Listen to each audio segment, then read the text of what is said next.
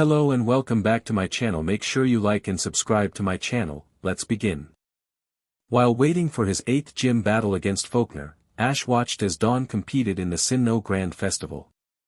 Despite a good early start, she suffered a defeat and only made it to the top 32. Unfortunately, Dawn decided to immediately head to Hoenn to compete there. She decided to leave Ash early. Brock was similarly forced to leave. After his mom left to go travel for 6 months, his dad was injured during a Pokemon match. Flint became unable to take care of the kids and manage the gym. Brock was left with no option, but to return to his hometown. Ash naturally felt betrayed that he was abandoned partway through his journey. Now he must deal with this as he prepares for the strongest gym leader of them all. The undefeated Volkner. Ash plowed through the light rain as he tried to find some place to camp for the night. Pikachu was taking shelter in his jacket, and Ash felt loneliness creeping on him as he tried to find a place. Finally his eyes alighted on a cluster of trees nearby. He quickly jogged over and sank onto the drier ground in relief. Ash watched Pikachu jump out of the jacket, before commenting, "Now we just need to set up camp." Pikachu slumped its shoulders in disappointment. Ash frowned, and an idea struck him. He touched the Pokeball on his belt, and thought for a second before pulling 2 out. He quietly said, "Infernape, Gible, come out." The first one turned into a chimp-like creature with a flame on his head. A white torso and shins, orange fur on its thighs and arms, and golden plate-like armor covering its shoulders, hands, and knees. The fire type looked at the rain bleakly before turning to Ash for instructions. The second Pokemon was slightly smaller. His only dragon type appeared. Most of its blue body consisted of a finned head. Its large mouth was open showing sharp teeth. Under its mouth was a patch of red. Its short arms and legs made it look like it would have difficulty moving. The mark on its fin indicated it was male.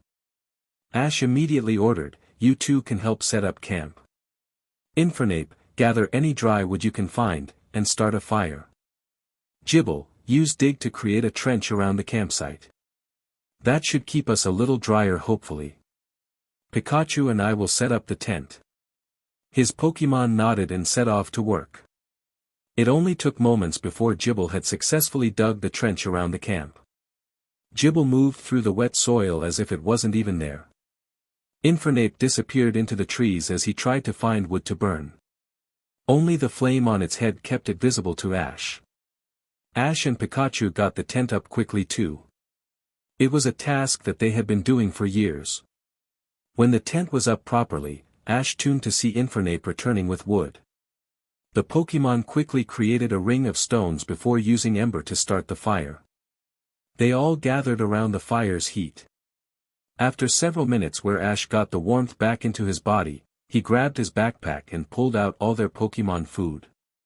The tent and Pokemon food together weighed over 50 pounds, and Ash grimaced to know that he only had enough for 2 days here. Usually they had 3 people, but now he would have to stay close to towns more often. He pulled out several bowls and grabbed the rest of his Pokeball before saying, "Come on out. It's dinner time." Out came his twin-tailed water weasel, Bizel, his gray predator bird, Staraptor, and his giant turtle-like Pokemon, Torterra. The Pokemon gathered around as Ash poured out the size for each. Ash silently prayed about Torterra's rather meager appetite compared to his size, and cursed Gible's large appetite. When all the servings were distributed, Ash informed them softly, "This is the last of the stuff Brock made. So after tomorrow we'll need to survive on the store-bought kind." His Pokemon sighed, but didn't blame him for the unfortunate turn of events. Ash grimaced as he pulled out a dry ham and cheese sandwich before stating in an irritated voice, "Wish I could just eat something from a bag." Ash quickly stuffed down the less than appetizing sandwich and watched as his Pokemon ate. The rematch with Volkner was on his mind. Before he had set a 3-on-3, but before they left, Volkner said that he may change that for their next match. Now Ash had to plan for anything. Torterra and Gible were the obvious choices. They were both ground type, but clearly that wouldn't decide everything. Obviously, other challengers had done the same thing, and Volkner never gave out a badge after losing to an opponent.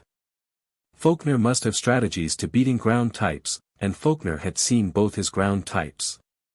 Ash quickly cursed himself for using Gible instead of Infernape to break himself and Volkner out of the cage. Infernape and Pikachu wouldn't be bad choices. With those two it would come down to guts and determination, which neither lacked. Infernape's fighting type characteristics would certainly help, and Pikachu always stood a chance. No matter what opponent stood there, those two would put up a fight.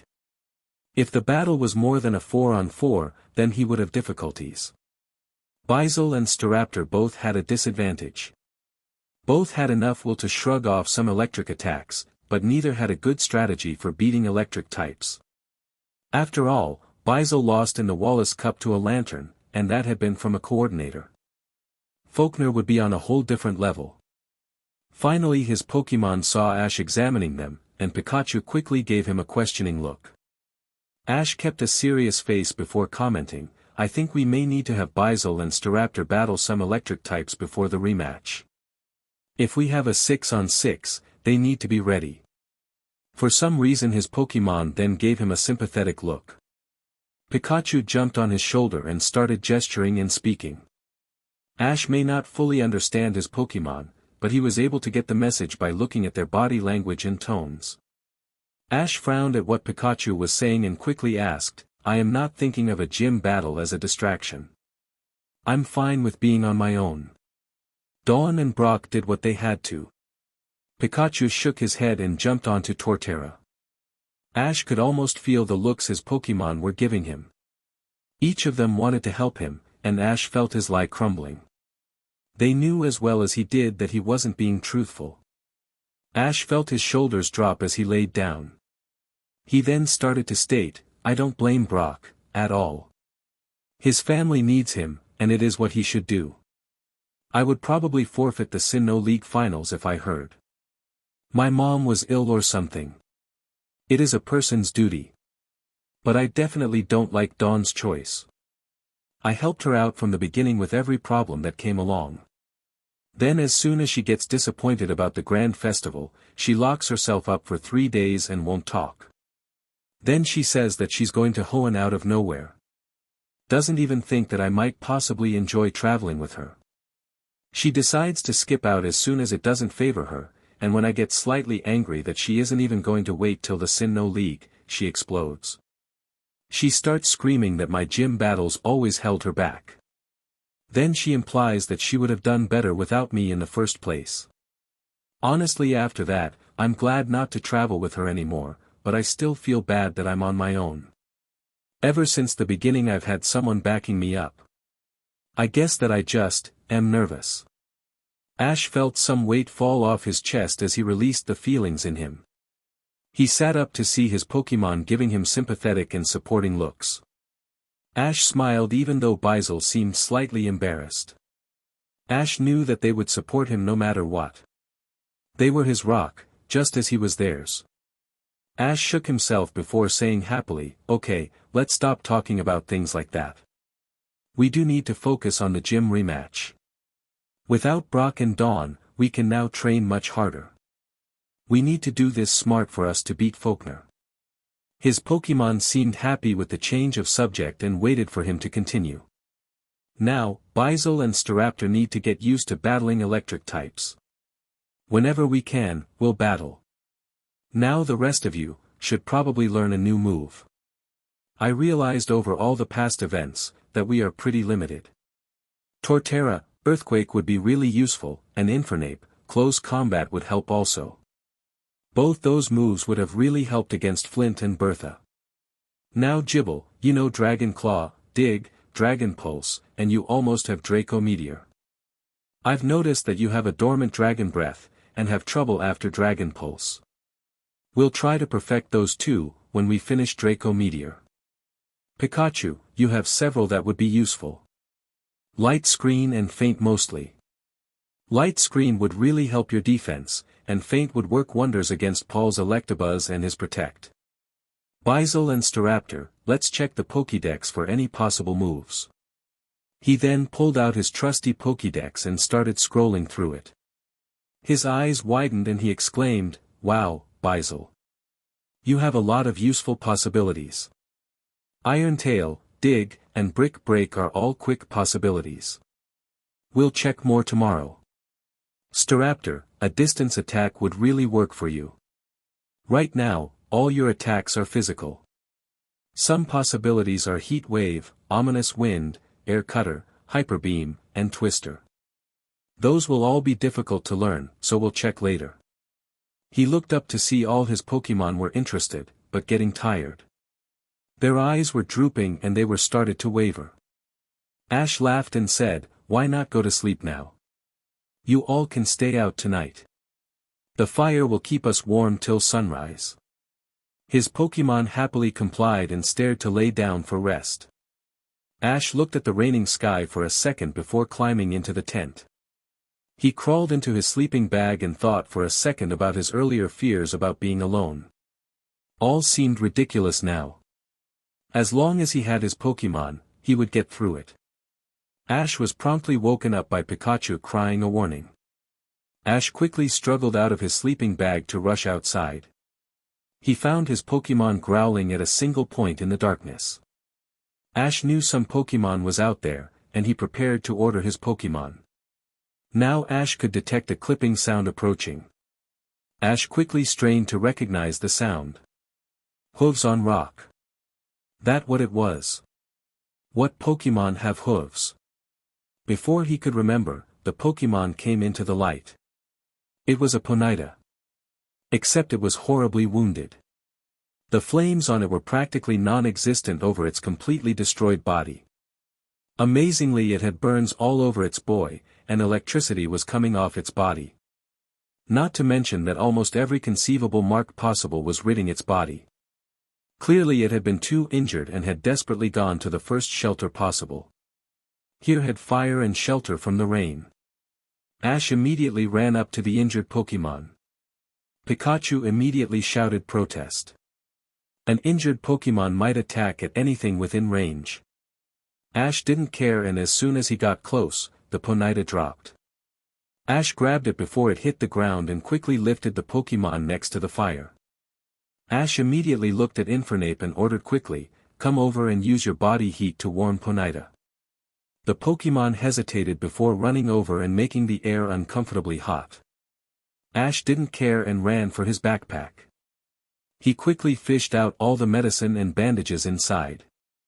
With those in hand he ran back to Ponyta and looked at her closely. He immediately knew he didn't have the experience or enough bandages to save the Pokémon. He quickly sprayed the medicine over the worst wounds and bandaged all he could. He looked at the opening eyes of the Pokémon and quickly explained to the pained Ponyta, "I have to get you to the Pokémon Center. It is several miles to the northeast. I'm sorry, but you are too heavy to carry. I have to capture you. I won't transfer you because it will be quicker than waiting for Professor Oak to realize you are injured. I'm sorry, but this is the only choice." When the Pokémon gave even the slightest hint of acceptance, Ash quickly touched an empty Pokeball to its nose. The Pokémon disappeared in a red flash. As soon as it stopped shaking, Ash pushed a button in the side to prevent transfer. Ash turned to his concerned Pokémon. "I have to go now. I don't have time to take down camp.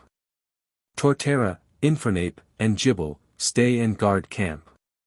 Everyone else will go with me." Ash immediately returned Bizel and Staraptor before running off with Pikachu on his shoulder.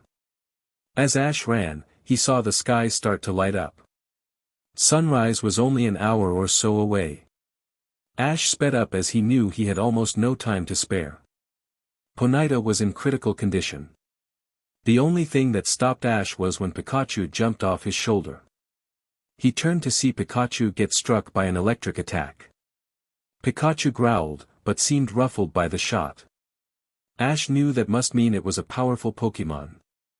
Ash turned to see the culprit and immediately drew back in shock. It was a Pokémon. A small stone was hovering several feet off the ground. Above the stone was a mass of pink something dotted with green. In the middle was a twisted version of a face. A Spiritomb. Ash had seen one before and it had not been a pleasant encounter. This one was a different one, but Ash now knew what had injured Ponyta so badly. Ash knew he had to battle this Pokemon, but Pikachu had already been hit by an attack. Ash quickly pulled out his Pokédex and scanned it. The machine beeped for a second before saying, Spiritomb, the forbidden Pokemon. An extremely rare dual ghost and dark type. This mischievous Pokemon tends to border on naturally evil. Many myths state cases of this Pokemon tormenting human villages in the past, and so most have been sealed by some means. Any that are still free, tend to be stronger than those sealed. Treat with extreme caution. It beeped for a couple seconds before continuing, male. Height, 3 feet and 6 inches. Weight, 163.7 pounds. Moves, Will-O-Wisp, Shadow Sneak, Shock Wave, Faint Attack, Hypnosis, Dream Eater, Ominous Wind, and Pain Split. Ash ground his teeth. This one was clearly extremely powerful to have hurt Pikachu with an electric attack, and it had a great variety of moves. The last one had been strong enough, and this one was possibly stronger. Ash knew he had to battle it, and pulled out a Pokeball. He then tossed it and yelled, Bizel, help me out. The water type came out and glared at the Spiritomb. The wild Pokemon let out a furious wail that made Ash step back. This Spiritomb was out of its mind right now. Bizel got into a battle stance and waited for orders. Bizel, use water gun. His Pokemon let out a powerful stream of water in response. Spiritomb disappeared right as the attack came close. Ash and Bizel looked around for a moment before it appeared again. It smashed into Bizel's side and launched it into the ground. Bizel slowly got up from the Shadow Sneak attack. Bizel, quick use Aqua Jet. Bizel surrounded himself with water before launching at Spiritomb. This time the attack connected and inflicted serious damage. Spiritomb roared before glowing black. Bizel was now smashed with a black force. Faint attack. As Bizel got up, Spiritomb glowed yellow before letting out an unavoidable shock wave. Bizel howled with pain before dropping to his knees. Spiritomb started to charge up another as Bizel was struggling. Ash felt a sprinkle of rain dropping and immediately took it into account. He yelled desperately, use Water Pulse. Bizel immediately created a ball of compressed water before hurling it at amazing speed to Spiritomb. Bizel's swift swim had kicked in. The water connected with Spiritomb and immediately burst, causing the Pokemon to roar again, but then even more pain came. The electricity Spiritomb had been gathering, immediately consumed the water, electrifying it. Spiritomb roared in agony as it got electrocuted by its own attack. When that finished, Spiritomb looked barely conscious. Recognizing the opportunity, Ash yelled, run at Spiritomb, Bizel. The boosted Pokemon immediately sped towards its opponent. Spiritomb then acted as Ash thought it would. It shot a hypnosis which would then allow it to use Dream Eater. Ash grinned and yelled, use Counter Shield to repel that, and then combine Water Pulse and Aqua Jet to finish this. Bizel jumped on its back and started spinning as it launched a water gun. The twisting lines of water trapped Spiritomb and destroyed its hypnosis as it pummeled Spiritomb from all sides. The Pokemon couldn't avoid all the attacks approaching and didn't even see as Bizel prepared to end it. After creating another Water Pulse, Bizel launched it and followed right after with an Aqua Jet.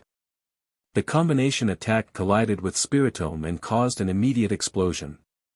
It cleared, showing Spiritomb still floating. Ash watched as the Spiritomb grinned evilly and glowed purple. The Pokemon then dropped to the ground. It disappeared inside its rock. Ash blinked for a second, then saw Bizel drop to his knees and grasp his stomach in pain. Ash paled as he realized. Spiritomb used Curse. Ash quickly returned Bizel before glancing at the stationary rock. A Curse attack is crippling to a fresh Pokemon. A Pokemon as beaten as it was, didn't have a good chance to survive. Ash started to run off. It had decided to do it, he couldn't be responsible to help out. But 50 feet later Ash stopped and stared at the ground. He looked at Pikachu, who slowly nodded, and Ash turned around. He found the stone and knelt down next to it. He pulled out a Pokeball and hesitantly touched the rock with it. Surprisingly, the rock turned to red energy and flew into the Pokeball. No resistance was given. Ash turned around and started running as he said to Pikachu, "Now we have 2 Pokemon lives in our hands." Ash got to the Pokemon Center right as the sun was peeking over the distant mountains. The Pokemon Center was deserted, and only Nurse Joy lay behind the counter. Ash sprinted up and quickly tried to explain as he tried to catch his breath. Ponyta, Bizel, Spiritomb, hurt, curse. Nurse Joy sensed the urgency and ordered, "Explain what happened." Ash took a gulp of air before saying, "Last night an injured Ponyta came to my camp. I treated as best I could, but it is close to dying. When I ran here, a Spiritomb blocked my way. I battled it and defeated it with my Bizel, but before it fainted, it used curse. Bizel was affected, and Spiritomb is close to death from that. Please help them." Nurse Joy grabbed his Pokeball, but claimed, "I can't treat the Spiritomb."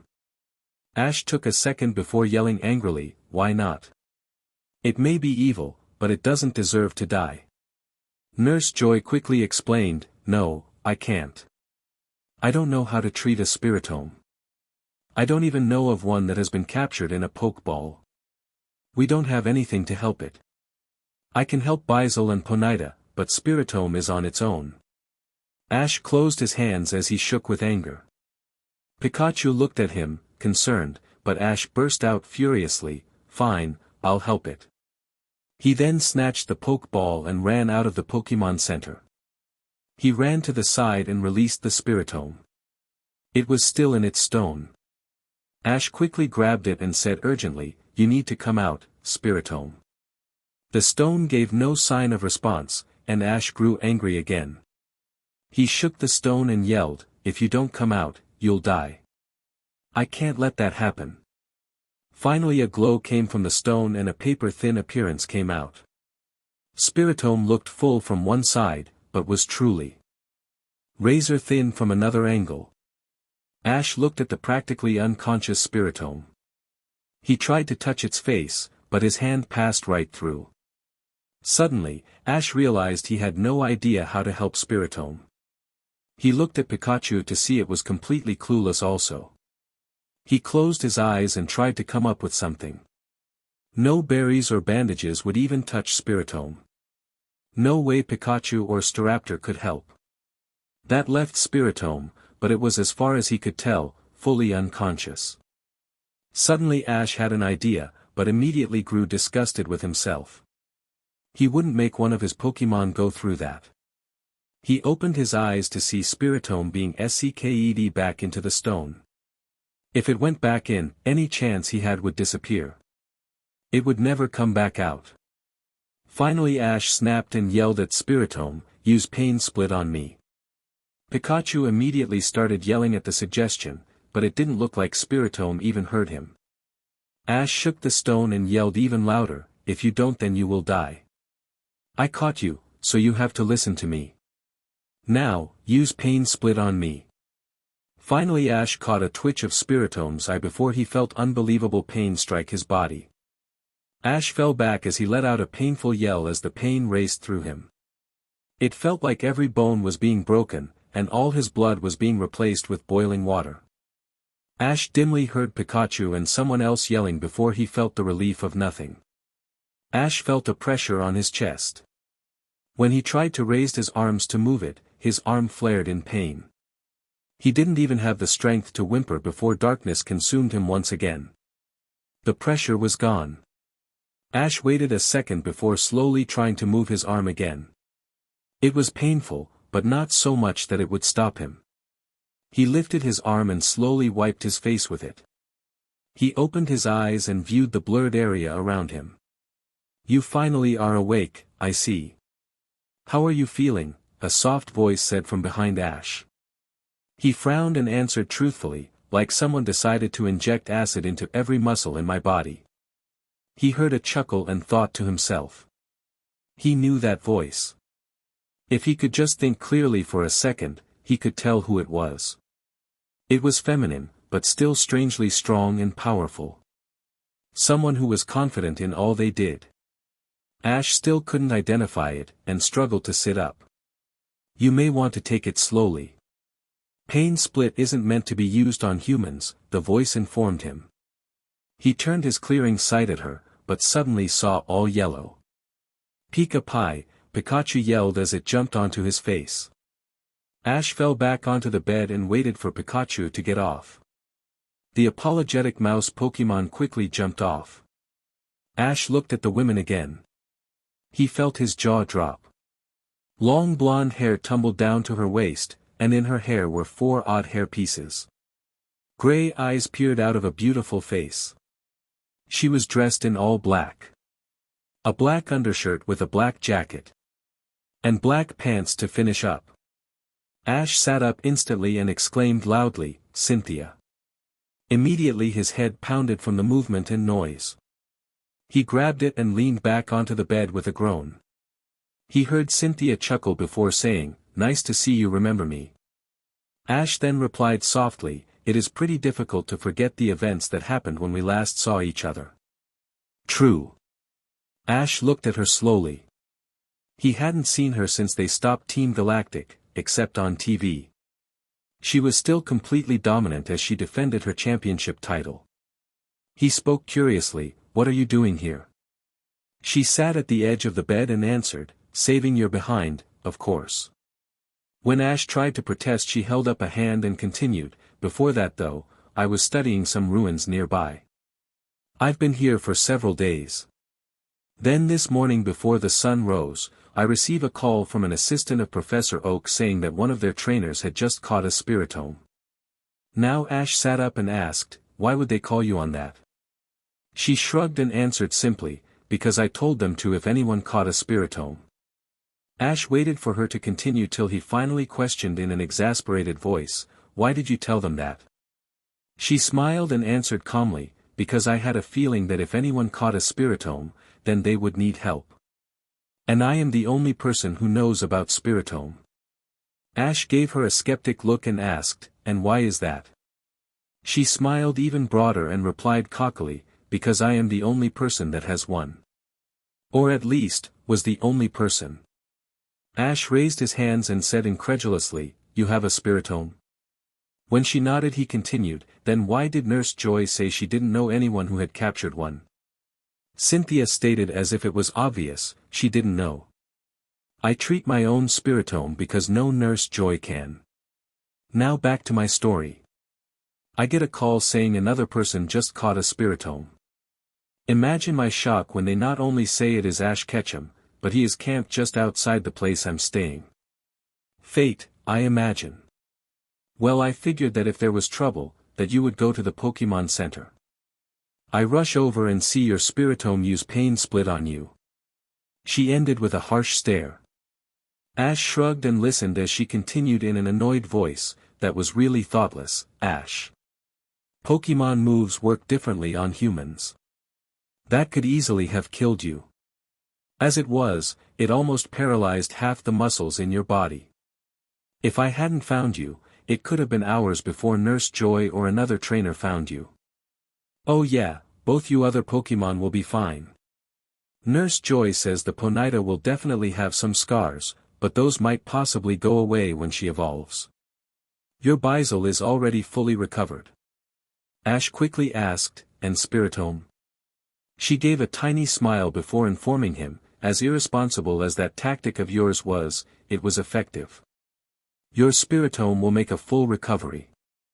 Ash sighed and leaned back. So Spiritomb was okay, and now it was his Pokemon. Ash found the idea slightly displeasing. He looked at Cynthia and asked nervously, "Is my Spiritomb just evil or something? I wonder whether I should just release it now." Cynthia waited till he was looking at her before replying seriously, "No. You will not release it, and it is not evil." Ash was shocked by her tone, but quickly questioned, "What do you mean?" I don't see how I could handle a Pokemon that would injure Ponyta so badly. Why would it do that? Cynthia shook her head uncertainly before admitting, I don't know, but it definitely isn't evil. It was awake a little while ago, and it was probably better behaved than mine had been at first. Whatever was wrong with it, as soon as you captured it, it disappeared. Something must have caused it to go out of its mind with fury. Ash thought about how he had thought it was insane when he first saw it. Maybe there was a reason that it was attacking. Ponyta could have just been at the wrong place at the wrong time. He sighed as he realized he had some work ahead of him. He decided to change the subject and asked, "What time is it?" Cynthia checked a clock on the wall and answered quickly, "For a clock of the same day you brought your Pokemon here." Ash jumped up and immediately swayed as the blood rushed to his head. He managed to say, "My Pokemon are still waiting at the camp. I have to go get them." Cynthia stood up and shoved Ash back onto the bed with ease. Ash realized that he was still extremely weak as Cynthia said firmly, "No, you cannot go farther than the front yard. Garchomp and I will go fetch your Pokemon." Ash grimaced, but realized that she wouldn't be swayed. He slowly got up and followed her into the yard. He was in front of a small house. Cynthia must be renting it for her research, but there didn't seem to be any buildings nearby. Ash watched as Cynthia released her most powerful Pokemon. The great dragon roared as it was let out. Garchomp looked like a larger version of Gible with longer limbs and torso. It also had a neck, unlike Gible. Garchomp looked around and looked at Ash. It lowered its head and allowed Ash to pat it on the top of its head. Cynthia looked on slightly shocked before commenting, "That's interesting. Garchomp usually can't stand males unless the situation demands it. It seems she's taken a liking to you. Now where is your camp?" Ash smiled and grabbed the second-to-last Pokeball on his belt. He then released Staraptor.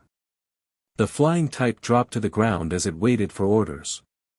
Ash ordered calmly, "Staraptor, you are to lead Cynthia and Garchomp to the camp from yesterday.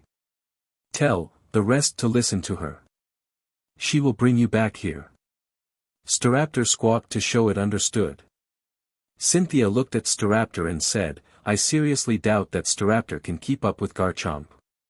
Her voice contained a hint of a challenge. Ash smiled as Staraptor flapped indignantly before ordering Staraptor, "Use agility, and make sure you keep up with Garchomp. The Pokeball should be there, Cynthia." Ash then watched as the group streaked away at incredible speeds. Ash turned to Pikachu and said, "I guess we just have to wait till they get back." He then laid down against a nearby tree and let Pikachu curl up against his stomach. He then closed his eyes and attempted to sleep. Ash got woken up by a heavy weight dropping onto his stomach. Ash twitched heavily as he flung the weight away. He opened his eyes to see Gible and Pikachu laughing at him. Gible had jumped on his stomach, to wake him up. Ash looked to see Cynthia and Garchomp watching in amusement. Ash sat up indignantly and said, "I think a gentle shaking would have worked just as well." Cynthia laughed and claimed, "You refused to wake up. It was between Pikachu shocking you or Gible jumping on you." Ash scratched his head as he realized that was very plausible. He lowered his head in embarrassment before asking, "Did Staraptor keep up with Garchomp?" Cynthia chuckled at the random question, but answered regardless, "No. The first half she managed to, but she exhausted herself by the time we reached your camp." "And when did you get a Gible?" Ash gave a confused face before answering, "A little while ago." "Why?" Cynthia seemed exasperated and said, "Well, he is one of the rarest Pokemon in the world. They are only found in parts of the mountains, and at the Dragon's Den in Johto. Plus, I thought you were only going to have 6 Pokemon. How did you end up with a Gible?" Ash frowned and quickly explained, "True, I usually do only have 6 Pokemon per region, so I can work with them extensively. However, that doesn't mean I can't have more. I have a lot of Pokemon.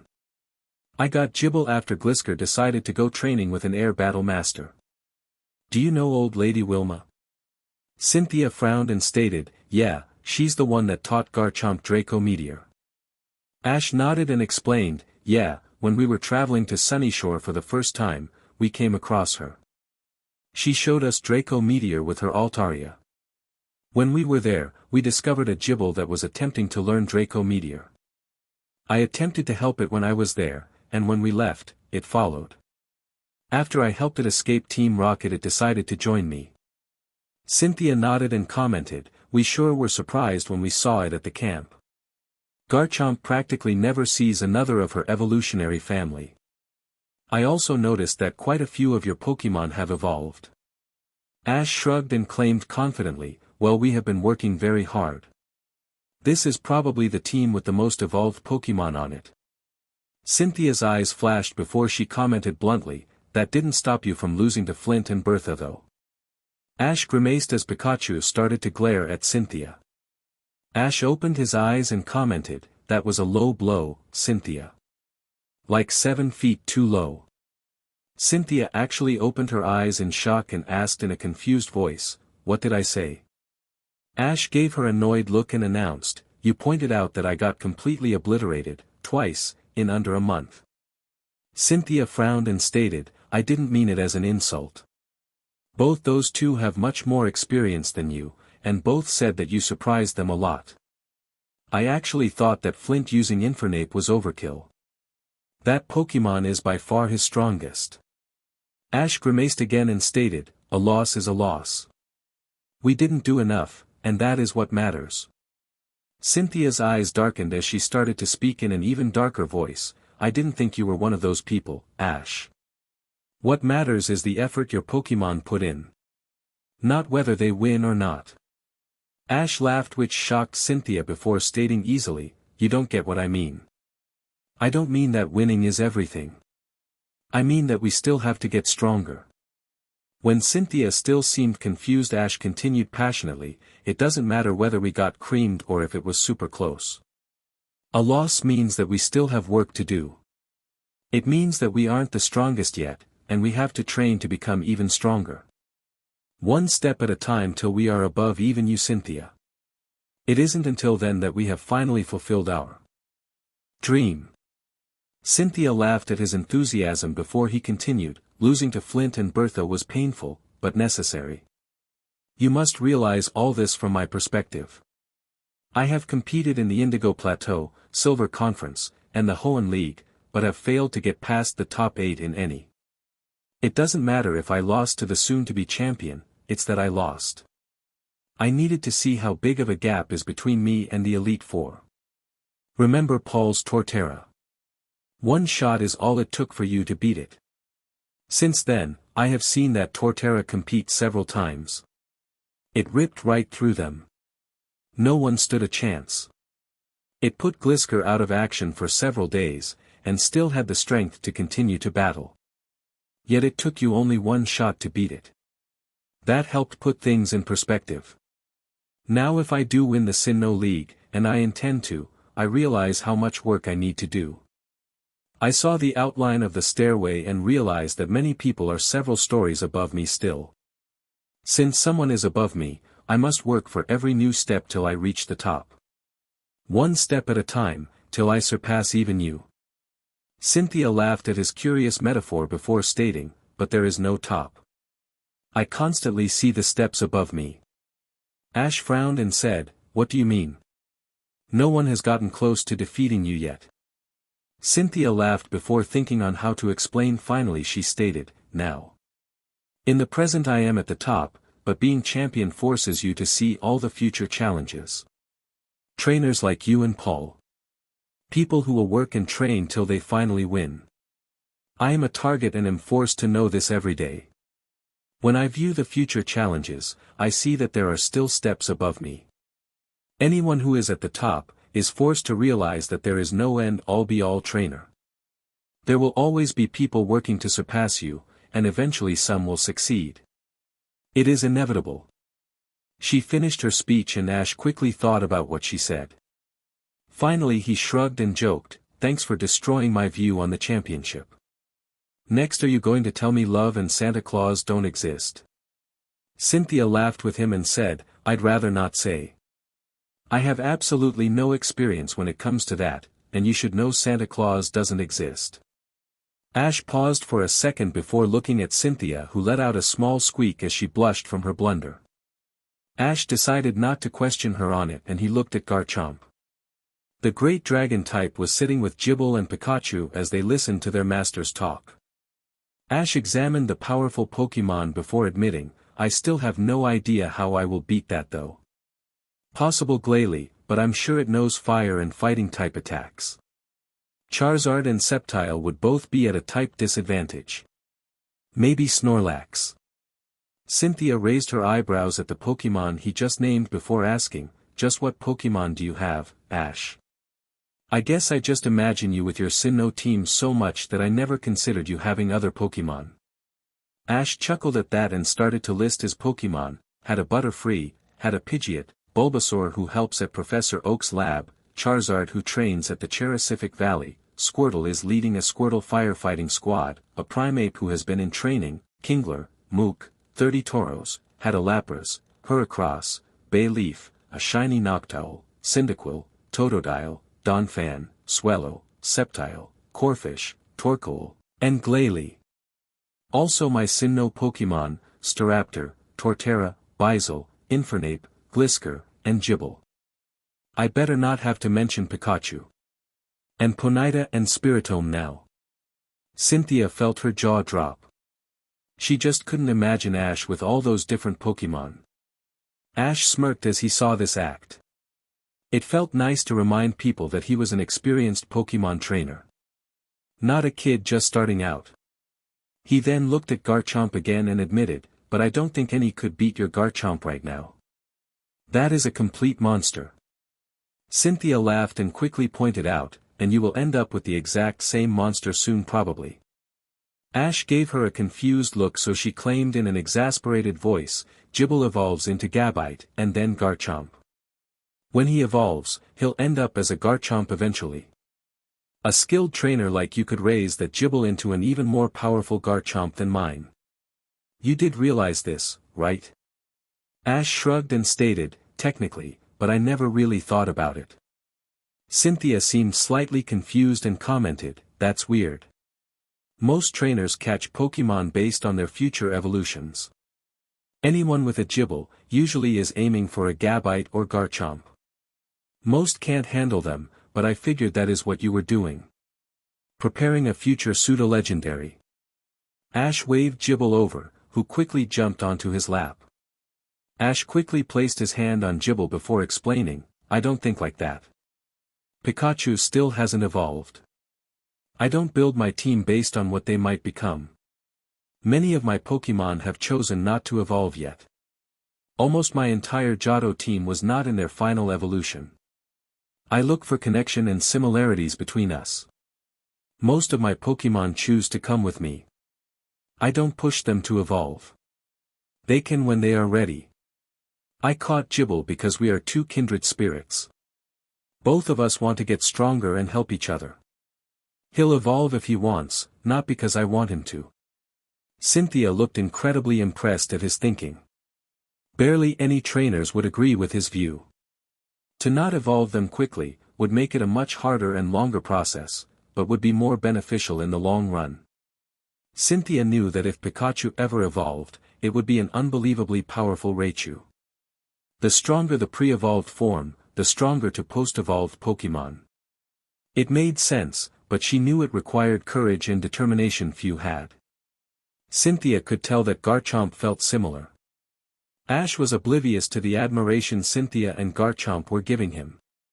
Ash quickly stood up and released the Pokémon Cynthia had just brought back, and he realized he still hadn't gotten his other Pokémon back. He turned to Cynthia and said, I'm gonna go get Bizel. I think Oak will take Ponyta and Spiritomb. Can you watch my others till I get back? An hour later Ash was walking as he stared at a Pokeball. He had to keep Spiritomb on him. Ponyta was far too injured to battle anytime soon, but Oak would care for her till she was ready. Spiritomb, though, was probably going to be a problem. Many of the Pokémon at Oak's lab would be terrified of it. Oak pulled some strings so that he could carry Spiritomb. 2. Now he could carry 7 Pokemon with him. Ash walked around the house to see all the Pokemon were eating. Ash walked up to Cynthia who was lounging next to her Garchomp. He walked up and said quickly, "Thanks for all this. I think I'm going to start training tomorrow though." Cynthia looked at him and asked, "For your match with Volkner?" Ash frowned and answered, "Yeah, how did you know?" Cynthia flashed a secretive smile before saying, "A little birdie told me you and Volkner were going to have a match soon." Ash put on an annoyed face and asked in an irritated voice, "Did this birdie tell many other people?" Cynthia smiled again before saying, "You have no idea." She then laid down and made it clear she wouldn't say more. Ash frowned and walked over to his Pokemon. Staraptor and Pikachu were sitting on Torterra, Infernape and Gible were still eating their food, and Gible was next to Garchomp. As quickly waved for the all to gather around, and then he spoke, "Special arrangements have been made, and Spiritomb will be traveling with us. Let's all meet him." Ash then released his newest Pokemon. The forbidden Pokemon looked at the surrounding Pokemon with a slight bit of fear before Gible and Pikachu approached. As soon as those two went up, the rest followed. Spiritomb looked nervous to be surrounded by so many Pokemon, but seemed to be friendly enough. Ash sighed as he saw Spiritomb would blend in fine. He had been worried, but maybe something had been wrong with Spiritomb before. It was now perfectly friendly. It would definitely be a good addition to the team. He had never caught a ghost or dark type before. It wouldn't be ready for the gym battle, but it was naturally strong. It would be a valuable addition. The next day, Ash was walking toward the nearby mountains as he reflected over that morning. When he invited Cynthia to watch his match with the promise of repaying her, she said, he would be surprised by everyone there. What was that supposed to mean? He put it out of mind as he found an open clearing where training would be good. He took out his Pokeball and released the Pokemon inside. Pikachu jumped down to join the team as they faced him. Ash thought for a second before saying, "Let's all focus on learning new moves now. Torterra, you go a good distance and practice Earthquake. Infernape, can you try to help Pikachu and Gible learn Dig? We will practice on your close combat afterwards. Spiritomb, show Staraptor Ominous Wind. That will really speed up the process, if she can observe the move being done. Gible, go practice Draco Meteor at a safe distance." His Pokemon nodded and set off to work. Ash sat on a rock and pulled out his Pokédex. He quickly started checking more possible moves for Gible and Staraptor. He created a mental list as he thought of the uses of each move, and the difficulty in learning the move. As soon as he has some good choices down, he looked up Spiritomb. Immediately Ash realized how versatile Spiritomb could be. No weaknesses, and the possibility to learn Dark, Ghost, Electric, Bug, Water, Psychic, and Rock-type moves. Not to mention Will-O-Wisp. Spiritomb could be a perfect Pokemon to open up. If Spiritomb could win the first battle, he would start with an advantage. Ash immediately knew that he was actually extremely lucky that he caught Spiritomb. When Ash looked up again, he saw everyone progressing well. Ash stood up and walked over to Infernape who was watching as Gible and Pikachu practiced burrowing underground. Now it was just them getting faster. Ash knew this and called, "Infernape, let them practice by themselves. We need to work on your close combat." He then led Infernape to a nearby clearing. Ash looked around till he found a long straight stick. He quickly peeled off any bark and found himself with a perfect staff. He grunted in approval and turned to Infernape, who looked pretty confused. "I think that having a practice partner would help with close combat. Try to hit me." When Infernape looked hesitant, Ash quickly said indignantly, "I'm not as weak as everyone believes. I take enough of Pikachu's thunderbolts to toughen up. Now come on." Ash looked at his team with pride. They had gotten an unbelievable amount done in 2 weeks, and Ash was confident that they were ready to battle Volkner. Now there was the 2 days' walk to Sunyshore and then the battle itself. He wondered whether Cynthia would be there before returning his Pokemon and starting the long walk. What the hell is this, Volkner? What the F is going on? Prince of Palette vs Sunyshore Throne King. Badge vs Elite Four Challenge. Ash roared as he barged into the Sunyshore gym. He immediately registered that Volkner wasn't the only person in the gym. Next to Volkner was the entire Sinnoh Elite Four. Aaron, Bertha, Flint, and Lucian. Cynthia was there too, and she seemed amused by the situation.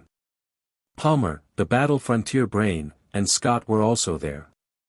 Gary Oak was also there and looked to be having the time of his life. Ash didn't feel like chatting and walked straight up to Volkner and waved a flyer in front of his face as he said threateningly, "What is going on? I come into town and there are these flyers are on every surface popular. And what the hell does Prince of Palette mean?" Volkner shrugged and pointed to Flint as he quickly summed up, he decided to make this a big event. Get angry at him. Flint quickly shot Volkner a dirty look before trying to explain himself quickly, you see, I think the crowd will make it a better match. No one knows Volkner is battling again, and you are a very popular trainer. People all across Sinnoh will watch this match. We also decided to bump up the consequences. Volkner was talking a while ago about challenging the Elite Four. So, if Volkner wins, he gains permission to do that, and if Ash wins, you get your 8 badge. It's pure genius. Personally I liked Palette Prince, but the advertisers thought Prince of Palette was more attractive. Flint finished like everything was cleared up. Ash wasn't convinced and he said angrily, "No, it's you being bored." This was supposed to be a gym battle, not a televised event. Gary broke in now, "Come on, Ashy boy. Not confident. It is just a practice match for the Sinnoh League. At least now, the crowd won't be at the battle. It can only be seen on television. If you back out now, everyone would think you were scared. The odds say that you have almost no chance. Volkner has been training with Flint for this." Ash turned a death glare at Gary who wasn't intimidated in the least. Ash took a breath to calm down before saying slowly, "I see there is nothing I can do, but I will get my revenge on Flint. It says the match will be a 6-on-6 tomorrow." Volkner nodded and Ash turned to everyone else as he announced, "I'll talk to you guys tomorrow. I'm gonna go rest with my Pokemon. See you tomorrow." He then walked from the gym as he started planning for his battle. Ash found himself on the side of the battlefield extremely quick. He'd woken up and eaten with his Pokemon before heading to the gym. As soon as he'd entered, Flint and several TV people had immediately ushered him onto the battlefield and he was now facing Volkner. Besides several more TV people, only the group from yesterday were in the stands. The field was different also. There was mainly flat ground, but there was also a pool. Ash wasn't sure the reason anyone would use a water type in an electric type gym. Volkner raised his voice and yelled, "You ready, Ash? If you lose this match then you must go to another gym to get your 8th badge." Ash simply nodded and waited for the ref to speak. Instead the robotic ref that Volkner had used last time spoke, "This shall be a full 6-on-6 battle. No exchanges shall be allowed. Is each competitor familiar with the rules? Then begin." Volkner immediately started by throwing a Pokeball. Out came a blue and black lion-like Pokemon. It glared menacingly at Ash. The Luxray that Volkner had used last time. Ash thought for a second before picking a Pokeball. He tossed it and yelled, "Show them your will, Floatzel." Out came his newly evolved water type. It was larger than Bizel and had a floating device going from behind its neck to its legs. Floatzel growled in anticipation as it faced its opponent down. "Why use Floatzel? Volkner is way too powerful to mess around with," Aaron asked in a shocked voice. Scott and Palmer both nodded in agreement. Flint grinned and claimed, "He wants to make a point. I battled this Pokemon as a Bizel, and it was the strongest of its kind that I had seen before. I'm sure that it is far stronger now. If Ash can pull out a win at the beginning, then that could influence the match greatly." Cynthia then spoke up in a voice that everyone listened to, "And it is pretty smart. Naturally, Volkner will save his strongest Pokemon for last. So Ash should save his Pokemon with the type advantage for those Pokemon. I think that this will be a very interesting match. Volkner was suspicious of Ash's choice and decided to start smart. Ash heard Volkner yell for a shock wave. Ash grinned, using a move that can't be dodged. He then ordered Floatzel swiftly, use Iron Tail to deflect it. Floatzel smiled and turned its back to his opponent. Both his tails then started to glow, and he put one into the air as the other was touching the ground. Luxray growled as his opponent turned his back and launched the electric attack. Everyone watched as the attack soared towards the water type, and as one they watched as the attack nailed the top tail. Everyone gasped as Floatzel smiled. The attack was doing nothing. It was hitting Floatzel, but didn't damage him. Ash grinned and quickly explained, it's being redirected to the ground. I remembered the idea from Winona, the Fortree City gym leader. She had her Pelipper use Steel Wing to redirect Pikachu's Thunderbolt into the ground. The same principle is being applied here. Now Floatzel, as soon as the attack stops, use Agility.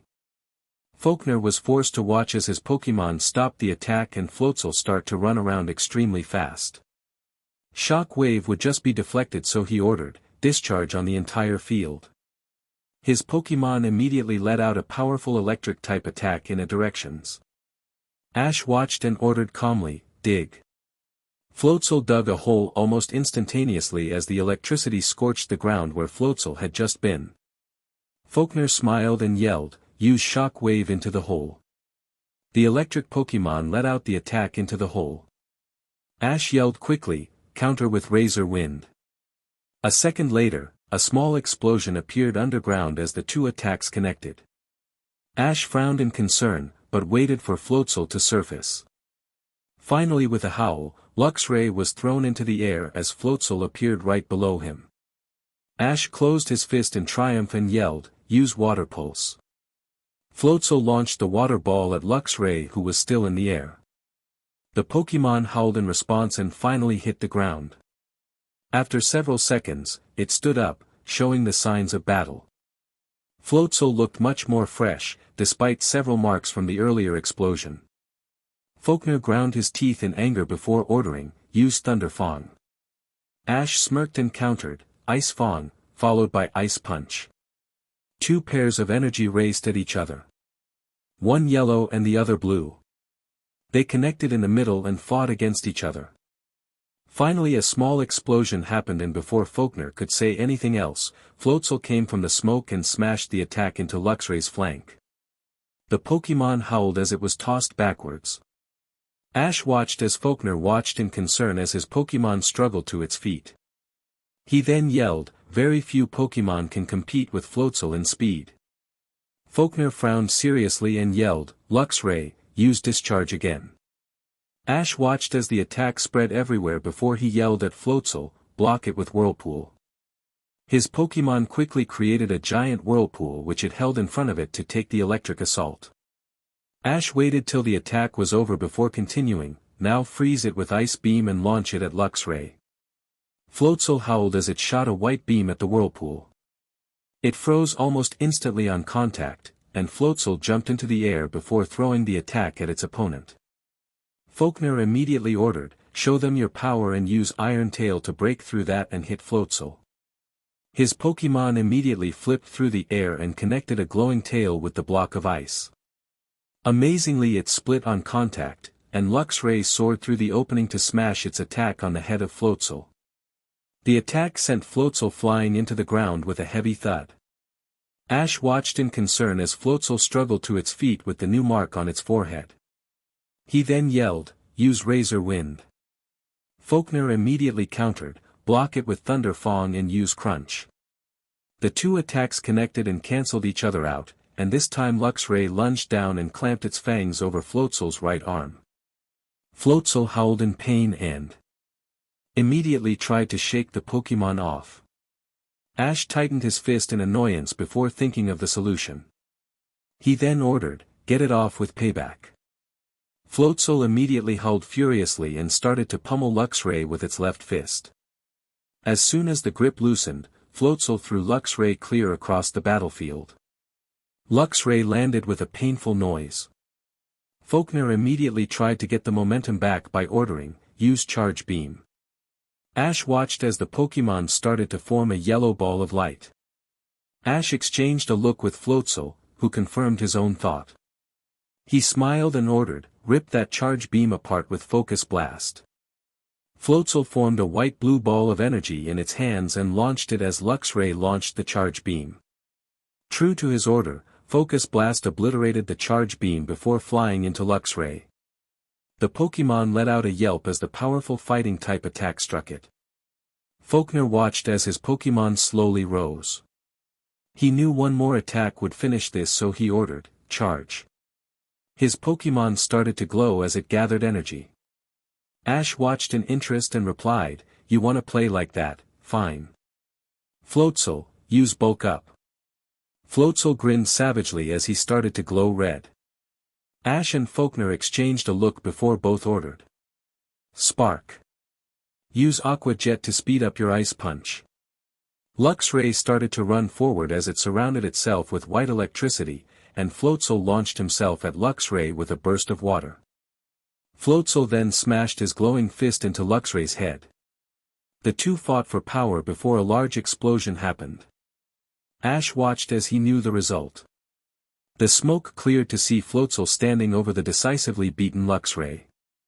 "Wow, that was impressive," Flint said in a slight bit of shock as he saw Volkner recall his Pokémon. Bertha nodded and stated, Ash had a strategy prepared for everything. Besides that last spark attack, its electric attacks did nothing.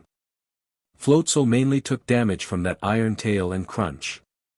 Aaron nodded and asked, why did Floatzel win that last attack so easily though? Cynthia answered this time, between the bulk up and the speed up from Aqua Jet, Luxray was just too exhausted to summon up a full-powered spark. I think Ash knew that after the Focus Blast. Otherwise he wouldn't have exposed Floatzel to an electric-type attack. The group watched as Volkner sent out his last Pokémon. Ash watched as Volkner summoned a trio of magnets hovering off the ground. A Magneton. Ash quickly examined Floatzel. Floatzel was covered in tiny scratches, but mainly it was his head and right arm. There was a mark on his head, and a clear bite mark stretched over his arm and fin. Razor Wind was out. Ash quickly thought. He couldn't withdraw Floatzel, and Floatzel was at the disadvantage again. The only fighting-type attack he could do were Focus Blast and Brick Break, but he was too far away to use Brick Break. Any other move wouldn't be effective. Volkner decided to make the first move as he yelled, Discharge. Ash immediately ordered, Dodge with Dig. Floatzel disappeared underground as the electric attack came within inches. Ash and everyone else waited for Floatzel to appear again. Ash was the first to notice several trembling pebbles and he yelled, Come out, and use Ice Beam. Floatzel burst out of the ground and launched the white beam. Counter with Mirror Shot. The Magneton spun around with almost impossible speed and launched a glowing white ball at the Ice Beam attack. Just as Focus Blast had destroyed Charge Beam, Mirror Shot destroyed the Ice Beam. It split it down the middle and slammed into the middle of Floatzel's forehead. The exact same spot as the Iron Tail earlier. Floatzel dropped to a knee as it rubbed the spot in pain. Volkner wasted no time in ordering, use Zap Cannon. Ash yelled desperately, counter with Water Pulse. The powerful water attack somehow managed to hold the Zap Cannon off, and Ash quickly yelled, now, charge up another Focus Blast. Volkner then yelled, use Lock On, and then fire a Zap Cannon at the ceiling. The red circle appeared on Floatzel's torso and the Zap Cannon was launched towards the ceiling. The much weakened Floatzel was still trying to gather a Focus Blast, but Ash yelled desperately, look up, and block that Zap Cannon. Floatzel looked up to see the Zap Cannon change direction in midair and suddenly launch at Floatzel from above. Floatzel did all it could and launched the Focus Blast. The two attacks connected just a foot from Floatzel's head and caused a massive explosion. Ash watched in concern as the smoke cleared. It cleared, showing Floatzel swaying from side to side before finally collapsing backwards. Ash bitterly lifted the Pokeball and returned his Pokemon and said, "You did great, Floatzel. You took out his Luxray. Seems like all those attacks on the head took their effect. First the Iron Tail, then Mirror Shot, and finally that explosion. No wonder Floatzel collapsed," Scott commented grimly. Flint nodded and explained, "Volkner has trained his Magneton to react lightning fast, no pun intended. Floatzel was too tired to summon up its attack's full power. It didn't stand a chance." Palmer then stated critically, "And Magneton didn't get hit at all. That beginning completely wiped any advantage Ash had going. I wonder what Pokemon he will use." The group then watched as Ash released his second Pokemon. Flint immediately jumped up and questioned irately, why would he use Staraptor? Magneton knows Lock-On and has high defense. Now any speed or physical assaults will be nullified. Is Ash just going for shock? I repeat, no pun intended. Everyone else also was confused and Lucian spoke up, "Ash knows how to battle. He must have a trick up his sleeve. We all know Staraptor can learn close combat. Staraptor's speed could allow it to get close enough. Ash might also have other ideas." Flint frowned and started to mutter about importance of basics. Everyone else though started to watch as the match began.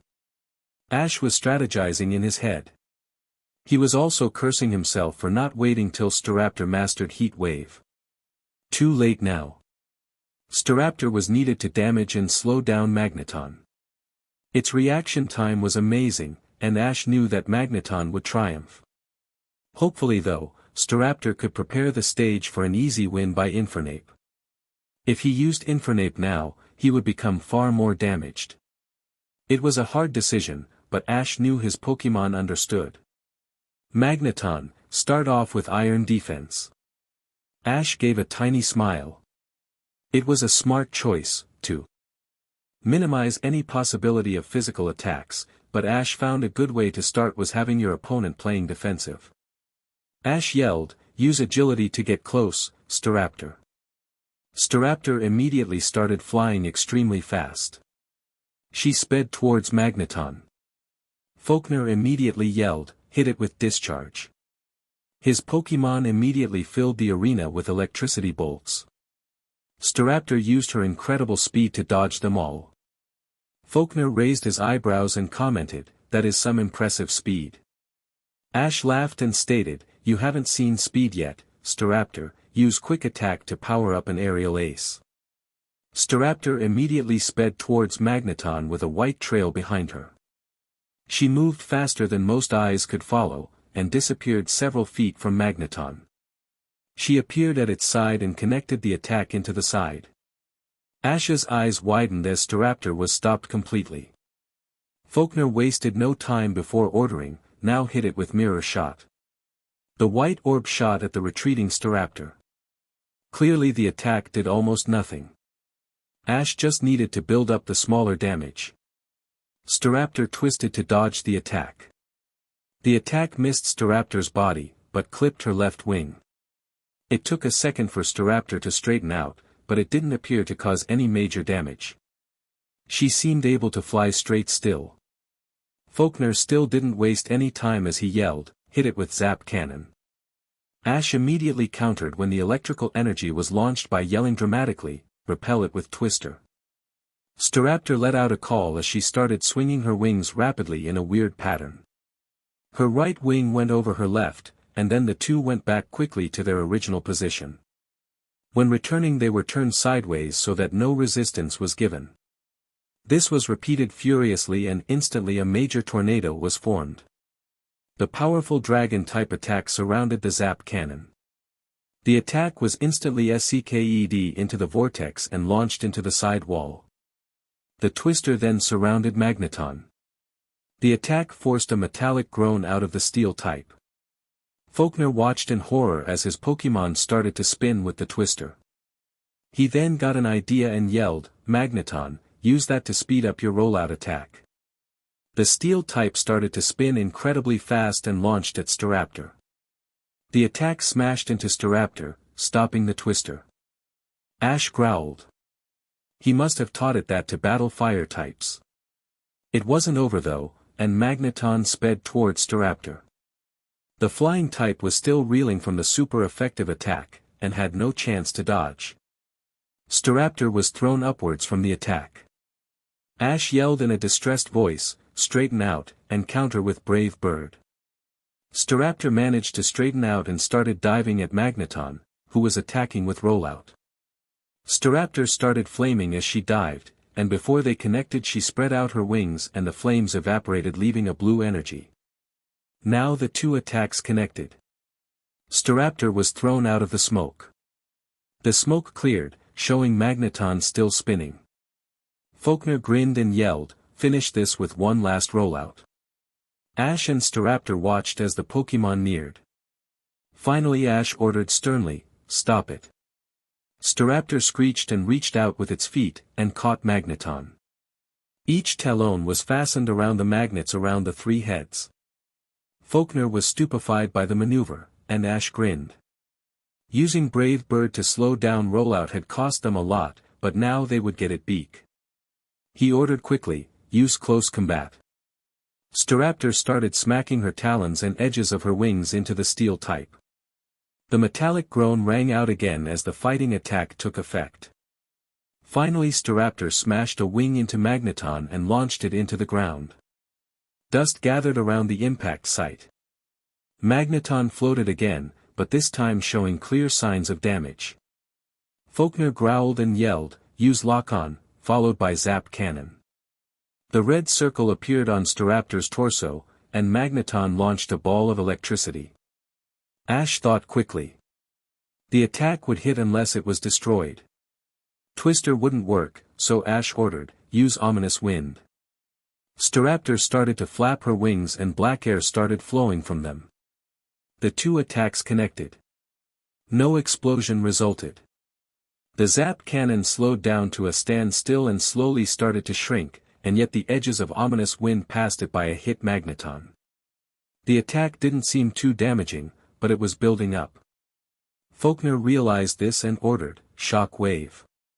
The attack hit Staraptor. The Pokémon squawked in pain and was forced to stop the Ominous Wind. The Zap Cannon shot forward and smashed into Staraptor. Staraptor was launched into the ground, and started to struggle to get up. Electricity was coming off her feathers, she was paralyzed now too. Volkner knew this was the end and yelled, "Use Tri-Attack." The three multicolored triangles shot out and drove into Staraptor.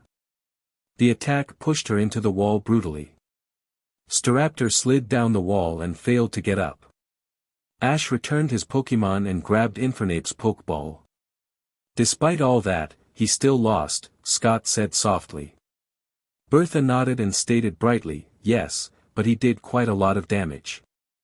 Much more than we originally thought he would. I think he was using Staraptor to set Magneton up for a quick defeat here." Aaron nodded and claimed that Staraptor was something. Such speed, and it managed to stop a rollout attack. And how would you even teach a Staraptor twister? Gary nodded in agreement and commented, "That sure would be something. Ash must have been training really hard for this. Wonder what else his Pokémon have prepared." Flint sprang up excitedly and said, "Now we are going. His Infernape is out. Now we get to watch strong Pokémon." Ash immediately watched as Volkner used Iron Defense again. He then shouted over, "That won't make a difference here. You are just delaying. Infernape is part fighting type. This is a whole different match." Ash then decided to take the initiative as he ordered, "Use Dig" followed by Mach Punch. Infernape instantly disappeared underground. Volkner watched nervously as he waited for Infernape to appear again. With a roar, Infernape rocketed out of the ground to smash a fist into Magneton. It launched the Pokémon into the wall. Volkner growled and yelled, "Use Zap Cannon" followed by Rollout. Counter with Flamethrower. The Flamethrower destroyed the Zap Cannon, but then the spinning Magneton rushed out of the smoke. Ash calmly ordered, "Stop it and use Close Combat." Infernape clapped its hands together over the spinning Pokémon. It only took a second for Magneton to be forcibly stopped. Infernape immediately set to work attacking Magneton. Ash frowned as he saw that the repeated iron defenses were indeed slowing this down. Infernape finally kicked Magneton into the wall again. Ash was displeased to see it still floating. Magneton, use Zap Cannon. Counter with Fire Spin. The vortex of flames immediately stopped the Zap Cannon, and then trapped the Magneton in place unless it wanted to go through a wall of flames.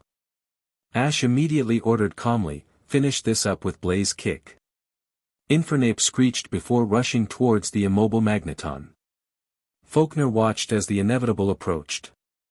As Infernape jumped into the air with his foot flaming, he roared, "Explosion!" Immediately a monumental explosion happened right before Infernape hit Magneton. Ash covered his eyes as he cursed the sand flying into his eyes. He tried to see Infernape. Could any Pokémon take such a close-ranged explosion attack? Dust completely covered the entire battlefield. Damn it, that was cheap, Aaron yelled as he tried to cover his face.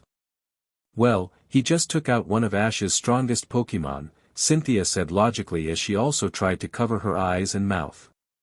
Bertha just closed her eyes as she said calmly, "It was very smart." Clearly, he wants to get as much of an advantage as possible before Ash uses his Torterra. This way, he starts this new battle a full Pokémon ahead. Flint grinned and pointed into the dust before he exclaimed, "I don't think so.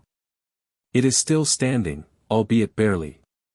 Flint was right. Ash saw at the same time. Infernape was still standing. All his body looked marked and burned and the foot he had been using Blaze Kick on was now being held off the ground, but he was standing.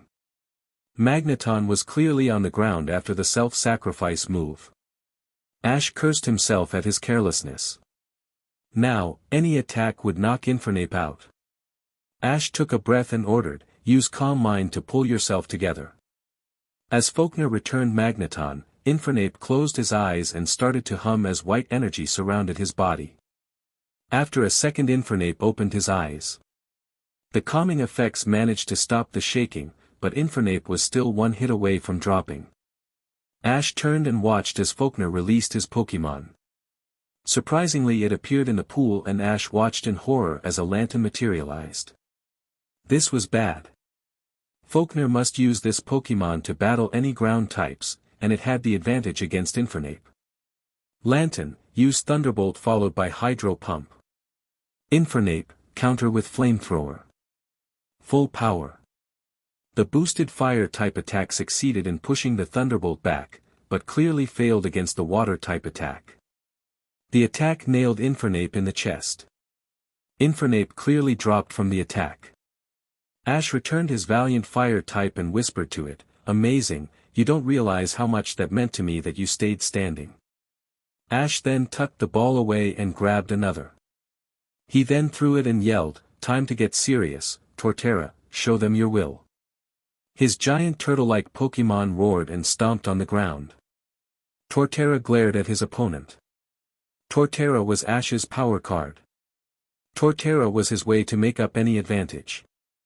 Torterra would get the job done.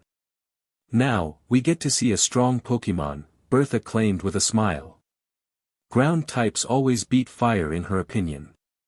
Cynthia nodded in agreement and said thoughtfully, "The matchup makes sense.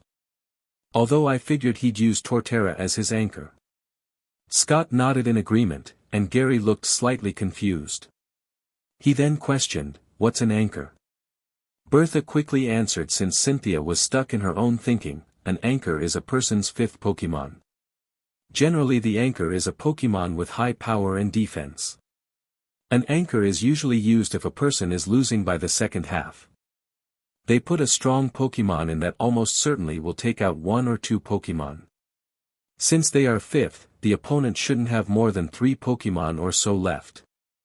The anchor takes out a couple, and if the anchor falls, then the trainer still has another Pokémon left to wrap up. It is a very high-level tactic, but effective when used correctly. Torterra would have been perfect. Fully evolved, high defense, and able to do grass and ground type moves. Ash must have known this, so why didn't he use a different Pokemon? Scott quickly wondered aloud, maybe he wanted to keep his other two for later. Even it up now so that those two are fighting on equal footing. Flint then claimed cockily, "You're acting as if Torterra is sure to take down two. Volkner's Lantern is trained to battle grass types. It is even better since Torterra is part ground." Palmer looked at Flint and asked calmly, "You mean he has a way to defeat Torterra?" This just caused Flint to grin broader as they watched the battle start. Ash quickly ordered, "Torterra, use Leaf Storm." Torterra growled and created a vortex of leaves as it curved towards Lantern. Volkner quickly countered, "Jump into the water." Lantern quickly submerged itself underwater, and the Leaf Storm pounded fruitlessly on the surface. As soon as the attack stopped, Volkner ordered, "Now use Hydro Pump." Lantern quickly jumped out of the water and shot a pressurized stream of water at Torterra. The attack connected with the side of his shell, but didn't bother him. Torterra quickly shook his body and broke the attack, but before he could counter, Lantern was back in the water. Clearly, Volkner was sticking with a hit-and-run strategy. Ash quickly decided to put in play their plan and ordered Torterra, "Walk to the edge of the water." Torterra started to slowly lumber over to the pool. When Torterra was overlooking the water, Ash ordered, "As soon as you see Lantern, hit it with Hyper Beam." Torterra watched intently for a sign of Lantern and finally saw a shadow at the opposite end of the pool. Torterra quickly opened his mouth and charged up a ball of pure orange energy. With a grunt, Torterra launched the attack. The beam pierced right through the water and headed for the shadow. Following a desperate shout from Volkner, Lantern managed to dodge by a hair's width. The Hyper Beam collided with a wall and created an explosion underwater. As water launched into the air, Volkner yelled, "Now use Signal Beam when it can't move." Lantern surfaced and launched a multicolored beam at Torterra. Torterra let out a grunt as the super effective attack hit. The attack managed to push the continent Pokemon back several feet, but Torterra took it without making any more noise. Ash took the time to make the next part of the plan by yelling, "No attack from that distance can hurt Torterra." Volkner growled and ordered in a bad move, "Lantern, start swimming closer as you hit it with Ice Beam." Ash flinched at the move, but had been expecting it. An Ice-type move was perfect for an Electric-type gym. Lantern started swimming rapidly towards Torterra as it let out a blue-white beam at Torterra. Still immobile, Torterra took it with another grunt as the quadruple effective attack hit. Ice started to build up on Torterra's shoulder where it was being hit. Ash watched intently as the Lantern got closer. The attack was becoming more powerful as it got looser and Ash started to mutter to himself, "Take it, little more, now," he then yelled, "Torterra, use Crunch." With speed disregarding its size, Torterra took a quick step forward and fastened its mouth over the main antenna on Lantern's head. Torterra picked the Pokemon out of the water and started swinging it. Lantern ignored Volkner's orders and let out a thunderbolt, which had no effect on Torterra. Ash grinned and quickly explained confidently, "I got the idea from my rival. He had his Torterra use Frenzy Plant, knowing it wouldn't hit and that I would capitalize on the recovery PRD. He then allowed my Pokemon to get close enough to counter."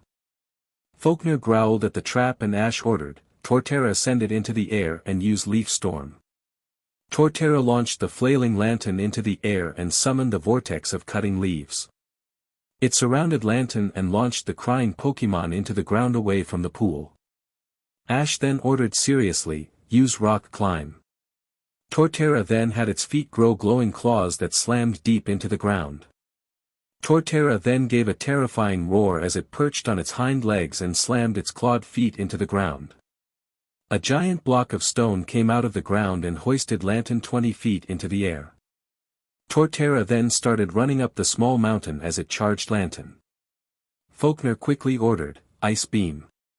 Lantern shot out the counter, but Torterra charged right through it and smacked into the smaller Pokemon. Lantern was thrown off the rock and smashed into the ground. Torterra wasn't done yet, and Volkner watched in horror as Torterra jumped off the rock and headed towards Lantern. Volkner then yelled desperately, "Use Blizzard, full power." Lantern reacted from the desperation in its master's voice and shot the stream of frozen pressurized air at the underside of Torterra. Torterra growled in pain as the ice-type move collided with its vulnerable underside, but continued its descent and landed on the ground with a heavy noise. Ash ground his teeth when Lantern hopped out from under Torterra. That blizzard slowed Torterra's descent and threw his aiming off so that final attack missed, and now, Torterra had his entire shoulder and underside covered in ice. Ash knew he had to get rid of that and ordered, "Use synthesis." Torterra started to glow as it took in light and the ice started to crack and melt from the excess energy. Volkner quickly took advantage and yelled, "Lantern, use Surf." His Pokémon then summoned up a huge wave of water and rode the attack as it bore down on the recovering Torterra. Ash clenched his fist as he ordered triumphantly, "Use Solar Beam." Volkner laughed and yelled, "It won't be." Volkner then watched in confusion and despair as Torterra launched a yellow-green beam from its mouth instantly. The grass-type attack ripped the Surf down the middle and blasted into Lantern. The attack suspended Lantern in midair before evaporating. Lantern fell without moving and landed. Volkner returned his Pokémon in shock before he realized. He then called to Ash, "You used the sunlight from the synthesis to launch the solar beam without charging." Ash shrugged and answered calmly, "It's useful to have a backup plan prepared for using a recovery move." Volkner was outsmarted the entire time there, Lucian commented in admiration. Flint quickly defended his friend by pointing out, "But he dealt so much damage." That synthesis didn't finish because of the solar beam, and Volkner landed 3 ice-type moves and a signal beam. He might have lost, but he crippled Torterra. Cynthia then let out a small smile and pointed at Torterra before saying, "Maybe not as much as you thought though." Everyone looked to see the rest of the ice break away, showing Torterra with only several marks. Scott pointed out logically, "Torterra have some of the best defense there is." Ash must have known that even super effective attacks wouldn't harm Torterra too much. Gary quickly added, "And Ash has been known to have unusual Pokémon. His Torterra seems even better than most I've seen." Bertha let out a sweet smile as she added, "And it is far stronger than when I battled it. That was just 3 weeks ago. Imagine how much stronger it could be by the time the Sinnoh League comes around." Palmer looked extremely excited as he claimed in an overly loud and dramatic voice, "Looks like I have to work with Rhyperior for the rematch." Ash watched as a Jolteon was brought out. So Volkner was going for a bug-type assault, but it didn't make sense. Torterra was part ground and Jolteon was pure electric type. A single earthquake and Jolteon would be out. Ash decided to test it out and ordered, "Start out with a tester earthquake, Torterra." Torterra growled and balanced on his hind legs before slamming his front into the ground. The ground shook with the impact. Volkner looked bored as he ordered, "Use Magnet Rise." Jolteon growled and started to glow yellow, and started to float several inches off the ground. The earthquake passed right underneath. Ash growled at the nullification of Torterra's ground-type moves before ordering, "Use Leaf Storm. Counter with Pin Missile." The bug-type attack pierced right through Leaf Storm and started nailing Torterra on the tree placed on his back. That was a particularly sensitive spot for Torterra. Jolteon was keeping up the bug-type move. Ash ordered quickly, "Destroy Pin Missile with Energy Ball." Torterra summoned up the green ball and launched it at the incoming missiles. Unlike Leaf Storm, Energy Ball disintegrated the attack before continuing on to Jolteon. Ash gasped as the Jolteon seemed to fly out of the way. Magnet Rise didn't diminish its speed at all.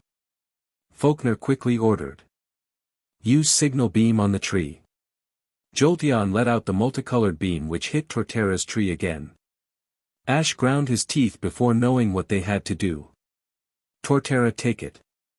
Torterra grunted in confirmation and faced the bug-type attack, and refused to move. Volkner then yelled angrily, "I'm not going to get close this time, Ash. Jolteon, keep up the signal beam." Jolteon grunted as it continued the attack.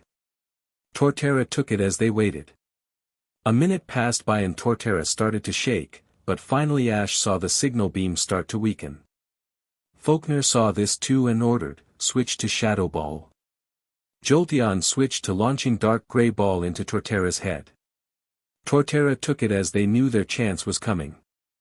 After 30 more seconds, Ash saw the new Shadow Ball forming slower. He quickly yelled, "Energy Ball." Volkner immediately yelled, "Fire." Jolteon let out the Shadow Ball as Torterra fired Energy Ball. The Energy Ball quickly destroyed the Shadow Ball before smacking into Jolteon, who yelped in response. Between the slowed Shadow Ball and Volkner, in his fear, ordering a premature attack. The Shadow Ball had no chance against Energy Ball. Ash didn't waste any time and yelled, "Stone Edge," and then slam it into the ground with Leaf Storm. Then end this with Earthquake. Torterra roared as multiple circles formed around him. Stones replaced the circles and they all launched at Jolteon, who yelped again as the effective attack hit. Jolteon was thrown into the wall. As soon as it pushed itself off, it was smashed into the ground from a Leaf Storm attack. Magnet Rise didn't have a chance against its force. And Jolteon was then nailed with the Earthquake. Jolteon was clearly done from the series of attacks. Volkner returned his Pokémon with shock clearly written on his face. They had been winning for so long before being dismantled in the space of 10 seconds. "Did you see that? How cool was that?" Aaron asked excitedly as he jumped on his seat. Gary nodded with a smirk and claimed cockily, "Ash had that planned out from the start." Cynthia decided to play the dark horse as she pointed out, "Except look at Torterra. It is close to fainting now. It just took quite a bit of clear super effective attacks. It may have won, but it came at a big price." Ash had realized this too and was preparing to launch an all-out attack at the beginning. They needed to deal as much damage as possible. Ash watched as Volkner pulled out a Pokeball. Volkner looked at it for a moment before throwing it and yelling, "I'm relying on you, Raichu." Ash cursed as Volkner's first Pokémon came out. The larger version of Pikachu swished its tail eagerly. Ash quickly yelled, "Use Earthquake." Torterra roared and slammed his feet into the ground. Volkner immediately yelled, "Jump and use Giga Impact." Raichu jumped off the ground and started his descent for Torterra. He started to glow purple before he smashed into Torterra's head. Torterra smashed into the ground and cracked the ground below it, but it continued as Torterra bounced up and flipped backwards before rolling onto his stomach again. Torterra was as out as they come. Ash gasped. To defeat Torterra in one shot. Even weakened, he didn't see how. Ash quickly tried to think and saw double vision for a second. He saw Raichu coming down, but also Cynthia's Garchomp. He then saw the attacks connect with his and Paul's Torterra's heads. Then they both did the same movement. Smashing into the ground before the force actually flipped them onto their back. Both with one attack, knocked out a Pokémon that shouldn't be able to be knocked out like that. The head. Both landed on the head, but Ash knew that the head wasn't particularly weak. The forehead was heavily protected, but then Ash thought on something Cynthia said as she treated Paul's Torterra. That strong attacks can send vibrations through the entire body and damage it all. Maybe the head was a way to transfer energy to the rest of the body. Ash returned Torterra as he thought about how he needed to figure that out. That could help in the future. Ash turned to Pikachu, who nodded. Ash then whispered, "Show them your will, buddy." One shot. How? Gary asked incredulously. Ash had just proven his Torterra's defensive power, but all that was just removed.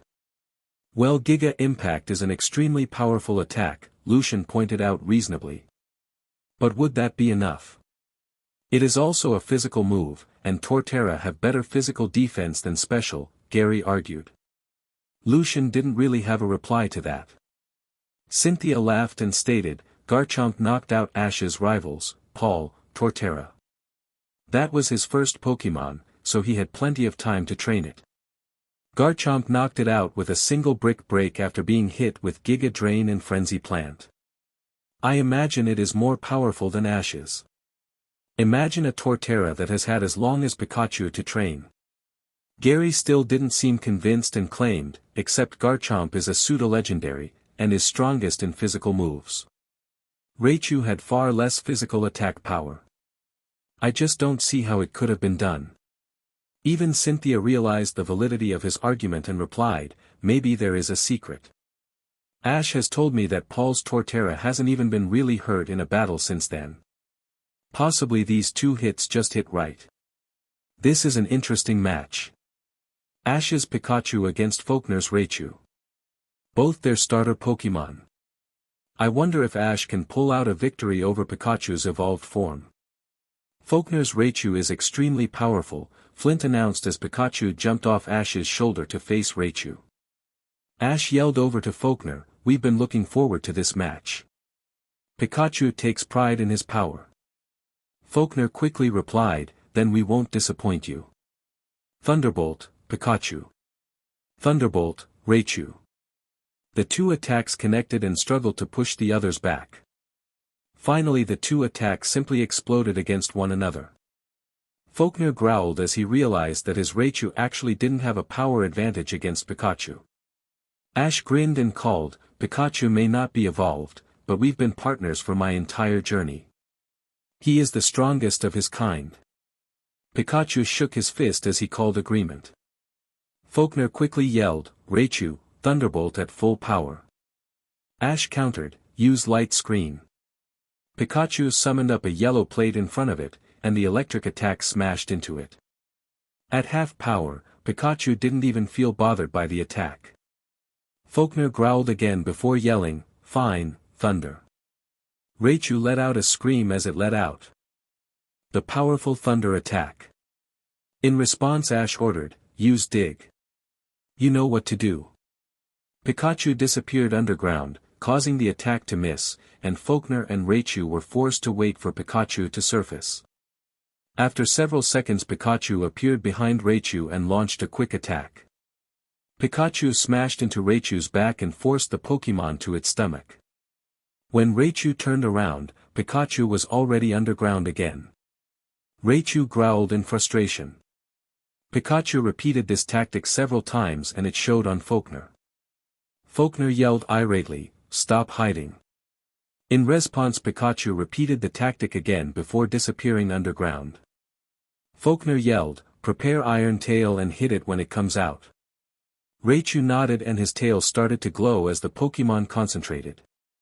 After a second Pikachu surfaced and Raichu jumped.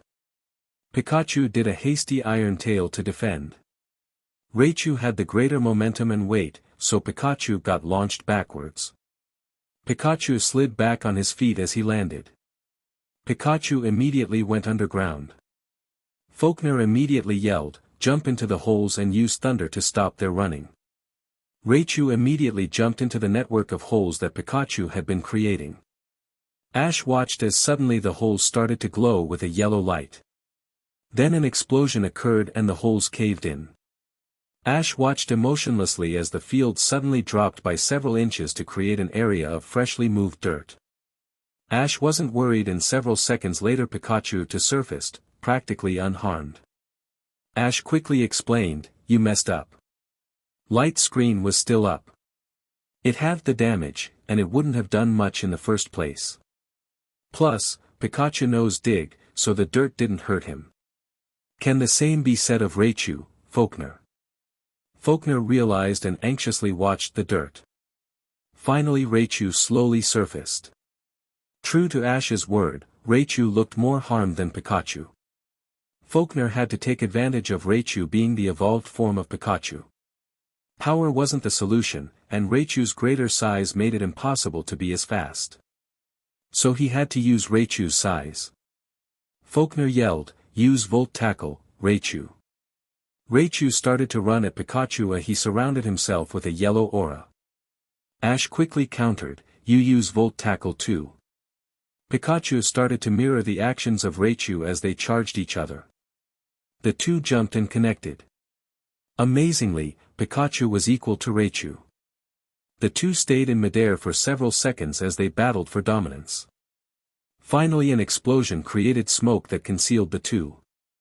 After it cleared, it showed both standing and Pikachu with a grin plastered across his face as he banged on his tiny chest in defiance. Raichu and Volkner both had shock on their faces. Ash explained, Raichu has done 2 thunderbolts and 2 thunders. That has lowered his electric power. Pikachu on the other hand has absorbed 1 of each. This has increased his power. This has more than nullified Raichu's greater size. Ash continued by ordering, Pikachu, keep using Volt Tackle till I tell you different. Volkner was confused. He's been repeatedly outsmarted and so far, Raichu was losing completely to a Pikachu. He decided to go with what he had to and yelled, Raichu, match all of its Volt Tackles. Keep going till you win.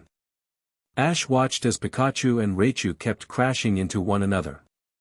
1, 2, 3, 4, 5. Ash felt a smile growing as they continued to clash. Finally he ordered calmly, that's enough Pikachu. Pikachu stopped and Raichu stopped in confusion too. Volkner was confused. Ash saw that Volkner could only see Pikachu and the backside of his Raichu. Ash decided to explain Volkner's folly. You messed up. You have forgot the basics of Volt Tackle. It is a recoil move. Since Raichu and Pikachu are equal in power, those repeated Volt Tackles didn't deal any damage, but they did deal recoil damage. Pikachu has overcome that. Like Flint and his Infernape using Flare Bullets, Pikachu no longer suffers from using Volt Tackle. The same cannot be said for your Raichu. Volkner watched as his Raichu turned around. Raichu was in major pain. Electricity was coming off of his body because the repeated Volt Tackles. Raichu had just taken half his health away, while Pikachu was still practically unharmed. Volkner knew he had to do something. So he yelled desperately, use Iron Tail. Ash quickly yelled, counter with Iron Tail. Pikachu jumped above Raichu before they connected their tails. Ash immediately continued, now twist. Pikachu gave his tail a 90-degree twist. Pikachu's zigzag tail actually caught in the Z shape of Raichu's. Now Pikachu started spinning frontward and was dragging Raichu with it. Raichu was letting out a panicked cry as he was moved through the air. Pikachu was spinning relatively slow in the center, but with the added length of both their tail, Raichu was flying through the air extremely fast. Ash now yelled triumphantly, now use Slam. Pikachu used the momentum of the spin to throw Raichu into the ground. Raichu slammed down back first and let out a pained cry. Ash continued, now use Iron Tail on Raichu to jump, and then use Thunderbolt. Pikachu continued its spin till it was right above the downed Raichu where it slammed a glowing tail into Raichu's stomach. The force caused Raichu to let out another cry as Pikachu was flung into the air. Pikachu then let out a growl before letting out a ferocious thunderbolt. Ash was forced to shield his eyes from the intense light. When it slowed he saw in a blurred vision, Pikachu land on the ground. His vision cleared, and Ash saw Raichu slowly getting to its feet. It was clearly valiant. Volkner knew they had to knock Pikachu out in one shot. So he quickly yelled, Hyper Beam. Raichu started to charge up the ball of orange energy. Ash grinned. True, Pikachu couldn't learn Giga Impact or Hyper Beam, but they had a way to use them to their advantage. He yelled, use Volt Tackle. Volkner gasped at the obvious trap, but it was too late to stop. Raichu launched the beam. Ash watched as the beam approached the glowing Pikachu. At the last second Ash yelled, spin and top it off with Iron Tail. Pikachu jumped right above the Hyper Beam, and used the energy to start spinning head over heels. Pikachu started to have its tail glow amidst the swirling yellow energy as Pikachu spun. It was a light show as the swirling ball of energy descended on the immobile Raichu. Raichu was forced to watch as his fate approached. Pikachu smashed the Iron Tail right on the top of Raichu's head. Volt Tackle topped with an Iron Tail, and an added spin created enough power to defeat Raichu twice over. Without making a sound, Raichu was slammed into the ground with enough force that it created a small crater. Pikachu landed breathing heavy. Not much damage, but exhaustion from all the attacks. Raichu wasn't moving at all inside the crater. Raichu, Volkner yelled as he jumped onto the field to run over to Raichu. The audience was in shock. Even if they knew Pikachu's power, they never expected that. Only Gary and Scott even thought Pikachu would win, but they were astonished by the actual result. Pikachu dismantled what many considered Volkner's strongest Pokémon. Raichu couldn't get anything going. Raichu didn't stand a chance. That was planning. Lucian finally spoke up. Ash had everything planned. Every possibility was taken care of. Volkner is taking Raichu to a transporter. He must want to get Raichu to the Pokémon Center as soon as possible, Flint said quietly. Flint was thinking of all their training. He had helped train Raichu. He never thought Ash would even beat Raichu, much less beat it in such dominating fashion. Cynthia was the first to speak. Volkner isn't going to use that Pokémon, is he? Flint nodded his head and claimed gloomily, Volkner never thought Ash would get this far. Neither of us thought Ash could beat his Raichu. He always carried that sixth Pokémon with him. Scott spoke up in his raspy voice, would you to please explain what you are talking about? Flint started to say painfully, the Pokémon Volkner registered as his sixth, is a monster. Arguably it is as powerful as his Raichu. Just one difference. This Pokémon doesn't hold anything back. It will attack and attack without regard for anything. It doesn't even listen to Volkner. And Volkner is going to use this Pokémon, Bertha questioned skeptically. Flint started to talk exasperatedly, we never thought he would have to. He always carries it on him so that it doesn't get released on accident, so he had to register it.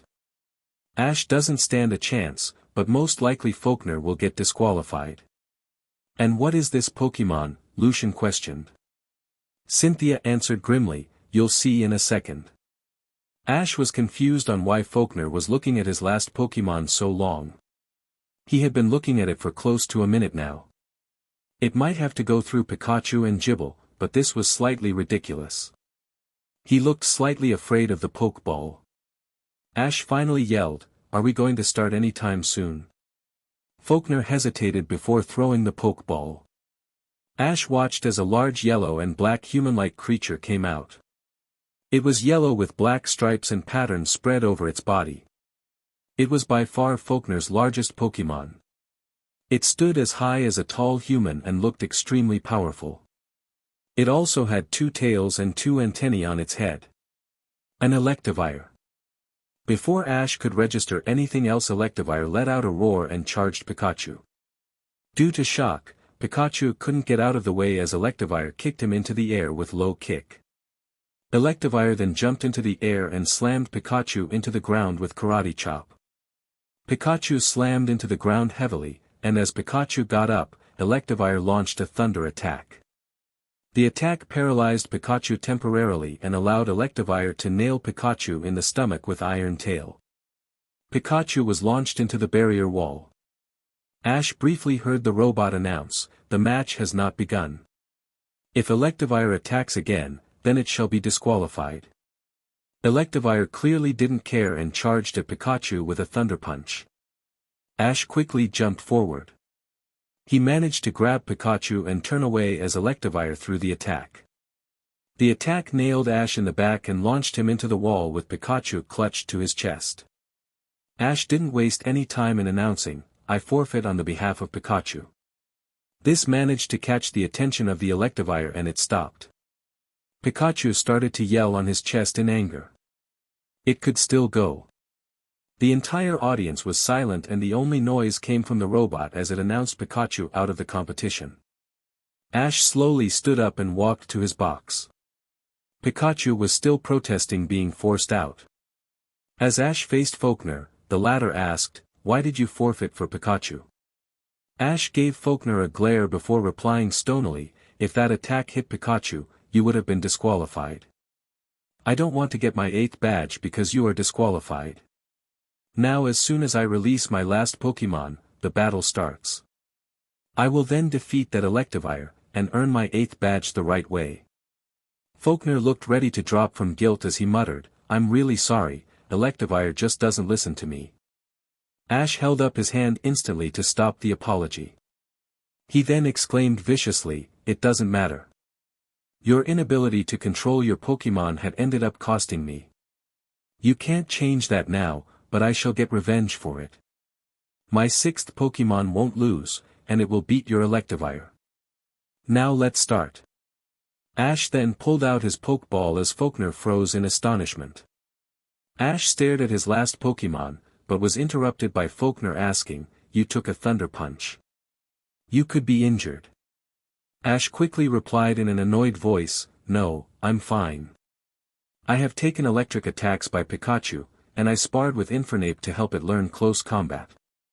You should stop worrying about me and get that Electivire to listen to you. That's surprising.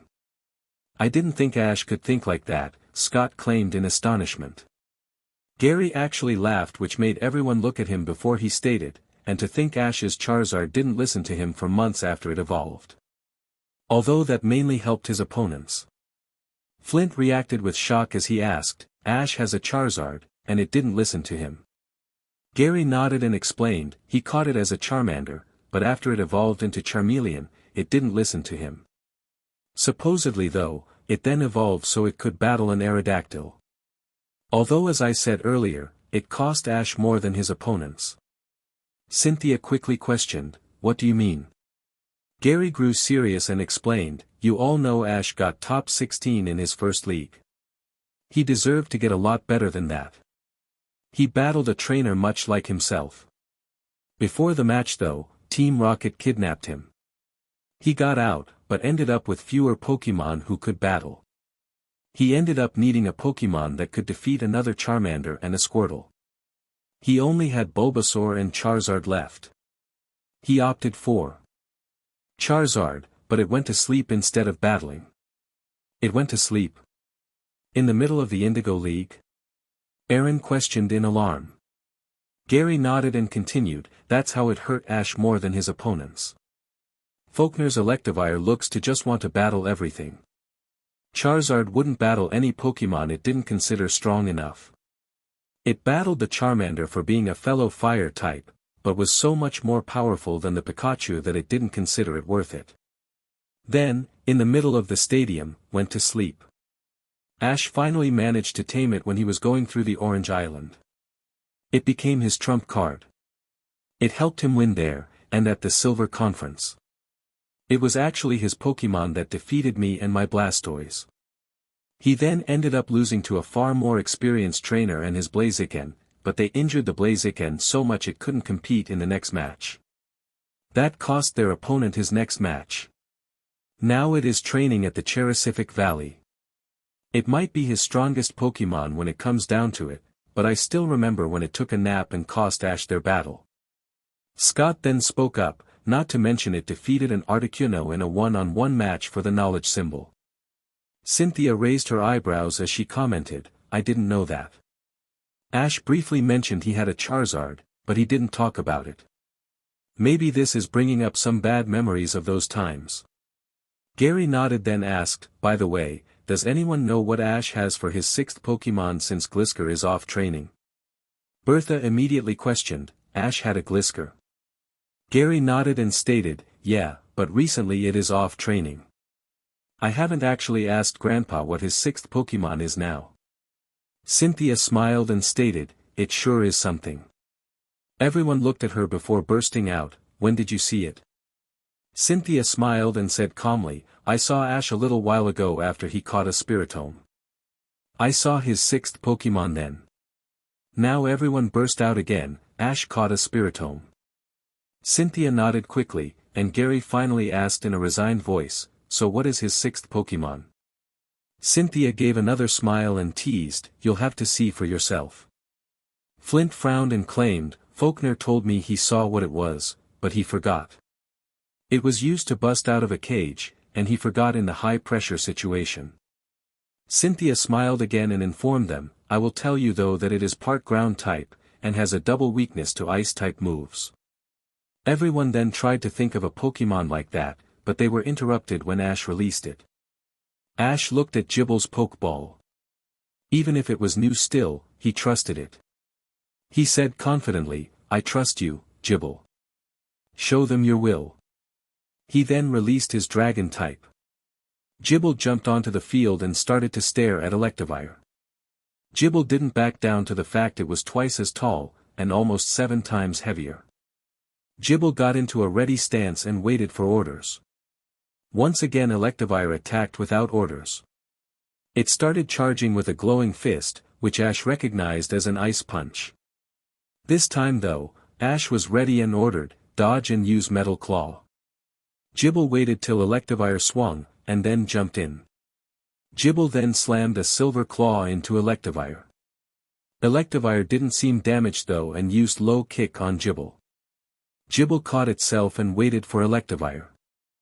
Volkner was trying vainly to command his Pokemon, Electivire, keep a distance and use Focus Blast.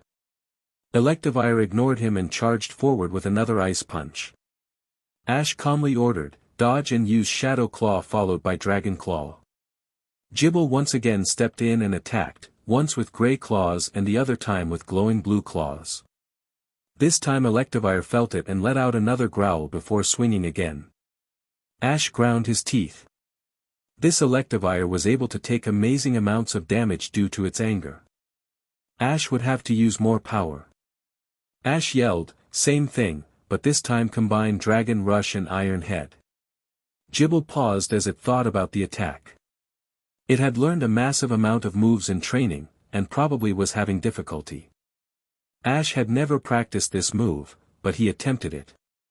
Gible once again stepped in and launched itself at Electivire. First it glowed blue, and then silver energy started to mix in.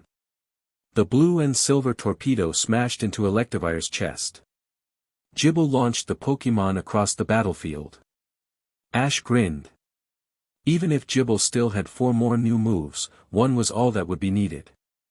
The grin disappeared as Ash saw what Electivire then did. Electivire stood, let out a roar, closed its eyes, and started to glow blue. It knew rest. That is bad. Ash desperately yelled, use Dragon Breath followed by Dragon Claw. Gible launched a jet of green flames which surrounded Electivire. Gible then jumped forward and nailed it with a Dragon Claw. Electivire launched into the wall from the attack, but Ash saw it stop glowing and jump up as it was fully healed. Ash growled. Electivire ignored Volkner who ordered a light screen. Electivire started running forward as it started to surround itself with purple energy. A Giga Impact. Ash quickly yelled, dodge with Dig. Gible immediately burrowed into the ground to avoid the attack. Electivire ran right over it, and Gible hopped out behind it as it stopped. Ash quickly yelled, keep using Shadow Claw till it can move. Then use Dragon Pulse. Gible jumped forward and started striking Electivire in the back with repeated Shadow Claw. Gible managed to hit it quickly in repetition, and Electivire let out grunts as each one connected. Finally Electivire started turning around slowly as it regained the ability to use its muscles. Gible immediately jumped back and closed his mouth with a pained look on his face. Dragon Pulse was now Gible's strongest attack, but it still seemed hard for the Pokemon. Finally Gible threw its head forward and spat out an orb of blue energy. Gible collapsed backwards in exhaustion. The attack though launched into the stomach of Electivire right as it turned around. The attack launched Electivire back and it landed on its back again. Ash saw to his chagrin that it once again started to use rest, and Gible needed to rest after Dragon Pulse. Ash watched as Gible finally stood up as Electivire came out of rest. No matter how strong Gible was, rest was just slowly destroying them. They needed to keep attacking and not allow Electivire any time to use rest. Volkner though was extremely mad and yelling, listen to me, Electivire. You can't muscle through this. You are getting destroyed out there. You can't keep using rest. If you keep ignoring me, you will lose. Electivire still disregarded Volkner and launched a Hyper Beam. Ash didn't even bother to give an order as Gible dodged on his own. This would be so easy if they didn't know rest. Electivire just kept launching attacks at random. Power was the only thing it had. Now Ash saw Electivire charging with a Thunder Punch of all things. Ash calmly ordered, "Use Bite." Gible waited and opened its jaws as Electivire swung. Gible managed to engulf the entire massive fist of Electivire. The electric attack naturally didn't hurt Gible, but Electivire howled. It then started to swing Gible around as it tried to get it off. It ignored Volkner's orders for a brick break with the other hand and did a thunder. Gible didn't even feel it and continued to hang on. Ash now commanded, "When you can, send it flying." Gible waited till Electivire tried to slam it onto the ground. Gible landed on his feet and actually lifted Electivire into the air. Electivire was frozen in shock and couldn't do anything as it was thrown into a wall. Electivire tried and failed to stand up. It then started to use rest again. Ash cursed again and he ordered desperately, "Use Dragon Breath on it the entire time." The green flame started to pound against the Electivire. The attack looked to be roasting the Pokémon alive, but after a minute, Electivire got up completely healed. Gible collapsed backwards as he tried to get his breath back. Ash started to shout angrily, "This is ridiculous, Volkner. Gible will faint from exhaustion before your Electivire lands a shot. If you can't get it to listen to you, then you should just forfeit now. There is no point to this battle then." Volkner thought about it for a second before yelling at Electivire, "Come on Electivire. Why won't you listen to me? You can't win this unless you listen to me. You used to, what changed?" This time Electivire looked at Volkner with anger and rage in his eyes. Suddenly Ash felt a pain in his head as images and memories flowed through his mind.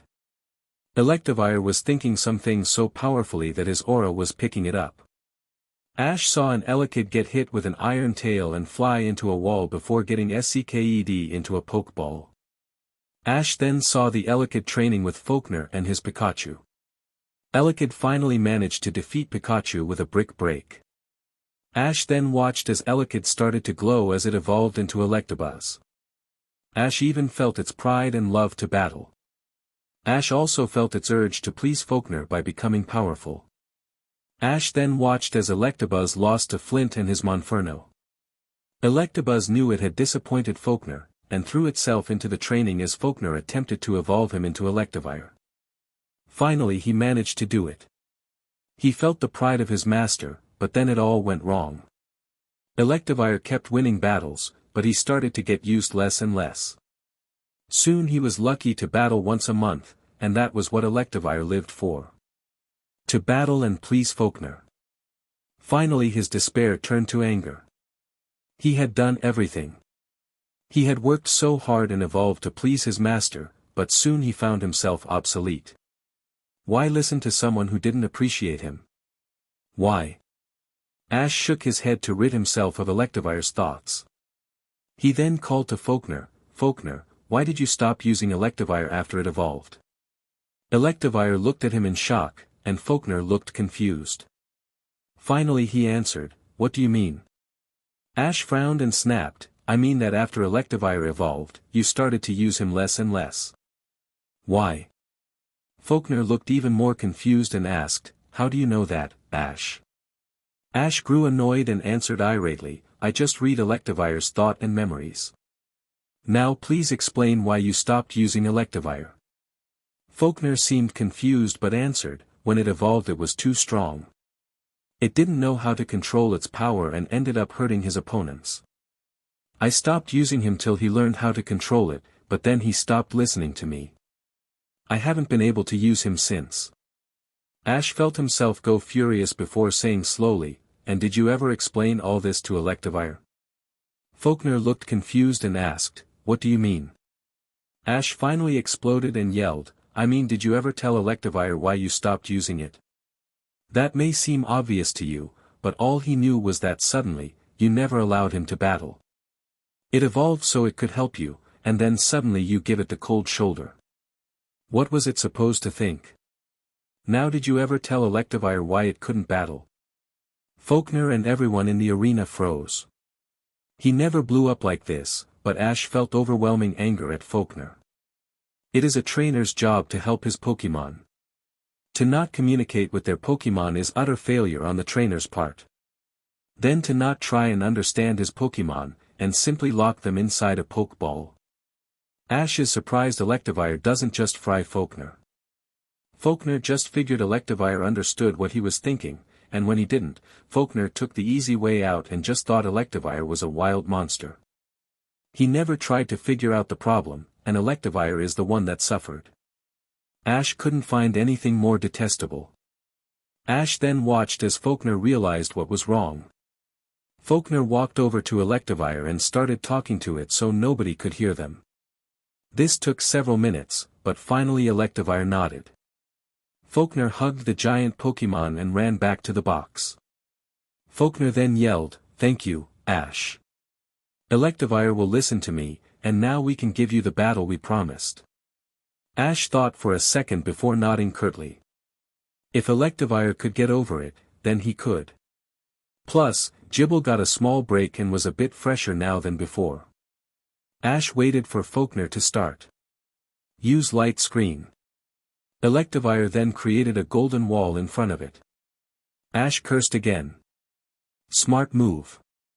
Volkner then continued, use Focus Blast. Ash countered, use Dig to dodge and then attack. Then Dragon Claw. Better stick with Dragon and Ground type moves for now. Gible burrowed underground and dodged the Focus Blast. Gible disappeared for a second before erupting from underneath Electivire. Gible smashed into Electivire and tossed it into the air with a cry of pain.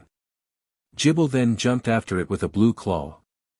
Volkner yelled desperately, counter with Brick Break. Electivire grunted and straightened in midair to smash a fist into Gible's claw. Gible hung in midair for a second before being overpowered. Gible smashed into the ground as Electivire dropped down 20 feet away. Ash watched as Gible got to his feet before ordering, use Draco Meteor. Gible started to glow a deep orange as it attempted the strongest dragon-type move. Finally he launched the red ball into the air. It reached its peak and started a descent. Another failure. Even with all the training, Gible still couldn't successfully do Draco Meteor. Volkner laughed and ordered confidently, watch and use Protect when it's about to hit. Electivire grunted as he watched the descending attack intently. Ash then yelled, now use Dragon Pulse. Gible grunted and launched the attack as fast as possible. Electivire got distracted and looked at the approaching Dragon Pulse. The distraction stopped it from using Protect and both the attacks connected at the same time. The two powerful dragon-type moves connected and created a solid sphere of energy.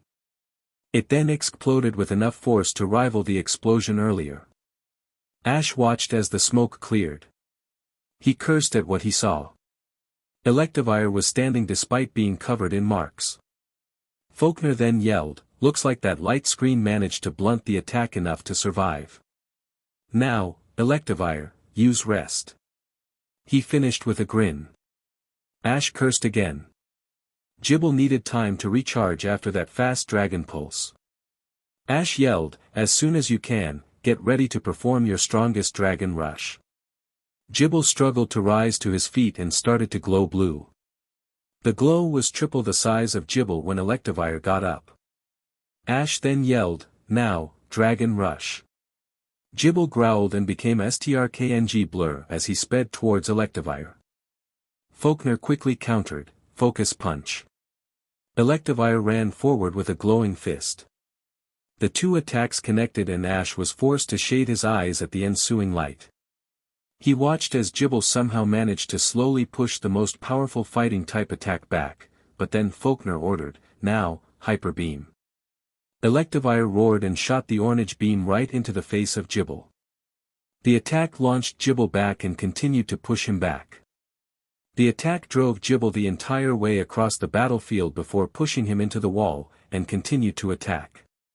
The beam caused dust to rise as multiple explosions continued the attack. Finally after a full 5 seconds, The attack stopped. Ash thought it might be the most powerful hyper beam he'd ever seen. He watched as the dust cleared from the intense attack. It cleared, showing Gible stuck in the wall. Ash knew it was over. No Pokémon could take such an attack.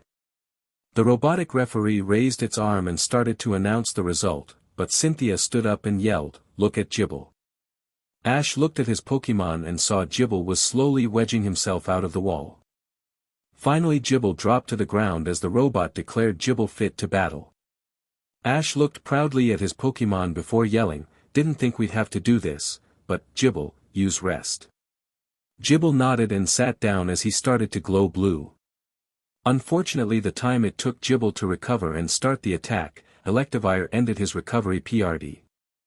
Volkner couldn't take the time to question the move before he ordered desperately, "Electivire, use Focus Punch."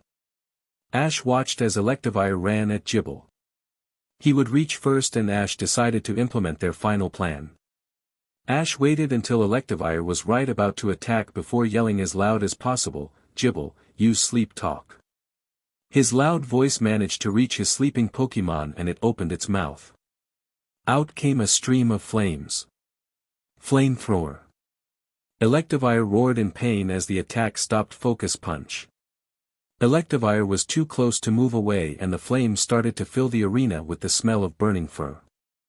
Ash had been planning to use Flamethrower for shock right after the sleep talk, but this worked just as well. Finally Gible opened his eyes and the Flamethrower stopped, but Volkner immediately yelled, "Use Focus Blast." Electivire fought through the pain and slammed the ball of energy onto Gible, creating another explosion. Ash cursed as he had to cover his eyes once again. A Focus Blast at point blank could cause major damage. The dust cleared, showing both Pokémon barely standing. The entire front of Electivire was burnt and it was swaying back and forth, and Gible was almost beaten too. The rest hadn't managed to clear all the exhaustion, and then there was the Focus Blast. Ash and Volkner exchanged a look. Neither could use rest or they would be knocked out before they woke up. It came down to one last move. They knew what it had to be. Electivire. Gible. Ice Punch. Dragon Claw. Full power. Both their Pokémon then shot at each other with all the energy they had left. Ash couldn't watch as the two were about to collide, and closed his eyes. He heard a dull thunk, but no sound was made. Ash opened his eyes fearfully and saw the result. The entire left side of Gible's face and fin was frozen solid, but the right claw of Gible was embedded in the torso of Electivire. Ash watched as Electivire groaned and took 2 shaky steps backwards before toppling on its back. Ash was frozen as he dimly heard the robot speak, "Electivire is unable to continue. The winner of the match is Ash Ketchum of Pallet Town." Ash wobbled before Pikachu gave him a shock. Ash then ran towards Gible, and gripped the Pokémon in a bone-crunching hug. The dragon returned it and Ash heard Pikachu yelling triumphantly. They had done it. They had got their 8th badge. Gible started to glow a deep orange and shot out a Draco Meteor. Ash watched emotionally as the attack succeeded. It exploded in the air and rained meteors in a perfect circle around them. Pikachu added to the light show with his strongest thunderbolt. The viewers all across Sinnoh and the other regions watched the celebration of explosions and thunder surrounding the emotional trainer as the rest of his Pokémon came out to celebrate their triumph. The TV ended with Ash Ketchum surrounded by his Pokémon. Ash was backed by all his Pokémon as Volkner walked up. The gym leader had his shoulders slumped and his head hanging, but there was a tiny smile on his face. Ash couldn't tell if it was fake or a genuine one. Ash walked up and quickly said, "That was a great match. Easily the hardest gym battle I've ever had."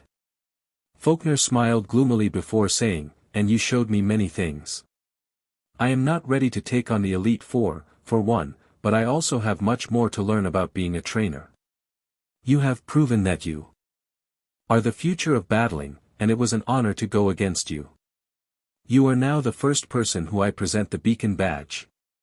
He then held out a hand with the Beacon Badge. Ash grabbed it and examined it. It was a circle with 2 spikes in the bottom, and a gray stand in between them or something. Ash felt the smile on his face and struck the pose he always did. Alright, I just got the beacon badge. Pikachu then jumped out from behind him and gave a "Pie Pikachu."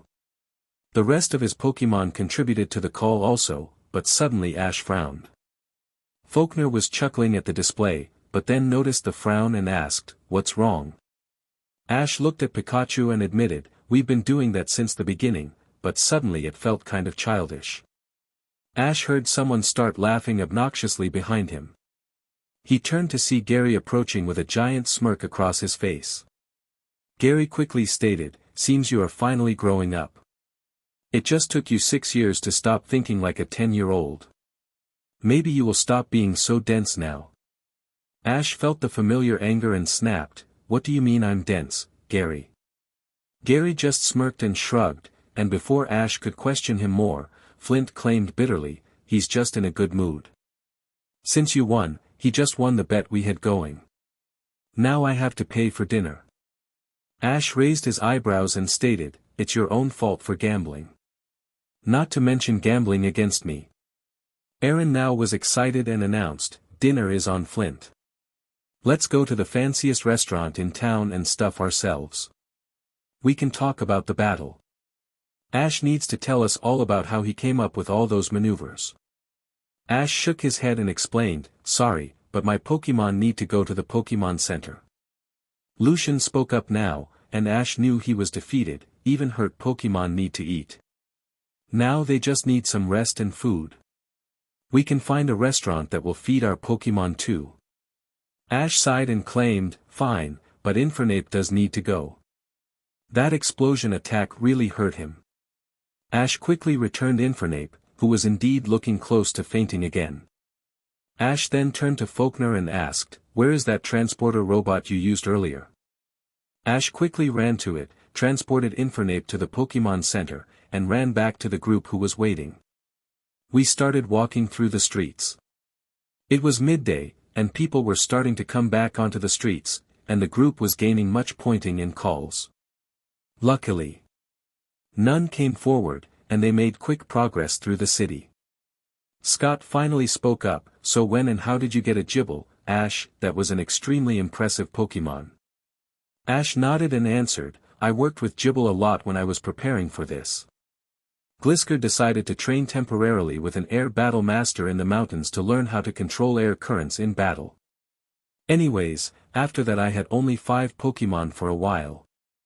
I don't capture random Pokemon too often, but about 2 weeks after that, we came across Old Lady Wilma. We saw her using Draco Meteor, and talked with her for a while. Eventually a Gible came around and failed to use Draco Meteor. That is this Gible. Actually at first it didn't like me." Cynthia questioned, "Really, what do you mean?" Ash shrugged and explained, "More like, didn't trust humans. Whenever I came close, he bit me on the head." Gary laughed and claimed, "You must have loved that." Ash grimaced and said, "Yes, it was lovely. I don't want to think about it, but when Old Lady Wilma told me Gible had been trying for a while to do Draco Meteor.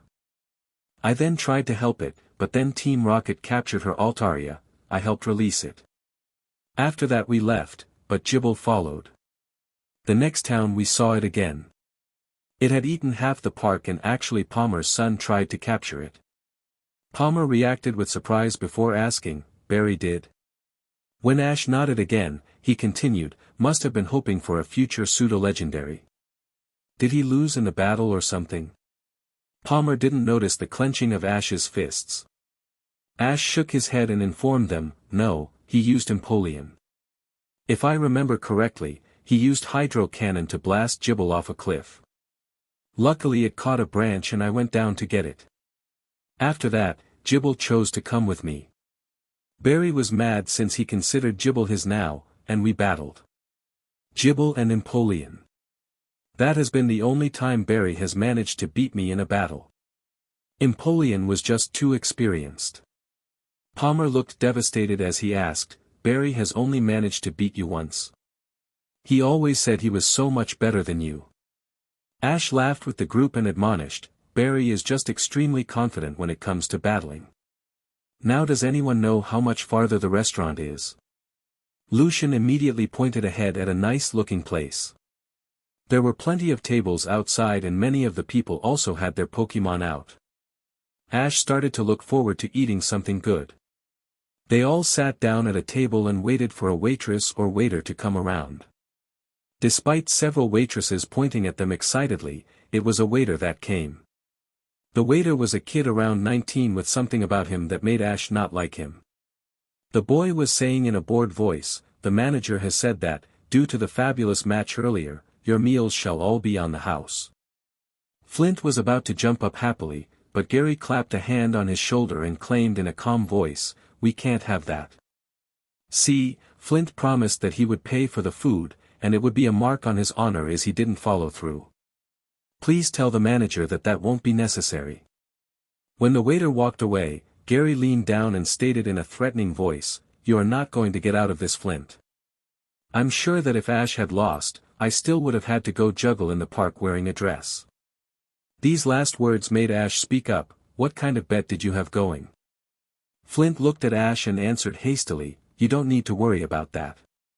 How about everyone release their Pokémon now?" Ash released Staraptor, Torterra, Floatzel, Gible, and Spiritomb, and then watched as everyone else released their Pokémon. Cynthia released her Garchomp, who was quickly joined by Gible. Flint released Infernape, Aaron released Skorupi and Vespiquen, Lucian didn't release any Pokémon, Gary released Electivire, Umbreon, and Blastoise, Palmer released Dragonite, Bertha released Glisker, Golem, Hippowdon, Whiscash, and a Rhyperior, and Volkner released all the Pokémon he had just used. They all looked at Electivire nervously for a second before clustering around their old friend. Ash quickly asked, "Why do all you not have full teams?" Lucian quickly explained, "Well, I only have bronzing on me, and he only needs to eat about once a day. I fed him in the morning. As for the rest, everyone either has research labs, battle stations, or Elite Four challenges to take care of. At least for Elite Four members, most of our Pokémon are constantly training. When we leave, most of our Pokémon stay behind at the headquarters." "Headquarters?" Ash asked in a confused voice. Lucian continued, "When a person becomes an Elite Four member, they gain training grounds in the Region Pokémon League headquarters.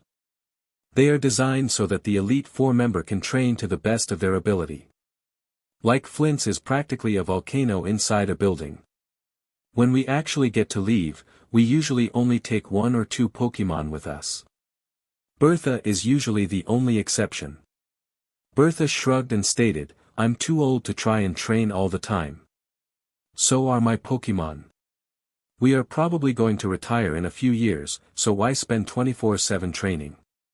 Gary now spoke up as he looked at Spiritomb. "This is impressive. Larger than average, and an extremely rare Pokémon to see, much less capture." Ash walked over and was amused to see Spiritomb slightly nervous under the scrutinizing eyes of Gary. He then stated, "Yeah, he actually helped a lot during training. He managed to teach Staraptor Ominous Wind in like 2 days. He wasn't able to battle himself, but he is getting a lot stronger. Really got me thinking about some things." Gary looked curious, but their food came and didn't allow him to question it.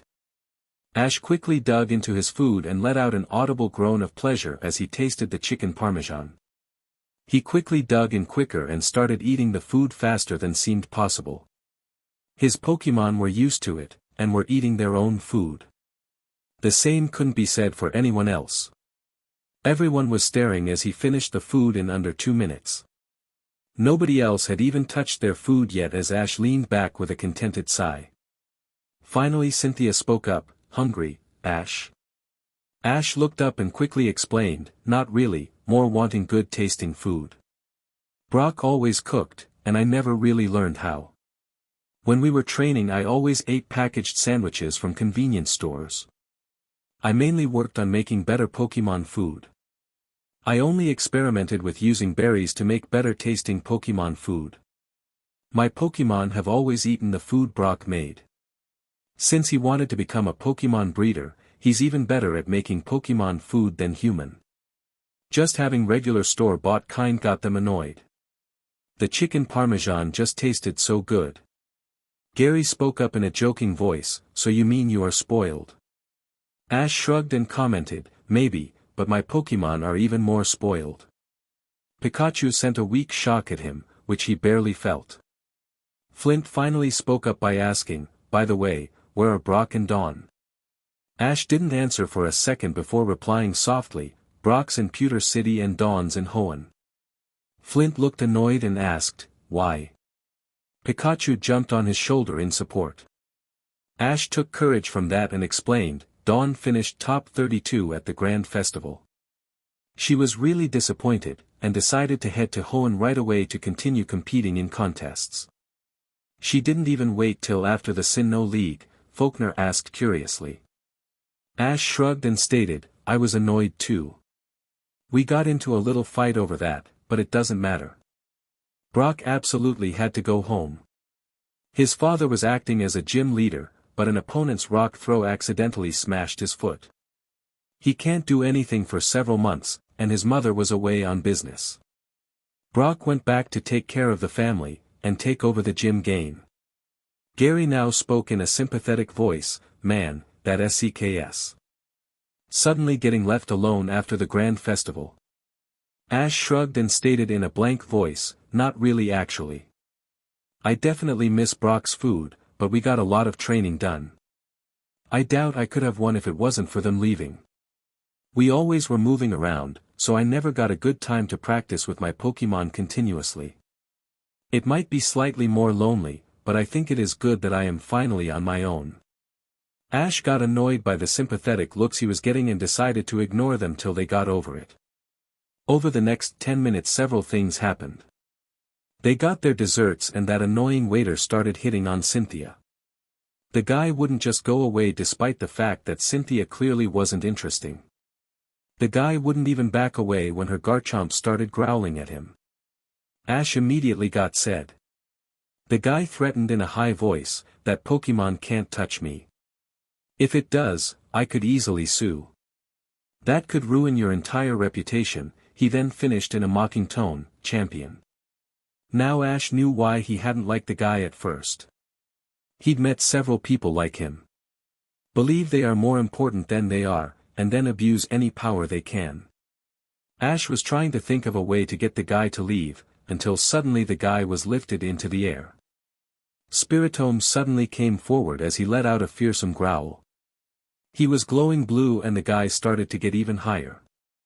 Lucian stepped forward and announced, looks like your Spiritomb, Ash, is using Psychic. Ash looked at him and claimed, but I haven't ever taught it Psychic. Lucian gave a slight chuckle, and Ash knew how ridiculous this was. He was questioning a Psychic-type trainer about a Psychic-type move. Lucian smiled and stated, I think Spiritomb picked up some of your anger on this guy, and learned Psychic so he could send it away for you. After all, the guy isn't in any pain. Nothing to sue about. Ash looked at Spiritomb who confirmed it with a small nod of his entire body. Ash smiled and ordered, put him on the roof, softly. Then let's go. The guy was dropped on the roof as he was cursing. The entire group laughed at the stuck man, and walked away after returning their Pokemon. For some reason Cynthia was silent, and avoiding eye contact with him. He quickly asked, something wrong, Cynthia? She jumped and looked at him before answering immediately, no, nothing. Anyways, what are you going to do now, Ash? The Sinnoh League is still close to 3 months away. Ash smiled. She didn't fool him. He may not know what she was thinking, but he didn't want to push her. He then answered. I've been thinking about that. I think I'm going to catch a lot more Pokemon to use at the Sinnoh League. Gary looked really shocked and commented, that has never been your style, Ash.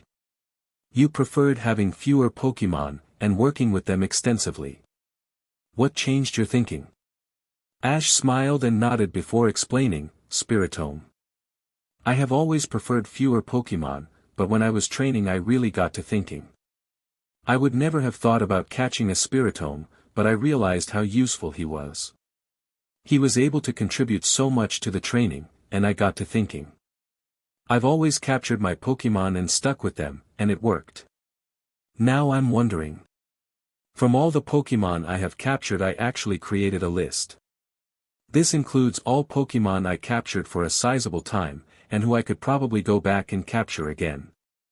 I have a single electric type, 5 flying types if you count Charizard, and the rest are all dual flying and normal types, for grass types, for fire types, 6 water types, a single dragon type, a single poison type, 2 pure normal types, a single bug type I can still use, 3 ground types, 2 ice types if you count my old Lapras, also applied in water types, 2 fighting types. I did not include Spiritomb or Ponyta in this. Now if I continue to not include them, then I don't have a single psychic Pokémon, no rock type, no ghost type, no dark, and no steel. Now I guess I have a dark and ghost type, but I'm so limited. Spiritomb committed so much to this, and I think that catching more Pokémon could really help training. Now if I caught more steel or ghost or dark, I could train so much more efficient. Gary looked slightly confused as he stated, "No offense, Ash, but I never thought you could think logically. You always seemed an impulse kind of guy. I'm impressed." Ash smiled and claimed, "I've realized everyone thinks that. I don't know how, but I've earned a reputation as a completely dense child that is governed by his emotions. Only Brock has realized I can think." Gary clapped him on the shoulder and laughed as he said, "You just seem to be like that. I can't imagine you as a real thinker. I remember when you woke up late, and ended up with Pikachu." Ash smacked him on the back of the head before announcing, "I'm going to the Pokemon Center to rest my Pokemon. I'll be heading to Pallet Town tomorrow for a couple days. Thanks for watching our battle.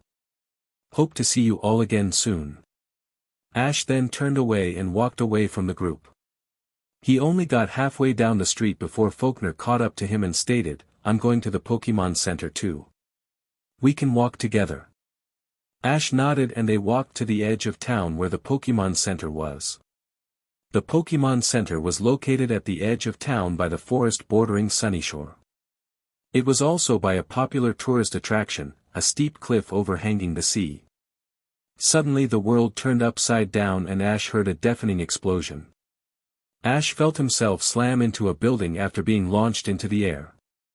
He heard Pikachu cry as it struck the wall too. Ash quickly stood up as Pikachu struggled to his feet. Ash looked around and saw Volkner still on the ground, and the street almost completely deserted. Right now, almost everyone was in the shopping district. Ash looked for the cause of the explosion and what he saw made his jaw drop.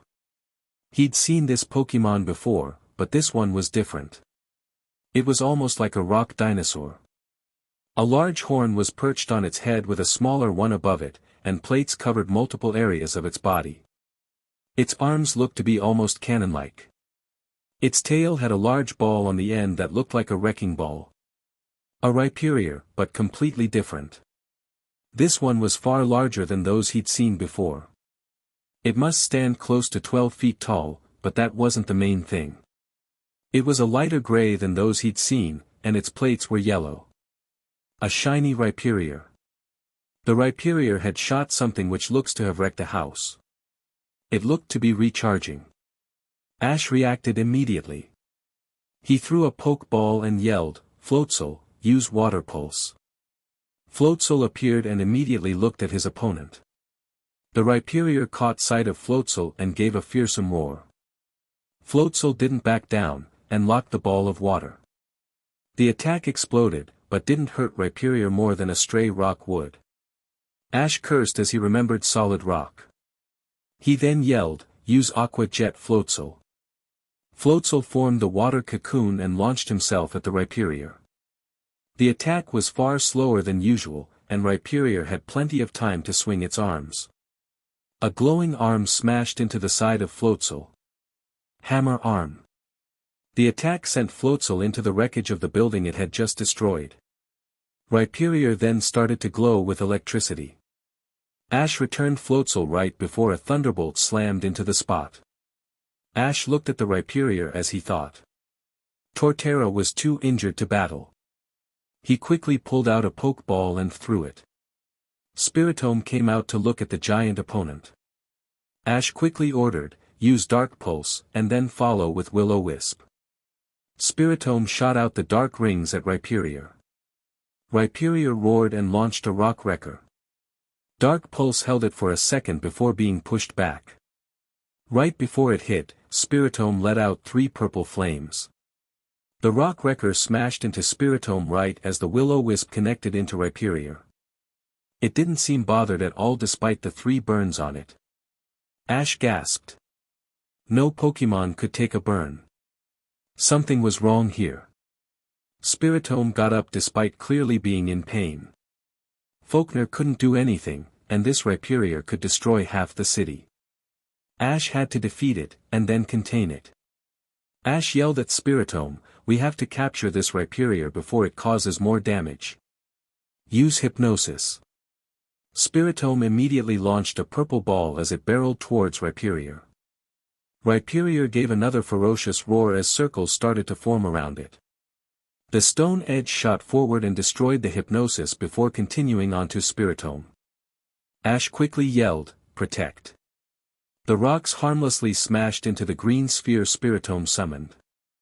Ash knew they were outclassed here. A furious Pokemon could ignore pain and focus entirely on offense. A Rhyperior has some of the best defense there is. Spiritomb wasn't trained enough to take this Pokemon down.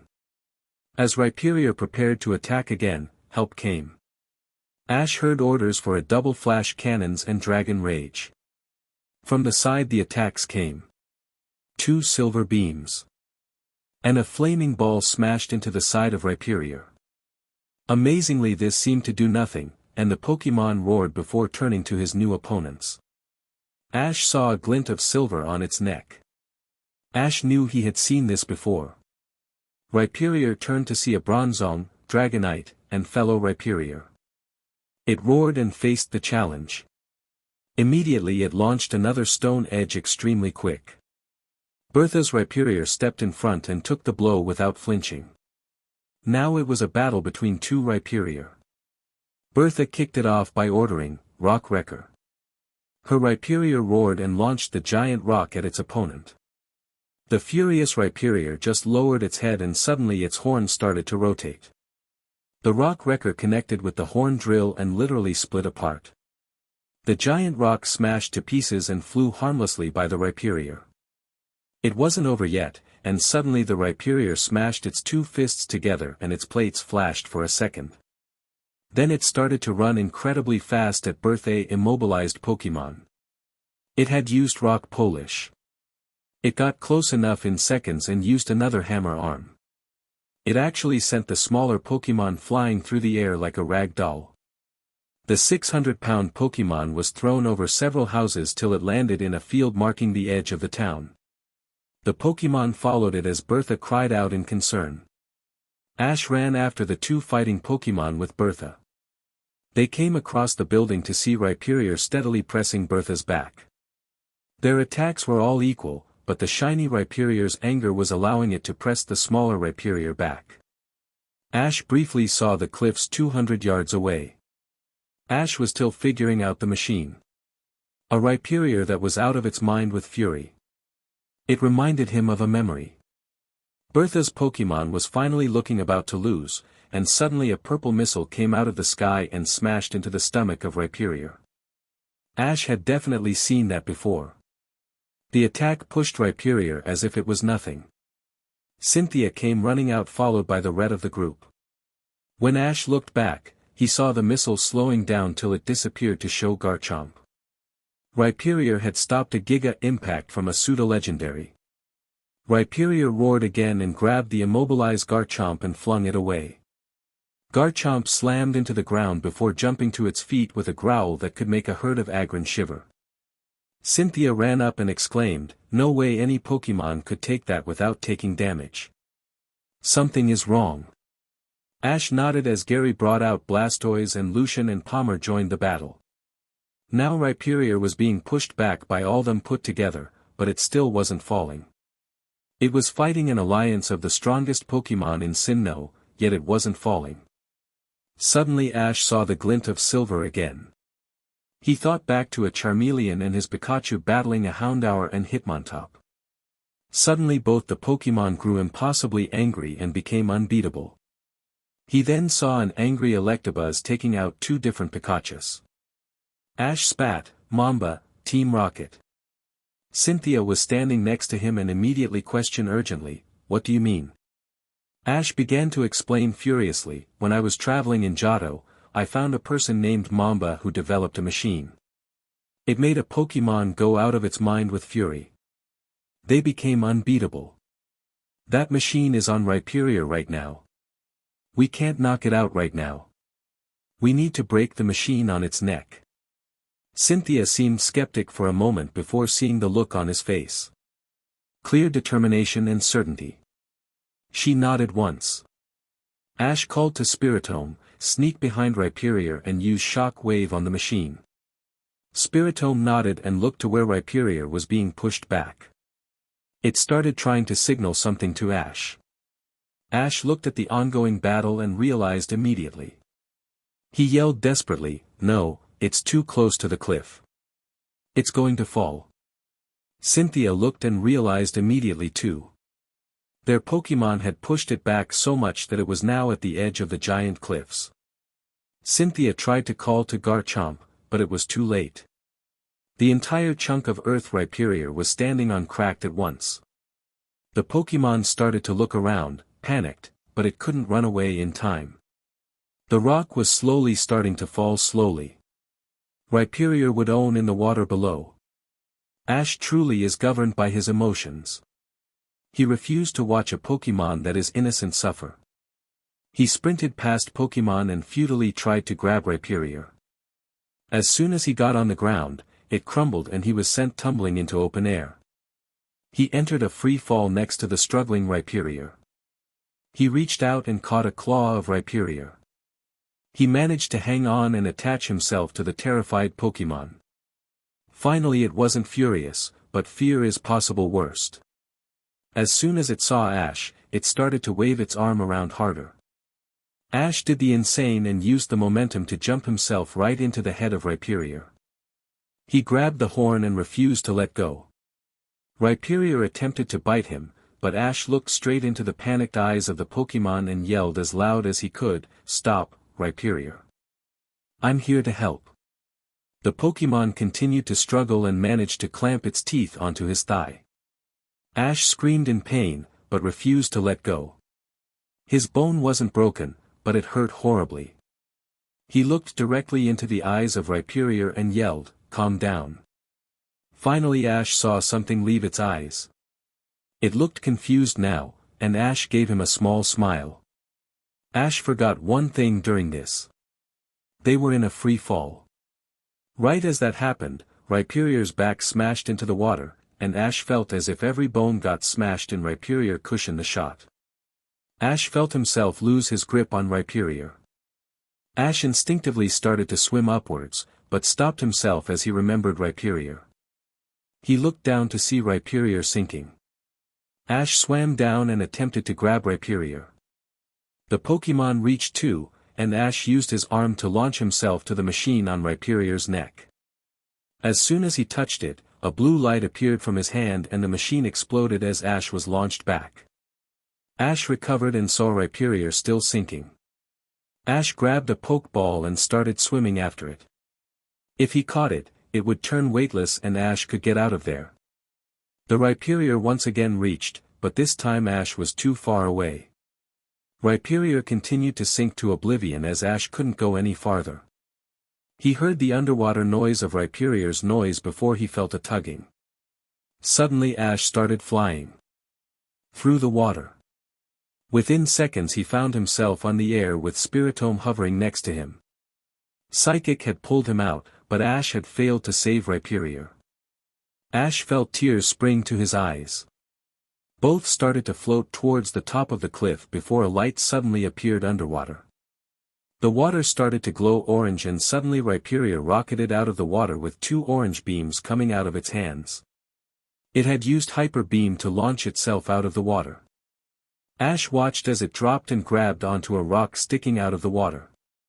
The only problem, the rock was smaller than Rhyperior, and started to crack when Rhyperior landed. Chunks started to fall into the water and Rhyperior couldn't move now.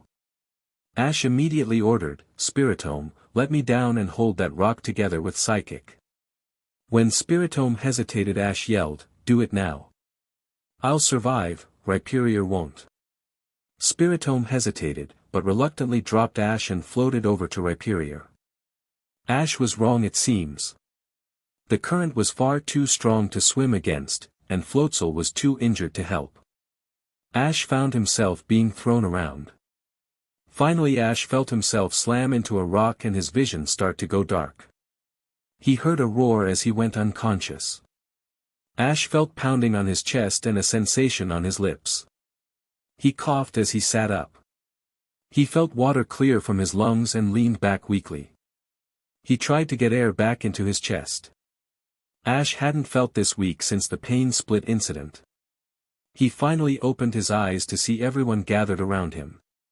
He saw Cynthia on her knees above him and he joked, looks like my first kiss was with a champion. Thanks for the mouth-to-mouth, Cynthia. Cynthia visibly blushed before Gary spoke up angrily, what the hell did you just do? Jump off a cliff hundreds of feet above the sea after an out-of-control Rhyperior? I take my words back. You can't think logically. Ash stared at him intently before stating, Rhyperior was getting controlled. It wasn't his fault, and I refused to let a Pokemon die in front of me. Now what happened? Lucian quickly started to say, after you slammed into that rock, the Rhyperior jumped after you. It then used Hyper Beam to launch itself up again. It grabbed onto the cliff, but those started to break despite your Spiritomb Psychic. All of a sudden you slam a Pokeball into Rhyperior and it gets SCKED in. Then Spiritomb lifts you up here. Nothing else to tell really. Flint then joked, besides Cynthia giving you mouth-to-mouth. Cynthia blushed again and Ash decided to give her a break and asked, so I captured Rhyperior. Where is it? Bertha laughed and pointed to his hand before informing him, you've been clutching it the entire time. Looks like you just caught an overly large and powerful Rhyperior, that also happens to be shiny too.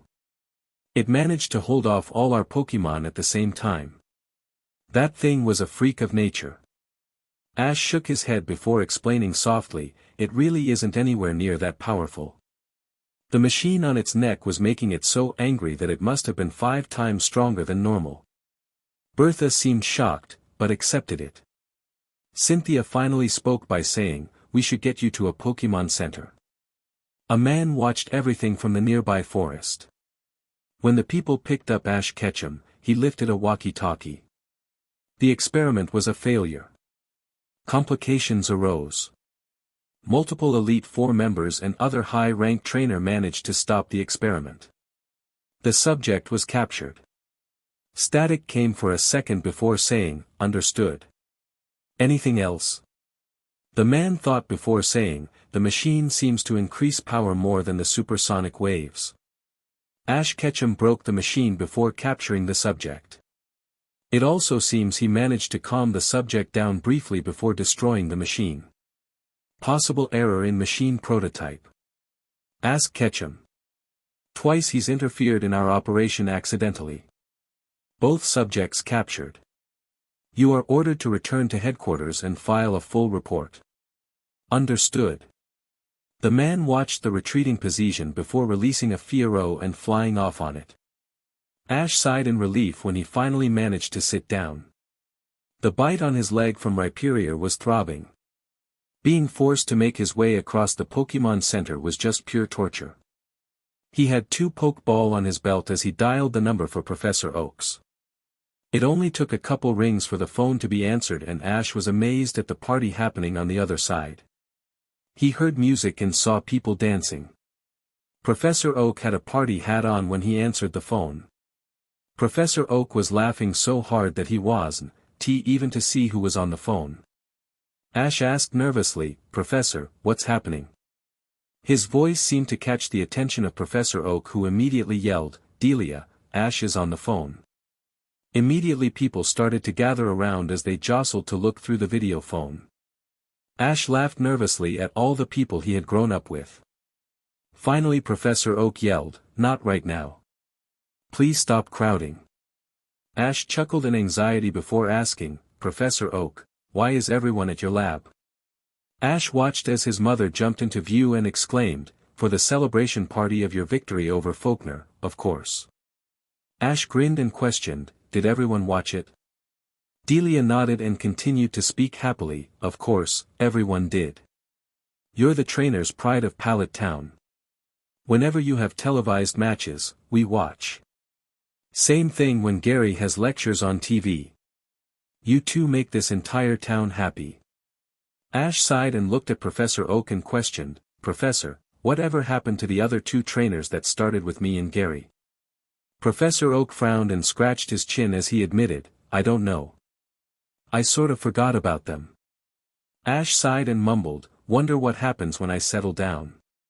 Professor Oak didn't hear and quickly asked, "So why are you calling right now, Ash?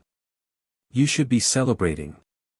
Ash shrugged and stated, "Can't celebrate, leg injury, but you can't celebrate over winning a gym battle. Even if it is televised, but I called to send over Floatzel and Infernape." Professor Oak frowned and inquired, "Why? You are allowed to carry 7 Pokemon. Why are you sending 2 over?" Ash quickly asked, "Professor, have you checked the new capture information in your computer?" When Oak shook his head, Ash quickly explained, "Well, some things have happened. I caught another Pokemon, I'd need to send some back. Infernape is still hurt from that explosion, and Floatzel got hurt by my new Pokemon. I'll be in Pallet Town tomorrow night, so I just wanted to send them over so they could relax." Professor Oak replied, "That will be fine, but what Pokemon did you capture?" Ash smirked and answered, "You'll have to wait and see." He then turned off the phone and limped over to the transporter. He inserted the 2 Pokeball and watched as they disappeared in a flash of light. Ash sighed and was ready for sleep by then. Almost drowning can get someone really tired. But as he walked over to the staircase, Nurse Joy called him over. He sighed gloomily and walked over. She smiled and held out a tray with 5 Pokeball on it. She then claimed, "All your Pokemon are fine. They still need some rest, but you can take them." As Ash reached for them, Pikachu ran out from the back room and jumped into his arms. Ash smiled and pet his friend on the head. Pikachu snuggled deeper into his arms and Ash laughed before lifting him to his shoulder. When Pikachu was settled firmly on his shoulder, Ash grabbed the other Pokeball. He tucked them onto his belt before saying to Pikachu, "I think it is time to show our new teammate to everyone." Pikachu smiled in response. Ash struggled to walk outside. He felt his leg burning, but he wanted to get this done before he went to sleep. He finally got outside the Pokemon Center and he walked to a small clearing that was deserted. Ash quickly grabbed Rhyperior's Pokeball and released the large Pokemon. Rhyperior looked around in slight confusion, so Ash informed it, "Rhyperior, we are outside the Pokemon Center. I caught you. Do you want to travel with me?" Ash wanted to phrase the question. Rhyperior nodded instantly. Ash sighed and announced, "Then I'll show you the rest of the team. Come out, guys, and meet Rhyperior." Staraptor, Torterra, Gible, and Spiritomb all came out. All except reacted in shock to the gigantic Pokemon before them. Even Torterra felt like he was suddenly a Grotle again, such was the size of Rhyperior. Rhyperior quickly raised an arm in greeting and Staraptor flew up and perched herself on his shoulder. Gible immediately followed and Torterra, Spiritomb, and Pikachu followed after that. Rhyperior was fitting in even better than Spiritomb had. Ash sat on the ground and watched the socializing Pokemon. Now he had a rock type. Ash quickly pulled out his Pokédex and scanned Rhyperior. It beeped for a second before saying, "Rhyperior, the drill Pokemon. The final evolution of Rhyhorn. Evolves when a Rhydon trains intensely when surrounded by a special type of hardened rock. Humans have created an artificial coat called a protector that trainers can use to evolve their Rhydon. Rhyperior are able to form a large rock from soil they absorb through their arms, and launch this rock by tightening and then expanding their muscles. Rhyperior is the only Pokémon that is able to use Rock Wrecker, the strongest rock-type move. It then beeped 3 more times before continuing. Male, height, 11 feet 4 inches, weight, 971.2 pounds, moves, Poison Jab, Horn Drill, Hammer Arm, Stone Edge, Hyper Beam, Earthquake, Rock Wrecker, Thunderbolt, Iron Tail, Ice Beam, and Dragon Pulse. Ash then skimmed through the list of possible moves. Rhyperior could be even more versatile than Spiritomb, and he was sure Solid Rock could come in handy. Ash decided to work on Megahorn and Flamethrower first. Ash watched as Pallet Town came into view. The ship ride had been completely uneventful. For a 13-hour cruise, uneventful wasn't good. Ash was practically itching to get off and be in his hometown again. Pikachu also looked to be excited to see all his old friends at the lab again. Lucky that Pallet Town was right by the port. It only took another 20 minutes before the boat docked. Ash and Pikachu were the first to get off the boat. They rushed down the platform and started to walk quickly towards Pallet Town. Between the sleep the previous night and the nap he'd taken, Ash's leg was now only a dull throb. That and his enthusiasm allowed him to travel the short distance without once thinking about the pain in his leg. Ash first went to his house. He saw the familiar humble home where he'd grown up. Mr. Mime was, as usual, sweeping the front steps. Ash walked by and said, "Good morning, Mr. Mime. Is Mom inside?" Mr. Madame nodded with a smile and Ash walked through the front door. Mom wasn't in the living room, so he knew she'd be in the kitchen. Ash was right and was greeted with the smell of dinner. He was immediately pulled into a bone-crunching hug as he walked into the kitchen. "Oh Ash, I'm so proud of you. You did so great against Volkner. I remember all the shows that said you didn't stand a chance, but you proved them wrong." Ash was trying to signal for his mom to get off, but she was too busy talking to release him. Finally he yelled, "Mom, stop trying to give me internal bleeding." Finally his mom released him, and Ash stepped back and bent down to get his breath. He heard his mom apologize, "Sorry, baby. I just haven't seen you in so long, but I made your favorite. Steak with garlic potatoes." Ash immediately looked up at the mention of food. His mouth started to water as he sat down in front of the food. He managed to slow down and tell his mom of some of his adventures in Sinnoh. He told her of Riolu, the Lake Trio, Team Galactic, his gym battles, Paul, and finally how Brock and Dawn ended up leaving. Ash was glad to see that his mother agreed with him about Dawn, but Ash defended Brock before telling her he was going to the lab to see his Pokémon. The lab was only down the street from his house, situated on a hill. Ash didn't bother going up the driveway, he just jumped the fence and walked straight to the back. He wanted to see his Pokémon.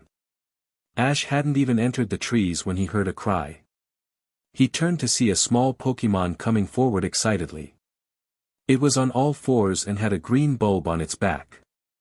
His Bulbasaur. It ran over within seconds. "Bulbasaur, how you doing?" "I came to see everyone," Ash quickly announced.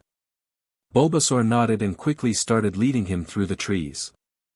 Ash attempted to keep up with the grass type, but quickly found himself covered in small cuts and his leg throbbing again. Ash was about to call out to Bulbasaur, but immediately he found himself in a wide clearing. Bulbasaur let out a loud cry as they waited. Suddenly all of Ash's Pokémon started stampeding towards him. He managed to back up a couple feet before he got trampled. A few minutes of pure hell later, and Ash found himself looking at all his Pokémon. He proudly surveyed his collection. Glalie, Noctowl, Sceptile, Donphan. Ash smiled and said, "What's up guys? You ready to meet your new teammates?" All his Pokémon cried in response and Ash pulled out his 5 Pokeball and released them. All came out. The first thing they all looked at was Rhyperior, and immediately Noctowl flew to perch on its fellow shiny. Ash laughed at that, but then watched as his Pokémon started to mix. Ash saw Floatzel and Infernape and started to examine them. Floatzel looked to be fully recovered with only a small mark still on his forehead, but Infernape still showed signs of damage. Mainly in the foot he had been about to attack with. If Ash left soon, Infernape would need to stay here for a while. He was thinking on that when he noticed someone missing. Ponyta. She wasn't here. Ash turned to Bulbasaur and asked, "Where is the Ponyta I caught?" Bulbasaur looked around for a second before shaking his head in confusion. Ash turned to Pikachu and ordered, "Let's go find Ponyta." Pikachu jumped on his shoulder before he ran off to look for his missing Pokémon. He wanted to see if Ponyta had any future with battling. A half hour later, Ash and Pikachu were still looking. Ponyta wasn't with the other of its evolutionary family, and wasn't in the main clearing. Ash was now checking any of the smaller clearings spread throughout the huge area Professor Oak managed. Ash turned to Pikachu and asked, "Do you have any idea where to look next, Pikachu?" Pikachu shook his head and Ash sighed before continuing their random search. Finally a sign came, but not in the way he wanted. A pained cry rang out of the forest. Ash yelled, "Ponyta!" He sprinted in the direction. After barely 20 yards of densely packed trees, Ash ran into another small clearing and was horrified by what he saw. A kid with a Blastoise was taunting Ponyta, who was attempting to run away. "Why won't you fight? Afraid or just weak? Probably got all those scars when you attempted to fight. I wonder who would want just an ugly Ponyta like you." Ash finally snapped out of it and yelled, "Stop it." He then ran towards the group. Ponyta saw him and immediately ran to him and buried its head in his chest. Ash finally saw his Pokémon.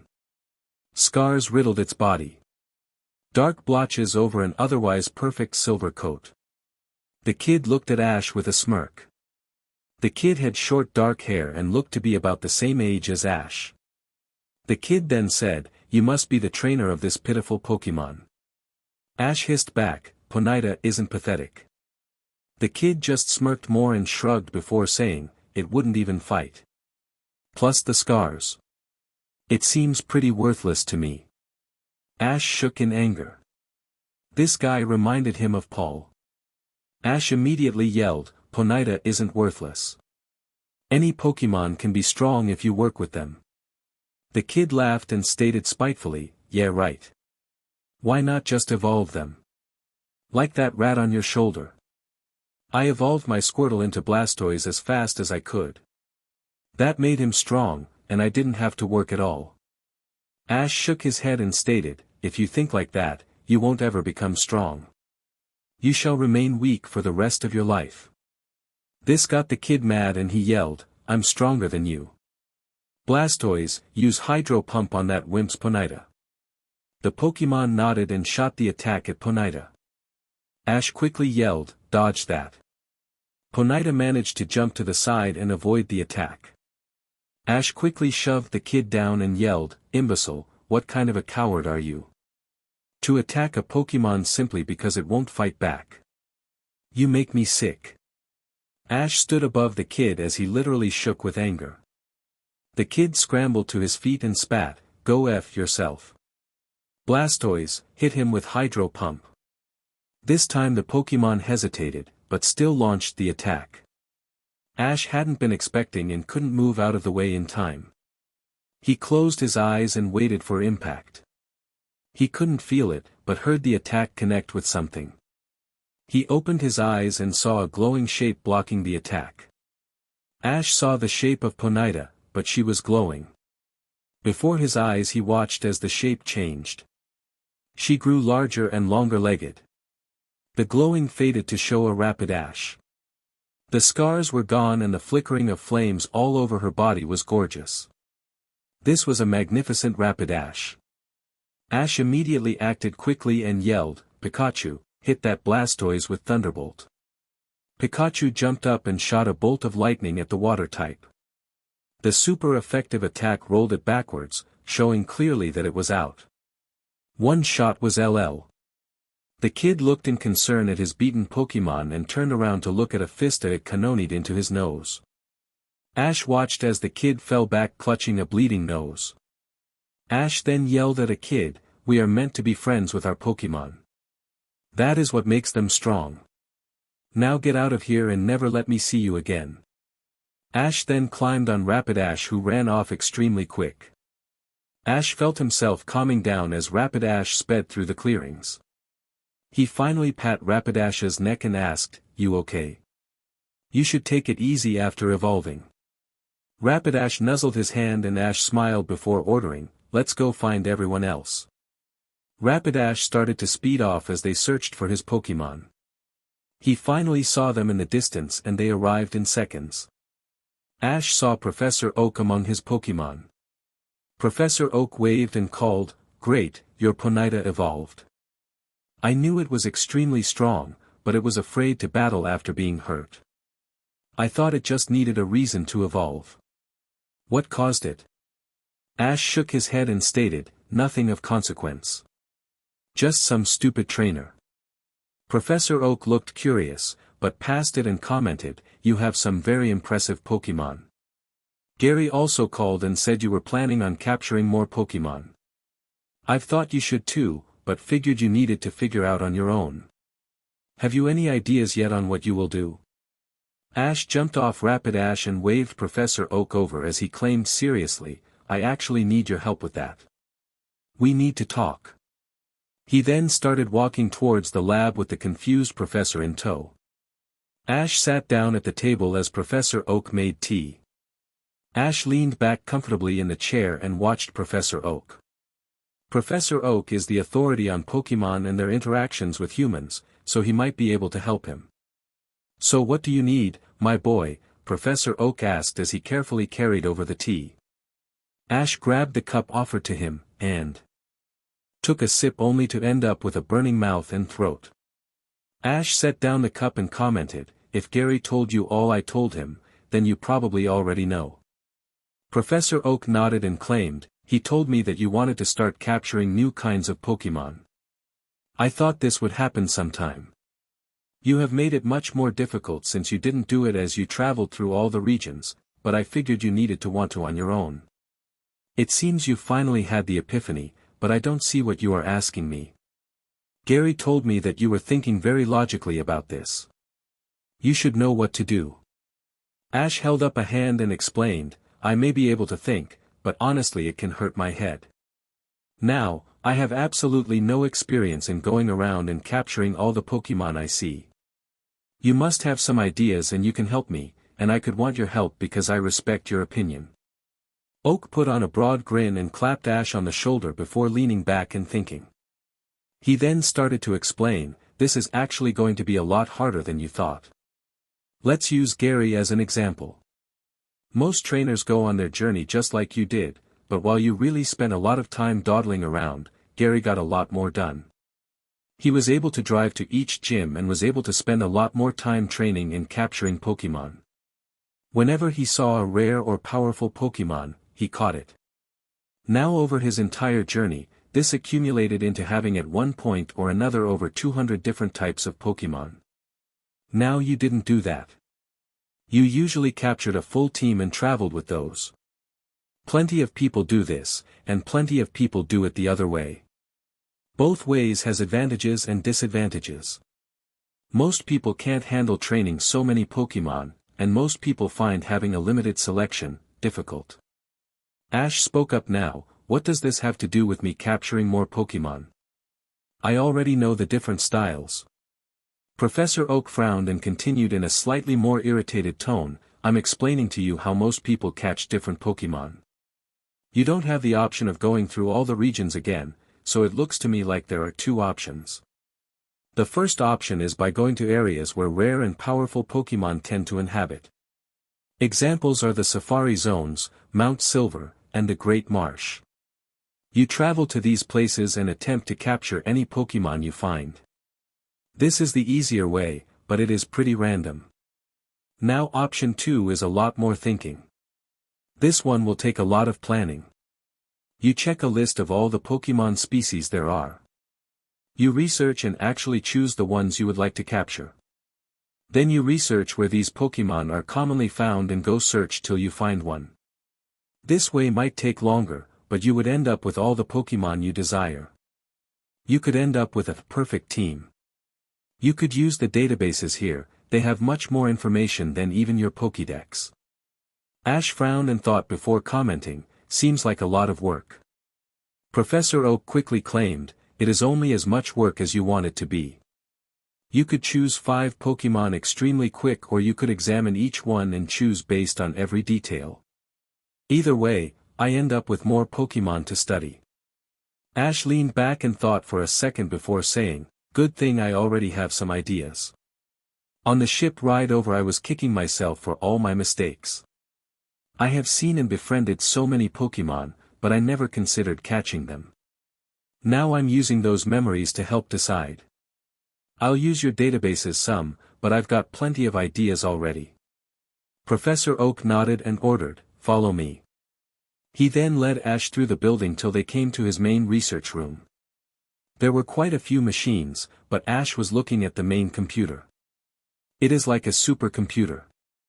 Ash had never liked computers much, but this one impressed him.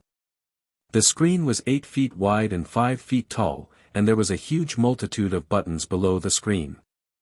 Professor Oak led him to the computer and quickly told him how to use the databases. Professor Oak left and Ash sat down at the computer with a sigh. He started streaming through it as he looked at the Pokemon he had already decided on. Nurturing, slow estrangement, abandonment, pseudo-legendary, dragon, steel, dual type, flying. Psychic, extremely rare, steel feathers, disasters, ghost, masters of courtesy and, fossil Pokemon, hive, intimidation, blowing frozen breath, beautiful, compass. Ash leaned back and closed his eyes. No more. He had done enough for today. He'd confirmed several Pokemon, so he would continue tomorrow. He would do only a little bit each day, otherwise he would burst from all the information. He stood up and prepared to leave to go home. Pikachu could sleep here with everyone else. Leaving already, you've only been on there an hour, Professor Oak said in amusement from a nearby doorway. Ash groaned and said, but it is already dark. I'll continue tomorrow. Professor Oak shrugged and informed him, well, I have a present before you leave. I was going to send it to you after you won your 8th badge, but you came straight here. So this should be as good a time as any. Ash followed as Professor Oak led him through a series of hallways. Ash was annoyed since his leg was already hurting, but knew that the professor must be showing him something important. When Professor Oak stopped in front of a door, Ash questioned, this is the nursery, isn't it? Are you giving me an egg? Professor Oak sighed and claimed, I was, but it hatched just an hour ago, so I'm giving you a Pokemon. I hope it will be useful. He then opened the door and allowed Ash to walk through the door.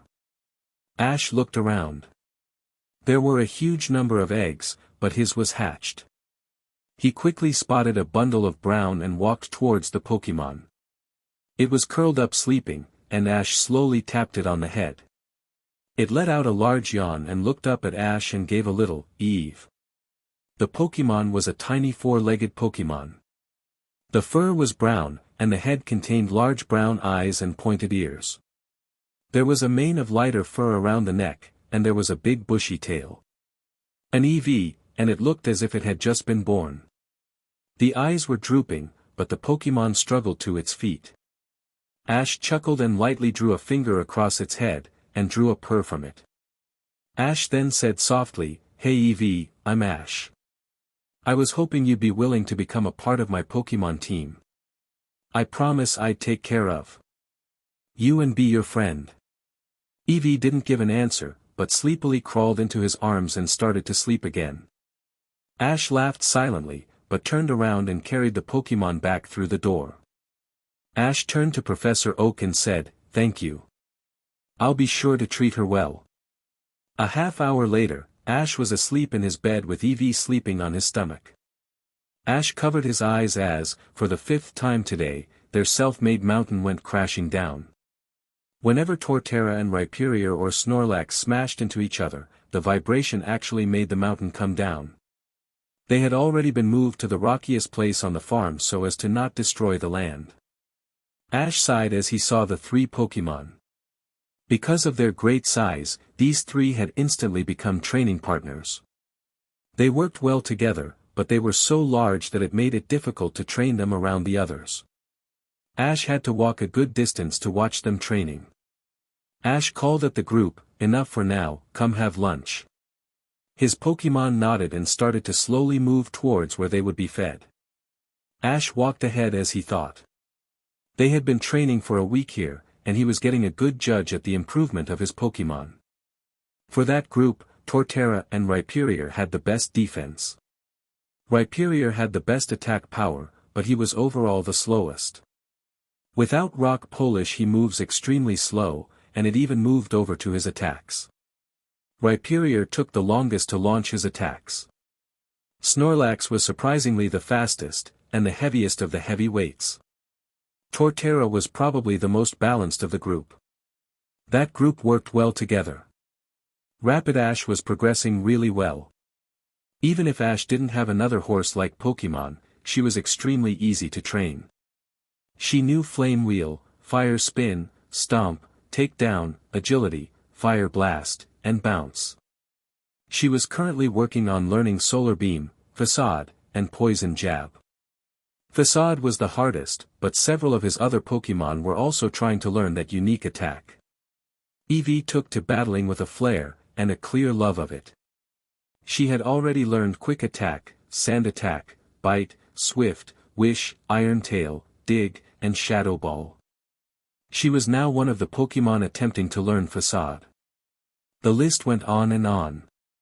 Staraptor and the other flying types were practicing aerial maneuvers, Spiritomb was going with Torkoal and Bulbasaur, and Pikachu worked with the other Pokémon his size, mainly Eevee and Cyndaquil. The biggest problem was Gible. It's not that he didn't get along with the other Pokémon or that he didn't want to, but he was just so different. He preferred practically battling underground, and he was part dragon type. There weren't any other Pokémon that fought like him or had a style that matched up well. Gible now had his entire training schedule being learning new moves and sparring with Ash. Ash knew that he had to do something about that. Gible was now one of his main Pokémon, and Ash needed a way to figure out how to train him. Ash quickly yelled for lunchtime. As his Pokémon were eating, Professor Oak came forward with an angry look. "Ash, all I've been hearing for the last week has been explosions and noise. How am I going to get any work done?"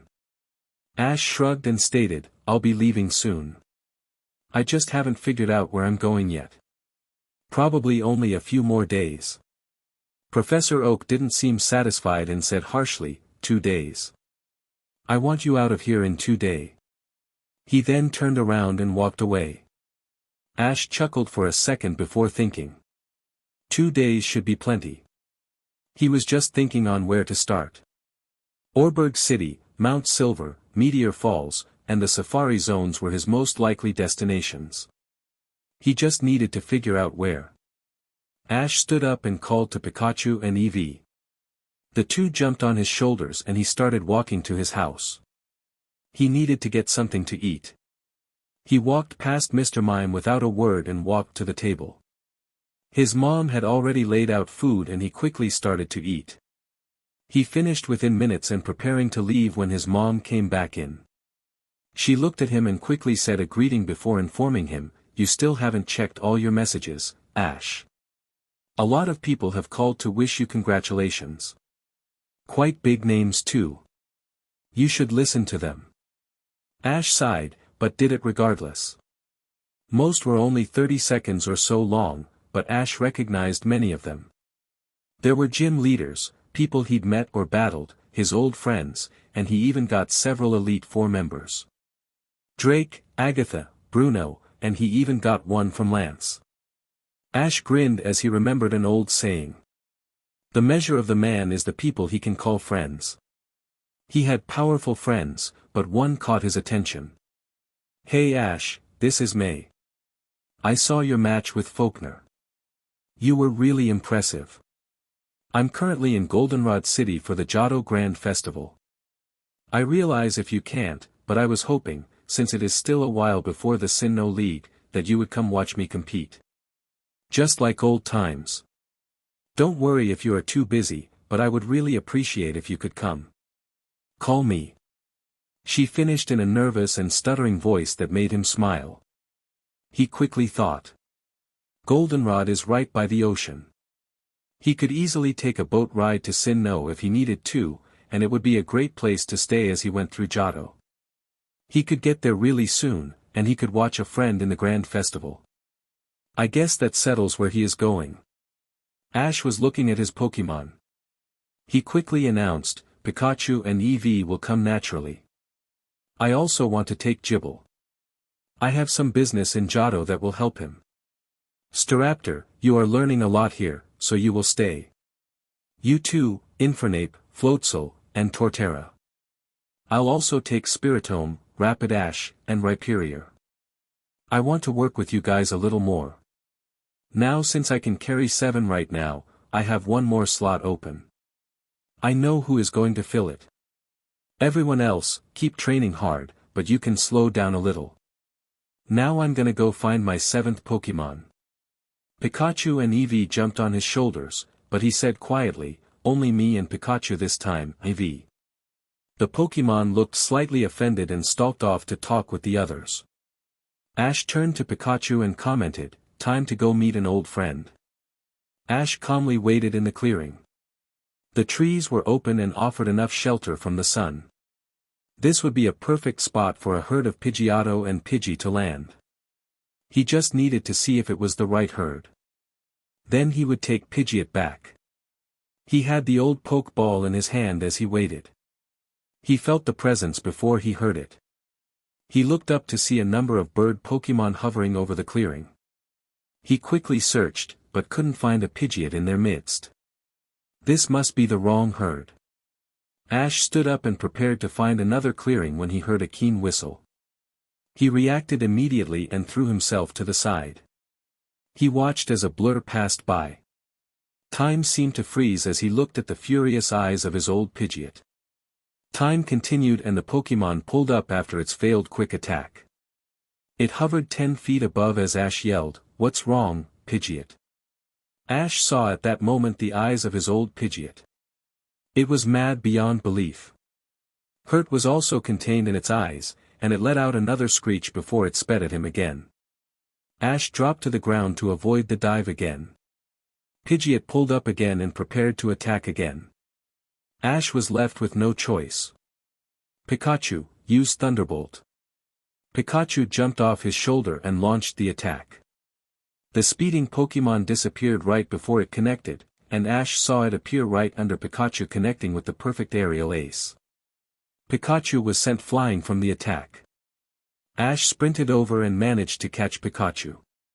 Pikachu jumped onto the ground again and waited to continue battling. Ash looked up to see Pidgeot still glaring. Suddenly Pidgeot started moving its wings in the pattern Staraptor used when using Twister. The attack forcefully started and surrounded Pikachu. Pikachu growled in pain, and Ash ordered, light screen. The attack softened after the golden plate appeared. Pidgeot cawed in anger and started glowing white. Ash's eyes widened as he recognized the move. Paul's Honchkrow used that move often. Where the hell had Pidgeot learned Sky Attack?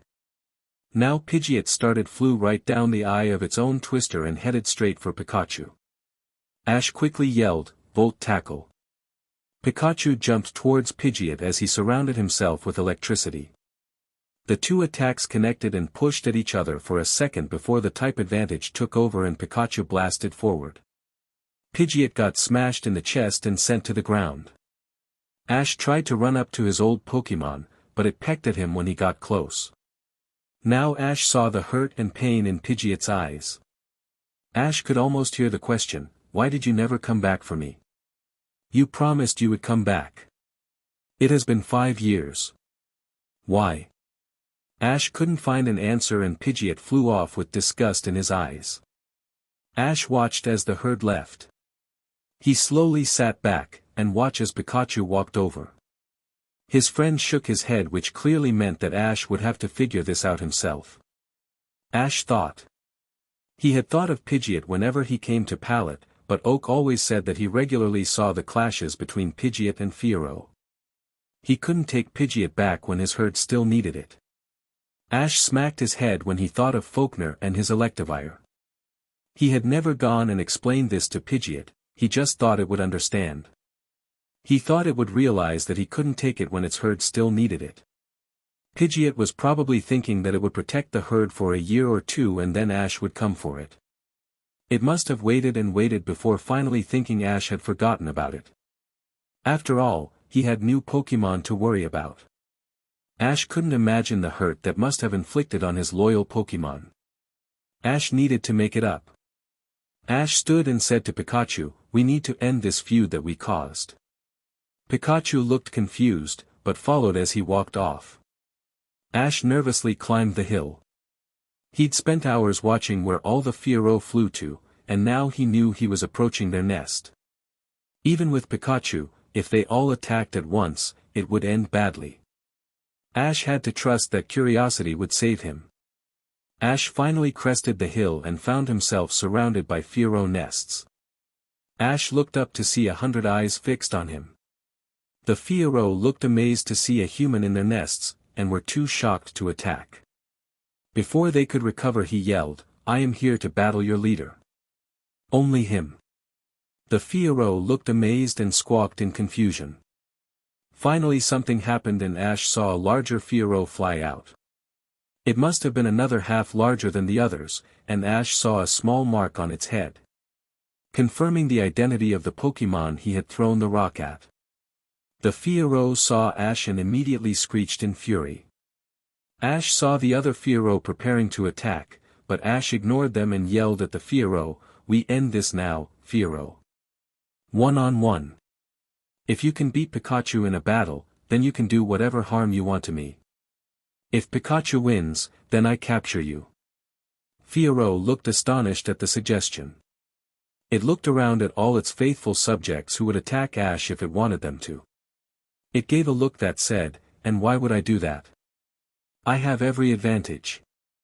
Ash ignored this and stared intently at the Pokémon. It seemed to think for a second before nodding and taking flight. It wanted to get revenge by itself. Pikachu, Thunderbolt. Pikachu shot the attack at the circling Pokémon, but suddenly it started moving faster and easily dodged the attack. It had used agility. Ash watched as it started a dive at Pikachu. Aerial Ace. Ash quickly yelled, "Stay alert, and counter with Iron Tail when you know where it will attack from." Pikachu nodded and started powering up Iron Tail. Fearow disappeared before hitting Pikachu and Pikachu tried to figure out where it would attack from. Seconds ticked by and then Pikachu swung its tail right behind it where Fearow had just appeared. The Iron Tail connected with its beak. The force sent Pikachu sliding back, but it was Fearow who squawked in pain. Ash took the opportunity and yelled, "Thunderbolt." Pikachu launched the attack at the hovering Pokémon and struck home. Fearow squawked in pain again. As soon as the attack stopped, Fearow attacked. It started to glow black and struck at Pikachu, who was too shocked by the fast attack to dodge. The attack sent Pikachu into a nearby rock with a cry of pain. Assurance, and since it was used after being hit, it was twice as strong. Fearow obviously thought the match was over, and started another dive at Pikachu. It started to rotate as it moved. Drill Peck. Ash yelled desperately, use Dig to dodge, and then grab onto Fearow and use Thunderbolt. Max Power. Right before Fearow hit, Pikachu dug a shallow hole. Fearow was forced to stop.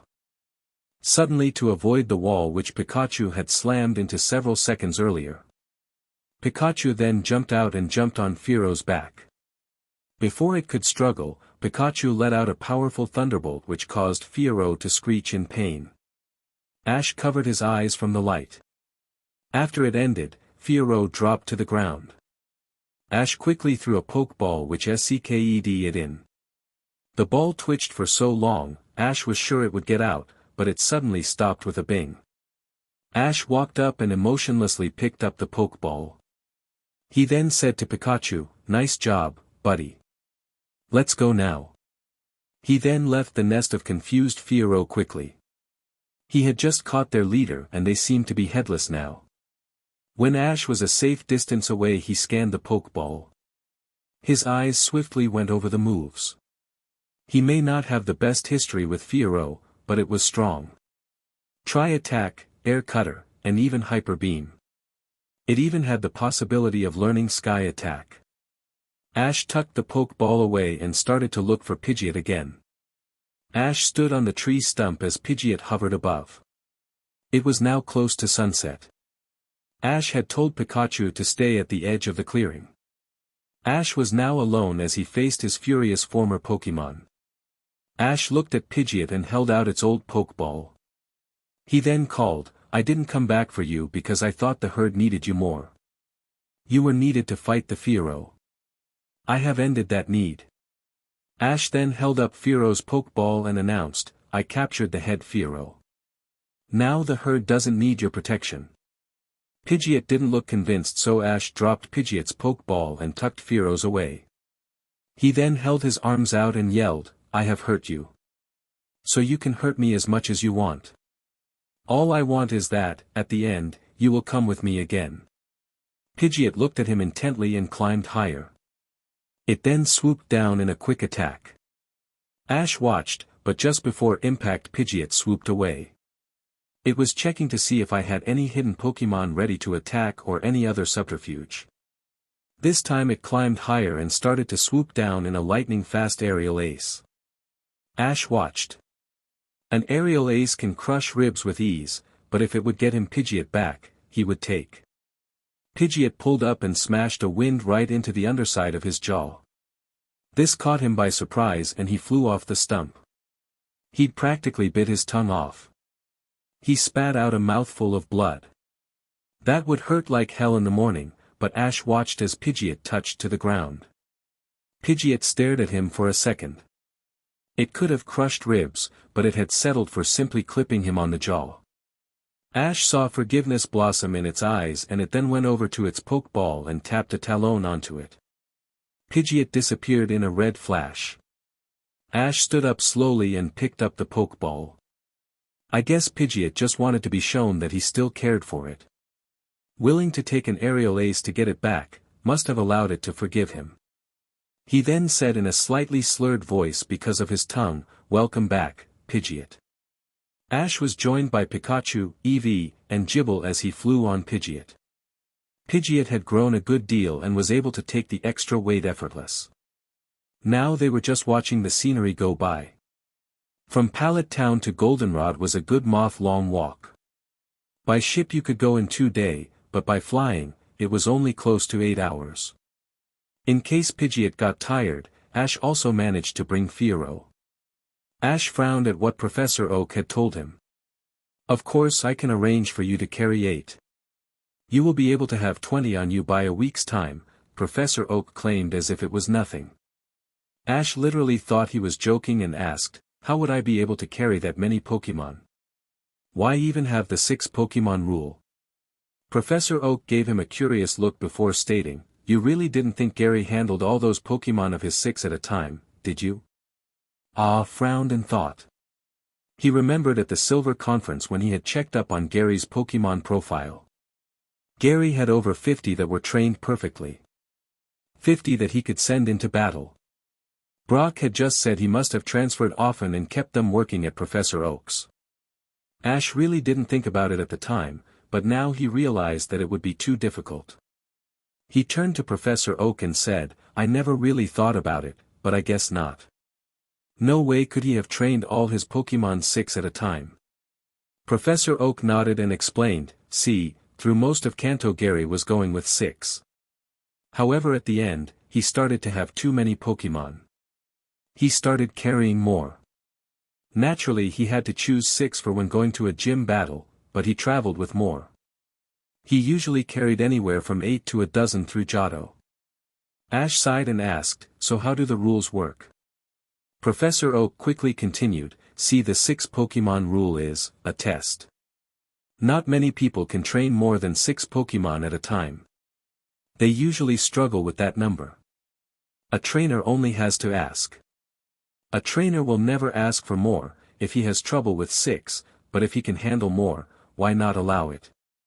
10 is the limit before you need to actually make an appeal at the regional Pokemon League headquarters. Then you can carry a max of 20. Gary did that in the month leading up to the Silver Conference. They set that limit because they thought feeding such a large number of Pokemon would be impossible. If someone has a permanent location, like a battle frontier or gym, they can have all their Pokemon be transferred there. Ash held up a hand angrily and asked, "You mean I could have asked to carry more Pokemon at any time?" Professor Oak shook his head and answered, "No. The supervising professor must also approve the decision. If I had said no, you wouldn't have been able." Ash now asked, "And would you have said no?" Professor Oak grinned before shrugging and stating, "Not till after the Silver Conference. Before that and I would have thought you would be overwhelmed." Ash gave him a hard glare before letting out a small smile and admitting, "I probably would have. So, in a week's time, I can carry 20. Professor Oak nodded and stated, "I wouldn't recommend it unless you are close to a town, but yes. You could carry 7. Ash sipped his tea and said grudgingly, "This would have come in handy during the battle frontier." Ash watched another clearing go by. He looked at all the Pokemon there, but none that he wanted. He took the time to look at Fearo's Pokeball. Fearo and Pidgeot were the only flying types he had that could carry them for long PRDS of time. Swellow was far too small, Noctowl was small for its species, and Staraptor was still growing. Charizard was out of the picture too. Fearo was a tough nut to crack. While it accepted it had been caught, and followed his orders, it didn't like it. The first day had been pretty annoying as it fought with Pidgeot, but Ash had one thing going. Fearo respected only power, and his Pokemon were definitely powerful.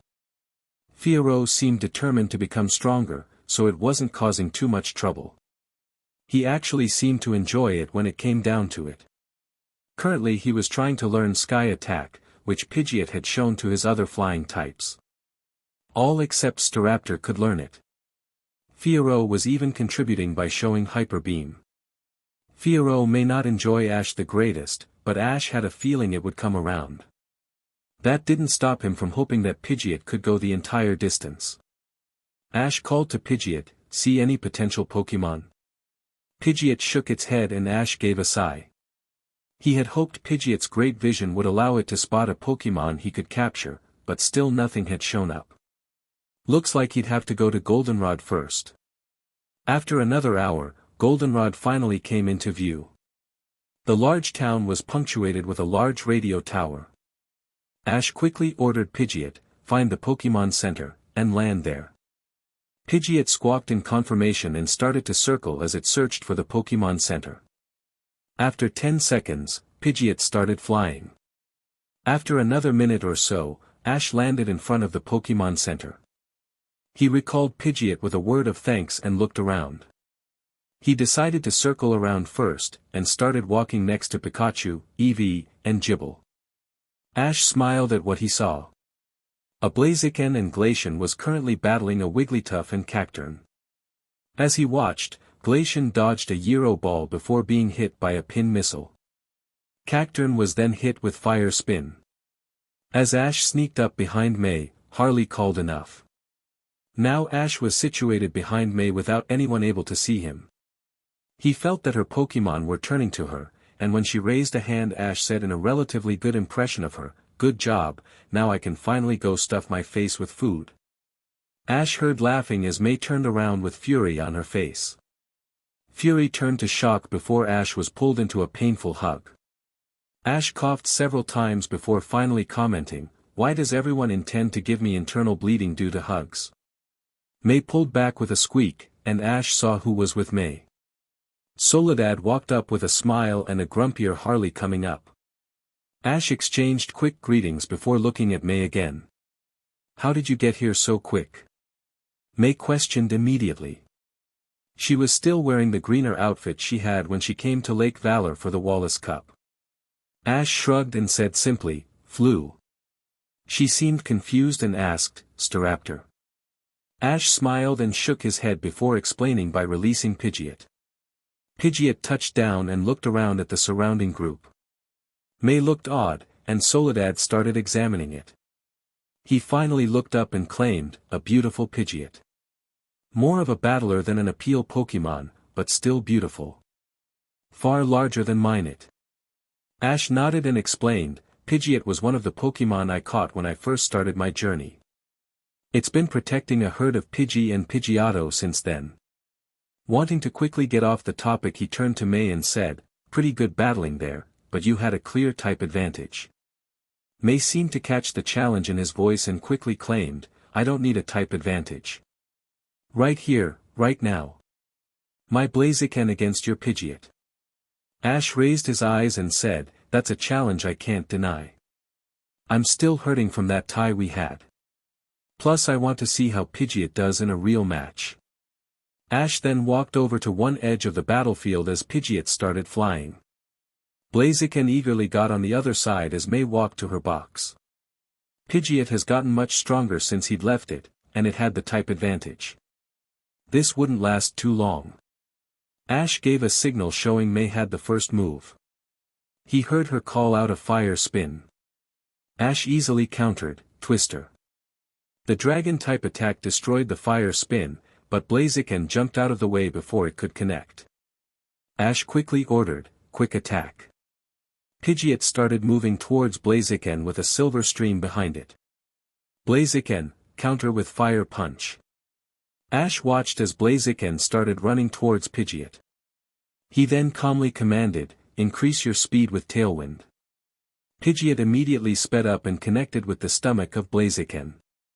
Blaziken flew back with a cry before jumping back to its feet. "Blaziken, use Sky Uppercut," May yelled with panic in her voice. Ash countered again, "Double Team," and then use Aerial Ace. Pidgeot dodged by creating a circle of copies around Blaziken. When Blaziken was trying to figure out which one was real, all the Pidgeots started diving at the same time. Blaziken jumped to try and avoid it, but the real Pidgeot disappeared and reformed right next to Blaziken. The attack connected and sent Blaziken to the ground heavily. "Blaziken, get up," May called desperately. Blaziken was struggling after the super effective attack. Finally it stood with a roar. May cheered and ordered for Blaziken's strongest attack, Overheat. Ash ordered, "Don't dodge, Pidgeot." Pidgeot knew what he was thinking and nodded. Blaziken let out a vicious stream of red-yellow fire at the hovering Pidgeot. Ash now calmly commanded, "Mirror move." Now Pidgeot screeched and glowed white before letting out an identical attack. The two attacks connected and exploded. Ash grinned. Now that move wouldn't be as powerful, and then he saw Blaziken breathing heavily. The rush of moves and taking damage was taking a lot of impact. Ash now ordered, "Finish this with Sky Attack." May looked nervous at the most powerful flying attack before ordering, "Hit it with Blaze Kick." Max power. Blaziken jumped with its right foot flaming. Pidgeot dived when it was surrounded with pure white energy. The two connected, but there was no doubt the winner. Pidgeot blasted through and connected beak first into the stomach of Blaziken. The super effective attack smashed it into the ground with a cloud of dust rising. The dust cleared to show Blaziken unconscious. May raised a Pokeball and returned her strongest Pokemon gloomily. She then walked towards Ash with her head down. When she got up she whispered, "I lost. You were just too powerful." Ash returned Pidgeot before looking at the sad May. He then questioned suddenly, "Why did you lose, May?" She looked up confused for a moment before saying, "I couldn't hit you." Ash nodded and explained, "You lost because you didn't have a defense. As soon as your first attacks failed, you covered your weaknesses by attacking. After I used Tailwind to increase Pidgeot's speed, you attempted to attack repeatedly. You allowed yourself to panic. With Pidgeot's superior speed, you should have worked on defending till an opportunity arose. When you attacked, Pidgeot was able to use its speed to dodge and then attack when Blaziken was most vulnerable. It's like my battle with the battle ace, Tucker. I thought that attacking would defend me the best, but I won when I started thinking and breaking down his combinations. Sometimes, a defense is the best offense. I dodged and took my opportunities, and when Blaziken got tired, I capitalized and launched Sky Attack. Remember the hit and run strategy Tyson used? You should work on that. It would come in useful during the Grand Festival. May nodded, still looking sad, and Ash felt bad. He didn't have to beat her so dominantly, especially before the Grand Festival. He smiled at her and led her to the stands where Soledad and Harley were watching. That was impressive, Ash.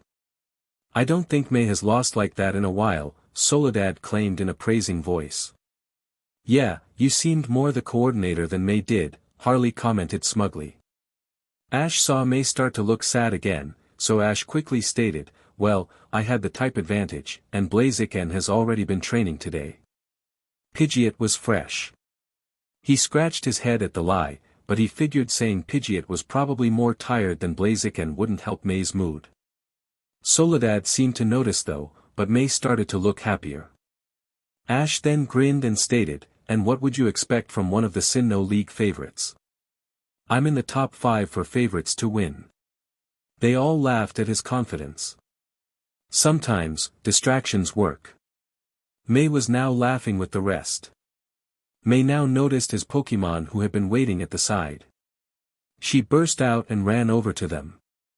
She gave Pikachu a hug, who returned it happily. She then looked at Gible and Eevee before calling, I saw your Gible on television, but when did you get an Eevee? Ash walked over and said, just a week ago. Professor Oak gave it to me as congratulations. May hugged Eevee and claimed, it reminds me of before Glacian evolved. Ash laughed at the pained expression on Eevee's face before saying, hey, don't kill Eevee by hugging.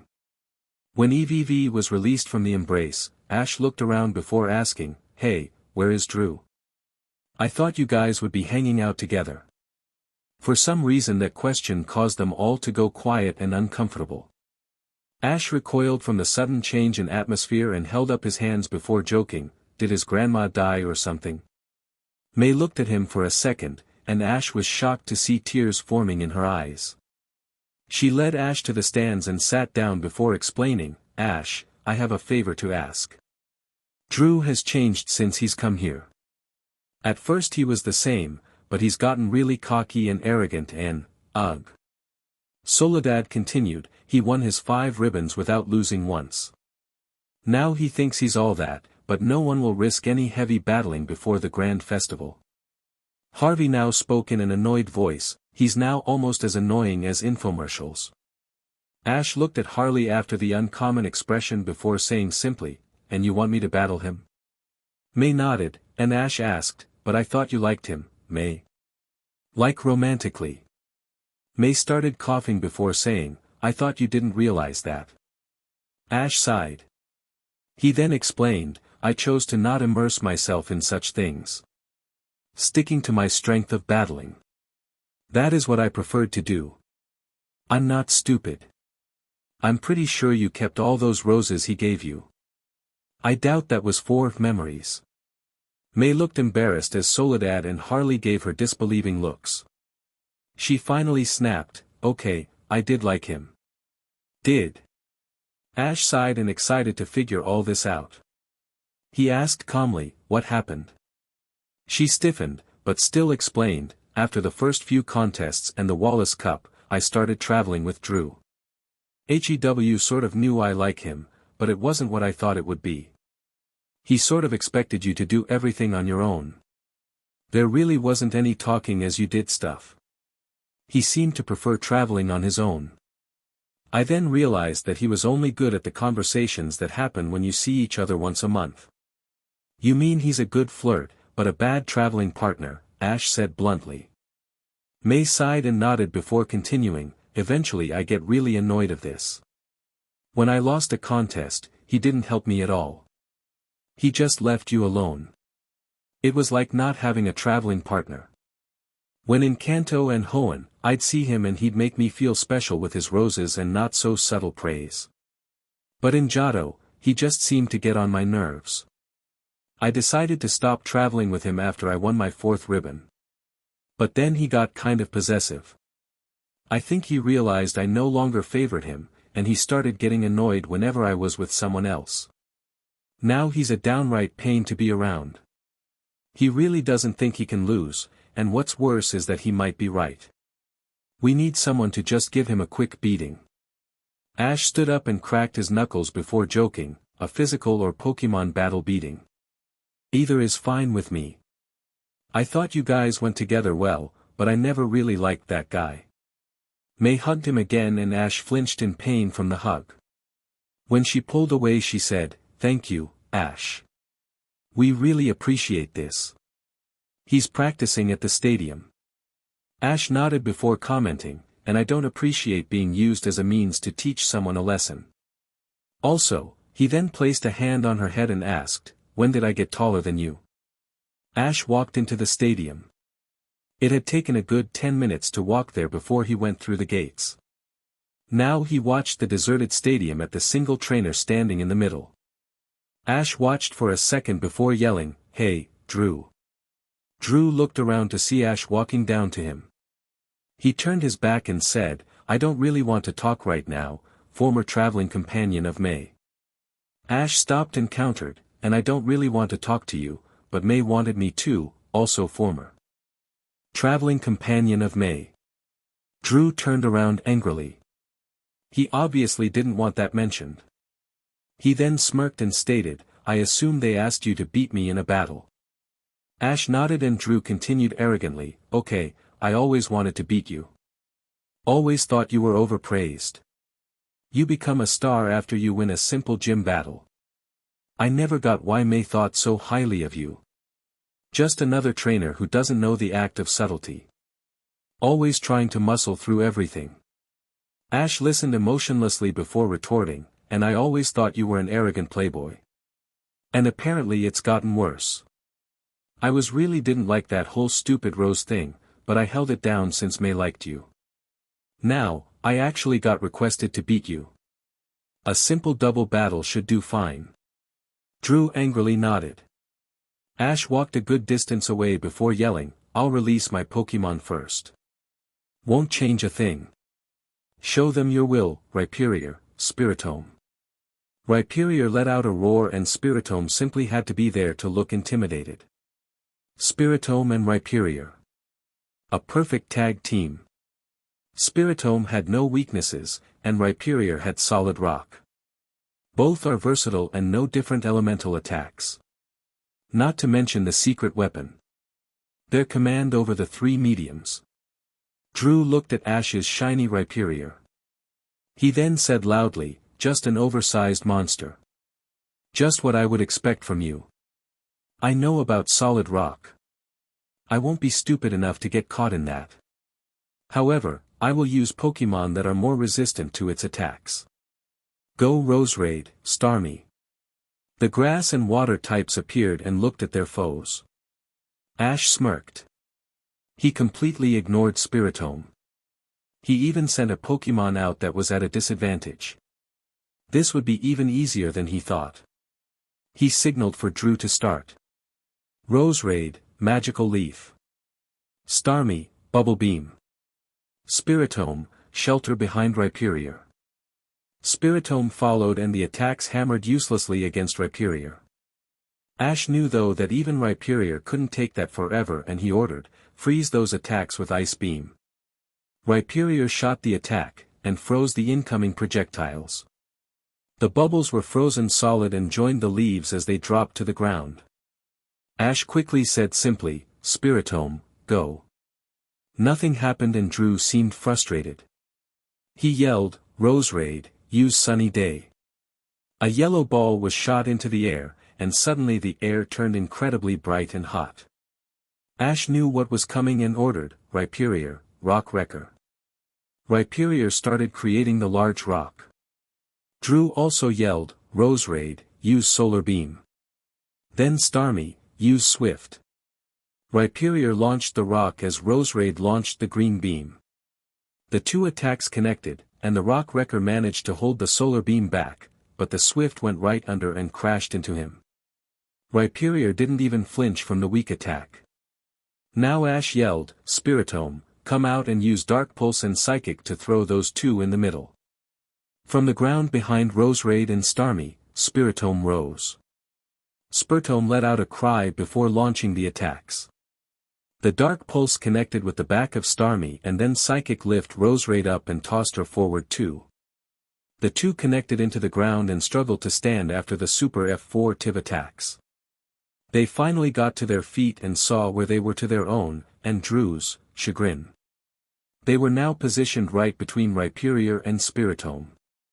Drew yelled in panic, Solar Beam at Rhyperior, and Bubble Beam at Spiritomb. Ash calmly countered, Megahorn to split the attack, and Shadow Ball. Rhyperior lowered its head with its horn glowing. The Solar Beam connected, but split upon connection with the Bug-type attack. The attack smashed into the ground or shot into the open air before disintegrating. Shadow Ball overpowered the Bubble Beam, and almost reached Starmie before exploding. Now Ash ordered, Rhyperior, Flamethrower, Spiritomb, Shock Wave. The two attacks were launched and connected with their targets before they could dodge. Roserade took the Flamethrower, and Starmie took the Shock Wave. The two cried in pain before collapsing against each other. Ash was shocked to see the two struggling to their feet. They were stronger than he had thought to take two super effective attacks each.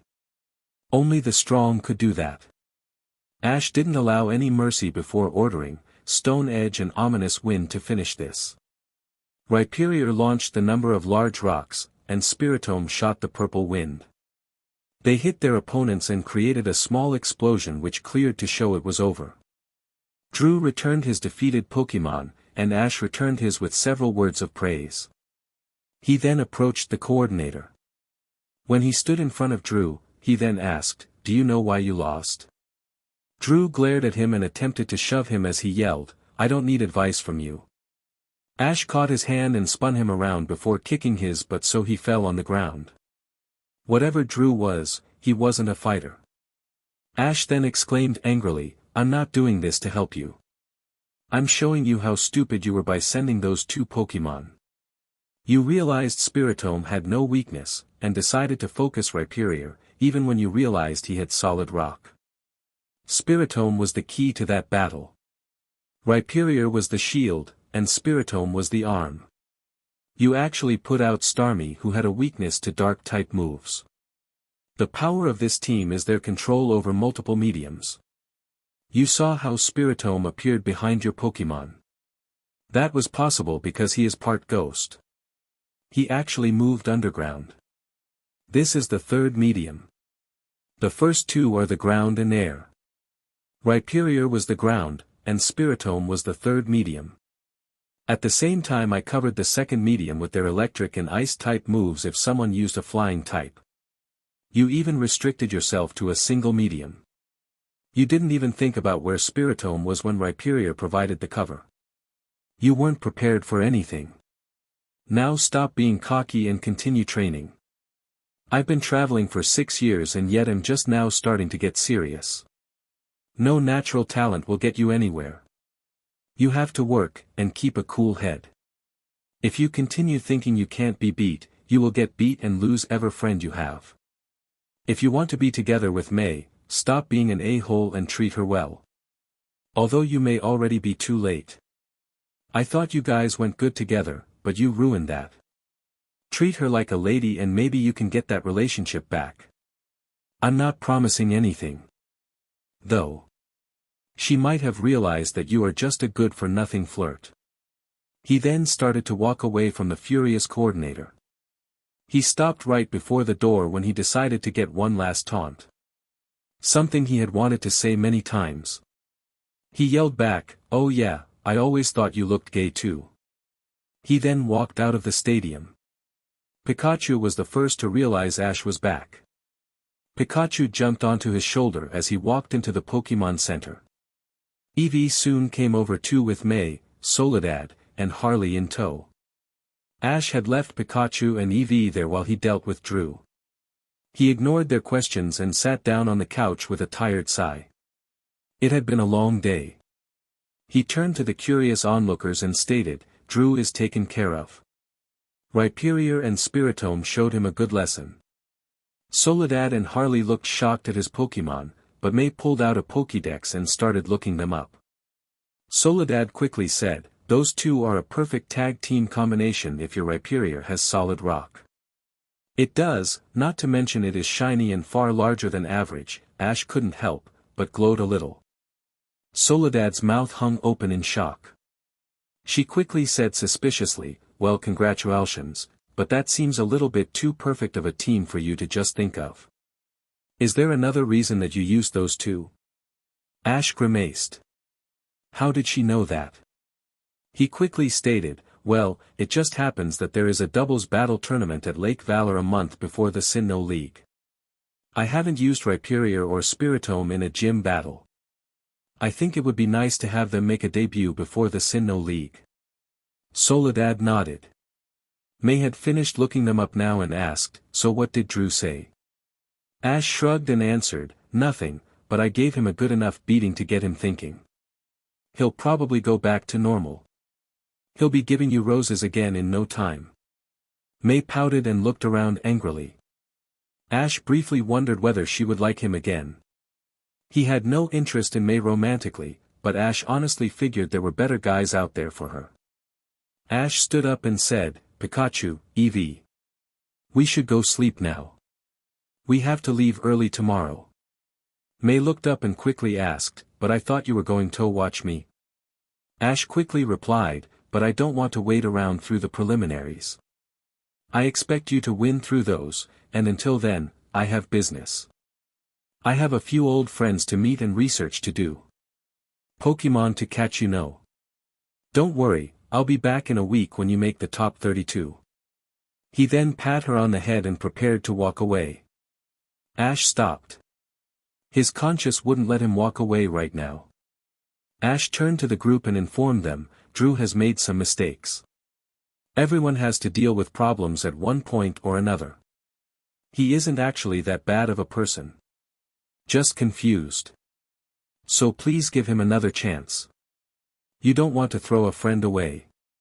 Ash then walked away with his conscience feeling good.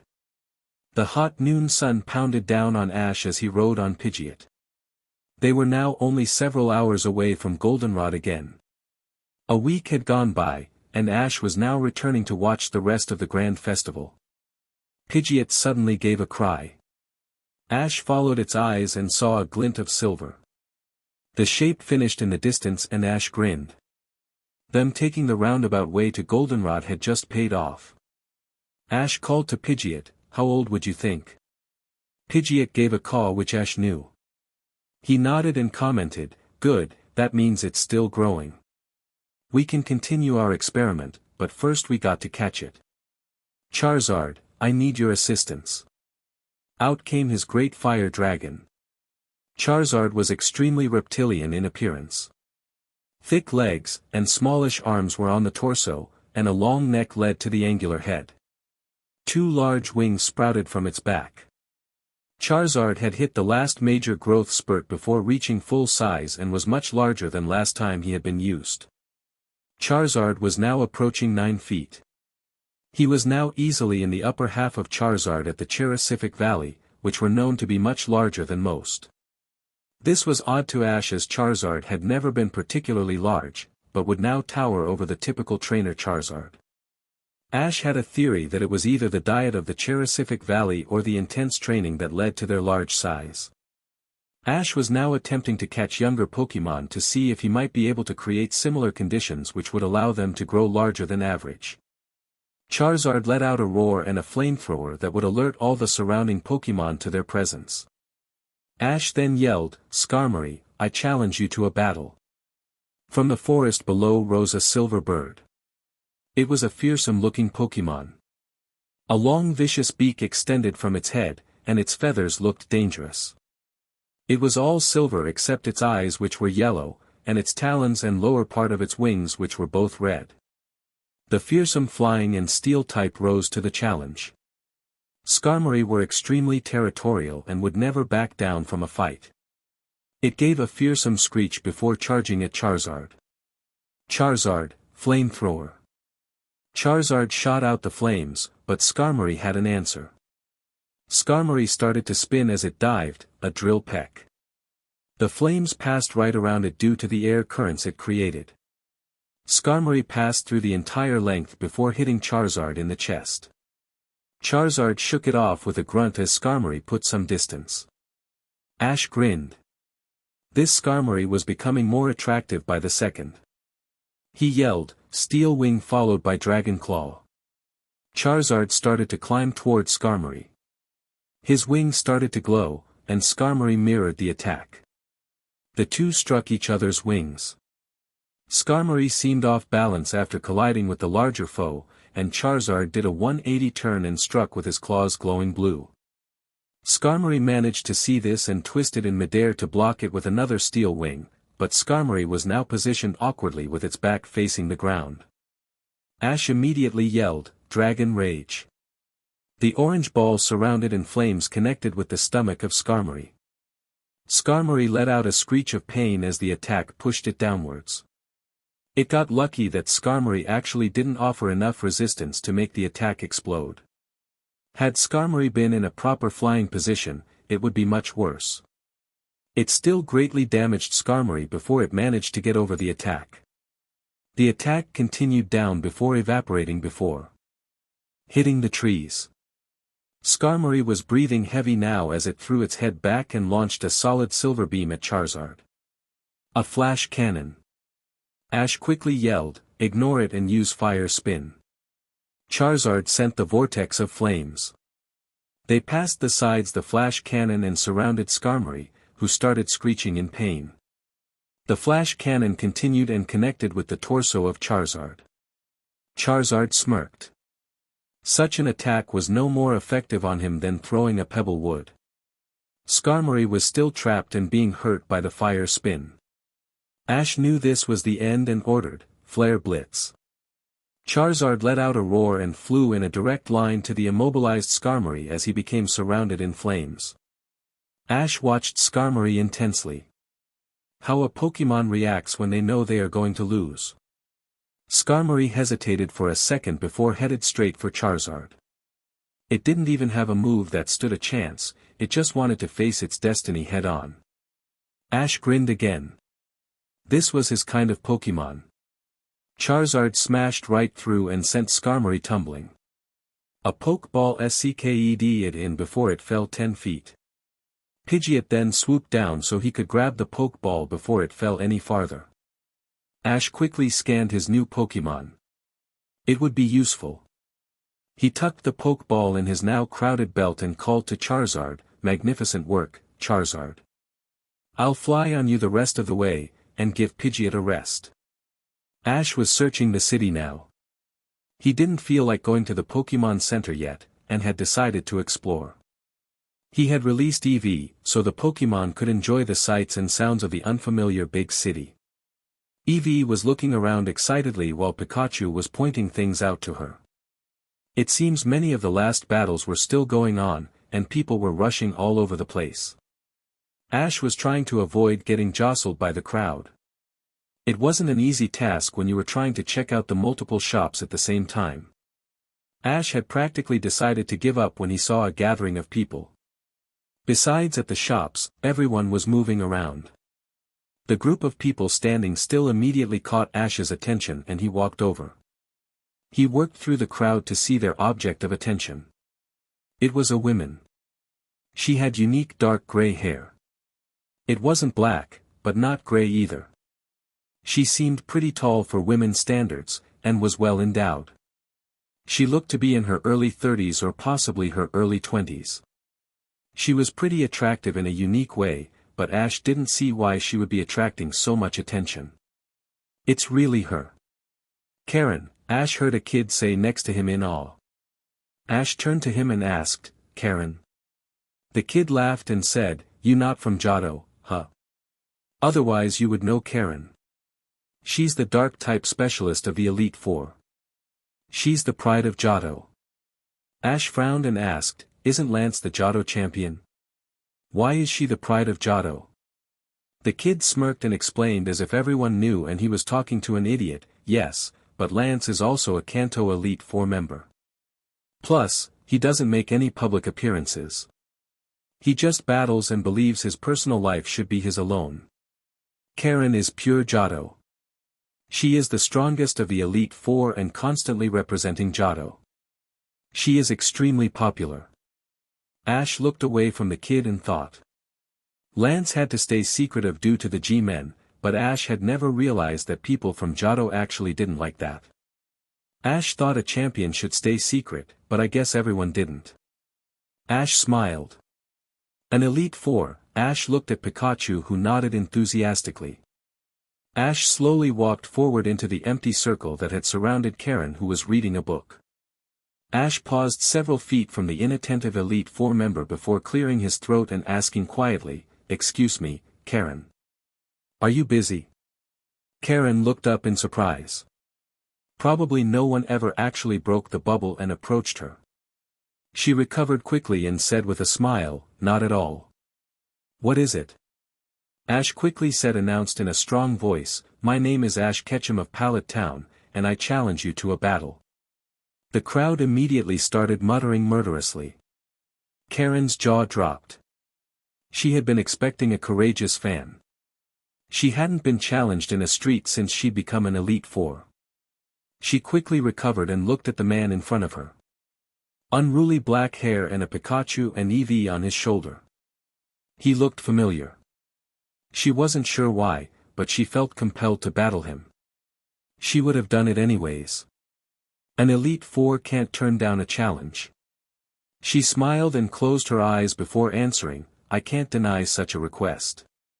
If I remember correctly, there is a park nearby. We shall battle there." Ash nodded and followed as she started walking down a street. The crowd followed and Ash heard what they were saying. His decision to challenge Karen had not been popular. He was now considered an idiot without common sense. They arrived at the field and Ash quickly walked a good distance away. He then turned to Karen who called, "Since you initiated the challenge, you shall state the rules." Ash nodded and announced, "It shall be a 3-on-3. After one Pokemon is unable to continue, both trainers shall send out a new Pokemon. The first person to gain 2 wins shall be the victor."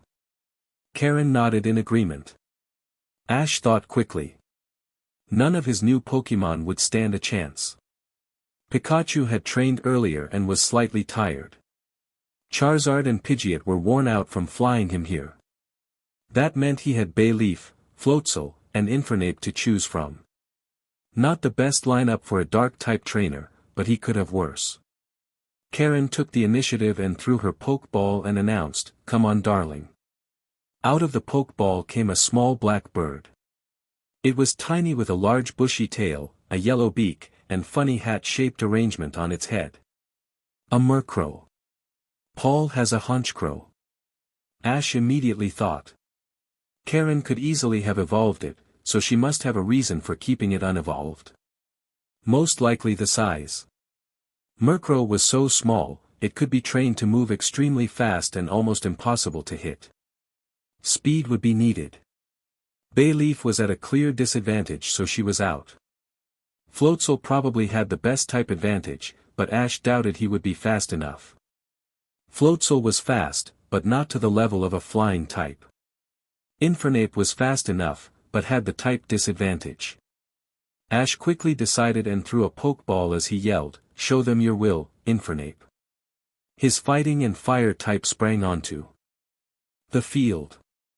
Infernape would be vulnerable to the flying type moves, but its fighting type moves would be at normal effectivity due to Murkrow's dark type characteristics.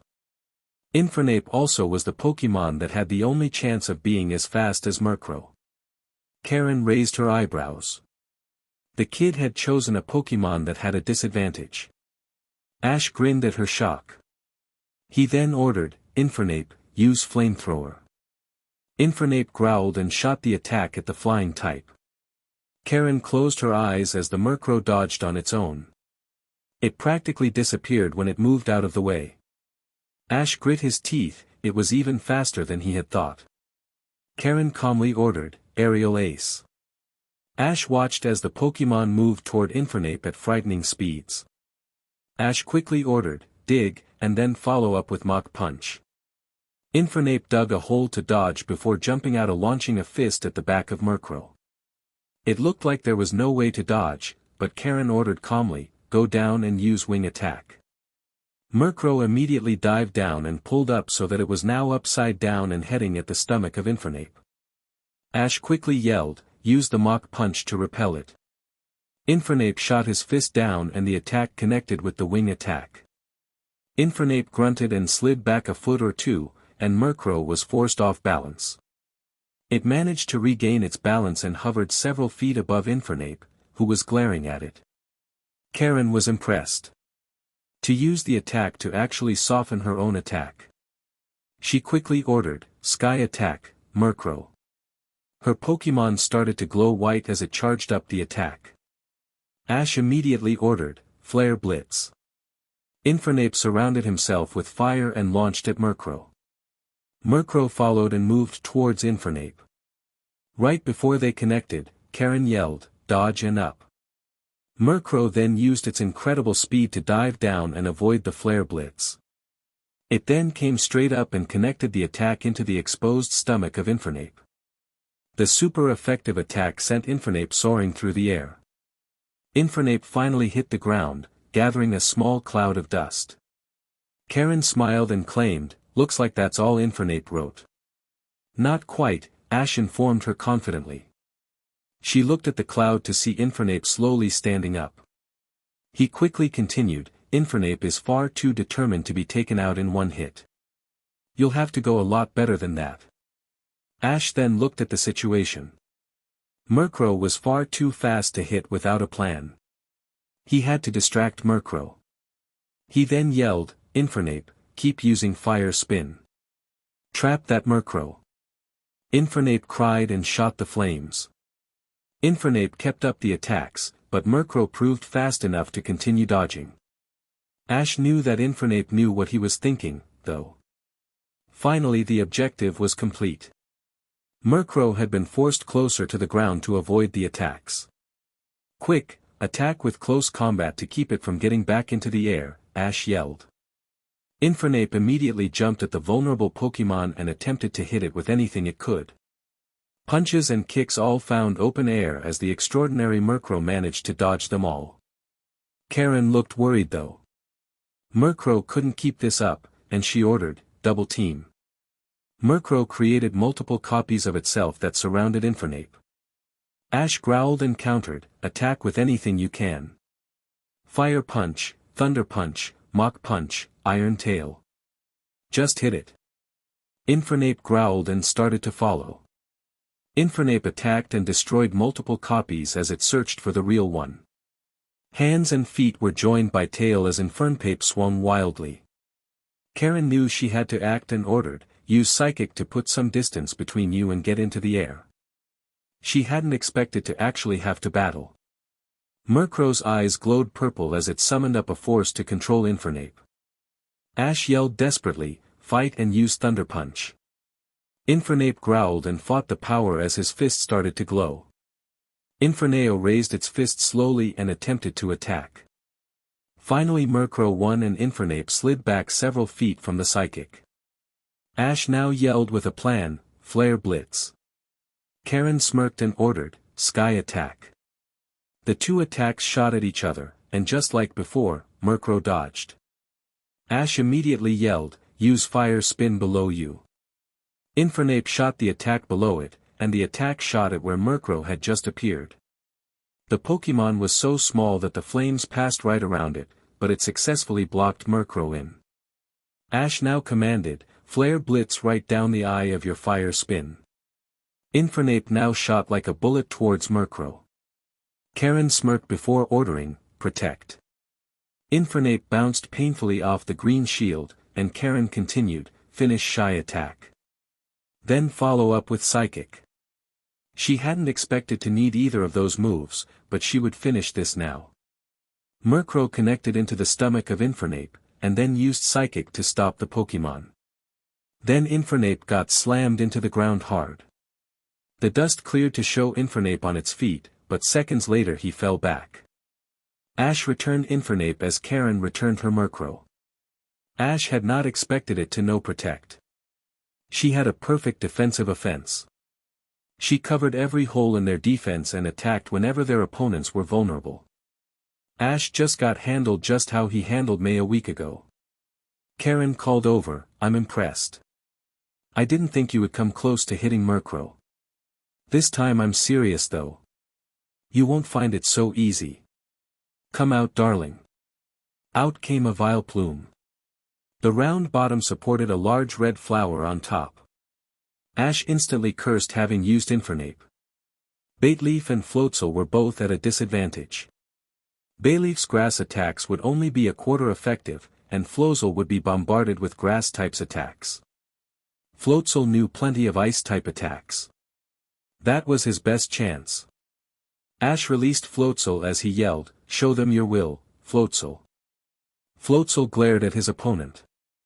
Floatzel immediately felt the power of their opponents and grinned with anticipation. Karen was stupefied again.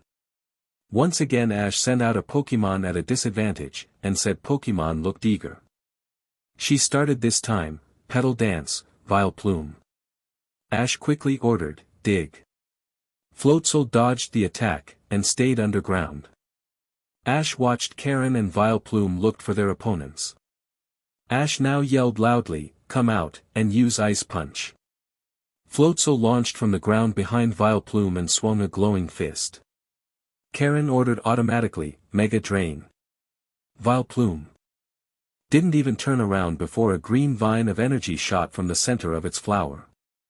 This attack circled around Floatzel, who dried in pain before resisting into a pained growl. Ash quickly yelled, "Ice Fang." Floatzel opened its mouth and the two fangs of ice connected with the Mega Drain. A small explosion occurred and Floatzel was dropped. Ash looked at Floatzel. The grass-type attack had already damaged his Pokémon quite a bit. This was a completely different match. The last match had been mainly chasing and dodging, but this one was a match of power moves. Ash quickly ordered, "Brick Break." Floatzel started running at Vileplume, but Karen ordered, "Flash." Immediately Vileplume let out an intense light from its body. Ash closed his eyes in pain, and heard the cry from Floatzel, who was much closer. Karen continued by ordering, "Sleep Powder. Use Whirlpool as a shield until you can see again." Floatzel created the adjusted shield with his eyes closed. The sleep powder got caught in the whirlpool, and Floatzel was starting to gingerly open his eyes. Karen ordered, "Launch a solar beam when you can." Vileplume's flower started to shine as it took in the sunlight. Ash yelled, "Dodge it." Vileplume then launched the attack, which blasted through the whirlpool easily before passing over a hole. Floatzel had used Dig to escape underground again. Ash heard Karen call for her Pokémon to charge up another solar beam. Ash quickly yelled, "Surface and use Focus Blast." It took a second before Vileplume was launched into the air when Floatzel surfaced right under it. Floatzel started charging the Focus Blast. Karen yelled desperately, "Straighten out and use Solar Beam." Vileplume managed to flip around and launched the Solar Beam at Floatzel. There was no time to dodge, so Floatzel launched the half-charged Focus Blast. Focus Blast managed to slow the Solar Beam down, but the attack was far too powerful. Solar Beam blasted through and encompassed Floatzel in bright green light. Dirt flew away from the crash site. Ash watched nervously as the light faded, and the wind stopped throwing his hair around. Finally the attack stopped to show Floatzel still standing with his arms crossed over his chest. Floatzel was covered in marks, but still grinned at his opponent. Ash knew that Floatzel couldn't take another hit and commanded, "Ice Beam, full power." Floatzel struggled to gather the needed energy after the devastating move it had just endured. By the time it was launched, Vileplume had already gathered enough energy for another solar beam. The two attacks launched at each other. 3 solar beams in a row had clearly affected the power of this one. It was far smaller, but it was compressed into a smaller beam which would be just as devastating. The 2 attacks connected and fought for control. Floatzel put his heart into the attack and successfully pushed the solar beam back, but Ash saw Floatzel suddenly flinch in pain. Floatzel couldn't keep up the attack, and the solar beam increased in power to push it back. The solar beam connected with Floatzel and drove him across the field viciously. Several spectators were forced to jump out of the way as the attack continued to push Floatzel. Floatzel smashed into a tree and literally snapped it before hitting another and sliding down. Floatzel was clearly unconscious. Ash returned Floatzel and watched as Karen walked up. She stopped in front of him and claimed, "That was some battle you gave me. Harder than any I've had outside the Champions League. I assume you transferred from a league." Ash nodded and informed her, "I've competed in the Indigo Plateau, Silver Conference, and Evergrande competition. I've also won the Orange League Islands Challenge and defeated the Kanto Battle Frontier. I'm currently training to compete in the Sinnoh League." Karen looked impressed and stated, "So much for one so young. Very few people have successfully conquered either of those. I'm sure you did very well in the regional competitions too. I even remember Lance talking about a young trainer with a Pikachu who will probably surpass any other. He is the future." Those are the exact words of Lance. "I assume that is you." Ash grinned and shrugged before saying, "You'll just have to ask Lance about an Ash Ketchum. Maybe he knows another trainer with a Pikachu. I know one who is the one who knocked me out at the Indigo Plateau. I still haven't gotten revenge for that match, but thanks for battling me." He then stuck out a hand. Karen smiled and shook his hand. Ash prepared to walk away from the mocking crowd. He heard multiple statements again, and smiled at their ignorance. He may have lost badly, but he put up a fight against an Elite Four member. That was enough for him. He was then interrupted by voices. "Wow, Ash is the one that challenged Karen. Nice to see you again, Ash." Ash turned to see the people. One was a brunette girl. She was wearing blue overalls, and under it a red shirt. She had a white hat on over her hair, and long white socks. The other was a passive-looking boy. He had bushy hair and wore glasses. Her wore a long-sleeved t-shirt and a light green t-shirt over it. It was finished up with jeans. Ash's eyes widened as he exclaimed, "Lyra, Curry. What are you doing here?"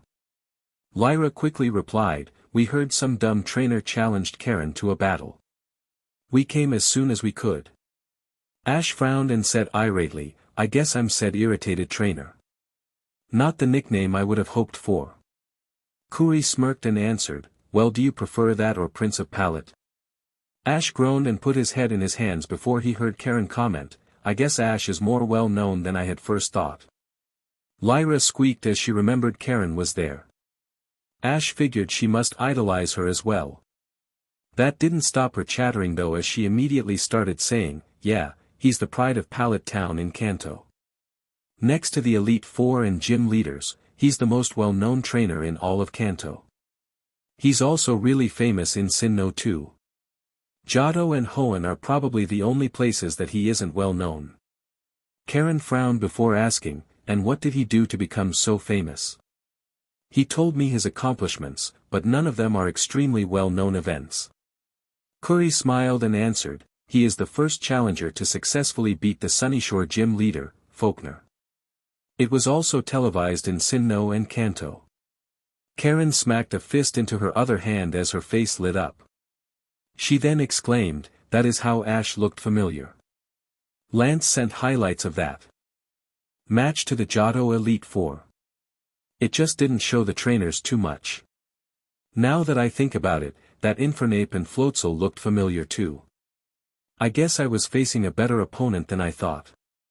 Ash turned to her and lowered his head before saying sincerely, "Thank you for battling me. I really appreciate it, but we should probably be leaving now. My friend May will probably be at the Pokemon Center soon." Karen smiled and claimed, "I get the feeling we'll see each other again." I'm here till the end of the grand festival and you seem to be the kind of person who is constantly in the mix of things. Lyra then muttered, you have no idea. After several more departing words, Ash, Lyra, and Corey walked away. Ash started to ask as they walked, so why are you guys here? Corey quickly explained, after we got back, I accompanied Lyra to the gyms. She had some trouble with the Goldenrod gym leader though. Ash nodded as he thought of Whitney and her Miltank. Corey quickly continued, we decided to move on and come back. She has successfully beat Morty and Chuck for the Fog Badge and Storm Badge respectively, but can't seem to beat Jasmine and her Steel types. So we decided to come back here. She beat Whitney, but we decided to stay to watch the grand festival. Ash nodded and commented, I also lost to Whitney my first time, and Jasmine was probably my toughest gym battle next to Claire. Lyra now asked enthusiastically, so what are you doing here? Shouldn't you be training for the Sinnoh League? Ash raised his eyebrows and questioned right back, and what sort of training do you think I should be doing? In the mountains for 3 months. Traveling and capturing more Pokémon classifies as training too, but I'm here to watch a friend compete in the grand festival. The two nodded in understanding. The trio now stood in front of the Pokémon Center, and Ash quickly led their way around to the back. As he thought, he found May, Soledad, and Harley relaxing. The three stood up when they saw Ash. May sprang up and exclaimed, you are finally back, Ash. I didn't think you would make it. All 3 of us are in the top 32. She spoke excitedly, but then noticed Lyra and Corey. She now asked, who are these 2? Ash quickly replied, this is Lyra and Corey. I traveled with them briefly in Sinnoh. I ran into them by coincidence a little while ago. Lyra quickly said, yeah, we came to see a stupid trainer who challenged Karen to a battle. We come to find Ash. Soledad looked surprised and commented, you challenged Karen. That must have been unpopular. She is the idol of Johto. May looked confused and asked desperately, can someone please explain who Karen? Lyra started to explain passionately who Karen was, confirming Ash's earlier thoughts. Lyra total fangirl. Ash walked away as they talked. He quickly went to the telephones and dialed for Professor Oak. It only took a second before the professor answered. Ash quickly stated, I need to switch some of my Pokémon. Just had a tough battle and day. They need to rest. Oak nodded and claimed, I'd be happy to. Just tell me what Pokémon you want, and I'll go get them. Also I want to congratulate you on some of your new Pokémon. They are quite a group. Ash nodded at the praise before saying, I send over Infernape, Floatzel, Charizard, and Pidgeot. I would like to have Gible, Torterra, Donphan, and Totodile. Professor Oak nodded and disappeared for a couple minutes before returning and saying he was ready. Ash turned off the phone and walked over to the transporter. He placed his 4 Pokeball in it before stepping back. They disappeared in a burst of light, and within seconds 4 new Pokeball appeared. Ash grabbed them and walked back outside. Everyone there was talking animatedly. Ash didn't join the conversation and released the 4 Pokémon. Pikachu and Eevee jumped down and quickly started playing with the new arrivals. Ash sat down leaning against the wall and started watching his Pokémon. He was thinking deeply as he watched Gible throwing dirt to create a mound which allowed Donphan to use rollout and jump over Torterra. Dragon types. What should he do? Ash was interrupted from his thinking by the group walking over and Lyra hitting him on the head before saying, what you staring at? May then added, and what were you doing the past week? Ash looked up before replying, I think the best way to answer the first question is to answer the second. He then stood up and lifted up the side of his black shirt to show his belt full of Pokeball. He then continued, to make it easier, I shall release the Pokemon to help illustrate my points. Ash sighed before announcing, at first I went to Mount Silver. It was there that I found Larvitar. He then grabbed the first Pokeball and releasing the Pokemon. Out came a small green, dinosaur-like Pokemon. It had a horn on the top of its head, and a patch of red on its stomach. The arms and legs were fingerless, or toeless. May obviously thought the Pokémon was cute, and attempted to pick it up with a squeak. She made a small noise of pain and stood up as she clutched her back in pain. Ash chuckled. Larvitar was no longer light enough to pick up easily. Larvitar could eat a mountain of soil in little time, and he now weighed over 150 pounds. Larvitar looked curtly at May before turning around and walking over to his other Pokémon. Ash continued, I met Larvitar while traveling through Johto. Larvitar was separated from its mother as an egg due to poachers. I was the first person it trusted when it hatched. It would harden whenever someone else approached, but we got it over that. We took it back to its mother at Mount Silver. I researched and found that despite the mother taking care of their babies after they are born, they start to distance themselves after several years. I flew on Pidgeot till we found Larvitar, and it quickly agreed to come. I also caught a unique Scyther that knows Bug Buzz, Light Screen, and Safeguard. I calculated its father must have been a Ledian or Lediba. He then released his Scyther. Scyther quickly positioned himself beside Ash, but a little bit behind as he studied the group suspiciously. Ash chuckled before saying, Scyther is very protective. After that I went to Critique City to catch some ghost types. I came at a good time. Morty, the gym leader, told me that recently a new group of ghost types have immigrated to their tower. Mainly the Dusk family. This sparked as rivalry between the younger Pokémon. I went and used Noctowl to catch the leader of the Ghastly. It was extremely strong and the natural choice. After that I went and captured the opposing leader, Duskull, using Ghastly. Ghastly evolved battling it. Ash then released his two ghost types. Haunter and Duskull looked at the group. When Harley muttered something about Duskull being a shrimp, Duskull responded by using Astonish to make Harley fall backwards. Ash quickly warned, Duskull is very insecure regarding his size. After that situation settled down, I went and picked up Charizard from the Cherisific Valley. Then I went to the national park and caught multiple Pokémon. A female Nidoran, Yinma, and I won the bug catching contest by catching a large Pinsir. He then released several of the said Pokémon. His Pinsir stood 6 feet tall, and ignored the humans as it joined the other Pokémon. Ash continued, since I got the Sun Stone, should probably catch an Oddish or Sunkern. Anyways, I also caught Vulpix in the wild. Also a Tyrogue. Tyrogue is at Professor Oak's. He then released Vulpix. Then I got lucky and helped a breeder's center from some gang. In thanks, the center gave me 2 newly hatched Pokémon. Magby and Elekid. After that I went to the sea and captured water Pokémon. I ended up with Shelder, Staryu, Seal, and Horsia. I only have Horsia and Shelder on me. I then went into Wilderness again and captured a Tangela and Kangaskhan. Then I went and visited another old friend. I helped a member of his pack. He had evolved into Houndoom, but I still caught him. And I caught Skarmory on my way here. He then released a strong-looking Houndoom and his new Skarmory. Ash looked to see his audience was dumbfounded. Finally May asked, "You caught all those Pokémon in a week?"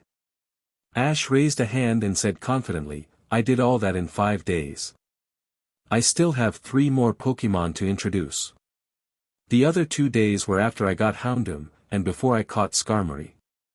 I flew to the Dragon's Den by Blackthorn City." Soledad quickly asked, "Why would you go there? Did you catch some dragon types?" Ash smiled and claimed, "No, but I did catch some Pokémon. I went there because the best dragon-type trainers reside there. See, Gible is my only dragon type, and it is a mystery to me how to train him properly. I went there to research properly. I was lucky and found Claire, and there were also Drake and Lance there too." "You mean the Hoenn Elite 4 member, and the Johto champion," Curry said in awe. Ash nodded and announced, "I have met both before, and we caught up some. Claire said it was smart for me to come, and said she needed to see Gible in action. We had a battle. Gible against her Dragonair. Soledad stated reasonably, but wouldn't Dragonair be at the advantage? She is the second stage of a pseudo-legendary, and Claire has been working with that Pokémon for a while. Ash grinned as he replied, Drake and Lance thought so too. Didn't stop us from winning. May looked excited, you beat her.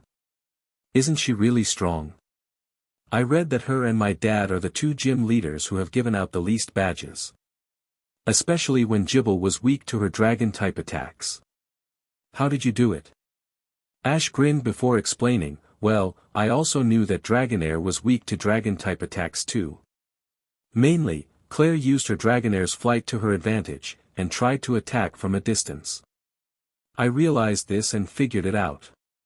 The power of Dragonair is their unique movement.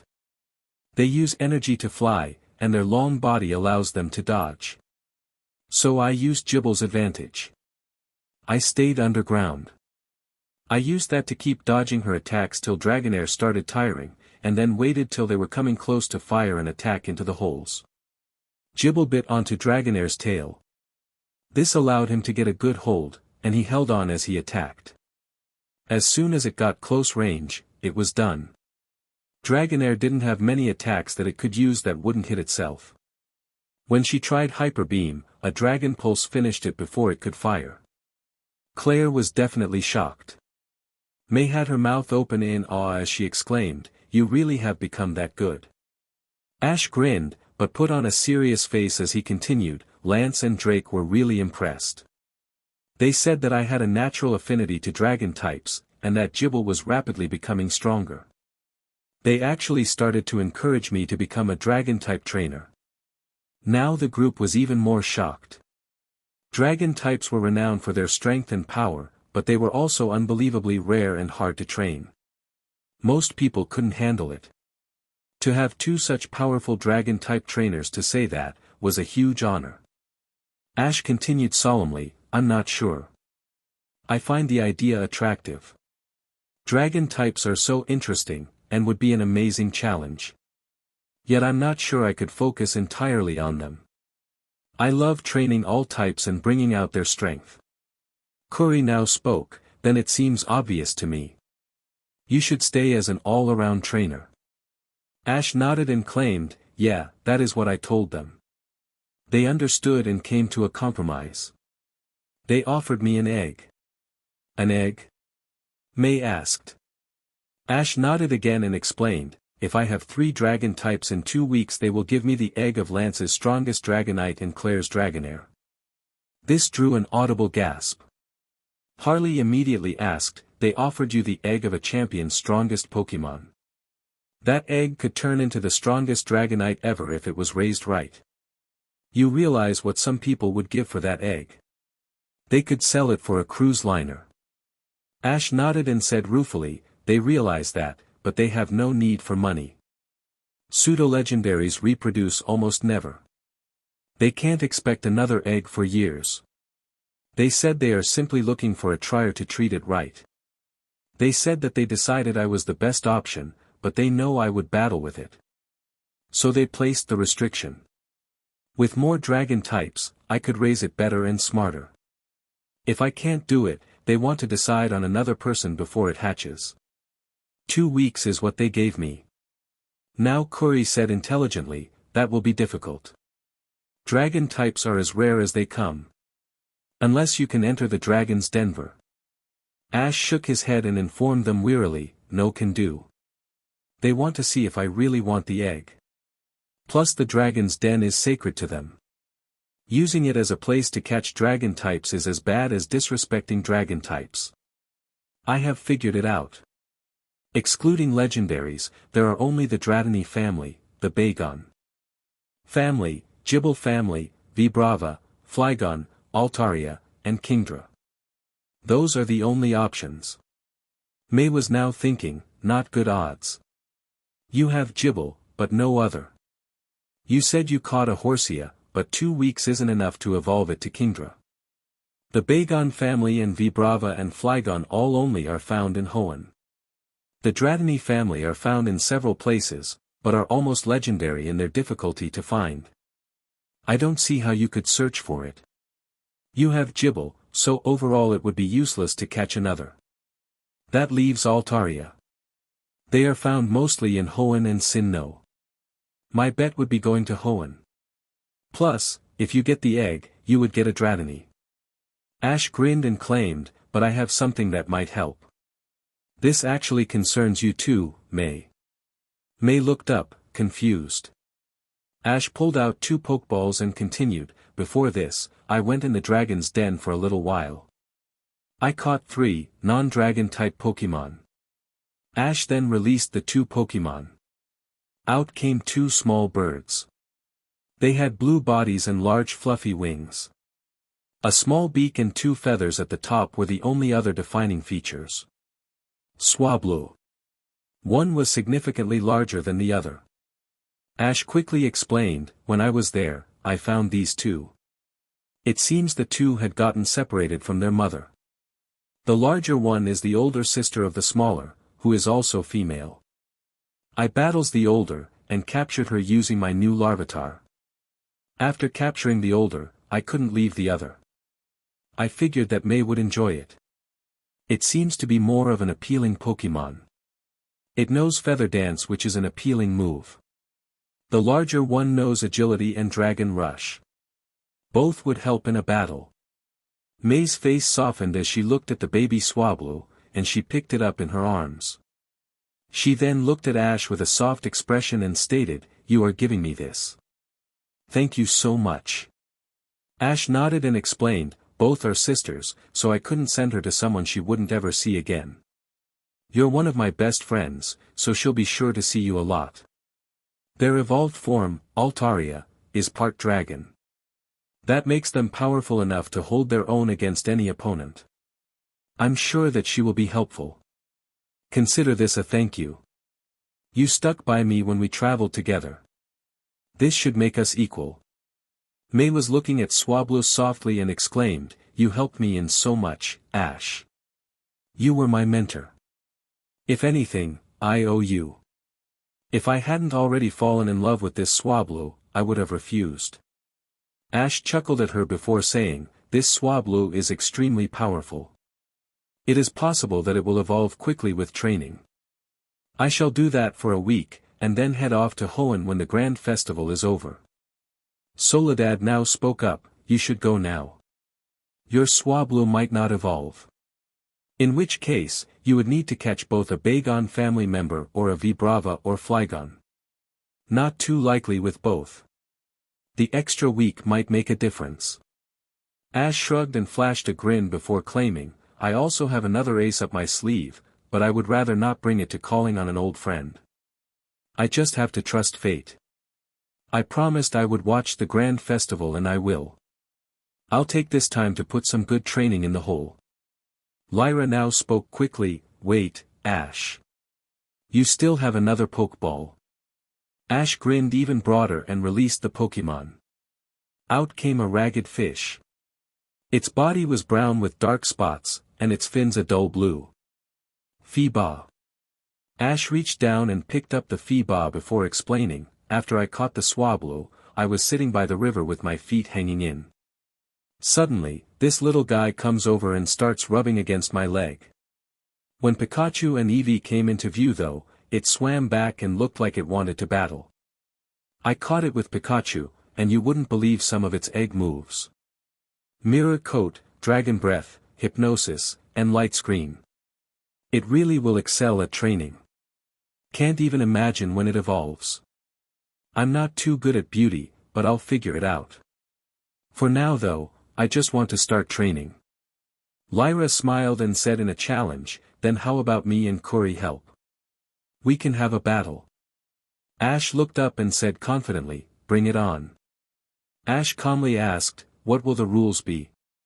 Lyra smiled before announcing, "You shall battle me and Curry in separate matches. Each will be one-on-one." Curry quickly asked, "When did I agree to battle?" Lyra gave him an annoyed look before saying, "Come on, Curry. Grow a backbone.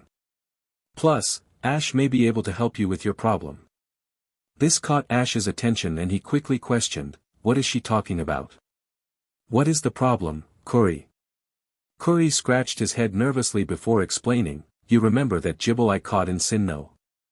3 weeks ago it evolved into a Gabite. Congratulations, Ash quickly said. Curry just shook his head and pulled out a Pokeball before releasing the Pokemon inside. Gabite materialized. The evolved form of Gible looked around before laying on the ground and starting to sleep. Ash frowned as this reminded him of something. A very unpleasant memory. Curry quickly informed him, Gabite has been acting out since it evolved. It doesn't even want to battle except against Croconaw and Lyra's Bayleaf. It listens to me, but has just been misbehaving. I really don't know what to do. Ash knelt down and looked at Gabite. It gave him a stare as he examined it. It looked pretty strong, and also arrogant. Ash stood up and announced, I think I know the problem. Lyra looked excited and asked, what is it? Ash quickly looked at Curry before stating, 2 things.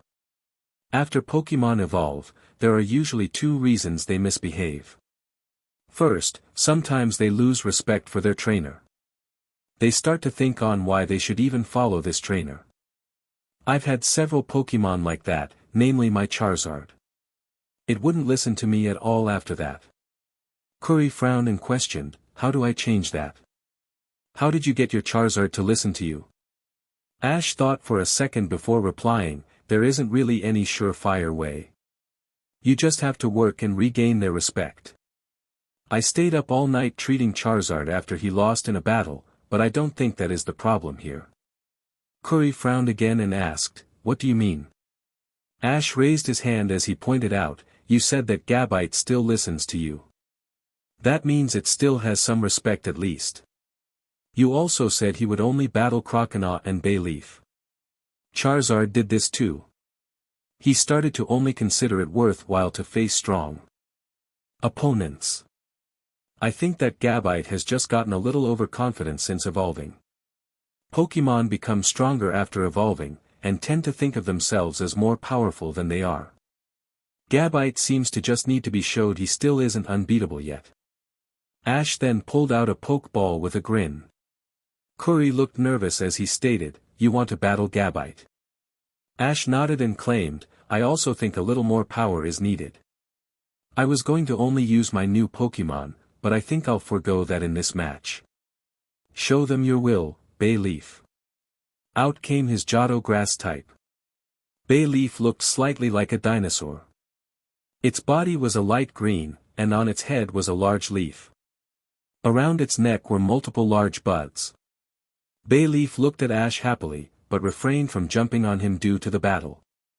Lyra jumped up and exclaimed, I didn't know Ash had a Bayleaf. It looks so powerful.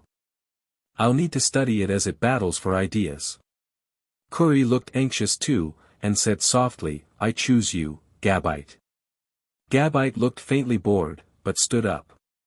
Curry started off by ordering, use Rock Smash. Gabite jumped at Bayleaf with his claw glowing white. Ash ordered in a bored voice, stop it with Vine Whip, and then use Body Slam. Bayleaf gave a cry as the vines shot from its neck. The vines grasped the claw of Gabite. The Pokemon froze in shock and couldn't move before Bayleaf smashed it into the ground. Bayleaf immediately jumped off. Gabite stood with an angry growl. Curry quickly ordered, Sandstorm, now. Gabite swung a claw up and a burst of sand came out and covered the field. Ash calmly countered, Sunny Day.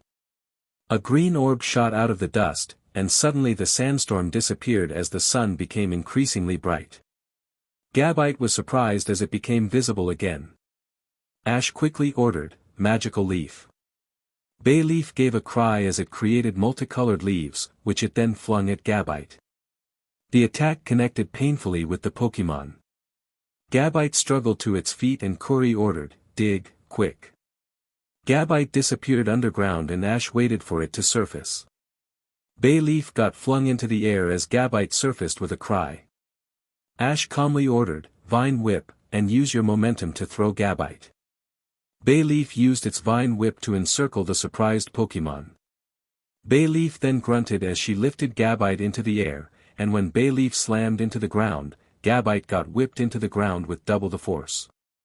Bayleaf got up quickly, but Gabite was struggling to get up. Ash now commanded, Poison Powder, and then used Petal Dance. Bayleaf shot out a purple powder from the buds on her neck. The powder surrounded Gabite, who bent down in pain as the attack took effect. Bayleaf then created a vortex of cutting leaves, similar to Torterra's Leaf Storm. The attack approached Gabite. Curry yelled desperately, Fire Blast, Gabite. Gabite roared as it let out a figure of flames. The attack burned right through Petal Dance and collided with Bayleaf. Bayleaf flew back with a cry before standing up eagerly. Curry continued, now follow up with Flamethrower. Gabite now launched the jet of flames. It connected with Bayleaf, who stood her ground valiantly. Ash immediately ordered, Light Screen. The yellow plate started to block the attack, but Ash knew it was still damaging Bayleaf. He now yelled, now, shut its mouth with Vine Whip, and use Synthesis. Bayleaf shot out 2 vines which clamped the mouth of Gabite closed. Both trainer and Pokémon were dumbfounded. Ash grinned, still worked. Bayleaf's buds now started to glow as she started to heal herself with Synthesis. Curry now yelled desperately, quickly, use Aerial Ace to finish this. Gabite now started to speed at Bayleaf at high speeds. Ash smiled and commanded, Sweet Scent. Bayleaf stopped healing and shot out a pink powder from its buds. Gabite started to slow down groggily as the attack took effect. Gabite now dropped to a knee as the poison hurt it too. Ash now said powerfully, finish this with Solar Beam. Bayleaf growled and launched the attack without waiting, the sunny day from earlier was still in effect. The beam connected with Gabite and launched it backwards. It slid on the ground before coming to a halt. Curry lifted the Pokeball and returned his Pokémon. Ash walked up to Bayleaf, who jumped on him happily. Ash laughed, and hugged his Pokémon. He then turned to Curry and stated, this might now solve it, but it will hopefully help. Just get Gabite to realize that it can't get overconfident. That will just hurt it in the long run. Curry nodded and said, thanks, I'll remember that. Lyra now ran up and exclaimed, I'm even more excited for our match now. Ash nodded and returned Bayleaf before walking back to his side. He then looked at his Pokémon before saying, Haunter, show them your will. Haunter gave a sinister laugh as it flew to the battlefield. Lyra looked at the ghost type before muttering, Haunter is both a ghost type and poison type. So I choose you, Girafarig. A giraffe-like Pokémon came out. It had 2 antennae on its head, and a face and mouth on its tail. Its hind legs were brown, and the front half was yellow. Ash thought. A perfect choice. The psychic-type moves would be effective against the poison-type Haunter. Not to mention, it could know Odor Sleuth, and dark and ghost-type moves too. The normal characteristics were also going to make Haunter's ghost-type moves useless. She probably used Girafarig against Morty in a Critique City. Ash was at a huge disadvantage.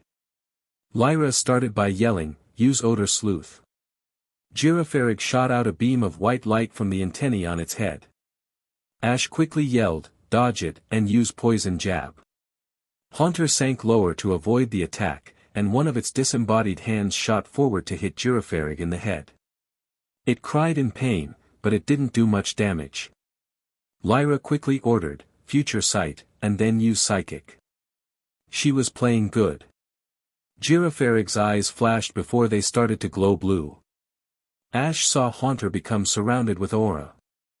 Ash watched as Haunter got slammed into the ground, and then Ash ordered, Payback.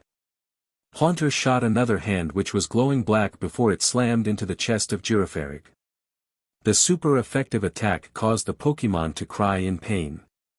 Lyra looked worried and ordered, Psybeam. Ash immediately countered, Sucker Punch. He would stick with dark-type moves for now. The punch sent Girafarig flying back again. Now Ash ordered, Hypnosis. Haunter sped towards Girafarig before stopping right in front of the downed Pokémon. Haunter started waving his hands in front of the Pokémon. Girafarig ignored the cries of Lyra and stared at the Pokémon move. Girafarig started to sway back and forth as the hypnosis took effect, but suddenly it changed. From behind Haunter came a white bolt. The attack struck Haunter in the back. The Future Sight attack. Haunter was shot forward as he cried in pain, and Lyra took advantage to yell, "Stop him with Zen Headbutt," and grab onto him with Crunch. Girafarig head-butted Haunter with its head glowing purple.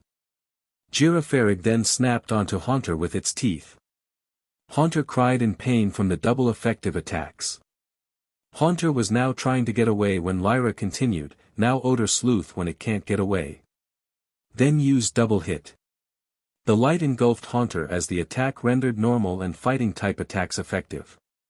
Then Girafarig reared on its hind legs and slammed its feet into the face of Haunter, one right after another. Haunter flew back from the attack. Ash looked at Haunter and urged, "Come on, Haunter. Get up. I know you can do it." Haunter started to slowly rise again. Lyra wouldn't let him and yelled triumphantly, "Finish it with Shadow Ball." Girafarig shot the swirling black ball and nailed Haunter. Haunter was thrown back. She then snapped her fingers and announced, "And that is all she wrote." Ash shook his head and claimed, "It isn't over yet." He then kneeled down and encouraged the struggling Haunter, "Come on, Haunter. Stand up. Remember how it took 3 times for me to capture you. You just wouldn't quit and kept fighting. Then you refused to lose and evolved so that you could defeat Duskull. Your power is your will to keep fighting.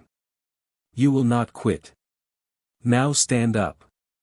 Pikachu added to the encouragement from the sidelines by cheering Haunter on. All the Pokémon joined in. Finally Haunter managed to get back to the air. Lyra raised her eyebrows in shock, and commented, "Impressive, Girafarig managed to take out 2 of Morty's ghost types to win me the badge. Neither lasted this long, but it won't make a difference. Girafarig, use Zen Headbutt."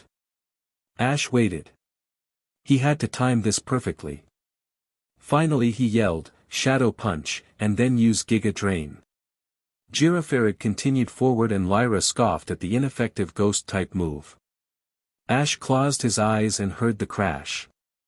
Zoe had proven before that ghost-type moves could still defend against non-normal type attacks. Ash opened his eyes to see the Shadow Punch had stopped Girafarig in its tracks, and then 2 green energy tendrils shot from Haunter's hands. They surrounded Girafarig and started skiing energy for the Pokémon. Lyra watched in horror as her Pokémon started getting drained and she ordered quickly, "Use Crunch on the Giga Drain." Girafarig bit the attack, and a small explosion dropped Girafarig to the ground. Ash was worried. Haunter had barely gotten any energy back from the Giga Drain, and a few attacks could beat him. He quickly yelled, "Icy Wind," followed by Ice Punch.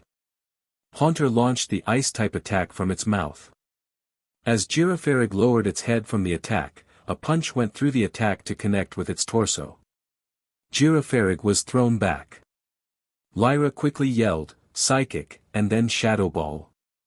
Haunter was immobilized by Psychic, and then the Shadow Ball was launched. Ash countered, "Shadow Ball." The 2 attacks exploded against each other, and Ash continued, "Fire Punch." The attack connected, and caused another cry from Girafarig.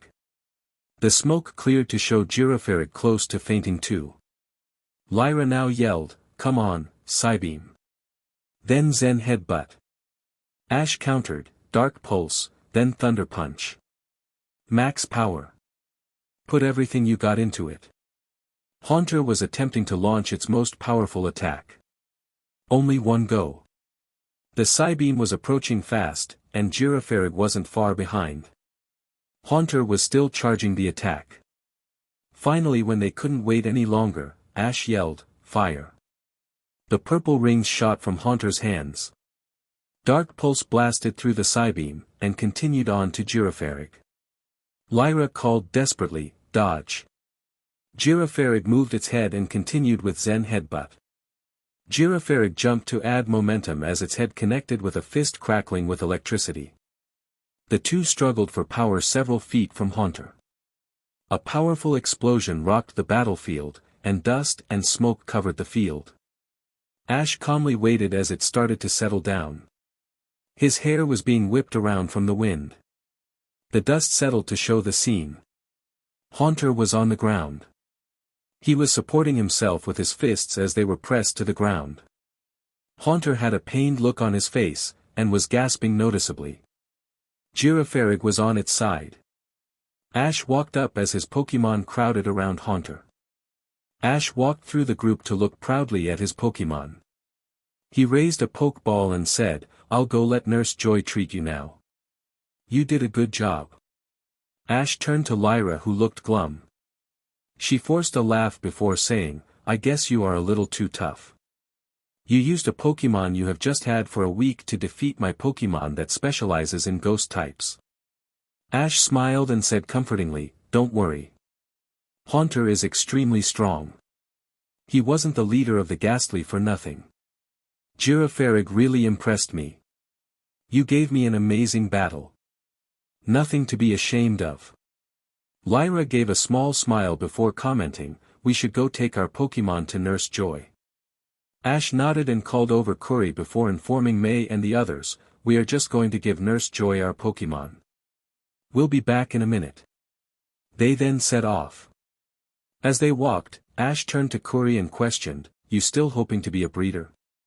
Curry nodded and replied, "Yep, but I'm still having trouble. I just don't seem to get anything right on my own. I always seem to do my best with someone to teach me." Lyra sighed and commented, "Because you don't have the guts to take any risks." Ash shrugged and claimed, "You could probably go to Pewter City. Brock would be happy to help you." Curry nodded and claimed, "I might just do that." Lyra turned around furiously and asked, "Would you really leave me already, Curry?" Curry stuttered before replying, "I don't know. I just said that I might do it someday." Lyra seemed even more furious as she replied, "Fine then. You should just leave now." She then stormed off. Ash smacked Curry on the back of the head and then said in an annoyed voice, "Nice, Mr. Smooth. Next, are you going to say that traveling with her was difficult?" Curry turned to him as he rubbed his head. He then stated, "Well, it was kinda. She has difficulty waking up in the morning, and can't cook for herself." Ash smacked him again and snapped, "So are you saying that you didn't enjoy it?" Curry looked confused before answering, "Of course I enjoyed it. I'm just saying it was kinda hard." Ash sighed and ordered, "So go talk to her." Curry stared at him before asking, "Why?" Ash's eye twitched in irritation. He then said in a painfully slow voice, "You should talk to her because you hurt her." Now Curry asked, "How did I hurt her?" She couldn't have expected that I would travel with her forever. Ash clenched his fist before shouting, "You made it sound like you don't care. God damn, you are stupid. She didn't expect that, but she hoped that. She offends you likes you. Now go sort this out." Ash then shoved Curry in the direction of where Lyra ran before he turned around and walked away from the astonished boy. "I didn't think you were such a romantic," a joking voice said. Ash turned around to see Soledad walking over with a smirk. He quickly replied, "I already told everyone. I just decided before not to immerse myself in romance. I wasn't stupid." Soledad did a silent laugh before asking suddenly, "Who do you like, Ash?" Ash coughed in response. After he managed to stop coughing in shock, he burst out, "What do you mean? What makes you think I like someone? I just decided to stop ignoring romance around me." Soledad laughed before saying, "And what caused you to drop the act? You had decided to ignore romance before, but in a short time, you have stopped that. You now seem to catch every detail of romance. No way did you just decide to start. I think that someone has forced you to stop and evaluate love." Ash stared at her before saying, "Good guess, but no. I don't have anyone I am seriously considering." Soledad paused before asking, was it Dawn? I never met her, but you were probably close. Ash coughed again before answering coldly, no. Dawn is 10 for goodness sakes. I consider her purely as a little sister. May then? Ash sighed before answering, no. She is like a best friend to me, but she is 13. I am 16. Soledad smiled and pointed out, interesting, your explanation was their ages. You seem to really take age differences seriously. Ash stiffened, and Soledad continued gleefully, and you said before, seriously considering. That implies you have considered some people though. So I figure there must be an age difference. Ash clapped his hands together before stating sarcastically, you play detective very well, Soledad. Yet they are only speculations, no proof. So there is no reason to explain myself to you. Soledad thought before saying seriously, I don't know why you consider age so important, but love doesn't care about age. Many of the girls around you are seriously considering you. If you dismiss them simply because of their age, you will end up hurting them and yourself. Look beyond age to chemistry. You can't throw away true love because of something as irrelevant as age. Look to the girls around you. Ash raised an eyebrow and claimed, it seems to me that you are coming on to me right now. Soledad took a step forward before claiming, who know? Maybe I am. Ash felt uncomfortable with her so close. He now realized how pretty she was, but then she turned around with a laugh and waved a hand as she walked away. She then called, when you get over your denial, I will always be here. Ash watched as she walked away. He then sighed and turned around. Maybe he does like someone, but it isn't serious. Just a crush that will pass. He'll get over it. He had never really considered the opposite though. He never really thought about anyone liking him. He had been too obsessed with battling to notice possibly, but he knew it might be true. He knew that he had grown quite a it. He was now closing in on 6 feet, and he would probably be considered good-looking. Brock had also always told him that girls found determination and passion attractive. Ash sighed. He would figure it out later. Now he had to go give Nurse Joy Haunter. Ash walked towards the counter. He walked up and informed her, my Haunter just had a tough battle. It needs some treatment. Can you please help? Nurse Joy smiled before saying, of course. That is my job. Ash smiled and claimed, but it is always more polite to ask. Nurse Joy laughed and said, yes, that is true. Their fun chat got cut short by someone calling. Ash turned around to see a girl carrying a Raichu in her arms. The Raichu was struggling weakly, and electricity sparks were coming from its cheeks. The girl ran up and told Nurse Joy in a distressed tone, my Raichu is suffering from static discharge. Please, help it. Nurse Joy grabbed Raichu and examined it before saying in a helpless voice, but we don't have the equipment here to treat static discharge. The girl now yelled, what? But this is the Pokemon Center. Where else am I going to go? Nurse Joy looked helpless as she claimed, static discharge is extremely rare and... Ouch. Nurse Joy had tried to lay a hand on Raichu, and had gotten shocked. She quickly exclaimed, oh no, it's getting worse. It will be 20 minutes before the proper equipment can be sent over. The girl now yelled angrily, but Raichu won't last 20 minutes. He'll blow this entire building to smithereens. The two looked panicked and confused, but Ash acted. He turned to the girl and quickly questioned, static discharge. My Pikachu will be able to help. We just need to take Raichu outside. The girl turned to him questioningly, but she was desperate and he was her only hope. She nodded and attempted to pick up Raichu, but she recoiled.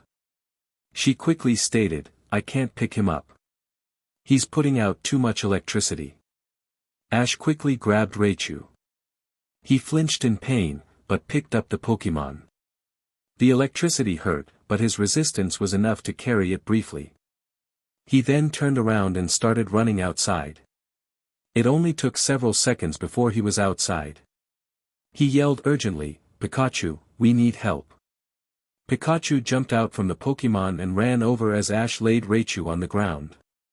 He quickly told Pikachu, "Raichu is suffering from static discharge.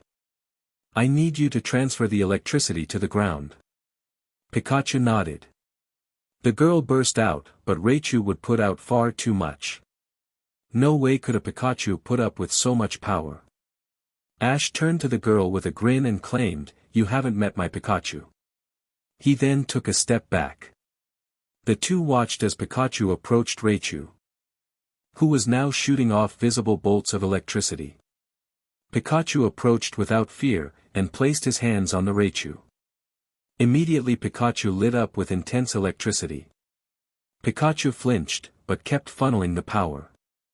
After several seconds, the power tripled and Pikachu cried in pain. Pikachu quickly suppressed it, and continued the job.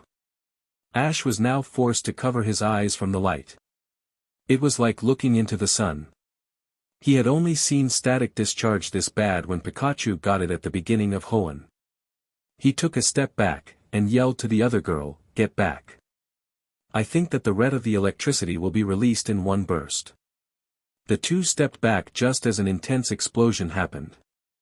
Luckily it was small, but still intense enough to almost blast Ash off his feet.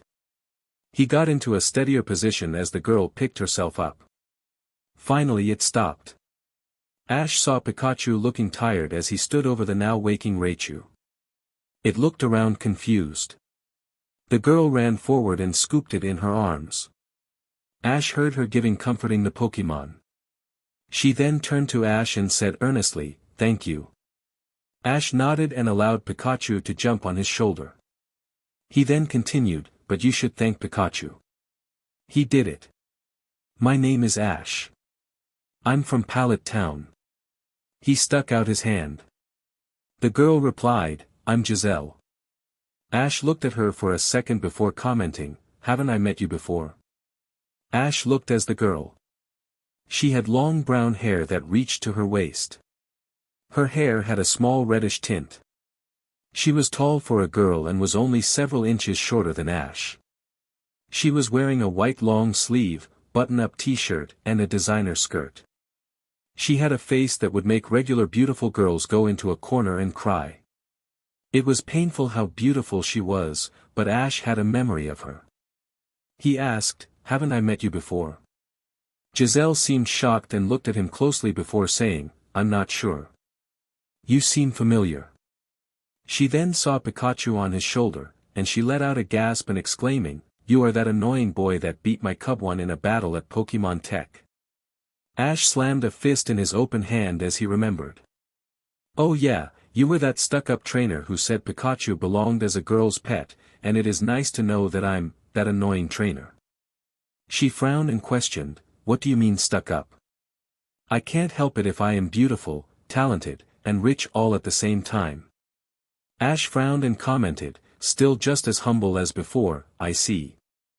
Ash looked to see May walking over with Soledad. May quickly walked up and demanded, "What happened?" You run out yelling, and then suddenly a light show happens. Ash turned to her and said, "I was in the Pokemon Center when Giselle ran in.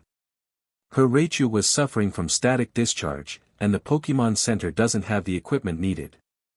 I had Pikachu release the electricity." May blinked before saying blankly, "Giselle." She then turned to the girl she had previously overlooked. She gasped and whispered, "So beautiful."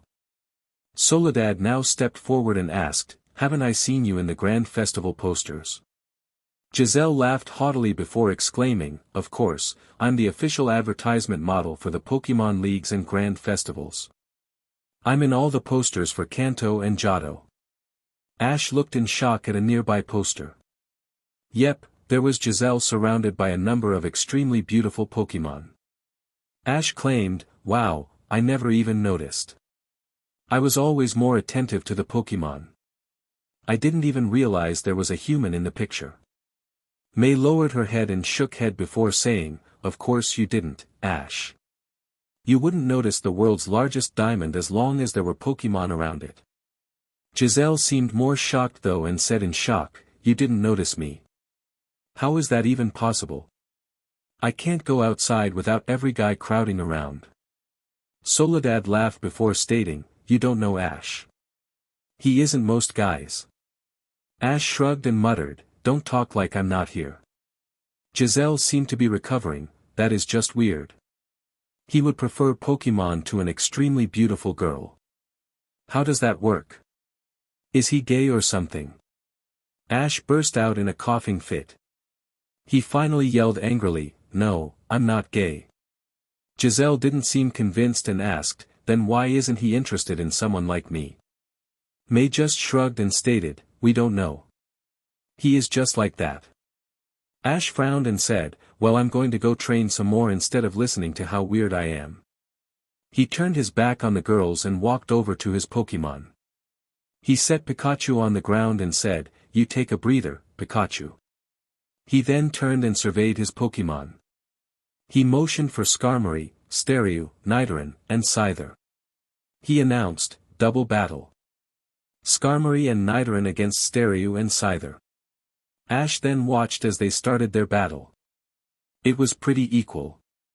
Skarmory was the strongest, followed by Scyther, Staryu, and Nidoran. Scyther was attempting to follow Skarmory into the air as Staryu tried to blast it down with water gun. They forgot about Nidoran, who used Poison Fang on Staryu. Staryu whipped around and used Hydro Pump. The close-range attack shot Nidoran across the field, but Staryu slumped forward in pain. Ash frowned. Poison Fang was Nidoran's strongest move, but it shouldn't have been that effective. Ash looked at the grass field before realizing that Staryu had used camouflage and had become part grass.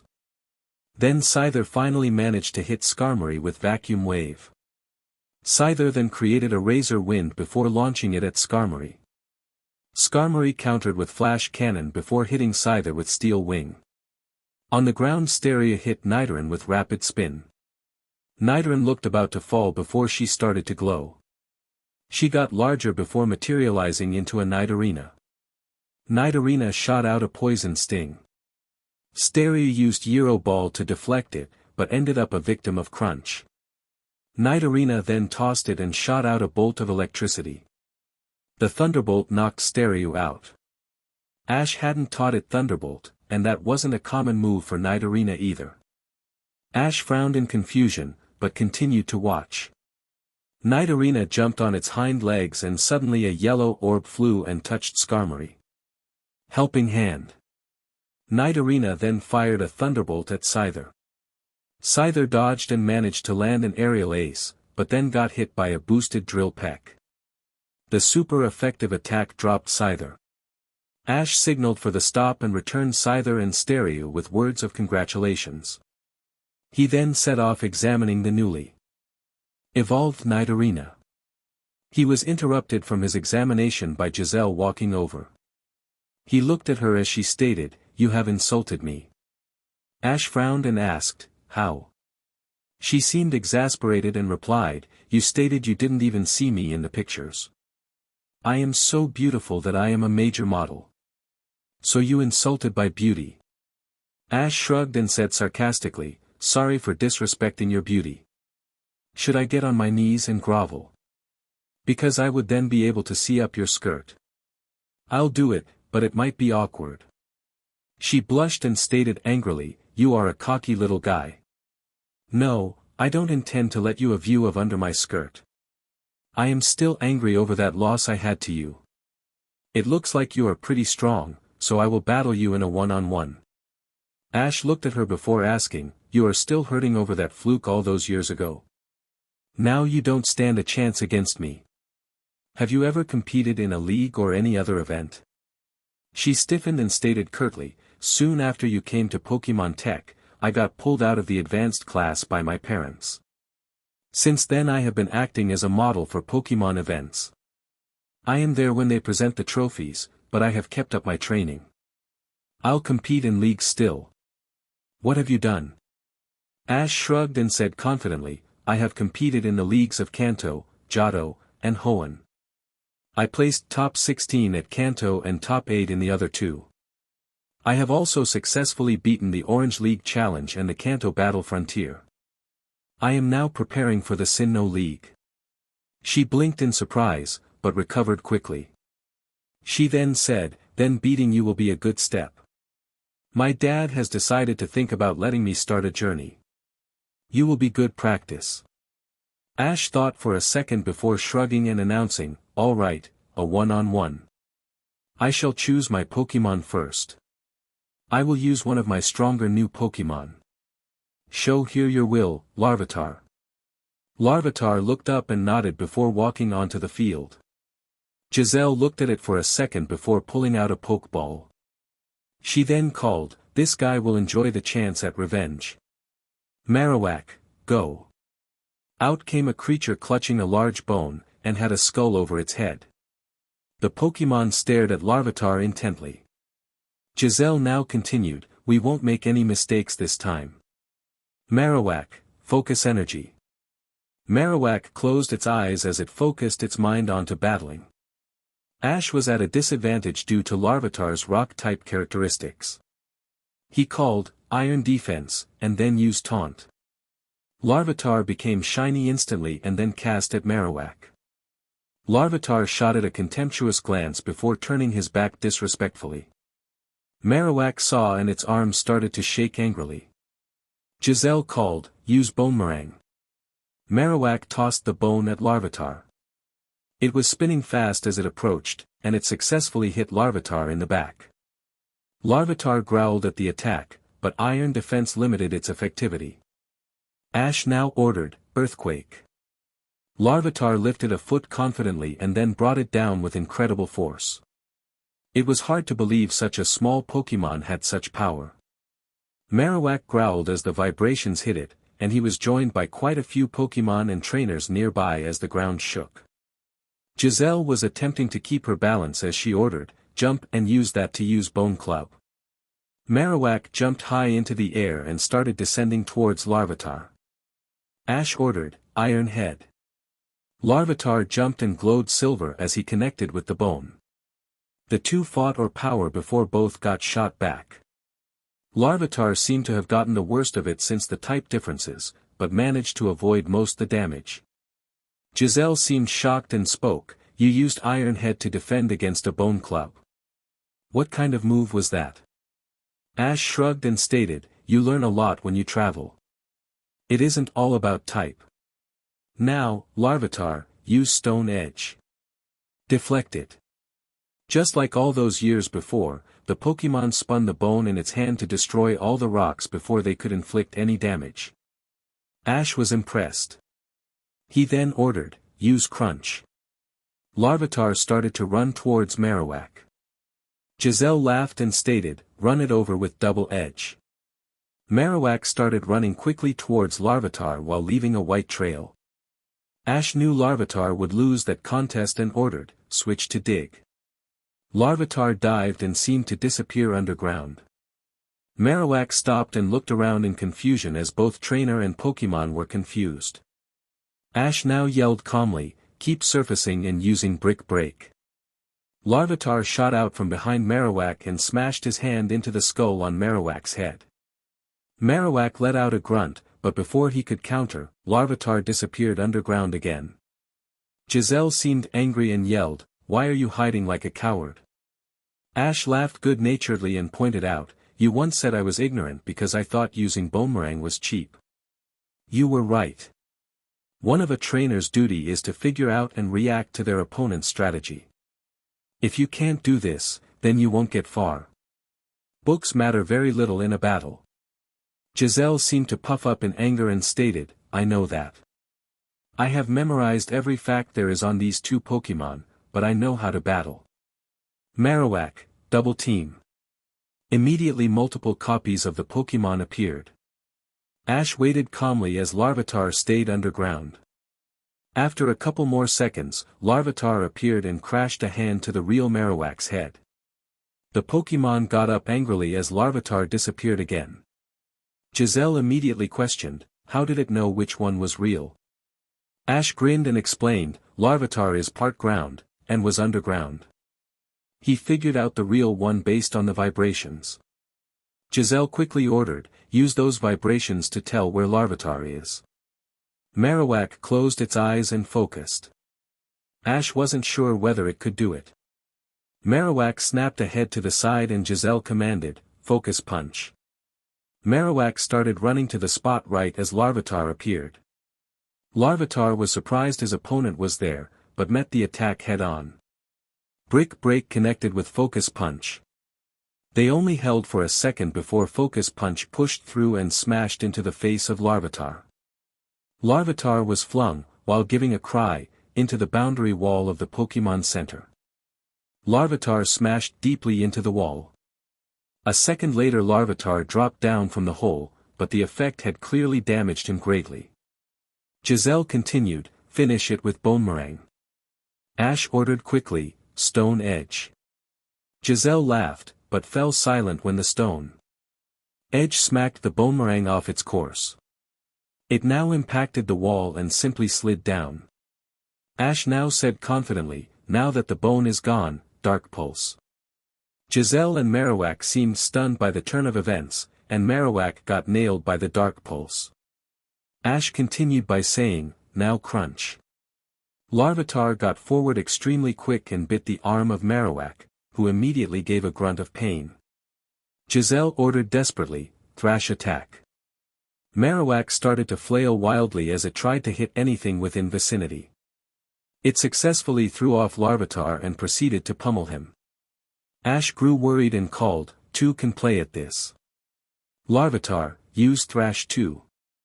Now the two started pummeling each other as they attacked wildly.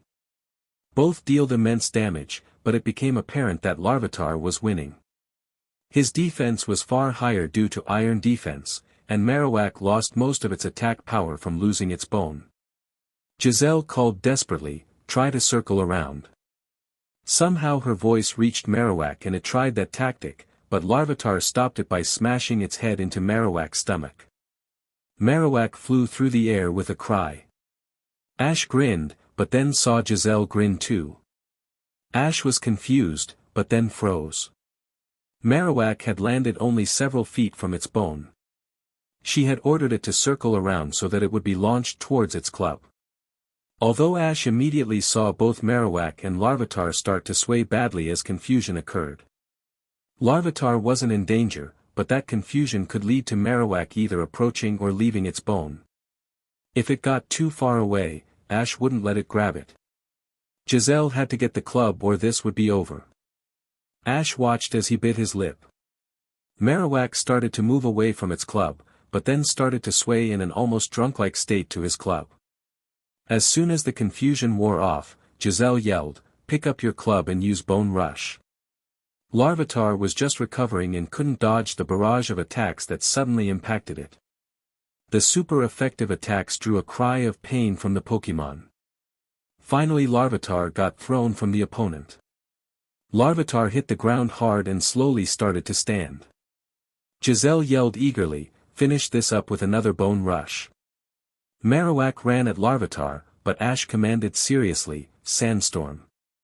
Larvitar whipped up a sandstorm which surrounded Marowak. Giselle laughed again and stated, "Marowak is a ground type. Sandstorm won't hurt it." Ash closed his eyes and announced softly, "Yes, Marowak won't be affected, but you will." When she looked confused, Ash continued, "Sometimes a Pokémon needs to act on its own. This sandstorm has isolated our Pokémon." Giselle gasped and looked at the battlefield. She couldn't see Marowak. She yelled desperately, "Continue with Bone Rush." Ash now called, "Do whatever you need to." From the storm came several cries of pain and distress from both Pokémon. Ash felt that there was more from Marowak than Larvitar.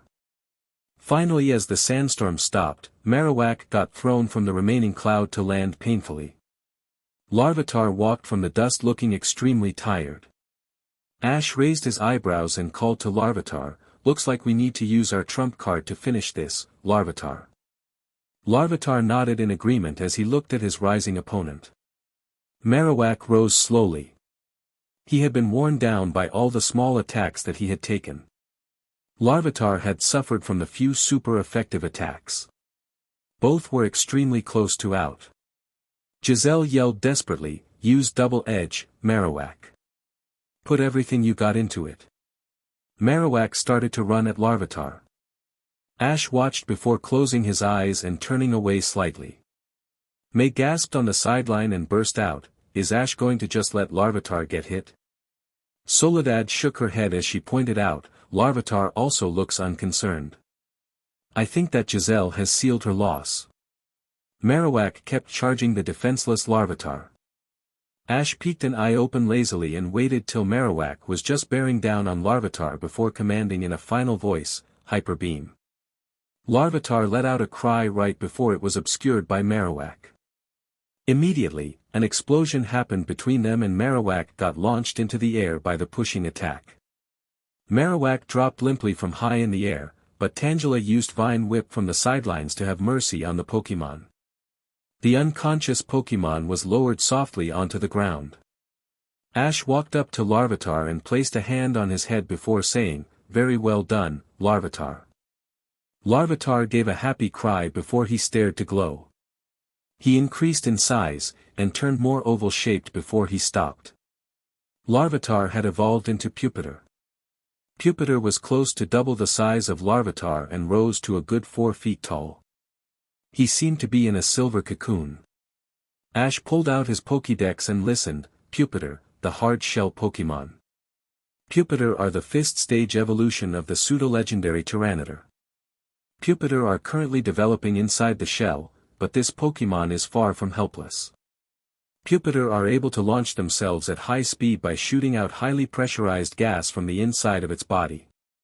This Pokémon has the power to topple mountains. Ash then noted that it weighed over 300 pounds now.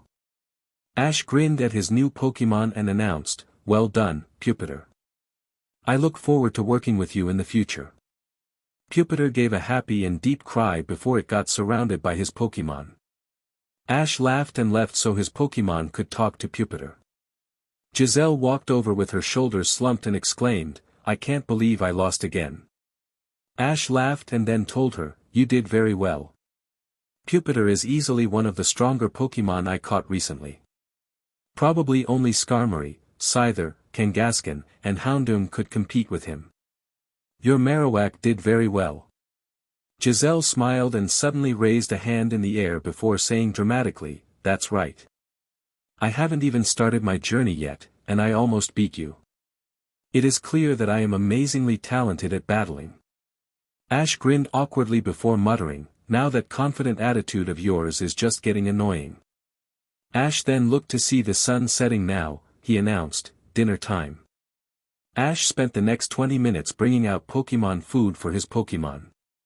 When they were all eating, Ash went into the Pokémon dining hall. He got a modest amount before seating himself with May, Soledad, Harley, and oddly Giselle. Ash didn't see why she was there, but didn't question it. His answer was provided immediately. Man, it must be so cool to be a model. Getting to travel all over the place, May said as she stuffed her face with food. Giselle seemed slightly put off by May's eating before replying, sometimes, but it can be a bother too. I always have to go to photo shoots and meetings, but I guess it is the curse of the beautiful. Ash commented sarcastically, yes, it must be so hard to be beautiful.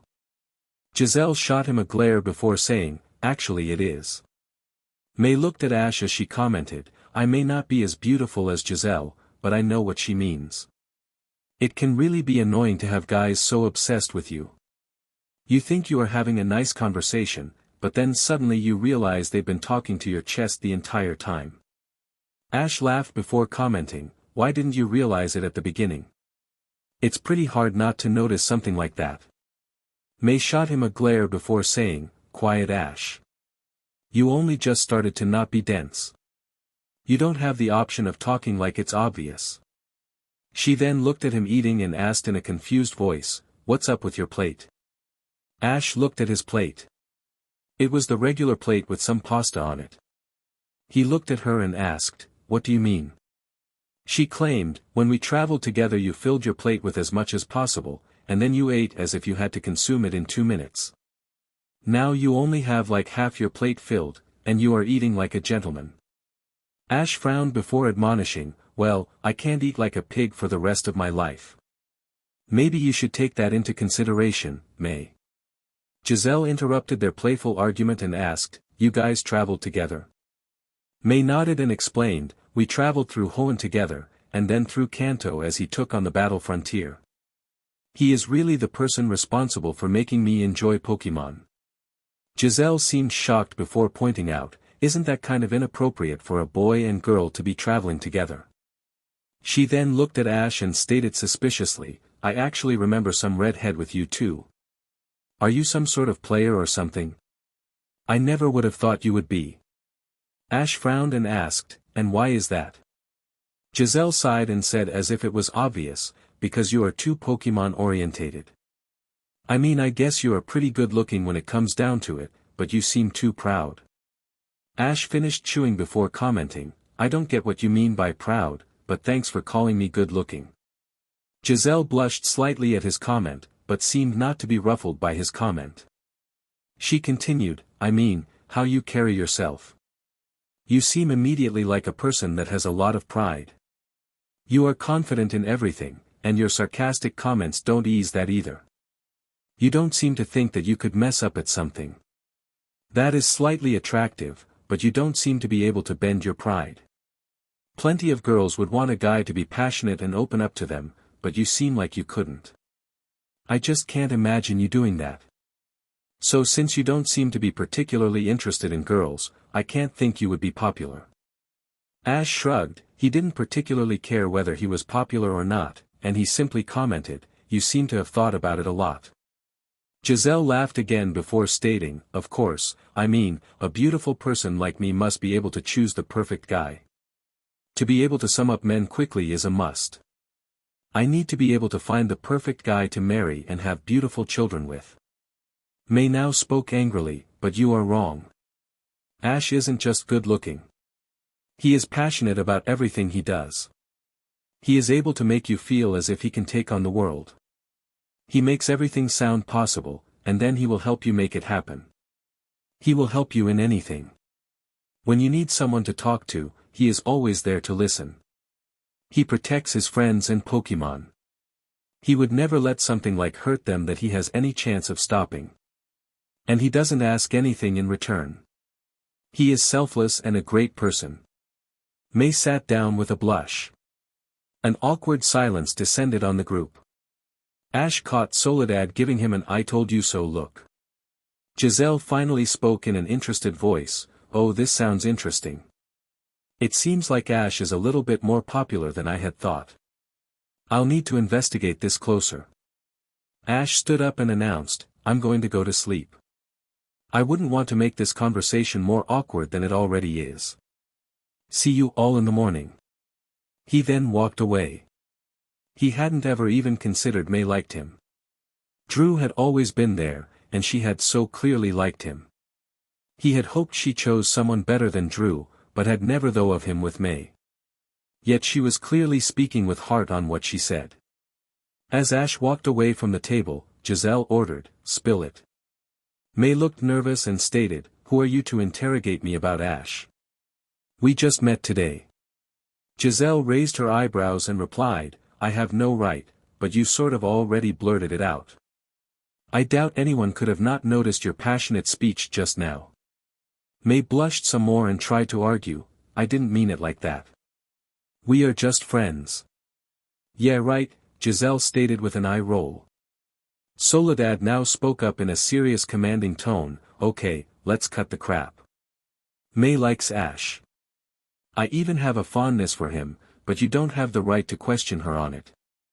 It is her own business, and she will tell you when she feels like it. Giselle leaned back, nonplussed, and claimed, I just don't see how Ash could get two girls like you to like him. Soledad now smiled and commented, you'll see too. No one can be around Ash without feeling it. You will join the competition. Giselle smirked and claimed, I can't see me ever falling in love. I'll probably choose a rich guy who I can stand. Love just isn't my style. Soledad gave a broad grin and challenged, tell you what. Ash will steal your heart without even trying, and he won't even realize it. Not only that, but he will do it quickly. Before the end of the Grand Festival, you will have fallen in love with Ash Ketchum of Pallet Town. Ash quickly showered after waking up. He then walked down to the field and released his Pokémon. Many were still sleepy, but Ash still announced, "How about we have a pre-breakfast workout?" Several Pokémon didn't find it a good idea and continued to sleep, but half or so seemed excited. Ash led them in a quick jog around the entire Pokémon Center several times. For some it was easy, but for others like Torterra it was a challenge to do that run. At least everyone was not sleepy once we were done. Ash then called Totodile and Tangela to have a practice match. Ash had to stop that match quickly. He had hoped the type advantage would help Tangela, but Totodile was far too strong. Ash looked at two other Pokémon and called, "Electivire, how about you battle Totodile?" Electivire looked up in surprise before nodding. Electivire was extremely young, but Ash wanted to get a gauge of his power. Electivire ran forward and immediately launched a Thundershock attack. Totodile stood there and took the attack without anything more than a flinch. Totodile then jumped forward trying a bite attack. Electivire countered with a Thunder Punch, but it didn't have much effect. Totodile bit the other hand of Electivire. Electivire grunted in pain before using Dynamic Punch. The attack itself didn't hurt Totodile, but the resulting confusion made him stop the attack. Totodile took a couple confused steps back, and Electivire hit him with Cross Chop. Totodile got thrown on his back and then hit with another Thundershock. Ash looked in concern at Totodile, but it immediately jumped up and did his usual dance. Electivire was shocked, and couldn't dodge the Ice Punch. Electivire got launched back, and Ash caught the poor Pokémon. Ash whispered several words of praise before returning the Pokémon. He then turned and watched Totodile as he continued to dance. That Pokémon had taken those attacks, but didn't seem hurt in the least. That was either showing that Electivire didn't have much power or Totodile had gotten much stronger. Ash figured the second one was more likely. He walked up to the dancing Totodile and kneeled down as he asked, "Totodile, have you been practicing in battling? You were never this powerful before." Totodile smiled and started to dance again. Ash stood up and claimed, "We need to test your new power. Pikachu, you're up." Pikachu jumped off his shoulder to face Totodile. Pikachu immediately shot out a thunderbolt. Totodile lifted a glowing claw and his tail started glowing. The attack collided with the metal claw, and the electricity ran through the two attacks and dissipated into the ground. Ash frowned and called over, "Did you figure that out from Floatzel, Totodile?" Totodile started jumping, which Ash took as an affirmative. So no long-distance moves would work. He wondered how Pikachu would handle this. Pikachu started darting forward in a quick attack. Totodile tried to shoot Pikachu with Water Gun, but Pikachu dodged lively to connect the attack.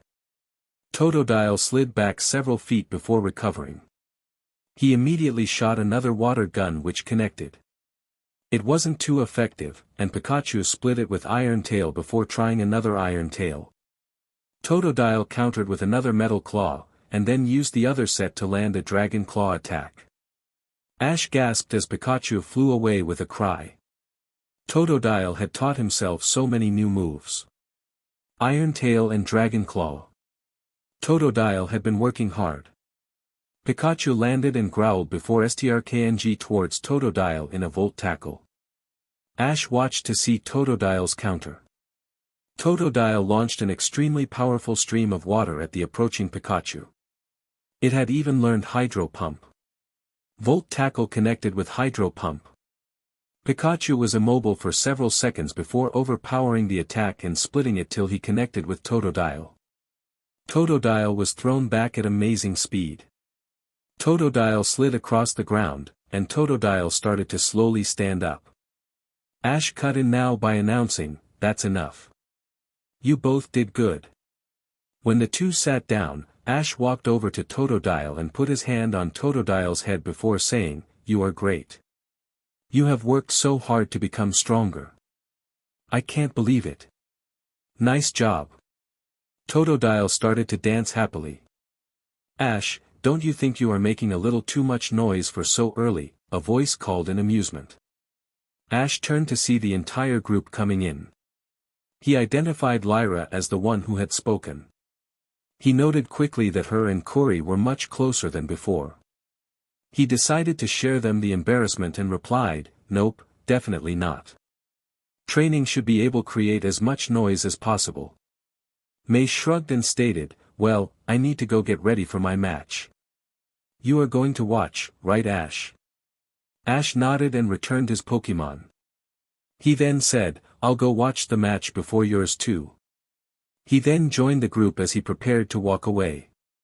H then saw Giselle not walking with them. He looked back to see Giselle still standing there. Ash called back, "Giselle, aren't you coming?" She looked back and hesitated before saying, "No, I'm just gonna stay here." Ash frowned and asked, "Why?" "It will be much more exciting to come watch the contest's battles." Giselle gave a nervous smile before saying, "Oh, just too much trouble. I can't really go out in public too much, you know. I just get swarmed by boys and all. I would rather just avoid that all, but good luck May." Ash frowned again and walked forward before putting his hand out in a welcoming gesture and exclaiming, "Come on. We can't just leave you alone the whole day. I bet you are exaggerating, but I'll make sure no guys harass you." Then it looked like she would take his hand, but then, to his confusion, she pulled away with a slight blush before saying angrily, "I don't need someone like you protecting me. I am perfectly capable of staying in the Pokemon Center alone." She then turned her back curtly and walked away quickly. Ash looked at her retreat in confusion before pulling his hand back. He then turned to the group and asked, "Did I miss something?" Soledad laughed softly before answering cryptically, "I think she might be afraid of future events. She might be trying to prevent those events from happening. We can just guess her reasons. For now, let's just go watch May. Then you guys can watch me and Harley." Ash shrugged and followed the group. They led him to one of the stadiums and he then followed as the group left May.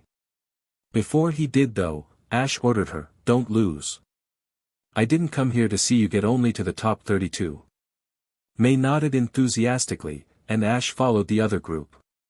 When they found some good seats, they turned and watched the matches going on. Ash watched as a trainer got swamped by none other than Drew. Drew's Masquerain and Flygon easily defeated their opponents Meganium and Jumpluff. Ash felt slightly sorry for the trainer for having such a painful ending to the Grand Festival. Ash watched as Drew shook the guy's hand before walking towards the exit.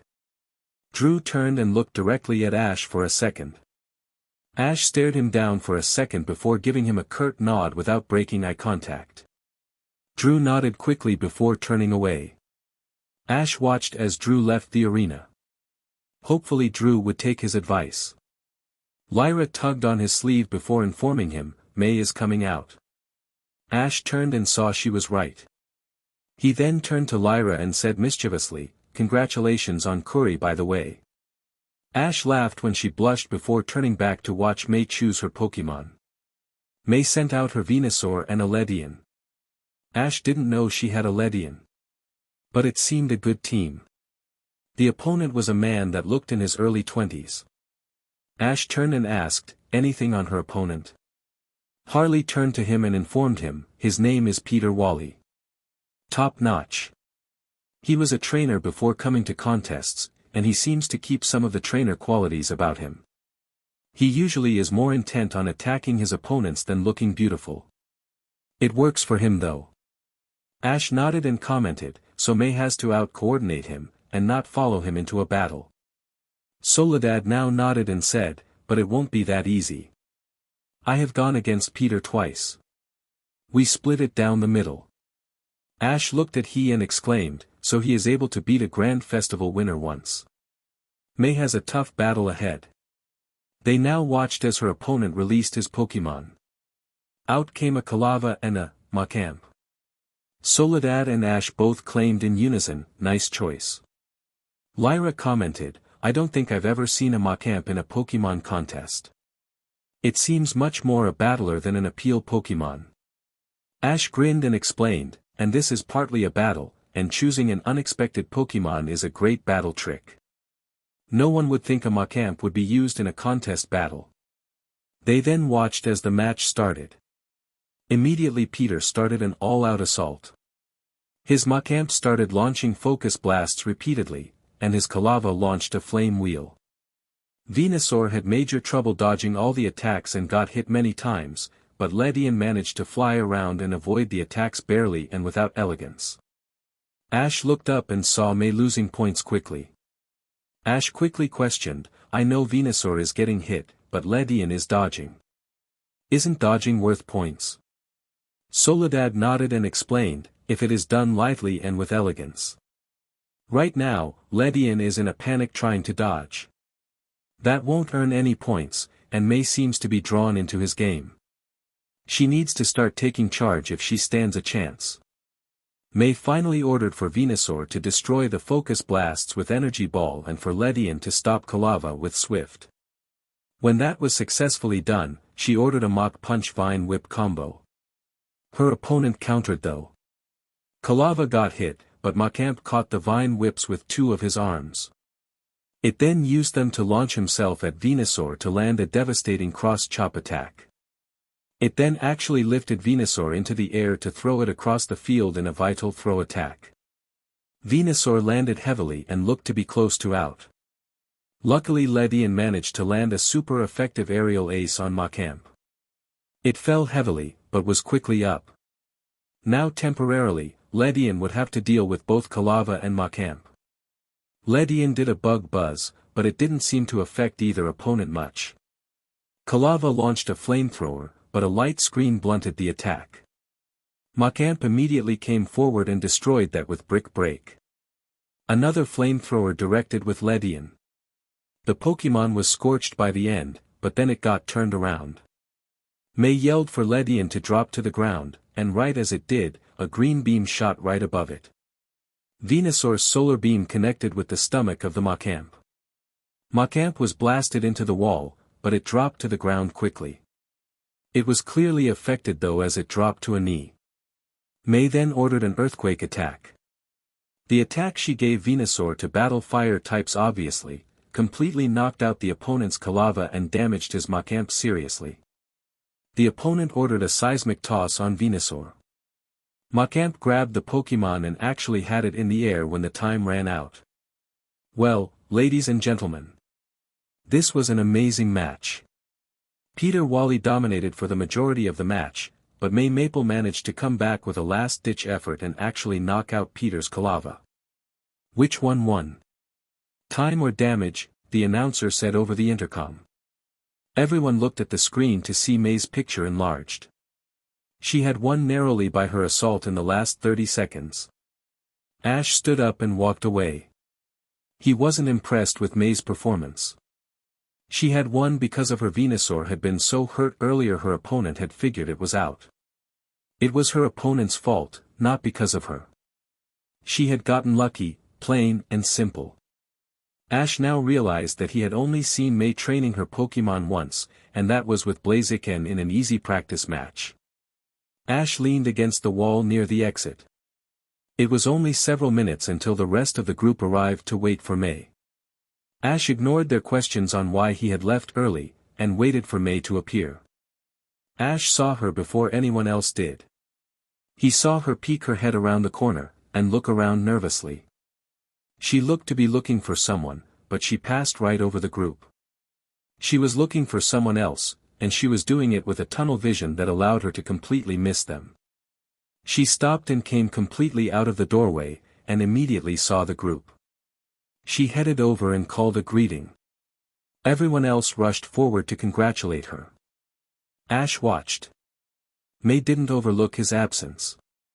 She walked up to him and asked nervously, "And what did you think, Ash?" Ash fixed her with a stare and asked, "When was the last time you trained your whole team for this tournament, May?" May blinked in surprise before thinking, "I guess 2 weeks ago." Ash replied in shock, "You last trained for the Grand Festival 2 weeks ago." May nodded and asked, "Why?" Ash now replied coldly, because you are completely unprepared. You won purely on luck. It is one thing to do that every once in a while, but not at the grand festival. If you battle like you just did, you won't make it past the top 16. May was frozen in shock, and Soledad quickly stated, that's a little harsh, isn't it? Ash replied, I think it would be worse to not say anything. If I say she did great, then she will go to her next match and do the same thing. If she is extremely lucky, she might win that match, but she would never stand a chance at winning. Luck and no planning will only be able to take her so far. It took me 6 years to realize that. I'm cutting 3 years off her time. It might be harsh, but it's better than lying. I'll meet you guys at Harley's next match. Ash then left the group. Ash had an hour to kill with only his Pokemon, but he didn't want to train. He ended up going to a cafe to drink some tea. May's match had struck a note with him. 3 leagues he had done what she had. Each time he had the chance of winning. At Hoenn, if he had even planned a tiny bit for Tyson, he could have won that match. Tyson had dominated his last 2 matches. Against Ash, it came down to Pikachu having to battle Metagross before Meowth. That match had been as close as they come. If Brock, May, or Max had just told him to take it seriously, he would have won there. After Ash had cooled down some, he set off towards the stadium where Harley would be performing. He got there a little early and chose an empty seat. Several minutes later, the rest of the group got there. An awkward silence descended as the match started. Ash watched and wasn't surprised to see Harley's Ariados and Wigglytuff win easily. Soledad's match was right after that in the next stadium over. They waited for Harley to exit, and Ash saw Harley do exactly as May did earlier. When they got to Soledad's match, Ash was thinking of the possible reasons. He was interrupted when Soledad walked out.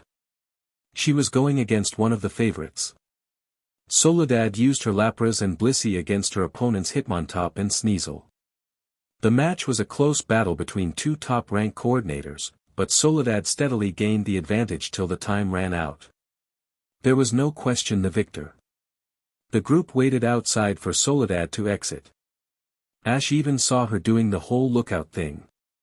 When she came over, Ash questioned, "Why are each of you looking for someone when you come out?"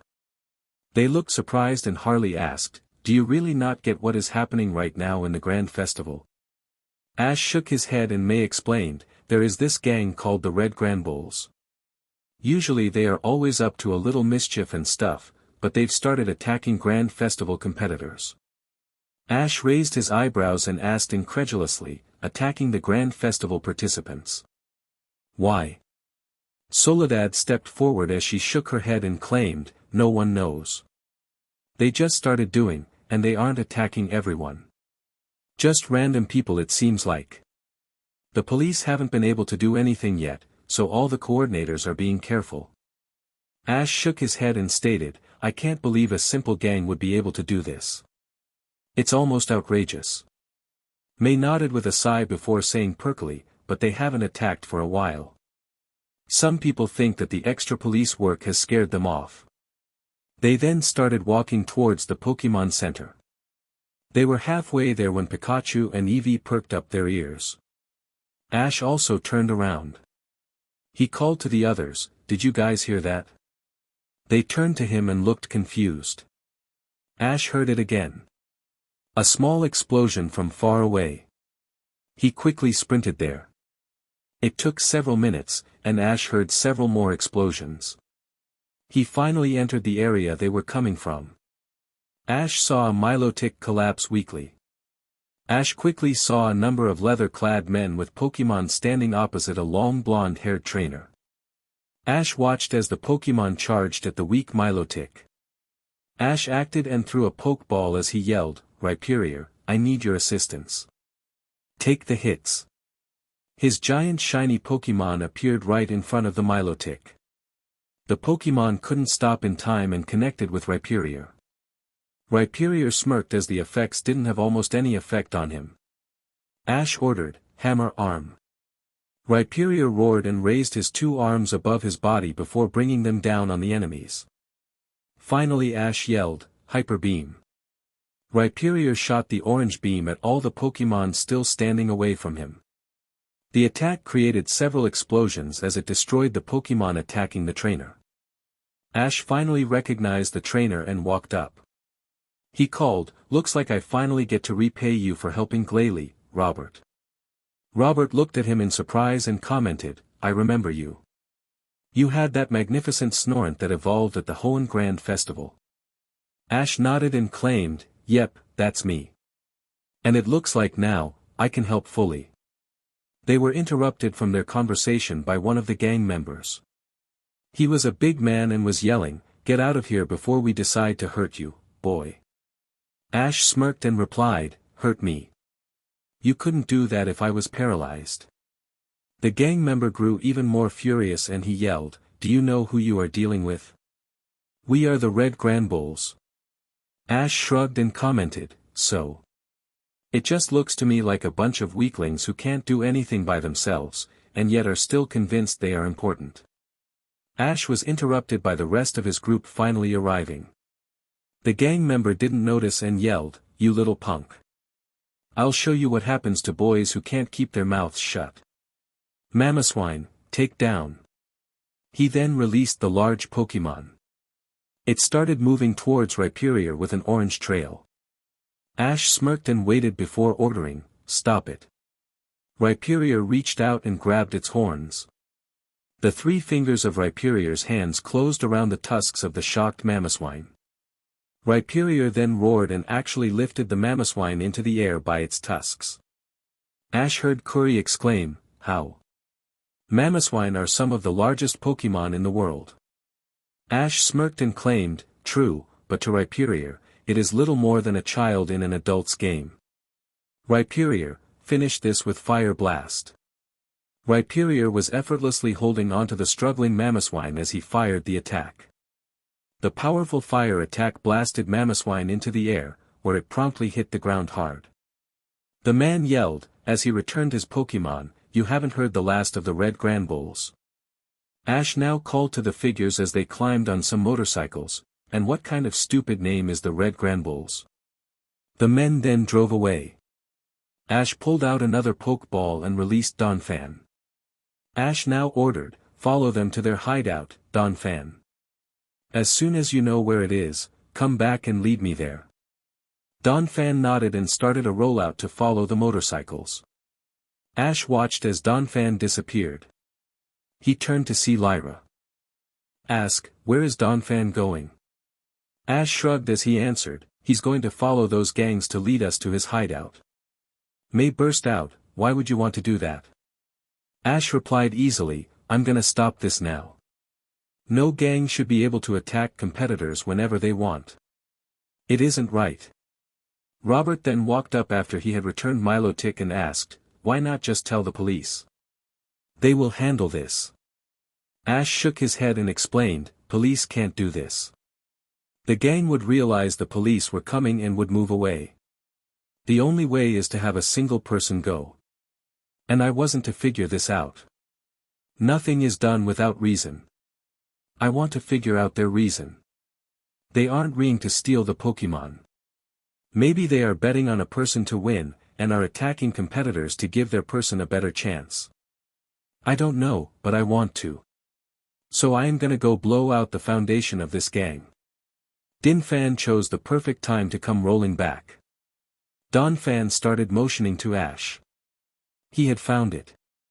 Ash turned to everyone and ordered, Tell the police what happened. I figure the explosions will signal where the base is. May stepped forward and claimed, I'm going too. Ash immediately said, No. I'm going alone. 2 people will draw more attention. Now just go and call the police. Ash now turned around and followed Donphan after returning Rhyperior.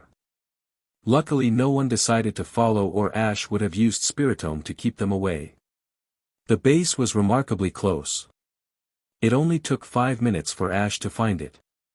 It was behind an alley, and remarkably normal looking. It looked like a building with an attached warehouse. Slightly run down, but not enough it would draw attention. When Donphan confirmed the place, Ash returned him. He needed smaller Pokemon to battle in hallways. Ash released Totodile, who joined Pikachu and Eevee.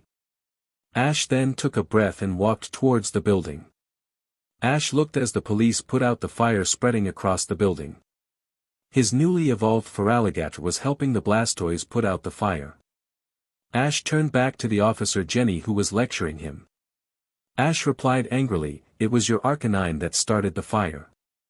All you had to do was wait until I subdued the rest, but you insisted on attacking. I had everything under control. I had over half already beaten and unconscious." Officer Jenny was trying to stay calm as she countered, "It isn't the fire. It's that you entered the base of a gang alone. You couldn't wait for the police to arrive." Ash exclaimed, "No, I couldn't. They knew you were coming before you did. If I waited for you to arrive, we would have found the place empty. I had to figure out what was going on." Officer Jenny seemed to be wavering as she stated, "You still acted rashly. Even if you are a good trainer, you shouldn't have done this.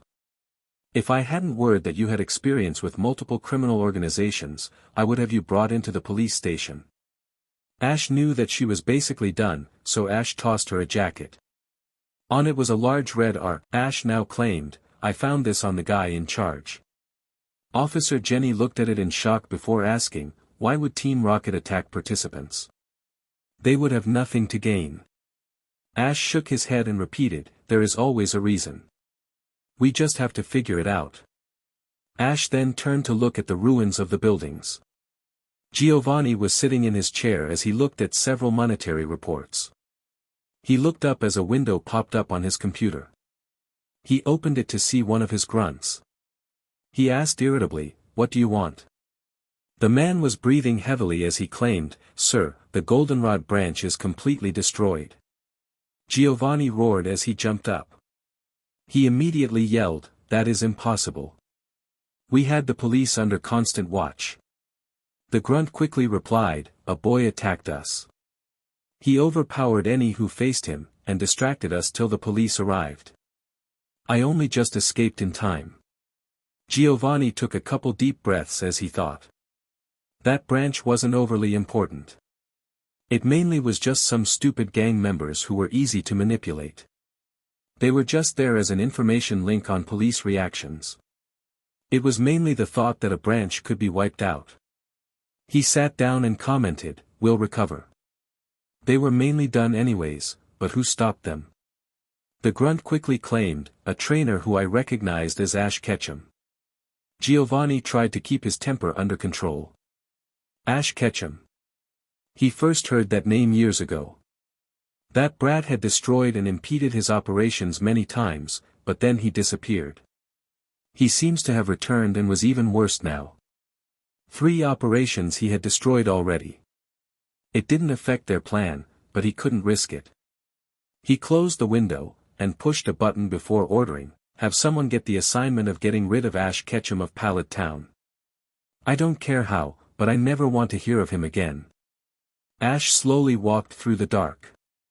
That had been much more intense than he had expected. That wasn't a normal gang. Team Rocket was having them attack the competitors for some reason. He just needed to figure out how. Ash looked at Feraligatr who was carrying Pikachu and Eevee. Feraligatr had saved him without a doubt. When his Pokemon saw him observing him, Ash just smiled and looked away. Feraligatr had paid a price to just help him though. He had evolved twice, and was scarred now. Ash saw the Pokemon Center ahead. He quickly walked through the doors only to get mauled. Ash walked into a slap, some hard words, and a punch to the face. Ash was in shock over what happened. He touched his face as he looked at all those around him. Soledad, Harley, Lyra, Curry, and Max and Drew were crowding around him. Ash now acted to the abuse. He caught the Lyra's hand which was going to slap him again, and grabbed the neck of Drew's shirt. He then lifted Drew into the air before tossing him backwards. Ash then asked, "Not the welcome I expected." Max now yelled, "Shut up. I come to watch May, and she is crying in her room because of you." Ash frowned and asked calmly, "Why is she crying?" Max bunched up in anger before screaming, "We can't talk to her because Blaziken is guarding the door, but you are obviously the reason. Everyone told me what you said to her about her match." Ash now ignored him and walked up to Blaziken. He looked at May's strongest Pokemon before reaching for the doorknob under its arm. Blaziken shifted her arm so that his hand was smacked away. Ash frowned and tried again. Same result. Now Ash stood back and informed Blaziken, "If what they say is true, I caused May to cry. Then it is my responsibility to help her. Now let me through." Ash tried to grab the doorknob again, but Blaziken still blocked him. Rougher this time. Ash laughed before saying to Blaziken, "One way or another, I'm getting in there. I've known you since you were a Torchic. Not I will tell you that you are just deciding between the hard way or the easy way." Blaziken didn't budge. Ash reached for the doorknob, but Blaziken actually grabbed his wrist. Ash paused before using his other hand to grab her wrist, and then using his free hand to grab the doorknob. Blaziken obviously got angry, and shoved Ash, and when something the size and strength of a Blaziken shoves you, you fly. Ash flew back and collided with a table. Ash paused before giving Blaziken a death stare that actually made it step back. Ash stood up and claimed, "I guess you've chosen the hard way." Curry quickly exclaimed, "You can't be thinking of battling in the Pokemon Center." Ash quickly replied, "I have no intention of battling." Ash then walked towards the door again. Blaziken reached out a hand to stop him again. Ash grabbed her wrist and twisted around before using a judo throw to flip Blaziken. Blaziken was taken completely by shock and flew through the air before breaking the table he had just smashed through. Ash then ordered, "Feraligatr, guard the door till I'm done." Ash then closed the door as Feraligatr moved in between the shocked group. Ash looked around the room. It was dark, but he could see May lying on the bed face down. He heard her mumble, "Where is Blaziken?" Ash leaned against the wall, currently lying in shock in the remains of a coffee table. "Now why are you crying?" May just buried her head in the pillow. Ash sighed, and slid down the wall to sit and wait. He started hearing some scuffling beyond the door, but it looked like Feraligatr was more than a match for Blaziken. Ash was now playing a waiting game. The room was dark, and Ash heard the sobs of May. He sighed, but knew he had to wait until she talked. It felt like hours before May finally spoke, "What are you doing here?" Ash quickly replied, "I thought that was obvious. I'm here to figure out why you are crying." May muttered something as she buried her face in the pillow again. Ash sighed, and waited. She had spoken so it wouldn't be much longer. After about 5 minutes May claimed, "You don't respect me." Ash frowned and repeated, "I don't respect you." May sat up angrily and exclaimed, "You said you didn't think I stand a chance at winning, and then you don't think I'm strong enough to go with you to that gang. You thought you would be better off going by yourself. I could have helped, but you didn't think I would be useful." Ash sighed and walked over till he sat on the edge of the bed before commenting, "I didn't know you were so eager to face criminals. It's not that. You put yourself in danger yet felt I couldn't handle it. I battled Team Magma and Aqua with you. The only thing I can get at that you must think I'm not strong enough to take care of myself, and you felt I would have been a burden," she claimed angrily. Ash now stated, "Did you ever think that possibly I didn't want to concern you in my affairs? After all, you are competing in a grand festival. I don't see any reason why you would want to be there." May countered, "I wanted to go to help you. You went alone to face a group of criminals. Of course I would want to come." Ash pointed out, "These were a disorganized crime group. I have dealt with Team Rocket, Magma, Aqua, and Galactic. This wasn't a risky thing. I didn't need help." He lied on the last bit. Didn't figure that he should tell her that. If they weren't a threat, then why couldn't I come? May asked angrily. Ash grabbed his head as he shook it. Finally he claimed, "You aren't listening. You couldn't come because there was no reason for you to come. You are competing in a grand festival. You should be focusing on that. Not some criminals that don't matter." May pounded the bed indignantly and ordered, "Admit it, you just don't respect my abilities as a trainer. Even if I am a coordinator, my Pokemon are still strong. You just don't think I'm good enough. Will you stop putting false words into my mouth?" Ash snapped angrily. He then stood up and claimed, "I guess that I have to explain my earlier actions today. It seems you have hopelessly misunderstood them." Ash stood up and walked over to the door. He flicked on the light switch. The sudden light made him squint in pain. As soon as he could see clearly, he saw the shape May was in. In the dark it had been impossible to see the puffiness in her face and the clear dried tears. Ash felt guilty immediately, but turned to the computer that was in every room. Ash sat down and turned on the computer. After a couple seconds where it started up, Ash quickly logged onto the internet. He then logged into his own private trainer's profile. There were a number of videos along with a biography of his trainer's life. Ash motioned for May to come over. Ash asked, "May, have you ever heard the complete story of my first regional league?" May seemed puzzled, but answered, "I know it was at the Indigo League. I also heard that you got in the top 16, but I've never heard you talk about it much." Ash stared grimly and he recounted, "I was not a skilled trainer at first. I didn't know any of the basics and was completely unprepared for going on a journey. Luckily, soon afterwards I met Misty and Brock. With their help, I managed to qualify for the Indigo League. Although I was given most of my badges for helping the gym, not winning a battle." May nodded and commented, "I remember Misty saying something about that when we started the battle frontier. It was pretty hard to believe." Ash closed his eyes and he continued, "Well, it is true. Only 1 to 3 did I win in a gym battle.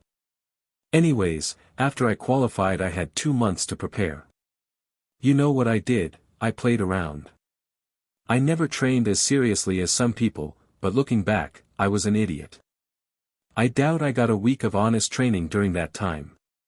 Still, through natural skill and luck, I managed to get to the top 16. I even beat Gary, who only made it to the top 32. It was then that I met a trainer named Richie." Ash then pulled up a picture of his look-alike. May gasped and claimed, "Wow, you two could be brothers." Ash nodded and exclaimed, "We could have been the same person. He had a Pikachu, Charmander, and Butterfree at the time.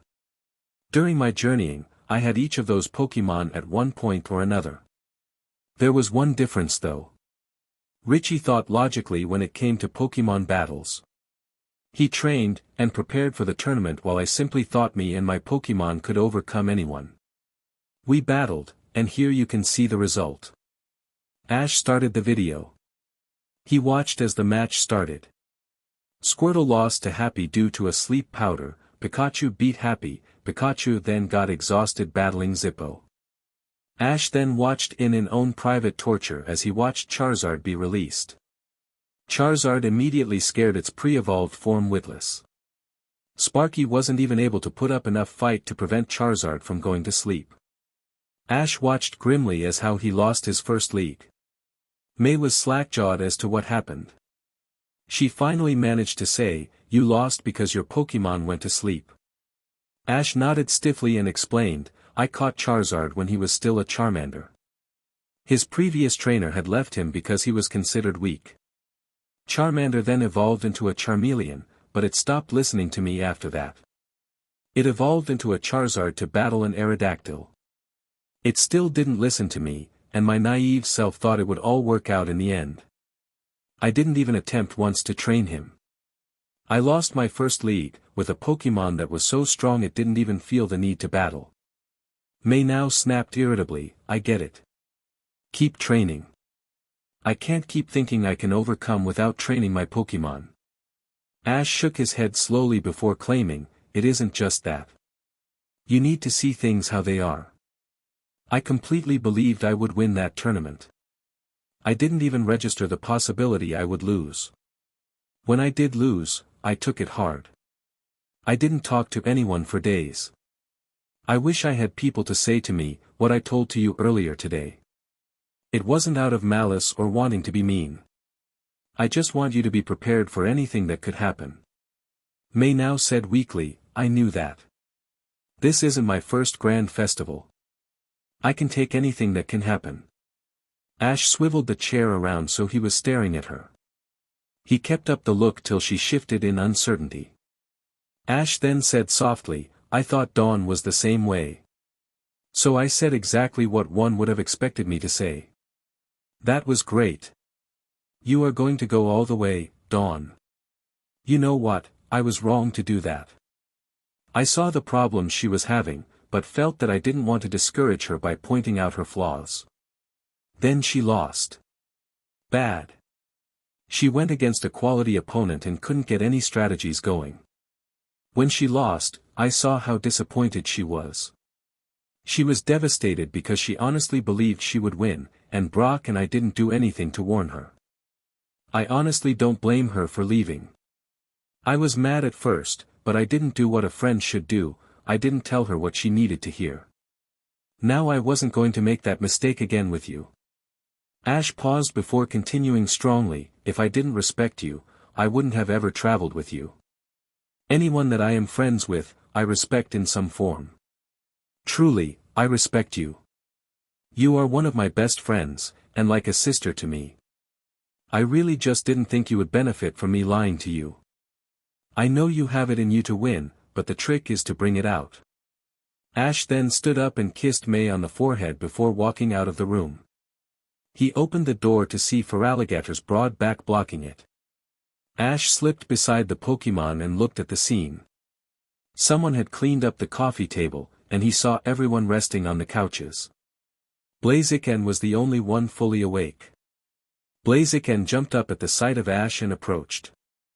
Feraligator moved in front of Ash protectively. Ash chuckled and said softly, May is in the room. You should give her some time though to think. I'm going to bed. I'll wake everyone up. Ash then watched as Blaziken started to diligently guard the door again. Ash then turned to the group of sleeping people and Pokémon. Ash clapped his loudly, causing them to JRK awake. Ash then informed them, I talked to May. She should be fine soon, but she needs time to think. Give her until morning. For now, let's all go to sleep. The group started to stand, but Curry managed to ask, Ash, what happened to your Feraligatr? I assume it evolved from your Totodile, but it has a scar on its side. What really happened? Ash looked at him slowly before stating, we went in. We fought.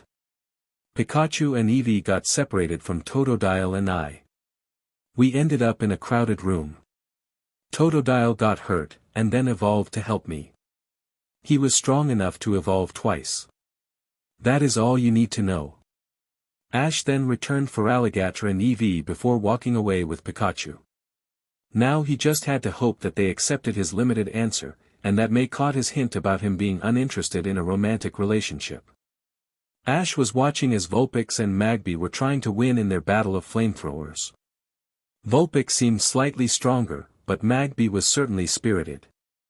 Ash raised his hand for the end, and the two sat down as they breathed heavily. Ash congratulated them before sending out Donphan and Torterra. Donphan was using Rollout to circle Torterra as both Pokémon were figuring out a way to attack. Ash heard people approaching. He held his hand up to stop them as Torterra used an earthquake attack. Donphan used a rock to jump up, but Torterra immediately launched a leaf storm attack. Donphan switched to rapid spin to deflect most of the damage, but still took damage. Donphan landed heavily, but immediately stood up and used Fire Fang. Torterra roared in pain, but couldn't reach Donphan. Ash watched to see how Torterra would handle the situation. Torterra growled and white circles formed around him. They materialized into rocks, and then they launched at both the Pokémon. It wasn't effective on either of them, but it was enough to dislodge Donphan. The two were staring at each other as they prepared to continue, but Ash called for a stop. The two Pokémon were confused, but walked up to him as he turned to see the group. Everyone besides Giselle and May were there. Max looked angry and asked, "Why did you say something like that to May yesterday?" Ash calmly looked at the grown-up kid before retorting, "I already told May. I have no obligation to tell you." Max looked shocked at his reply, and exclaimed furiously, "I'm her brother. I deserve to know what made her so sad." Ash gave him a cold glare as he replied, "I don't think so. May isn't some helpless girl being bullied by a playground bully. She can tell you, but I see no reason I should." Max looked slightly hurt and he asked, "When did you change so much, Ash?" Soledad stepped forward and added, "Yes, you seem in a rather bad mood." Ash took a deep breath before stating, "Sorry, but that is just a rather sensitive subject. Don't worry, I think May will be fine. Let's just talk about a different subject." Max seemed to hesitate, but Harley quickly asked, "Are you going to train every morning? It sort of ruins people still sleeping." Ash smirked and commented, "It is 9. People should already be awake by now." Soledad now smiled and informed him, "Well, those who weren't awake are now going to give you a piece of their mind." Ash frowned, but then saw what she meant. May and Giselle were stomping over with murder in their eyes. Ash took a mini step back before they reached him. He shrank back instinctively as the two yelled in unison, "Be quiet." Ash had enough sense not to reply. May looked like she had just rolled out of bed, and Giselle still was radiant. Though she too seemed slightly less done up as she usually was. She apparently had been forced out of bed early by his training. Ash shrugged and tried to turn away, but May started speaking, "Geez, I get you want to train, but you don't have to go overboard. You are already really strong." Ash turned around and commented, "You haven't seen Paul or Cynthia in action. I have to train to beat Paul at the Sinnoh League, and Cynthia is still on a completely different level than me. I doubt I could take down a single one of her Pokémon." May seemed shocked and asked, "Is there anyone really that powerful?" Ash nodded and Giselle asked uncertainly, "Are you talking about the Sinnoh champion?" "The Cynthia. She's supposed to be the strongest champion of all the regions." Ash nodded and informed her, "Yes, that's Cynthia. I've met her several times while traveling through Sinnoh. She even battled my rival Paul. Her Garchomp must be the strongest Pokémon I've ever seen. It defeated 4 of Paul's Pokémon with one shot each. Easily on the level of legendaries." May seemed surprised, but Giselle interjected, "But she is coming to the Grand Festival." Ash's head snapped around as he immediately questioned, "What? When? Why?" Giselle seemed surprised by his outburst and claimed, "I don't know. Close to the end. She's supposed to be there for the award ceremony." Ash felt his mouth hang open in shock. She was coming here. He was going to see Cynthia in a matter of days. How was he going to handle this? "Professor, I need to exchange my Pokémon now," Ash yelled at the monitor in panic. Professor Oak seemed shocked and took a step back before commenting, "Of course, but you seem in a weird mood. Is anything the matter?" Ash shook his head quickly before muttering, "Doesn't matter." He now spoke quickly, "I am sending over all of my new Pokémon except Skarmory, Scyther, Pinsir, Houndoom, and Swablu. Please send over my entire Sinnoh team, Pidgeot, Charizard, Fiero, Spiritomb, Rapidash, Snorlax, Bayleaf, Cyndaquil, Sceptile, and Glalie. That should be about right with the Pokémon I still have on me." Professor Oak was rubbing his chin as he said out loud, "That is probably the collection of your strongest Pokémon. You've been keeping several on you for a while now. What has changed, Ash?" Ash looked away awkwardly before muttering quickly, "I just found out Cynthia is coming at the end of the Grand Festival. I have something to do before then." Professor Oak perked his head up and exclaimed, "The Sinnoh champion. So exciting. I've wanted to talk to her and her grandmother for a while now, but I just haven't been able to arrange a meeting. This is a nice coincidence. Your mother and I were already discussing going to the award ceremony. Ash asked incredulously, what? You were going to come? Professor Oak nodded before continuing like it was no big deal. Well, you need to wait several minutes while I get all those Pokémon. Just send the ones on your side over while I collect them. Professor Oak looked to be about to leave before he asked suddenly with a grin that made Ash shiver in fear, oh yes, I almost forgot. Why did the news that Cynthia was going to be there affect you? You've met her several times, so nerves shouldn't affect you. So it must be a different reason. If it is something illicit, then your mother deserves to know, and I would be happy to give her the message. If it has to do with Pokémon, then I should be able to know as your supervising professor. Well? Are you going to? Ash shut off the monitor unceremoniously. Ash shivered as he realized that the professor wasn't as professional as Ash had always thought. Do not let your guard around him, Ash noted quickly. Ash stood up and walked over to the transporter. He put Pokeball in 5 at a time, and then watched as they disappeared. It could only handle that many Pokémon once at a time. It took several minutes for Ash to transfer all the Pokeball. He then leaned against the wall as he waited for his other Pokémon to appear. It took several minutes before they finally started to appear. Ash started the laborious task of finding spots for all of them. Once all his pockets were filled with the new Pokeball, he quickly walked off. He passed through the doors and walked over to the group. They were talking intently. Soledad looked up and saw him first. She asked, "What were you doing, Ash? You ran in there without a word, and have been there for well over 10 minutes. Ash shrugged before saying quickly, I just had to exchange some of my Pokémon. I intend to train harder than before. May now jumped and asked excitedly, then how about I train with you? You were the one who said that I should train more seriously. Ash gave her skeptical look before questioning, what Pokémon do you have on you? May answered happily, Blaziken, Glaceon, Venusaur, Ledian, Clefairy, and Dugtrio. Ash claimed bluntly, sorry, but I don't think that will work out. May's smile froze. She blinked a couple times before asking, why not? Aren't you the one who told me to start training? Ash scratched his nose in anxiety before informing her, maybe it is better if I show you some of the Pokémon I will be training with. Ash then randomly grabbed a couple Pokeball and released the Pokémon inside. Out came Sceptile, Houndoom, Glalie, and Spiritomb. A rather intimidating group to be honest, Ash thought to himself. He then turned to May and explained, I'm going to start training my elites. I just think it will be a little too intense for those who have to compete soon. You should train some, but even with tomorrow being a day off, I don't think it would be wise to train together.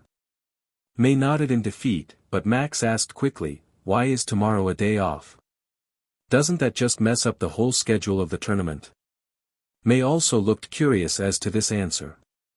Ash was about to explain, but Soledad beat him to it, they have the break with only the top 16 for a reason, it is the most logical time to do it. Why the top 16? Wouldn't the top 32 make more sense? May asked. Ash now answered, the top 16 is probably the time when the most elites are left. When some people looked confused he continued, see, the top 32 is technically the start of the Champions Tournament, but honestly it is pretty easy for there to be several people who don't match up. There are sure to be 10 or so people who had unusually easy preliminaries. However, letting one round go by, it makes it most likely that the top 16 are the strongest trainers of them all. Soledad now started speaking, and the top 16 are all strong enough to possibly win the tournament. All are at the level where most likely luck and strategy are the only differences in the future matches. There shouldn't be any matches where one is matched against a clearly superior opponent. It comes down to who comes more prepared and has the better luck. Thus they give the top 16 time to rest as to allow them the greatest chance to be prepared. Perform and finishing touches on strategies and such, Ash finished calmly. He looked to see several of the group still confused. He asked, do you still not get it? Harley now broke in with a devious smirk that made Ash sweat. No, we get it, but that isn't the interesting part. You two kept allowing the other to talk, and seemed to know what the other person was thinking. It almost seemed that you two were on the same wavelength or something. It is interesting. Ash exchanged a quick glance with Soledad. He had done that without even realizing, but Soledad seemed completely calm. Ash quickly replied with slight panic in his voice, we just both knew the reason really well. Harley stepped forward with the same sly grin and asked, are you sure? Or was it possibly something else? Ash shoved a hand in front of Harley's face as he exclaimed angrily, I did not come here to get interrogated. I want to start training. I don't even want to guess what you are implying, but I don't have time. Ash said this as he returned his Pokémon and releasing Fiero. He climbed on the Pokémon before informing them, I'll fly to outside the city to train. I'll be back around dinner time. Fiero flew into the air carrying, and the group watched. Soledad watched with a slight grin before saying to herself, Ash may act like an adult, but he still is a kid at heart. Looks like I'll have to educate him before I can make any move. Now I just need some pawns to help me.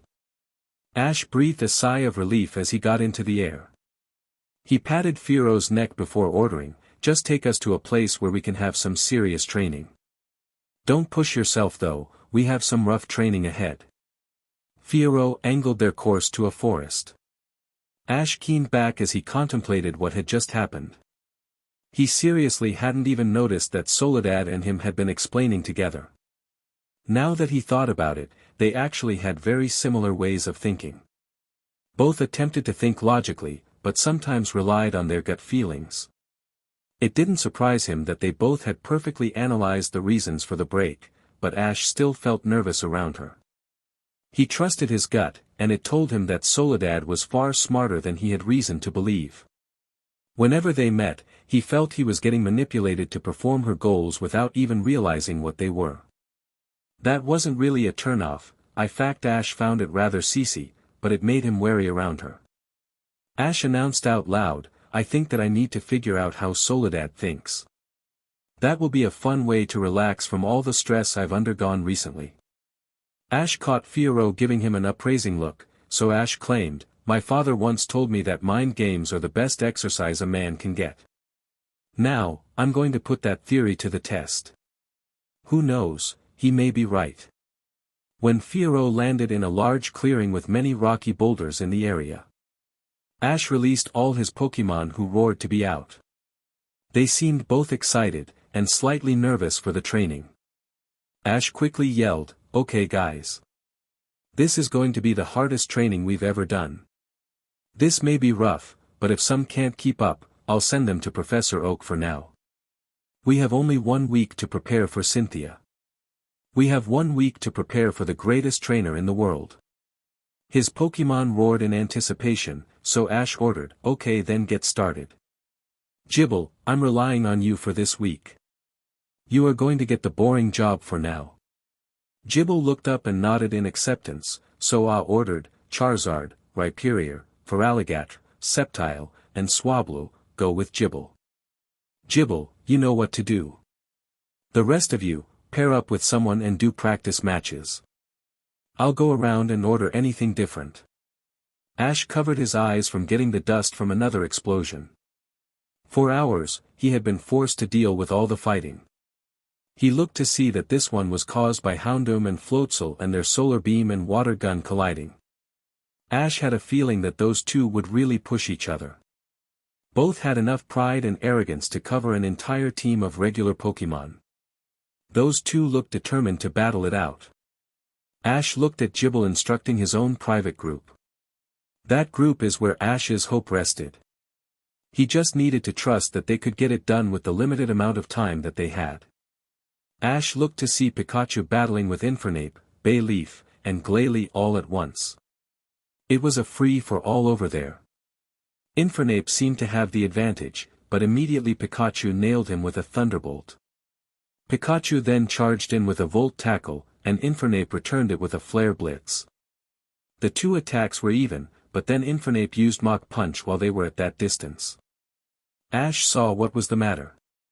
Pikachu was launched right in between Bayleaf and Glalie, who had just launched Solar Beam and Ice Beam respectively.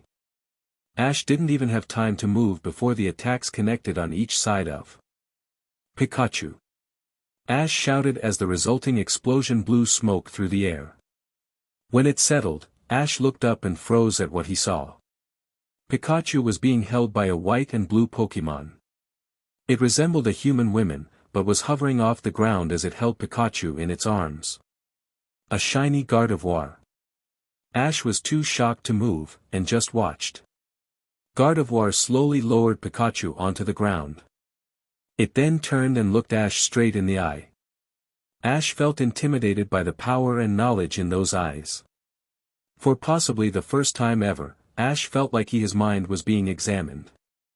Finally the Pokémon disappeared, leaving the entire battlefield in silence. Ash now realized that the entire group had been watching that Gardevoir in amazement. Ash finally announced in a shaken voice, "Continue for now. I'm going to go for a while."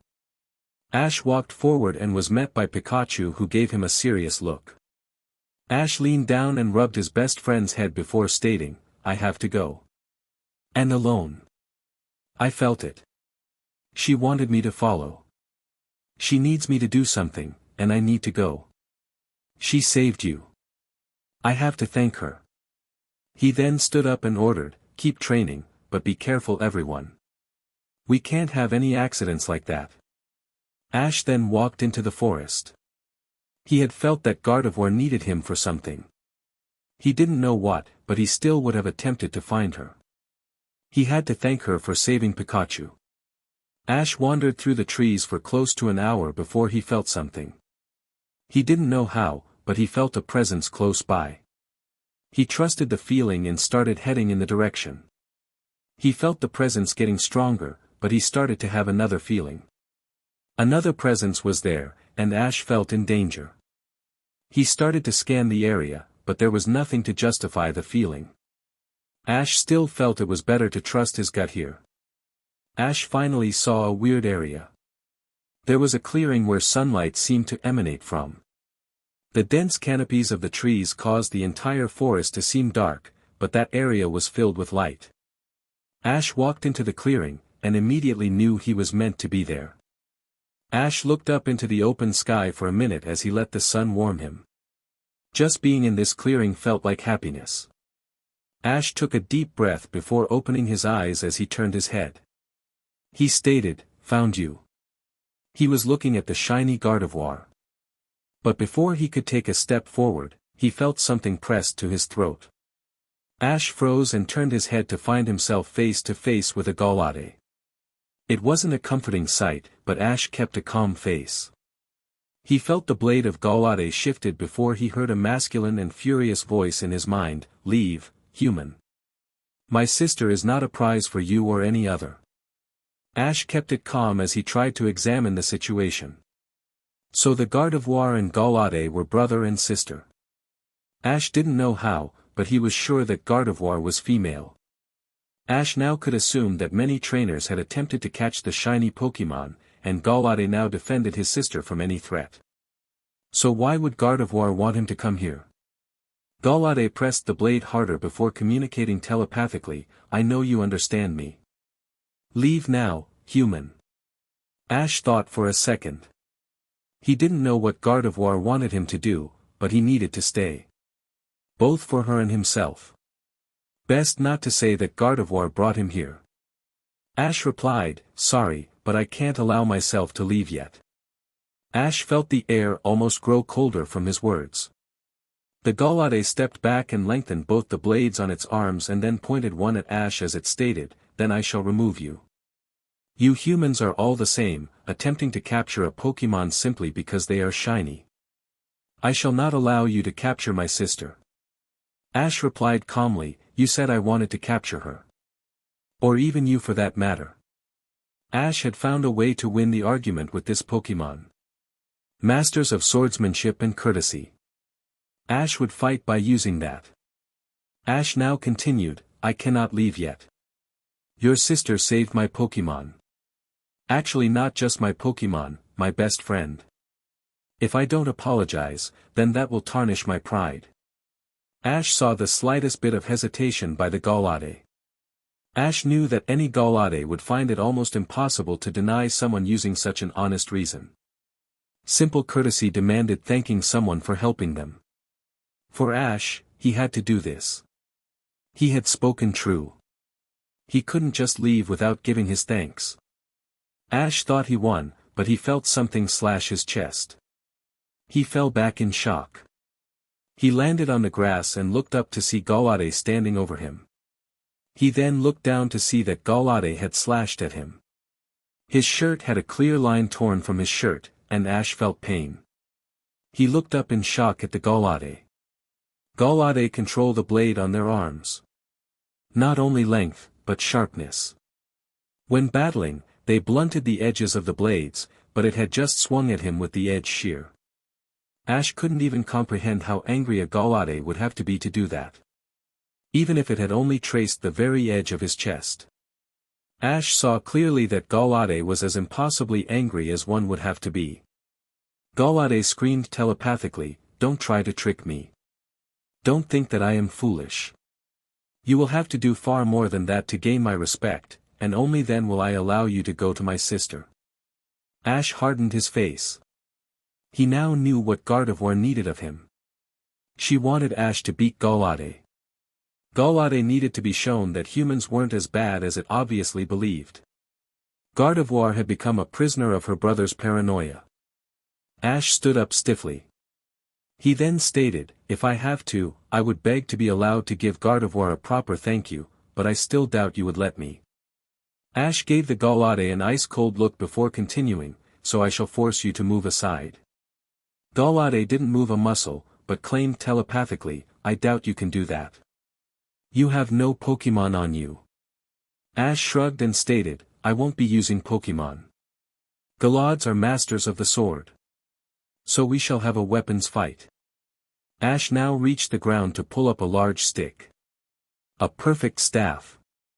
Almost too perfectly shaped, and Ash wondered whether that Gardevoir had predicted it would come to this. Ash turned around holding the staff and announced, "If I land a clean hit on you, then I am allowed past. If you break me before that, I shall leave and never come back." Golade scrutinized him for a second before lashing at the staff. His blade sheared it completely in half. Ash then heard, "I accept. I cannot refuse such a challenge. However, I demand that this be a swords match. Now we each have to separate blades. I shall destroy you, and prove that humans are no good." Golade then got into a fighting stance. Ash carefully got into his own stance. This was not good. Ash had always sparred with a staff, and a staff provided a great defense against two weapons. Ash was far less experienced with sword-like weapons. Ash may have been able to flip Blaziken, but that was surprise. Against a ready opponent who knew close combat fighting, Ash was simply a frail human in comparison. Golade swung without warning. Ash raised one of the sticks to block, but Golade adjusted the swing effortlessly so that it connected with Ash's upper arm. Ash let out a curse before swinging the other blade. Golade seemed to disappear as it dodged, and then Ash felt his thigh being struck. Ash tumbled, but rolled through to dodge another shot. He sprang up and stared at the completely calm blade Pokemon. "I have to admit I'm impressed. You have clearly had some training battling fighting types, but you are still weak. You will never land a hit on me." Ash then felt like he was going through hell. If Golade had sharpened his blades, Ash would have been mincemeat by now. Every limb felt like it had taken enough shots to break each of them. Ash found that he couldn't walk or attack properly. He had to finish this. Right as he thought that, Ash got another shot to the right leg. He dropped to a knee and felt the stick in his left hand fly through the air. He bared his teeth at Golade. Ash stood up painfully, but refused to allow himself to tremble. He saw Golade tilt his head, which made it look like it was thinking deeply. Ash tried to get his breath back. Goldenrod had been focusing on his extremities, but Ash had still taken a fair share of blows to the ribs. Goldenrod ran forward once it saw Ash drop his right hand which had the remaining sword. Ash immediately saw that he couldn't raise the weapon in time to block. The answer came without any thought from Ash. He charged forward as he swung his right hand. Goldenrod had hesitated just for a moment from the unexpected charge, but swung one blade to connect with the coming attack. The blade hit nothing and connected with Ash's chest painfully, but Ash grinned as he shouted, "Checkmate." Ash swung his left hand forward to connect the sword with the back of Goldenrod. The two stood there for several seconds. They were side by side with their weapons pressed to their opponents' torsos. Ash finally heard, "I lost. You charged forward so that I would hesitate, but you knew I would intercept any attack. You switched the blade behind your back and made it look like our attacks would connect. You took a shot to make it so that my other arm was too far away to block. You beat me." Ash nodded. He then stated, "You forgot my objective. I just had to hit you, and one more shot didn't matter to me." Goldenrod lowered his weapon and stated, "I shall keep up my end of the bargain. You are able to talk to my sister." Goldenrod then disappeared as it teleported away. Ash blinked in shock for a couple seconds. He now heard a projected voice. Ash immediately identified the femininity of it, as it contained a hint of singing with it. "You didn't forget I was here, did you?" Ash turned to look at the shiny Gardevoir, the reason he had ended up in this mess. Ash laughed before replying, "I must admit that I did. That brother of yours is one interesting Pokemon." Gardevoir seemed happy to before informing Ash, "He's starting to respect you. Push a little more, and you will succeed." Ash looked into the sky as he thought. If he got a Pokemon like that to respect him, that would be a good foundation for a relationship. He might be able to capture Goldenrod, but Ash shook his head. He turned to the confused Gardevoir and stated, "I don't want to force it upon him. He needs time to think. I'll be back, but I'll fulfill another promise now." Ash turned towards Gardevoir. He smiled before putting an arm on his sore chest and giving a deep bow. Ash then stated, "I thank you from the bottom of my heart for saving my Pikachu, Gardevoir. I shall always owe you a great department. Pikachu is my best friend, and it would have been devastating to me to see him hurt. Just ask, and I shall do anything within my power to repay you." Ash heard Gardevoir chuckle. He then heard, "You almost seem to be a human version of Goldenrod. You already repaid me by battling my brother. Plus I couldn't let a Pokemon get hurt, could I?" Ash straightened and argued, "I wish I was like a Goldenrod, but I'm a little too selfish for that. And I do still owe you. Just like how you couldn't let a Pokemon get hurt, I couldn't let a Pokemon think humans are terrible. I would more consider that a selfish act than repaying a favor." Gardevoir chuckled again and stated, "Actually, you are just like a Goldenrod. They always act so noble, but think that it is more out of selfish reasons. Sometimes you have to admit to yourself some of your strengths. My brother still can't get over the only selfish act he has committed. I can read humans. I felt that you were the only one capable of changing my brother. I know you are a good person." Ash thought of that for a second before turning his back and claiming, "You might be right, but it definitely isn't certain. I'll be back, but I still owe you. I think you could sense my presence if you need me. As for your brother, I'll be back soon to finish this." Ash walked away with his body hurting, but a whole new amount of things to think about. Ash was flying on Charizard with Pikachu and Eevee. It was dark, and Ash had to trust Charizard's sharp vision to guide them. The city was lit up with lights, but Ash had no chance of finding the Pokemon Center among the great collection of lights. Ash sighed as he leaned back. He was still immensely sore from that match with Goldenrod. He had gone to his Pokemon, but had been almost unable to help because of the pain. Then his Pokemon were concerned, and overall training didn't go so great after that. They finally got down to work for several hours, but the sun had set quickly it seemed. Ash hadn't realized how long he'd been gone. Ash sighed once again. He'd never get serious training done at this rate. Cynthia was only days away. Ash sat up quickly, which made Charizard growl in annoyance. Ash chuckled as he pat Charizard on the neck. Ash looked at Pikachu and Eevee and asked, "We'll just have to do better tomorrow, right?" Pikachu looked exasperated, but Eevee jumped around in excitement. Ash laughed as he watched. Eevee still didn't really have perspective on what their goal was. Ash knew that Eevee had only experienced training so far.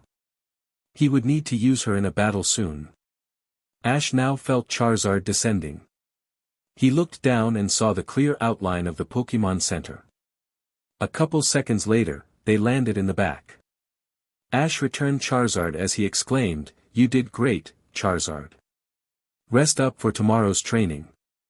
Ash walked into the Pokémon Center, and walked straight to the front desk where Nurse Joy was typing intently on the computer. Ash quickly asked, "Will you please look after my Pokémon? We did some hard training today, and they are pretty tired."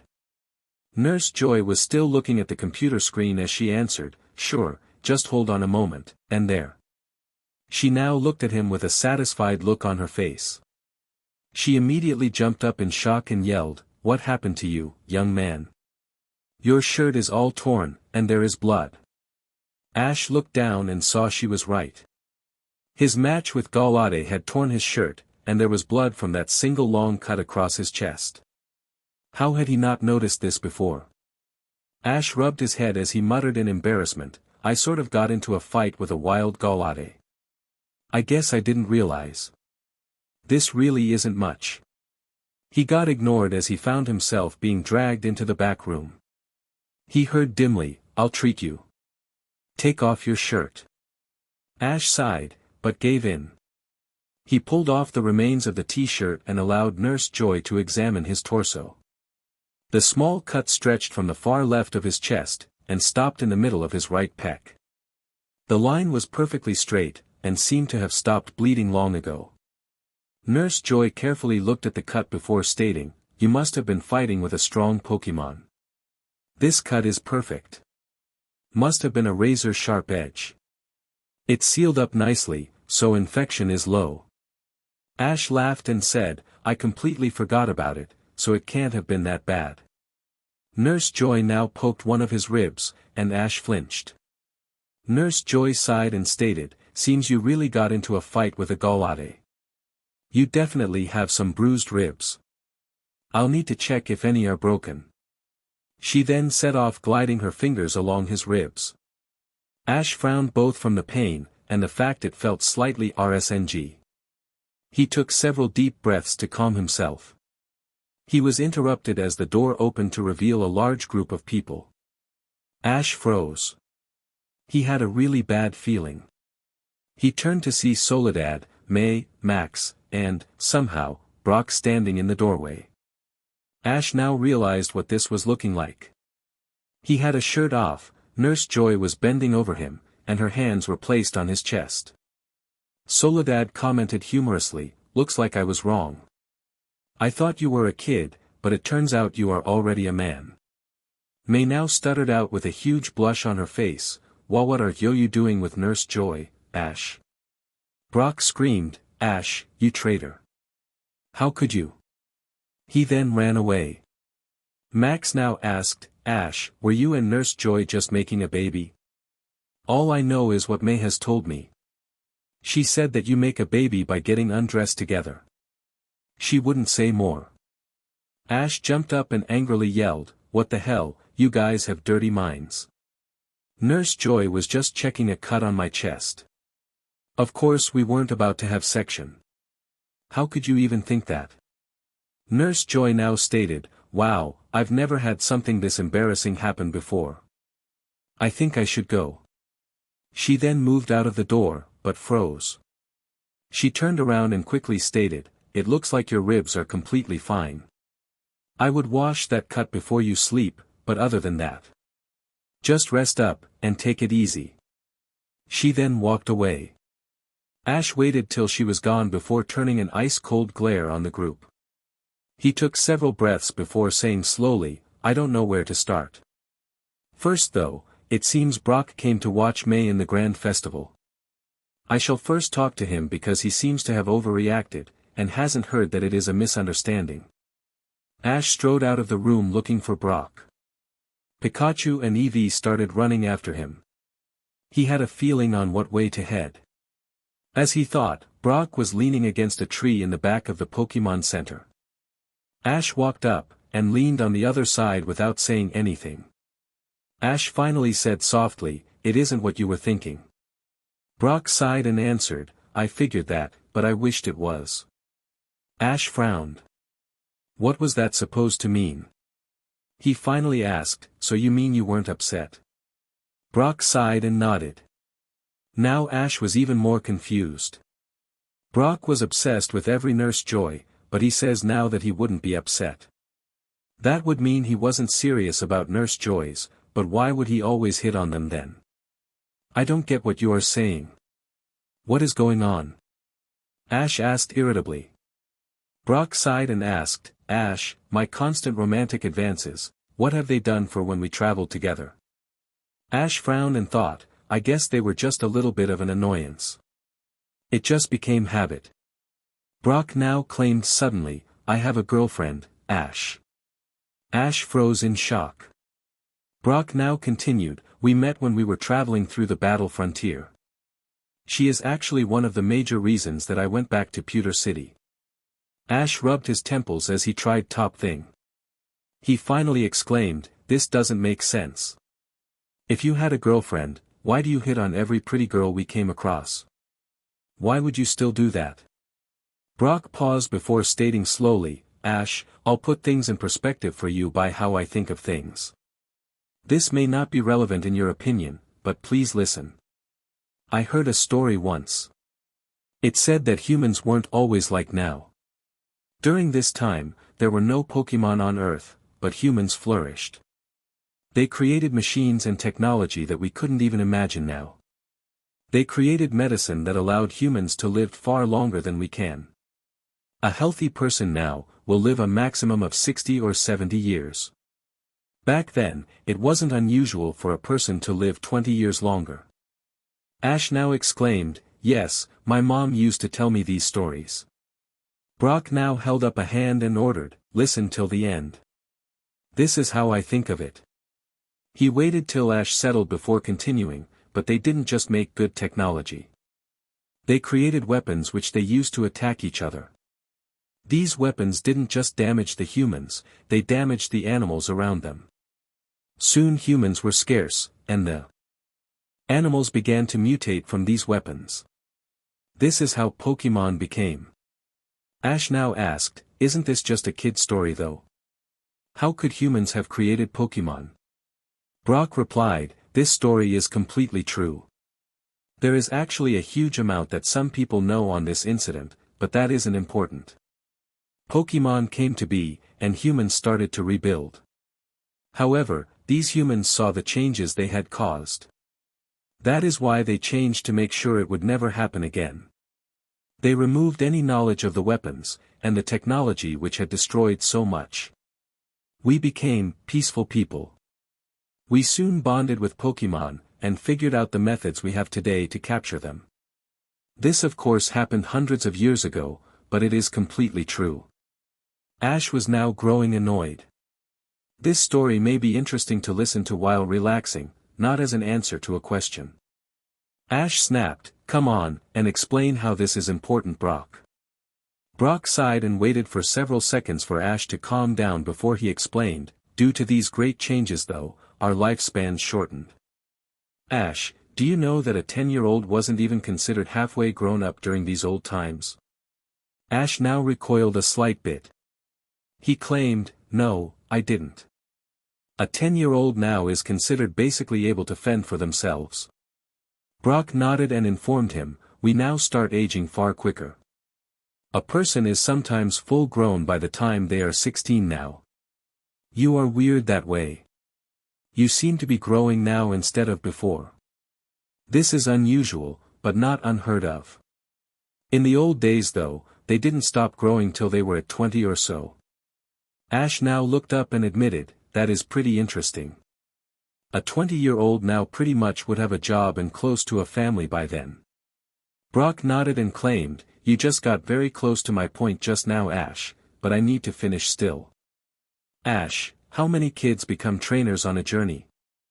Ash thought before stating, most don't go on journeys. They get their first Pokemon, and then stay at home. I would say that only a few hundred trainers journey in each region. Brock nodded and exclaimed urgently, "Exactly, only a very small portion of kids go on journeys.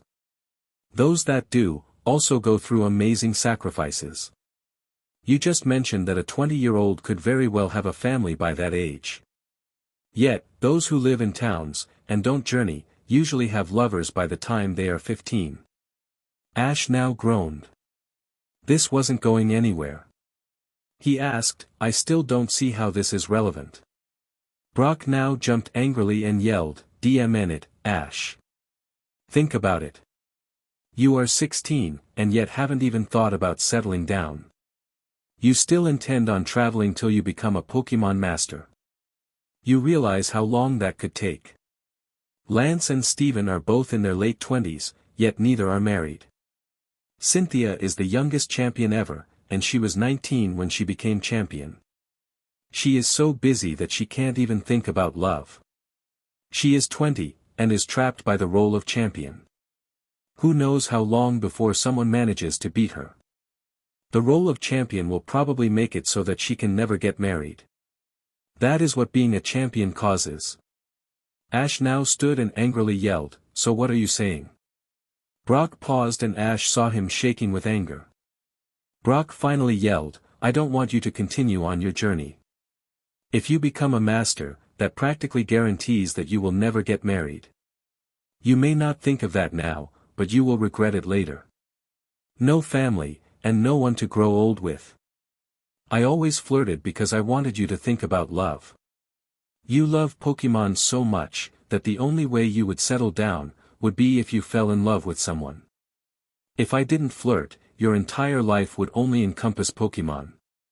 You are like my family, Ash, and I can't watch as you set yourself up for misery." Ash shook in anger. So that is what Brock thought would happen. Ash would train and journey till he finally became master. He would then become so filled with staying master that he wouldn't ever grow up. He thought Ash would never find his loved one. Ash now said coldly, "Well, I'm not your family, Brock."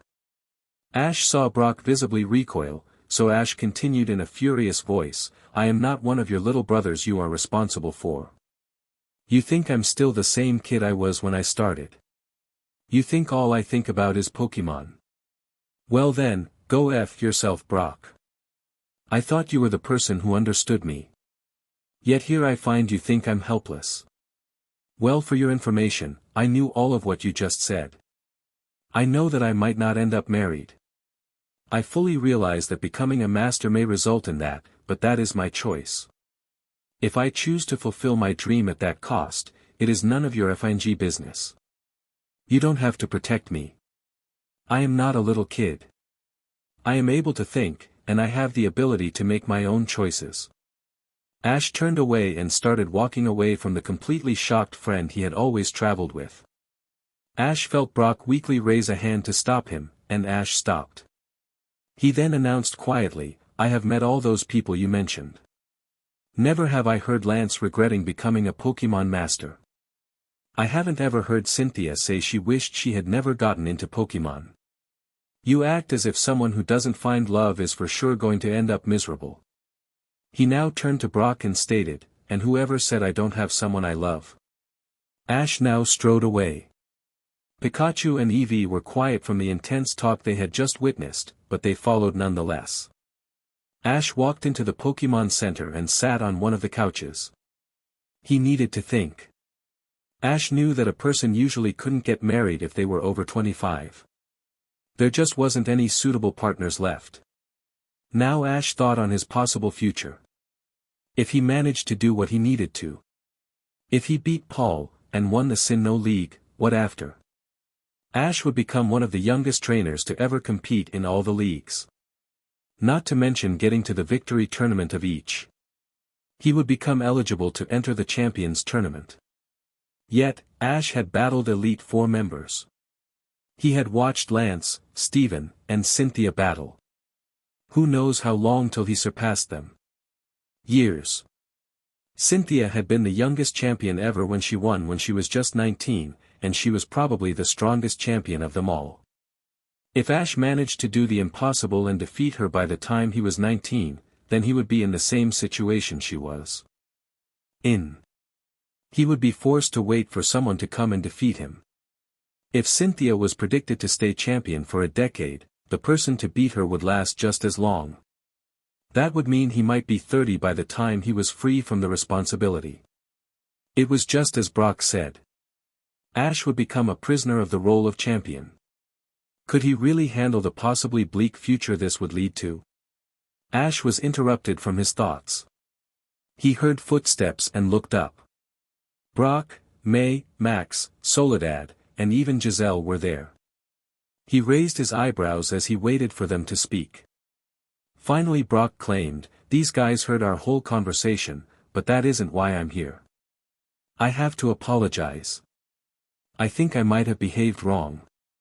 It really isn't any of my business." Ash stood up and said slowly, "You are right. It wasn't any of your business, but I can forgive you. No one doesn't deserve a second chance who made an error because they wanted to help someone. However, I believe that this is truly my business. So I would appreciate it if you don't mention this again. Good night." Ash now attempted to walk away from the group. May grabbed his shoulder.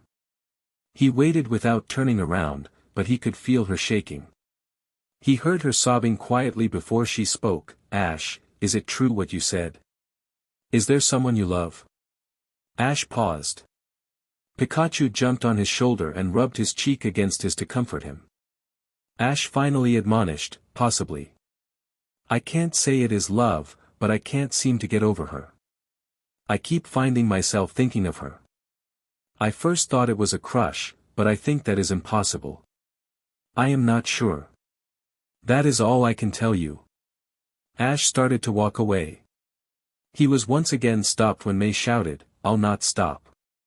Ash turned to look at her as she continued, "I know you think of me as a little sister, but I don't think of you as a brother. I think I love you. So I will continue to love you, and I will make it so that you fall for me." Ash saw small tears dripping down her face. Ash was shocked into silence, and now Soledad stepped forward. "I sort of already suspected. I don't know who, but I knew it was somebody. So I am already prepared for this.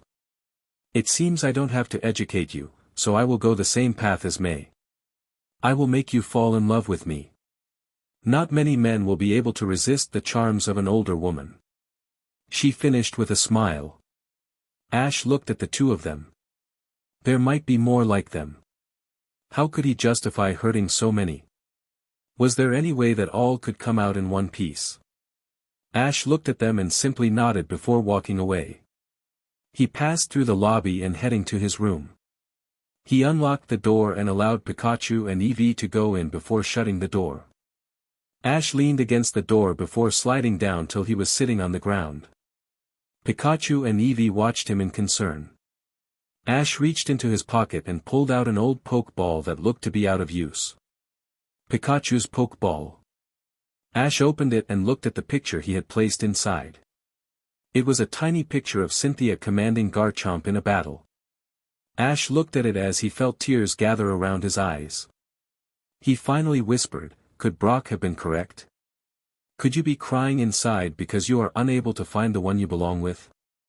The picture gave no answer, and Ash leaned his head against the door as tears started streaming down his face. Pikachu and Eevee jumped into his lap to comfort him. Ash silently thought of love. Could he be in love? Could he help Cynthia somehow? Ash couldn't seem to find any answers. He finally stood up as he headed over to the bed. Maybe he should have kept ignoring love. It just seems to complicate life. Seems like Ash is still training all day, Giselle commented as she stroked her Raichu. She was sitting on a chair in the lobby of the Pokémon Center. She had just watched as Ash had quickly left. She didn't bother to get up. Ash just would disappear once he got outside. The same thing had happened yesterday. Well, I think training is the obvious way to avoid us after that whole situation 2 days ago, Soledad pointed out as she sipped some tea and read a magazine. Giselle looked at the coordinator. If she hadn't heard it, Giselle wouldn't have thought Soledad even cared about Ash by how she was acting. Yesterday too, she didn't even seem surprised that Ash was gone the entire day. For someone who had claimed to be in love with Ash, she was slightly unconcerned. Shouldn't you be like May, and keep trying to talk to Ash? Giselle asked. Soledad smiled without looking up and claimed, no, that is the complete wrong thing to do. Ash basically had his world turned upside down 2 days ago. For now, he will be the most defensive he ever is. It will be much better to let him calm down before going after him. Really, because it seems more like you don't care, Giselle said sarcastically. Soledad set down her tea before informing her seriously, for that you are definitely wrong. It's just that I am not a 13-year-old like May. I have dated boys before, and I know what makes them tick. Ash's world has constantly been focused on Pokemon, but now it must feel like romance is being forced on him. Someone like Ash won't welcome that change. You can't force it on him, but slowly convert his world.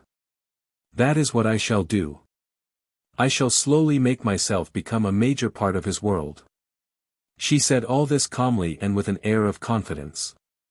Giselle felt impressed despite herself, but she wouldn't let herself be beaten. She now stated, seems to me though like more of an excuse to not make a move. I know romance too, and pushing is always the best way. Who doesn't feel good getting complimented? Soledad now gave her a skeptical look before quickly questioning, ever had a boyfriend? No. Ever kissed someone? No. Have you ever even held hands with a boy before? Soledad smiled before claiming, so you obviously don't know anything about romance. Giselle glared at Soledad before saying loudly, I do too. I'm always surrounded by boys. I haven't even been able to leave the Pokemon Center this entire time because I'm so popular. I only have to look at a guy for him to fall for me. She said the last sentence in a clearly smug voice. Soledad smiled before raising a finger and stating, that is your looks. Nothing more.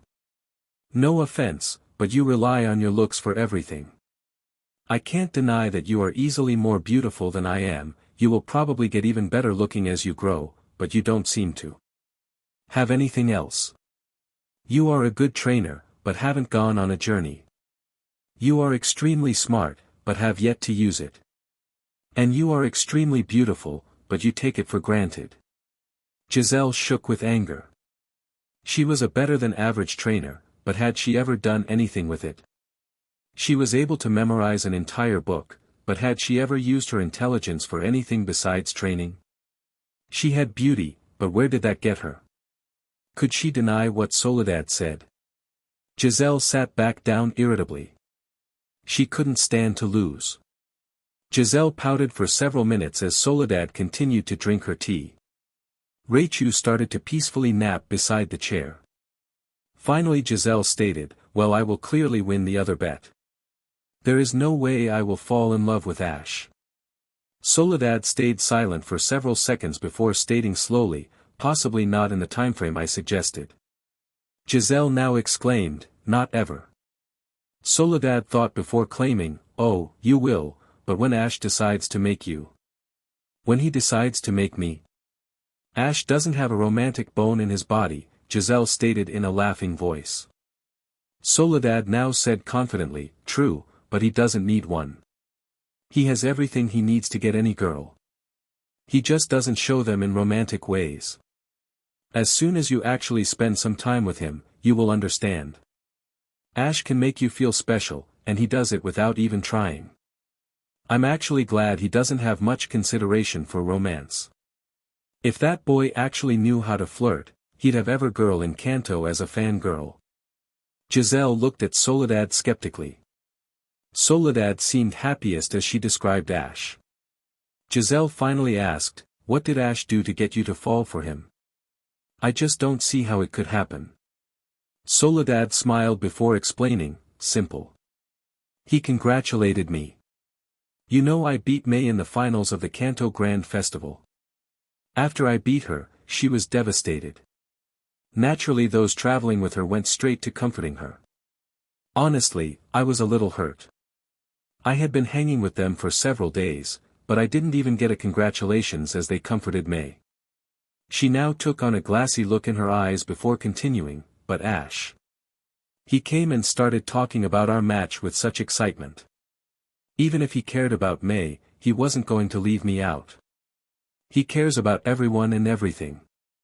Giselle now exclaimed, "So he won your heart by simply congratulating you?" Soledad laughed before answering, "Of course not. You have to remember that he was far younger then. Much more like a kid. I was intrigued, but definitely not in love. He did that after he came here. I had been stuck with the image of him inside my head, but I didn't accept. He was a kid. It was after he came here that I accepted it. He had grown so much. Mentally and physically. I could finally see him as an adult, and it was just easy after that." Giselle stayed silent. Soledad just had the appearance of someone completely love-struck. There was no doubt about it. Soledad was smitten, and for the first time, Giselle felt some fear. If Ash could get a girl like Soledad, could Giselle stay firm? Giselle shook her head. She couldn't fall in love. She wouldn't let it happen. Ash felt the blade touch the side of his neck as he sat cross-legged on the ground. He opened his eyes to see Goldenrod in front of him. "What are you doing, Ash? I told you yesterday not to come back." Ash calmly looked at Goldenrod before pointing out, "I see you are finally referring to me by my name, and not human." Ash saw Goldenrod shift uncomfortably, so Ash continued, "And I told you yesterday. I want you two as my Pokémon. Clearly both of you are incredibly independent and resent humans, so I need to earn your respect. I will make you choose me as a trainer. No battles and no Pokeballs. I shall make you choose me. So, every morning and before I leave, I shall sit here for an hour. I will keep doing it till you decide to join me. Or till we leave this area," Ash heard a feminine voice point out. He looked over and saw Gardevoir at the edge of the clearing. Ash shrugged before saying simply, "If you two choose to run from adversity, then you aren't the Pokémon I thought you were. If that happens, I wouldn't want you on my team." Ash saw Goldenrod visibly recoil. His words had stuck deep. Ash watched as Goldenrod leaped away. He watched where he had went impassively. "You certainly know how to play mind games. I certainly didn't expect such a move. It is certainly effective though."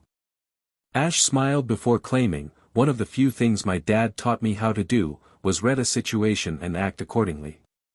This was the best choice of action." Gardevoir looked at him as she commented, "Well, your father must have been smart. You acted perfectly. My brother is wavering. He had known you would come back, and he welcomed it. He wanted proof that no matter how noble, humans always acted the same. He expected you to come and challenge for a battle. Then he could settle all his beliefs and leave without any troubles. Now though, you are continuing to upset the laws he has believed in. He doesn't know what to do." Ash sighed before claiming, "I'm sorry to cause him problems, but this is needed. I couldn't let him continue with those beliefs." "Indeed." Ash now looked at the shiny Gardevoir he had been so easily talking with.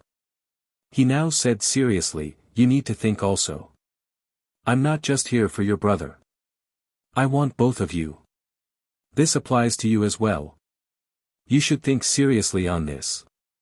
Ash heard Gardevoir chuckle. He looked at her to see her staring at the sky. Ash found himself unable to say anything from the sight. He finally heard Gardevoir communication in a dream-like voice, "I know. Though, remember, I am able to see the future. It is far from perfect, and even what I can see clearly, are completely uncertain. Nothing is certain in this world. Every action has resulting consequences. So, I have never trusted this power, but there was one vision I had complete trust in. No reason, but I was sure it would happen. I knew you would come, and I have been waiting. Never sure when, but I knew a human would come and change my brother and I. I wasn't sure how. I just knew. Ash, you may have only known of my existence for several days, but I have waited for you for several years. I am as prepared as possible to become your Pokémon. It shall truly happen, and I wait for that day. First though, you shall have to overcome my brother. That is the only challenge. Gardevoir then teleported away. Ash shook his head. Gardevoir had completely mesmerized him. It was just so unique. A Pokémon so certain of their path, and accepting it completely. Ash now knew that Gardevoir wasn't just a shiny Pokémon. While he might change Goldenrod, Ash had a feeling Gardevoir might change him. Ash felt slightly apprehensive, but put it out of mind as he sat. After an hour, Ash stood up and walked towards the clearing where his Pokémon were training. He reached it after several minutes. His Pokémon were working hard. The entire system of training was now running smoothly. Every Pokémon knew their job. After a minute, Pikachu saw him and ran over. Ash let Pikachu climb on his shoulder. All his Pokémon stopped for a moment when they saw him, but he signaled for them to start again. Ash then worked his way in between the Pokémon till he reached the spot where Gible was working with a number of his Pokémon. Gible, how is it going? Ash asked. Gible looked at him and started motioning. Ash nodded. He finally stated, that is good. We predicted that several Pokémon would have difficulty, but it seems overall that it is going well. Not an easy task to learn so many unfamiliar moves. Keep up the good work. Ash sighed as he looked around. There really wasn't much to do here. Infernape was busy battling with Skarmory, and there weren't too many other Pokémon who he could spar with. He needed to catch more fighting types, or evolve Tyrogue. Maybe he should have just found something worthwhile to do instead of watching his Pokémon work hard with nothing to do. Ash called for his Pokémon to stop. He started returning the tired Pokémon till only Pikachu and Eevee were left. Ash started walking through the forest back to the clearing. Before reaching the clearing, Ash turned to his two Pokémon and claimed, I have to do something that you two can't know about. Now, Eevee, you can either return to your Pokeball or go play in the forest with Pikachu. Either way, you two have to wait until I come back or call you. Pikachu and Eevee looked confused, but nodded before running into the forest. They knew he had been doing something the past couple days, but they obviously trusted him enough to handle it. Ash smiled before continuing walking. When he reached the clearing, he sat down cross-legged and waited. This time, nothing appeared at first. Ash found himself alone for half an hour as he sat there. This was far more unnerving than having an unstable Goldenrod in front of you. Finally Goldenrod and Gardevoir appeared, but Ash jumped up when he saw Pikachu and Eevee being held by Psychic between them. Ash immediately heard from Goldenrod, don't worry. They stumbled upon us as they played. They've been talking to us for a while about you. Both have extremely high opinions of you. It was quite informative to talk to two of your Pokémon, and both have completely different perspectives. Pikachu is your first Pokémon, while Eevee is a new one that has been with you since hatching. Both were able to tell us a lot. Ash nodded before saying stiffly, of course, but I'd feel more comfortable if you let those two down. Naturally, it makes me slightly apprehensive to see two of my Pokémon with two wild Pokémon. Gardevoir nodded and guided the floating Pikachu and Eevee till she dropped them on his lap. Pikachu and Eevee didn't seem bothered by the situation and just looked at him calmly. Ash laid a hand on each of their heads before turning back to Goldenrod and Gardevoir. He now stated, I'm sorry for breaking my promise, but I think the situation demands I leave now. I hope you two understand. Gardevoir nodded and announced, naturally. Ash stood and prepared to leave, but was interrupted. You are going to walk away from a chance. Ash looked over his shoulder at Goldenrod before asking, what? Goldenrod didn't move, but communicated telepathically, after hearing firsthand from your Pokemon, I shall give you a chance to capture me. A battle. Ash turned and fixed a stare on Goldenrod before pointing out, didn't I say that I wouldn't battle you? Goldenrod now claimed slowly, true, but my will shall not bend. You have done everything you needed to. You earned my respect, and have changed my entire belief system. There is no doubt that you will be a trainer worth following, but this is something I have to do. My honor will not allow myself not to battle for my freedom. It goes against my very nature that I would willingly follow a human without first being defeated first. So, on my honor as a Goldenrod, I shall battle with every fiber of my being to defeat you, the one I have deemed worthy of following. You shall first need to utterly defeat me to capture me. On my honor, I shall fight. Ash kept his face emotionlessly. He looked at the ground as thoughts swirled through his head. Finally he looked up with a fierce grin before announcing, then on my honor, I shall return the favor and defeat you. Infernape, I need your assistance. He then threw the Pokeball and released Infernape. Infernape immediately got into a fighting stance which Goldenrod mirrored. Goldenrod immediately raised a blade which had a purple energy surrounding it. Goldenrod then swung it down with a grunt, and the energy formed a blade as it headed towards Infernape. Psycho Cut. Ash yelled, Flamethrower. Infernape let out the blast of fire.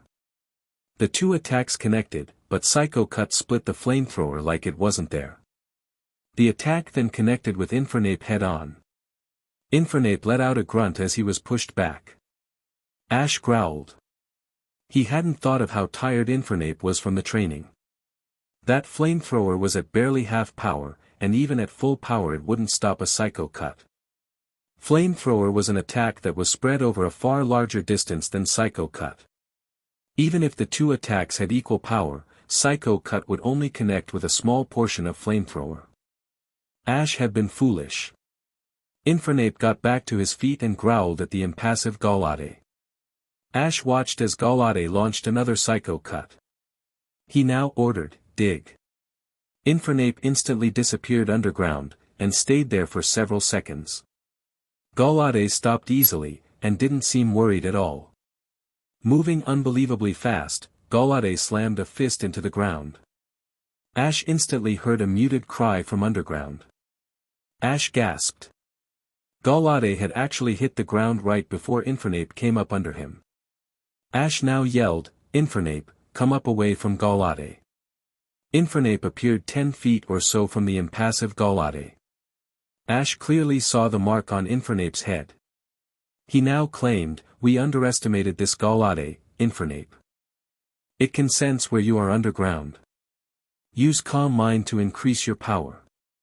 Infernape nodded and closed his eyes and started humming as white energy flowed out of him. Goldenrod instantly launched another Psycho Cut. Ash didn't bother ordering as Infernape instinctively leaned to the side, allowing the attack to miss. The attack left a furrow in the ground. Ash now ordered, get in close and use Blaze Kick. Infernape started running at Goldenrod. Goldenrod mirrored it, and the two ran at each other. Goldenrod's blade glowed black. Night Slash. When they got close enough, Goldenrod launched the attack. Ash yelled, dodge and then Blaze Kick.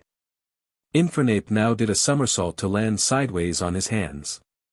He then showed his amazing flexibility by actually bending his back in a wave-like motion so that the Night Slash missed completely. Infernape then while upside down connected a flaming foot into the head of Goldenrod. Goldenrod was forced to knee from the sheer shock of the exchange, and the attack allowed Infernape to launch himself into the air above Goldenrod. Ash yelled, come down and use Iron Tail.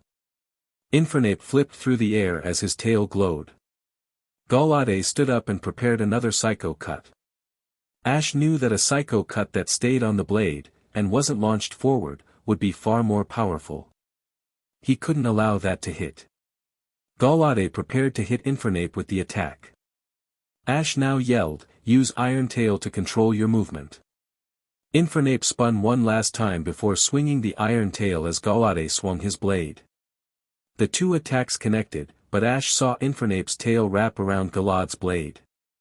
Infernape then used the muscles in his tail to push himself backwards so that the attack passed right in front of his face. Now Infernape was actually hanging by his tail from the right blade of the astonished Golade. Ash yelled quickly, "Flamethrower." Infernape used his tail to spin around till he faced Golade. He then let out a stream of flames into the torso of Golade. Golade let out a grunt as he was thrown backwards. Infernape agilely landed on his feet. Ash had found Galade's weakness. Golade was very stiff in his style of fighting. He couldn't improvise, and found himself unable to counter unexpected maneuvers. Ash now ordered, "Fire spin." Infernape let out the vortex of flames, and Golade launched a Psycho Cut. This time though, it was far weaker. It split the fire spin, but Infernape calmly leaned to the side to dodge the attack and Golade wasn't as lucky. The Psycho Cut hadn't been strong enough to disperse the fire spin, and the attack now surrounded Golade. Ash immediately yelled, "Finish it with Overheat." Infernape let out a screech as he launched the powerful fire attack at the immobilized Golade. Ash grinned as the attack approached, and connected. Fire spin seemed to contain the overheat inside to increase the damage. Now it was a tornado of almost solid orange flames. Finally the overheat overpowered the fire spin, and the entire structure exploded. Ash stood still as heat exploded over the clearing. Smoke covered the field from the devastating explosion. Ash grinned at the victory. It was wiped of his face as he saw a small movement. He quickly scanned the smoke as he tried to find Golade. He found it as Golade jumped straight up in the air. Ash and Infernape were both shocked. Before they could recover, Golade sped towards Infernape at an unbelievable speed. Golade smashed into Infernape. Infernape was too shocked to even let out a cry as he was thrown back. Infernape connected with a tree. Ash was speechless. No Pokemon could take such a vicious attack and be okay. Golade had burns, but only those resulting from a weak fire attack. Nothing like that monumental combination he had just used. Ash heard a voice, "Don't be fooled. My brother is a psychic type. Just because you didn't see, doesn't mean he didn't do something." Ash looked around. Gardevoir had just told him something. Infernape was still getting up, so Ash quickly thought. What could have protected Golade? Golade couldn't have moved in a fire spin, so he couldn't have dodged. He had several burns, which showed he had taken damage, but too little for using an attack to blunt the overheat. That meant he had to have used a defensive maneuver. Light Screen could have blunted the attack, but it still would have dealt more damage than was present. That meant that Protect had been used. Ash smiled. Golade must have used Protect when he saw Overheat. The burns must have been from the initial fire spin. The fire had covered up the Protect, so he couldn't see. Infernape now got to his feet, but it was clear to Ash that Infernape was almost out. That must have been Aerial Ace. Before Ash could order anything, Infernape became surrounded by a purple aura. Psychic. Infernape struggled, but quickly got launched towards Golade, who was preparing a Psycho Cut. This would end it, but Infernape couldn't overpower that Psychic in time. Ash yelled, "Use that momentum to use Flare Blitz." Infernape surrounded himself with flames, and the Psychic had already launched Infernape forward, and now it was too late for Golade to stop the momentum. Golade did the only thing he could, and connected his glowing blade with the Flare Blitz. The two attacks were equal at first, but Infernape gained some momentum right before the explosion happened. Ash saw Golade getting launched out of the smoke to land on his back. Golade jumped to his feet almost instantly. Mach Punch. Infernape now jumped through the smoke to connect a fist with the head of Golade. Golade didn't back down though, and retaliated with a Night Slash. The two stared at each other fiercely as each had the attacks pressing on their face. Ash knew what was going to happen and yelled, "Close combat." Both now started exchanging punches and kicks. Ash immediately saw though that Infernape was winning. Gallods were meant for swordsmanship, and kicks and punched weren't their specialty. Infernape though, was practically designed for close combat fighting. While Goldenrod took wide looping strikes, Infernape kept with straight punches and kicks. Infernape cut Goldenrod off at every opportunity. Goldenrod quickly realized this, and jumped backwards. This fight was finally going Ash's way. This was instantly stopped, as Ash saw Goldenrod creating a glowing blue ball of energy between his hands. Goldenrod threw it straight into the sky with a grunt. Ash watched in chagrin as thunder clouds seemed to gather from nothing. Within seconds it started. Pouring rain. Infernape almost seemed to crumple under the rain. Infernape was exhausted, and the rain was a final step. Goldenrod grunted and prepared a finishing psycho cut. Ash watched in horror as Goldenrod launched the attack. Infernape had nothing left to dodge and it exploded on contact. Ash watched in defeat. He had lost. He was now soaked and had lost the opportunity Goldenrod gave him. He lifted the Pokeball, but was stopped by a powerful and furious screech. He looked in shock as Infernape jumped into the air. Ash immediately knew what was happening. Blaze. Infernape's head flame was out of control, and Infernape had a dangerous gleam in his eyes. Infernape was putting out so much heat that the rain was evaporating before it hit Infernape. Ash watched in concern. Would Infernape rampage like he used to? If that happened, for everyone's safety, he would have to forfeit the match. The fear was dispelled when Infernape looked at Ash, and gave a thumbs up. Looks like Infernape had finally overcome that after he had evolved. Ash grinned. Goldenrod seemed shocked, but knew that the match would continue now. Goldenrod crossed his blades and closed his eyes as he concentrated. Ash watched. Goldenrod finally let out a grunt as he let out a thunder straight into the sky. That would definitely hit with the rain dance unless it was dissipated. Ash yelled, "Use Stone Edge straight above you." Infernape hadn't mastered the move yet, but Ash had a feeling Infernape was able to do it here. True to his feeling, Infernape created the rings of stones before launching them straight up, right as the thunder shot straight down. The two attacks connected, and the Stone Edge absorbed the electricity. The stones now hung in the air as electricity traveled between them. Ash got an idea. He yelled, "Use that electricity to power up your Thunder Punch." Infernape jumped into the air, and shoved his fist between the electrified rocks. Infernape then headed straight towards Goldenrod with his fist glowing with an unbelievable amount of electricity coursing off it. Goldenrod couldn't get an attack ready after using so much power on a thunder, and Infernape swung the attack. Goldenrod teleported away right before the attack reached. The attack connected with the ground, and a huge explosion followed. Ash covered his eyes till the light disappeared. He then gasped. There was a huge crater in the ground with Infernape standing at the edge with the rain stopping. Ash saw Goldenrod appear a small distance away. He then looked at Infernape. Despite Blaze, Ash knew that this needed to finish soon. Ash closed his eyes before yelling, "Flare Blitz at max power." Infernape coated himself in flames and launched himself at Goldenrod. Goldenrod now ran at Infernape as yellow and purple energy surrounded him. Giga Impact. Ash bared his teeth as the two approached each other. This was it. The two attacks touched. The two struggled for dominance. The ground crumbled under the two of them from the sheer force of the attacks. Then Ash was thrown off his feet from the explosion. Ash got up slowly to see the smoke disappearing. Both Infernape and Goldenrod were still standing.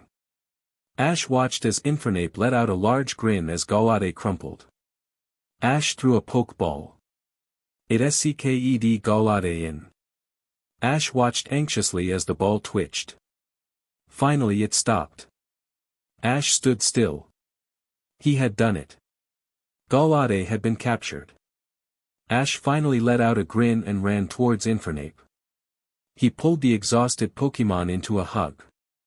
Pikachu let out a thunderbolt in celebration, and Eevee shot several Shadow Ball into the air. Ash laughed in glee. Impressive. Even at half power your Infernape defeated my brother. He is no pushover, Ash heard. Ash turned to look at Gardevoir. He picked up the Pokeball and stated, no, he was definitely not a pushover. Gardevoir chuckled before thinking, so I guess you just have to capture me. Bring out a Pokeball please. Ash looked at her before asking, you sure you don't want to battle? Gardevoir chuckled before claiming, if Infernape is your strongest, you wouldn't stand a chance against me. Ash frowned before saying, I doubt that. Infernape was at half power there, and had the type advantage. I thought your brother was the stronger of you two, but I think that if I used a Pokemon with the type advantage, then I could win. Gardevoir then informed him, you might think that, but it is far from true. I taught Goldenrod everything he knows. After all, I am the one that has had trainers following them for their entire life. My brother became protective because I always protected him when he was younger, but when it comes down to it, I am far stronger. Even had Infernape been at full power, Goldenrod would have put up a decent fight, but Goldenrod wouldn't even be able to entertain me in a battle. Ash raised his eyebrows. He hadn't ever considered the battle prowess of Gardevoir because Goldenrod had been the more immediate concern, but it made sense that Gardevoir might be stronger. As the shiny Pokemon, she would have been forced into battling since she had hatched. Ash now questioned, so you believe that you could defeat a dual Dark and Ghost-type Pokemon who is just as strong as Infernape? Gardevoir now claimed without hesitation, I am sure of it. Ash looked at her seriously for several moments before saying, I guess I'll trust you then. You seem confident and my Pokemon aren't at full power, so I doubt I could beat you. He then held up a Pokeball. Gardevoir calmly touched it to get SCKED in. Ash put it on his belt and returned Infernape before releasing. He then looked at Pikachu and Eevee before stating, I don't feel like flying. Rapid Ash, I need your assistance. Ash climbed on the flaming horse without any apprehension. After Pikachu and Eevee climbed on, Rapid Ash started running at such a speed that it was almost as fast as flying. Ash sat atop one of the towers overlooking the coordinator battlefields. Gardevoir was there along with Pikachu and Eevee. After reaching town, Ash had given Goldenrod and Infernape to Nurse Joy before heading out to watch May's match. He then had Gardevoir teleport him to one of the towers, so he could avoid the crowds. Ash now watched as May and her opponent entered the arena. May's opponent was a girl of similar age to May. The two shook hands before going to their corners. Ash then watched as May released Delcatty and Munchlax. Her opponent released a Sneasel and Dugong. Ash commented, let's see if May has what it takes to win this tournament. Ash calmly walked several feet away from the group. As they talked, Lyra exclaimed, that was so great, when that assist turned into Frenzy Plant. Although the fact that Munchlax tried to eat Sneasel when he used Rest was odd. May now complained, and I lost points because of that. It was the Sneasel that was running around hysterically. Harvey now pointed out smugly, although Munchlax wasn't too beautiful either. Sleepwalking after Sneasel with drool trailing behind him. Ash saw May blush slightly in embarrassment. Ash chuckled and this drew May's attention. She now rushed over to him and bent down with a cute look on her face as she asked, what did you think, Ash? Ash commented, it was a good hard match. Lots of back and forth. Exciting and definitely a challenge for both coordinators. His answer caused May to look disappointed, so he laughed and pat her on the head as he continued, you did very well, May. May let out a squeak and jumped up, causing Harley to joke, is May a dog or something? Delighted by a word from their master. May smacked him on the back of the head. Ash walked away from the argument between the two, and found himself looking at a mob or something. He paused and studied the gathering. It looked like a large group of guys gathering around a point of interest, and more boys kept showing up. Now the rest of the group arrived and looked at the occurrence.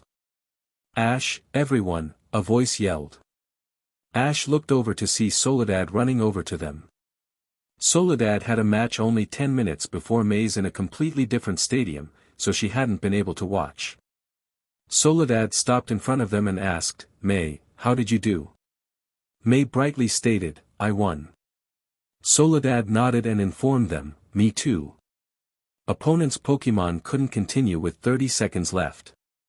May smiled nervously, but gestured at the crowd and asked, "What is going on?" Soledad now said urgently, "I forgot. After my match I managed to convince Giselle to come with me to meet you, but I made a mistake. Turns out Giselle was right. Guys do swarm her when she goes outside. That's why she hasn't left the Pokemon Center, it seems." Ash now exclaimed, "You mean that Giselle is the cause of that?" Soledad nodded, and Ash sighed before stating, "Looks like I should help her." "Is she wearing a skirt?" Soledad blinked before asking, "What?" Ash glanced at her before repeating, "Is she wearing a skirt?" Soledad shook her head, and Ash grabbed a Pokeball and threw it as he ordered, "Spiritomb, use Psychic to get Giselle out of there." The Ghost and Dark type appeared and let out a deep and ferocious roar as his eyes glowed. Ash heard a scream from the crowd, and he saw Giselle twisting in midair. The crowd looked shocked, and Spiritomb had plenty of time to lift Giselle over. As soon as she was away from the crowd, Spiritomb dropped her from the air right into the arms of Ash. Giselle seemed shocked, and Ash joked, "I knew you were beautiful, but isn't this a little over the top, Giselle?" Giselle blushed in anger and embarrassment and she pointed at Soledad before exclaiming childishly, "It is her fault. She dragged me out here, and then abandoned me. I almost suffocated in there." Soledad scratched her head nervously, but a shout went up, "What's the deal?" Ash looked to see one of the kids stepping forward. The kid had blonde hair, and the arrogance of someone who knew they were handsome, but not that handsome. Ash pet his head to the side and asked, "Pardon?" The kid frowned before claiming, "You can't use a Pokemon to get her to yourself." Ash now frowned before asking, "What do you mean, all to myself?" The kid angrily claimed, "We were all trying to ask her out. If you want a shot, wait for your turn." Ash raised his eyebrows and asked, "So let me get this straight. You and all these guys were trying to ask this girl on a date?" The kid nodded and stated, "Obviously." Ash now started laughing loudly and confidently before stating, "It is interesting to know that Giselle is this popular." The kid looked confused and asked, "What nonsense are you spouting?" Ash gave him an amused look before saying, "Use your brains. Do you think that a pretty girl like this would let a guy hold her like this if they didn't know each other?" Now everyone present realized that Ash was holding Giselle closely in an embrace that clearly showed intimacy. Ash saw Giselle's face turn tomato red, showing she hadn't even noticed, and he saw her open her mouth to protest. Ash shot her a quick look before lying, "Giselle is my girlfriend. We were supposed to meet here to go talk. I didn't realize that she would get ambushed by so many men." The crowd now looked awkward, and Giselle quickly caught on. She now announced, "I told the first guys that I was meeting my boyfriend. They didn't believe me though." Now some of the kids at the back were slipping away. Ash saw that this was over. He looked over at the group and let out a sigh of relief, but was interrupted. A shout went up, and Ash looked over in shock to see a man wearing a black suit running forward. The man yelled angrily, "Put Lady Giselle down this instant." Ash softly set Giselle down, and the man pushed Ash backwards as he quickly looked at Giselle. Giselle asked in pure terror, "How long have you been listening, Jeeves?" The butler gave her an angry look before saying, "The entire time. How could you, Lady Giselle? Keeping a secret boyfriend from your father. You always claimed you didn't have anyone like that. Your father even set up all those marriage meetings." Giselle stuttered nervously, but Jeeves continued, "I have to tell your father. The limo is this way, ma'am. You are coming too, young man." The butler then gripped Ash in an iron grip and started dragging the two through the crowd. Ash looked around nervously. Ash was in shock. One moment he had been helping Giselle, and the next he had found himself pulled through multiple streets. Now he was sitting in the back of the fanciest car he had ever seen, and Giselle was next to him with that crazy butler driving. Ash looked at before saying emotionlessly, "I think I finally got the situation. Please confirm. You come from a rich family, and your family wishes you to get married to secure your position, but you have refused and told your father that you didn't have anyone special. This butler came to pick you up for something, and heard us say that we were dating. Since this contradicts what you told your father, I am being forced to go meet your father, and from your expression, I can deduce that your father is not someone I want to meet. Am I right?" Giselle still looked like she had seen a ghost. Slowly she turned to look at Ash and stated, basically. "My dad is, not cruel, but difficult. He doesn't view some things like normal people. Most likely you will be forced to do things that sound completely irrelevant and unnecessary." Ash nodded and he looked ahead. Finally he exclaimed, "Am I cursed or something? I can't do anything without having some complex and ridiculous problem arising." Giselle swiveled in her seat to fix him with an intense glare before she stated forcefully, "I don't like this, but we are stuck. I can't tell my dad that I was lying on such a thing, so you have to do anything necessary. I don't care whether you have to jump in a volcano, you have to become the perfect boyfriend in front of my father. You have to convince him we are dating, okay? There is no other option." Ash leaned back with a sigh before exclaiming, "Fine. I won't abandon you, but this has to stay reasonable. Make sure it isn't too excessive." The door of the car was opened and Giselle stated quietly, "Impossible. You don't know my father." Ash stepped outside only to freeze. He was standing in front of a long lane with multiple servants lining the sides. The wide lane led to probably the largest and fanciest house Ash had ever seen. This must have been equal to James' largest house. Multiple fountains and gardens spread around the mansion. A large wall enclosed the several square miles of the house. Ash stated, "Yeah, my request is impossible." He then felt himself ushered by several of the servants. Pikachu and Eevee let out several cries of protest as they were plucked from his shoulders. Ash couldn't get a word out as he was moved. He resigned himself to the treatment with a sigh. Several minutes later, he found himself entering the house. Once again he found himself stunned by just how rich this house seemed. He had guessed Giselle was rich, but this was ridiculous. You could buy a city for the same amount as this house would cost. She must be the daughter of some major business owner to have a house like this.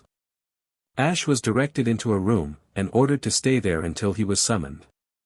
After the door closed, Ash looked at the room. It looked like a VP suite at a 5-star hotel. Ash sat on one of the beds. They hadn't even brought in Eevee and Pikachu. Ash pulled out a Pokeball and released Gible and Gardevoir. Gible looked around curiously, but Gardevoir looked completely calm before asking telepathically, "What is your will, Master?" Ash raised his eyebrows and commented, "Since when am I called Master?" "Never mind. Gardevoir, I assume you were able to figure out the situation from your Pokeball." Gardevoir nodded in confirmation, and Ash continued, "So I need your help to prepare. I left your brother in the treatment of Nurse Joy before this. I might need a Pokemon that can teleport, but I wouldn't want to reveal you. Please go and get your brother's Pokeball. Nurse Joy should be done treating him by now. Gible, I just called you out 'cause this house is kind of creepy to be alone in." Gible laughed and nodded, and Gardevoir disappeared in a flash. Gible jumped onto the bed, and Ash laid back as he thought. Did he have any experience with rich people? How would he convince Giselle's father that he and Giselle were dating? They had only even been friends for several days. What did he even know about Giselle to begin with? She was spoiled, cocky, a skilled trainer, and extremely beautiful. That was basically all. He had a challenge ahead. Gardevoir appeared holding a Pokeball with her psychic abilities. Ash grabbed it and said, "Okay, we should inform Goldenrod on the situation. I have no idea what will happen, but I have a feeling that I'll need his help." Ash released Goldenrod, who quickly bowed before saying, "My sister has already informed me on the situation, Master. I understand the situation." Ash leaned back. "Really, so that means you can communicate while inside your Pokeball? That is interesting. I knew that Pokemon had some awareness in their Pokeball, but I had no idea it was that complete." Gardevoir now explained, "This isn't always the case. Naturally, both of us being psychic types, and our close relationship has influenced our level of connection. I doubt I could communicate easily with any other of your Pokemon in such a state." Ash nodded and continued, "Okay, and I noticed that Goldenrod referred to me as Master also. I would prefer it if you both stopped that. I definitely do not consider this a Master-SLV relationship." Goldenrod now claimed, "We are unable to do that. For us, you are now our master." Ash sighed before continuing, "We need to discuss this more later, but now we have a more urgent consideration. I need to help Giselle. I might not have much experience with lying or convincing people I'm dating their daughter, but I still need to succeed." Goldenrod tipped his head before asking, "Master, please correct me if I am incorrect, but dating is a human mating ritual, correct? So wouldn't it make sense to skip the dating and simply mate? That would accomplish the same thing." Ash blushed as he stuttered before saying, "Not really. It is difficult to explain, but that will definitely not work." He now looked to see Gardevoir chuckling. Ash had a feeling she knew the problem here. Ash sighed and put his face in his hands before saying, "You'll realize soon enough why that doesn't work, Goldenrod. Now however, we can't talk about that. Gible, you will stay out of your Pokeball. They took Eevee and Pikachu away for now, and I feel more comfortable with a Pokemon around. So, please behave yourself and don't bite anyone on the head." Ash frowned when he didn't hear a grunt of reply. Ash looked beside himself to see Gible looking both bored and confused. Ash scratched his head. It seemed like Gible hadn't even heard any of the conversation. Ash's eyes widened and he exclaimed out loud, "Was I just talking with you guys in my head?" Gardevoir chuckled again before stating in an amused voice, "Of course. I hadn't realized that you were doing it without realizing." Ash looked at her before asking exasperatedly, "What? How?" Gardevoir now explained, "I see. I thought you had realized it, but it seems not. See, a powerful and skilled psychic Pokemon can communicate with humans to varying levels. It also depends on the bond of the human and Pokemon. Goldenrod and I are both far more skilled than needed to communicate sufficiently with a human, even without familiarity with said human. However, humans also become more receptive to psychic abilities the more exposure they get. It seems that the repeated meeting we had, you grew more accessible by psychic abilities, and our bonds naturally grew stronger after you captured us. This has resulted in your ability to communicate telepathically with us. You might actually find that you will be subconsciously able to understand your other Pokemon. It is possible, although unlikely, that you could eventually be able to sense both the emotions and thought of Pokemon that aren't even yours." Ash quickly processed the information. He remembered Annabelle and how she had been able to talk with Pokemon.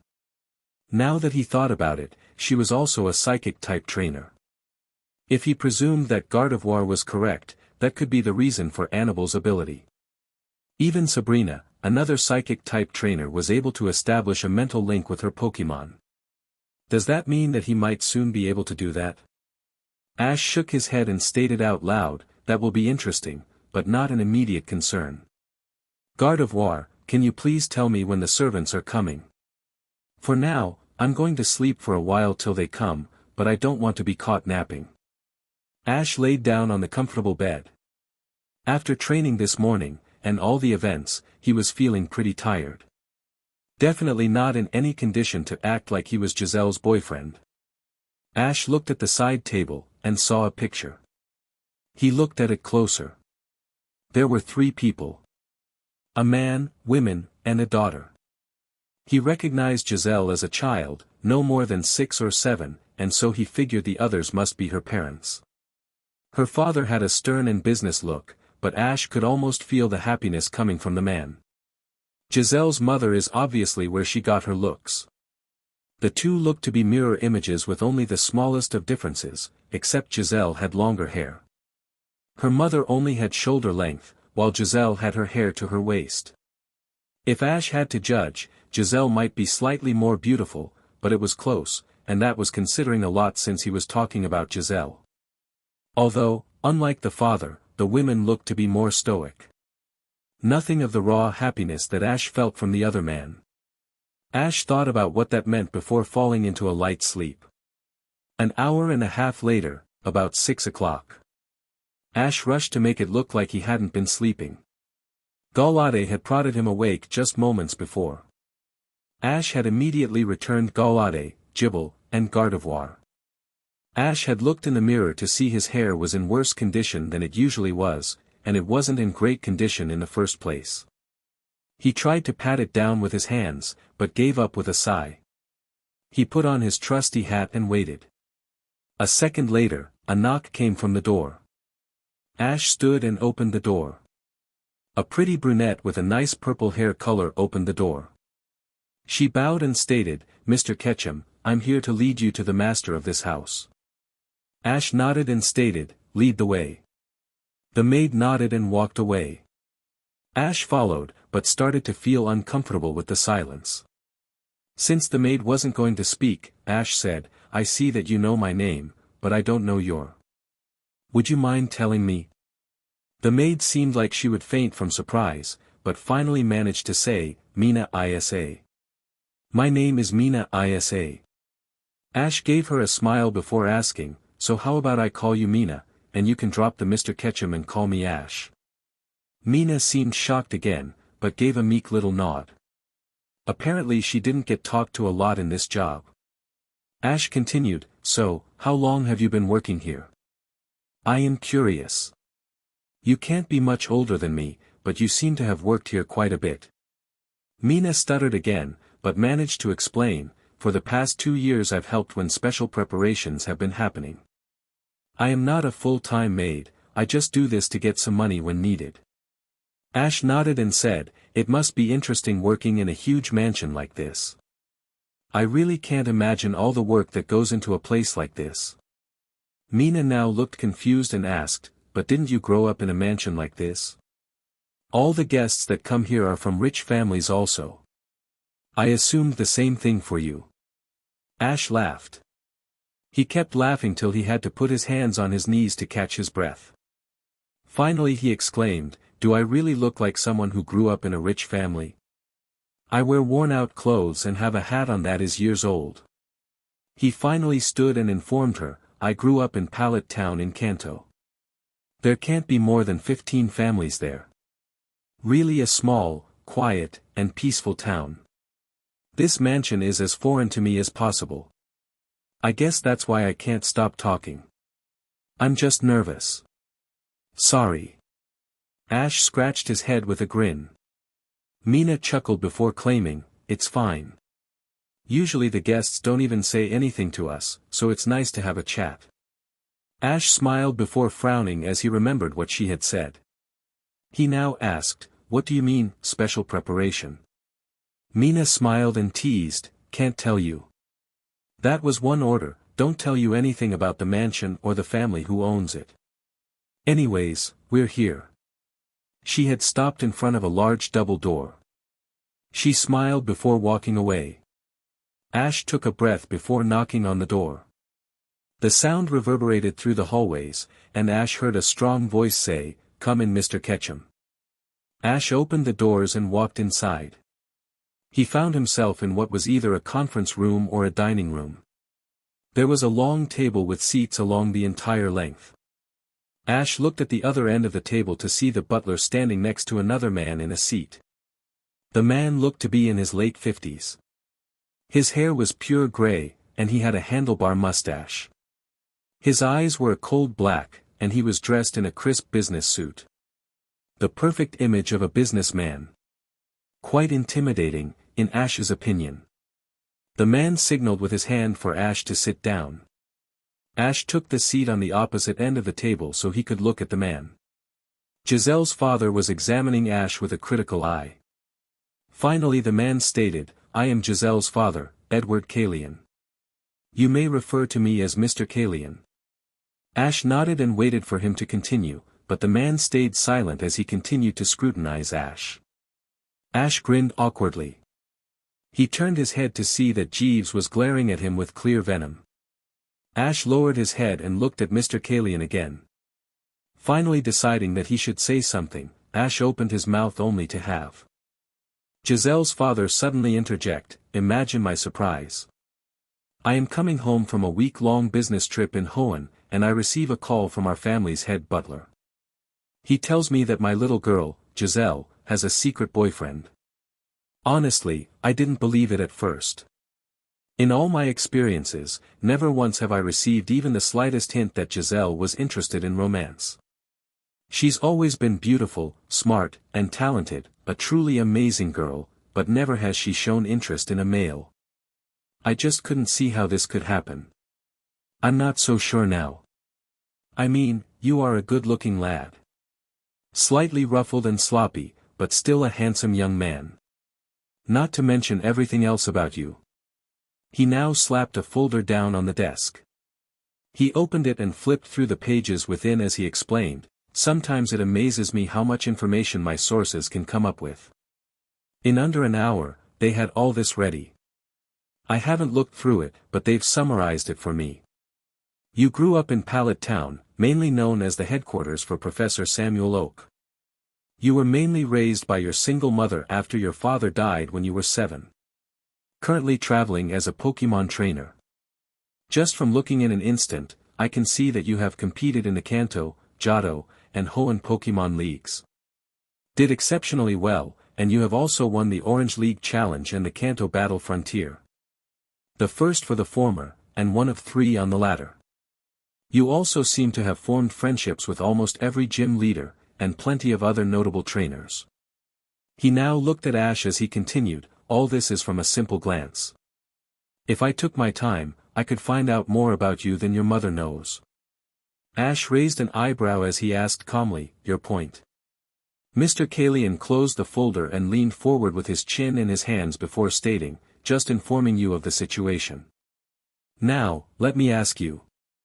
Knowing the amount of power I have, why should I let you have a relationship with my daughter?" Ash leaned back as he asked, "Why is that even relevant?" Mr. Kalon frowned and Jeeves actually stepped forward angrily, but Ash continued in a calm voice, "Yes, you have power. As you proved, you can invade one's privacy without retribution. Yet, I don't see what you are trying to imply. Are you threatening me?" Mr. Kalon closed his eyes as he explained, "Of course not. I am simply showing you the simple facts. Giselle is my only daughter, and shall inherit all that I own.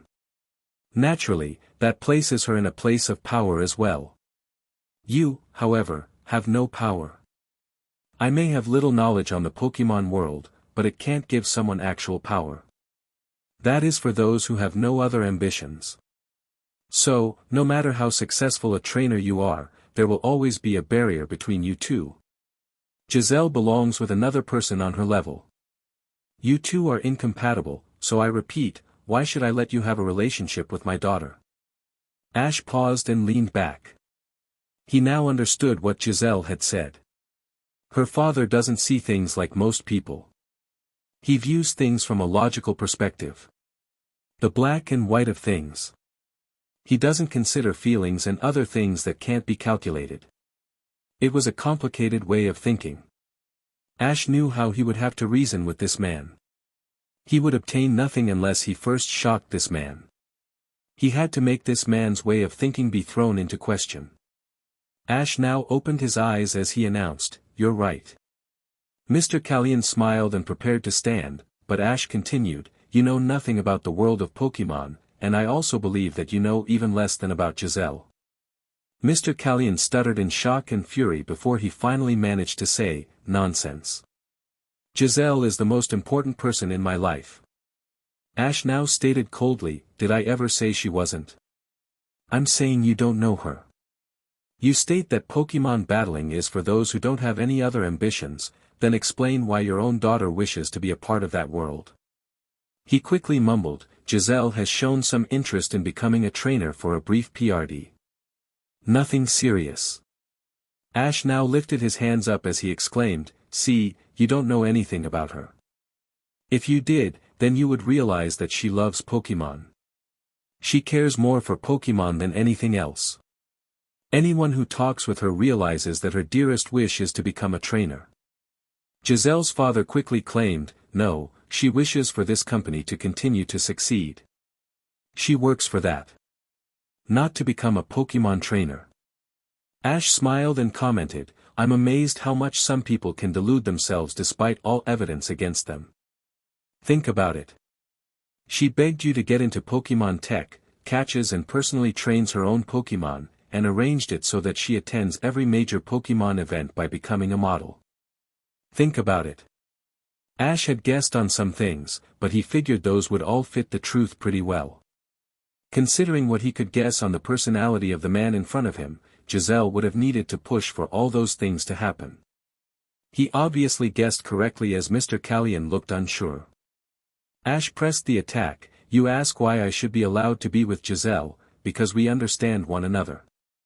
I actually listen to what she wants. You only bother to hear from her what you want to hear. She works to improve this company because she doesn't want to disappoint you. You hope to cement your company's future by marrying her to another rich family, so she has tried to stay away from developing relationships of her own. She has done everything she could to follow your expectations.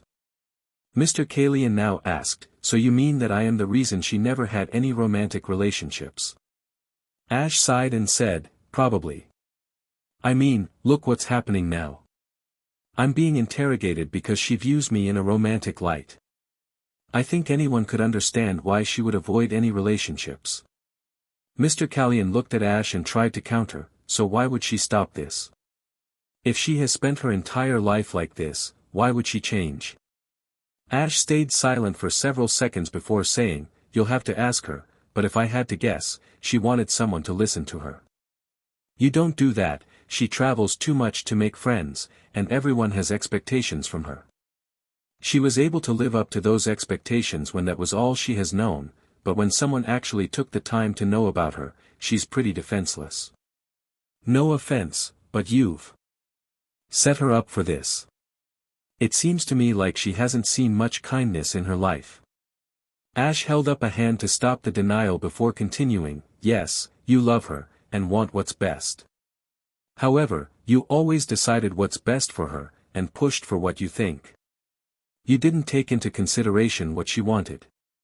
True, you may know what is best for her, but to force someone into something they don't want, for many people that is unhappiness. I probably provide the only outlet she has for free will. Ash leaned back anxiously. He had been pushing it there. Truthfully, he didn't like to be around Giselle too much. The past few days, he seemed to be more of an acquaintance of Giselle's acquaintance. He didn't talk to her enough to really understand her, but Ash had a feeling what he said was true. Giselle did seem slightly unhappy. Ash's eyes widened when Mr. Kalyan started clapping. Ash watched warily as the man started to laugh. Did he drive Giselle's father insane? Finally the man slapped his hand down on the table as he stopped laughing and gave Ash an amused look. He finally stated, very convincing. You actually had me going there. If I hadn't learned a single fact before this meeting, I would have fallen for it. Luckily, I know better. He now gave Ash a mocking smile before continuing, I don't believe that you are dating my daughter. Ash's eyes widened in shock. He finally managed to exclaim, what do you mean? I mean, you aren't in a relationship with my daughter. You have been traveling for the Sinnoh League before this, and Giselle has been constantly traveling. I just can't believe that Giselle would start to date someone after only a few days. It just doesn't fit her personality. I do know that she is smarter than that. I think that Jeeves misunderstood something. An honest mistake, and before you try to deny, my sources already talked to the Nurse Joy in town. There is nothing to support the possibility that you two are in a relationship. Ash sighed. Looks like there had been no chance of succeeding. Ash now shrugged and asked, so why am I still here? Mr. Kalyan held up 3 fingers and claimed, I have 3 reasons. 1. I was interested. For Giselle to have even gone along with the thought that you were her boyfriend, means that you are unique. I wanted to see how. I clearly see the reason now. My second reason could help explain that. Mr. Kalyan stopped. He finally looked up with a smile and a glint in his eyes that made Ash nervous. He then explained, one thing my men found out interested me. They found that Delia Ketchum, your mother, kept her maiden name. You also took the Ketchum name. I had first thought that your father had been a Ketchum, but it seems not. So I had my men research your father. They finally came up with a name. Charles Volkner. Ash whispered, stop it. Mr. Kalyan simply smiled before continuing, imagine my shock. I recognized the name. In fact, I knew the man. Possibly the most brilliant man I ever met. It was unfortunate though, I mean his illness. Ash spat venomously, shut up. Mr. Kalyan seemed to be enjoying this as he continued to speak, I wouldn't have guessed it from your looks though. Besides his hair color, you seem to have inherited mainly your mother's traits. However, I clearly see he taught you several of his tricks before he died. Ash stood up and yelled, quiet. Mr. Kalyan looked slightly shocked and stated, what seems to be wrong? I'm simply commenting on an old friend. Nothing to be angry about. Ash took several deep breaths. Even the mention of his father brought a rush of emotions. He finally managed to sit down. Mr. Kalyan now continued, I guess I can understand why you might be angry. You were raised by your mother, and I'm sure you understand why there might be hard feelings there. However, I still stand by the fact that your father was a magnificent man. I've never met someone as adept at reading and manipulating people. The fact that you managed to come up with such a response on the spot, implies that he taught you some of what he knew before he died. You were able to figure out some very NTMT details concerning my daughter with only the bare facts that you know and my reactions. I'm sure that you could take over this entire mansion within hours if I let you. Ash now announced, enough. I get it. You were curious on how I turned out. Now, what is your third reason for bringing me here? Mr. Kalyan smiled and commented, taking control. You must really want to avoid talking about your father. I will accept that for now. As for my third reason for bringing you here, I need your help on something. Ash quickly questioned, and what do you need my help on? Mr. Kalyan raised a hand and claimed, I can't tell you. For my plan to work, you just need to act naturally. Also, you can't tell Giselle that I know you two aren't dating. My plan requires that she still needs to think she is under observation. Ash now asked, so you want me to become a pawn of your plans? Do you really think that is wise? You think that you can manipulate me? Mr. Kalyan now grew serious as he claimed, yes, because I need you to take control. I need you to use what your father taught you, and refuse to follow any of my orders. Ash sighed. He now asked, so your orders are to not follow any of your orders, and by doing that, I shall accomplish your goal. A perfect plan. By simply being present, you shall hopefully help me. Something your father would have loved. Ash frowned and announced, and I assume I don't get the choice to not attend. Mr. Kalyan claimed, not really. Ash stood and announced, okay, I'll do it. I'll follow whatever you have planned. However, Ash now gave a cold look to Mr. Kalyan before explaining, you shouldn't underestimate me. My father might not have been able to play with me outside or show me Pokemon, but he contributed a different way. He taught me how to think. How to plan, and how to solve puzzles. Mainly though, he taught me how to protect myself from people like you. Who make their living from controlling people. You may think I'm a pawn for your own plans, but I won't finish that way. I'll come out on top. Till I figure out how to do this, good day. Ash walked away from the pair to walk back to the room he'd been in earlier. This might actually be fun. It had been a long time since he had been forced to deal with such complicated situations. Hopefully he wasn't too rusty. It was time to bring out a new Ash Ketchum. I feel like I lost something, Ash groaned as he cried anime tears. Ash was on his knees in the middle of the floor. Ash had just been subjected to the worst torture he could imagine. A makeover. Ash had been ambushed. He attempted to enter his room, and then he had been dragged to this way too large to actually exist bathroom. He had then been literally tied to a chair. He had then endured enough torture to drive a man insane. He had his hair forcibly washed, cut, and then styled. Then Ash had been stripped to his boxers, and his clothes had been sent to be burned. Literally. Ash smelled the smoke. Even his precious hat. Ash had finally been untied. Ash looked up bitterly to glare at his stylist, Jean-Claude. Jean-Claude had long blonde hair and an attitude that would have usually made Ash extremely nervous. Like a man who didn't care about anything other than his work. Jean-Claude was looking at a suit, and easily ignored Ash's glare. Jean-Claude threw the suit at Ash, and ordered, "Put this on. It will make you look fabulous." Ash continued to glare at the stylist and made no move to put the suit on.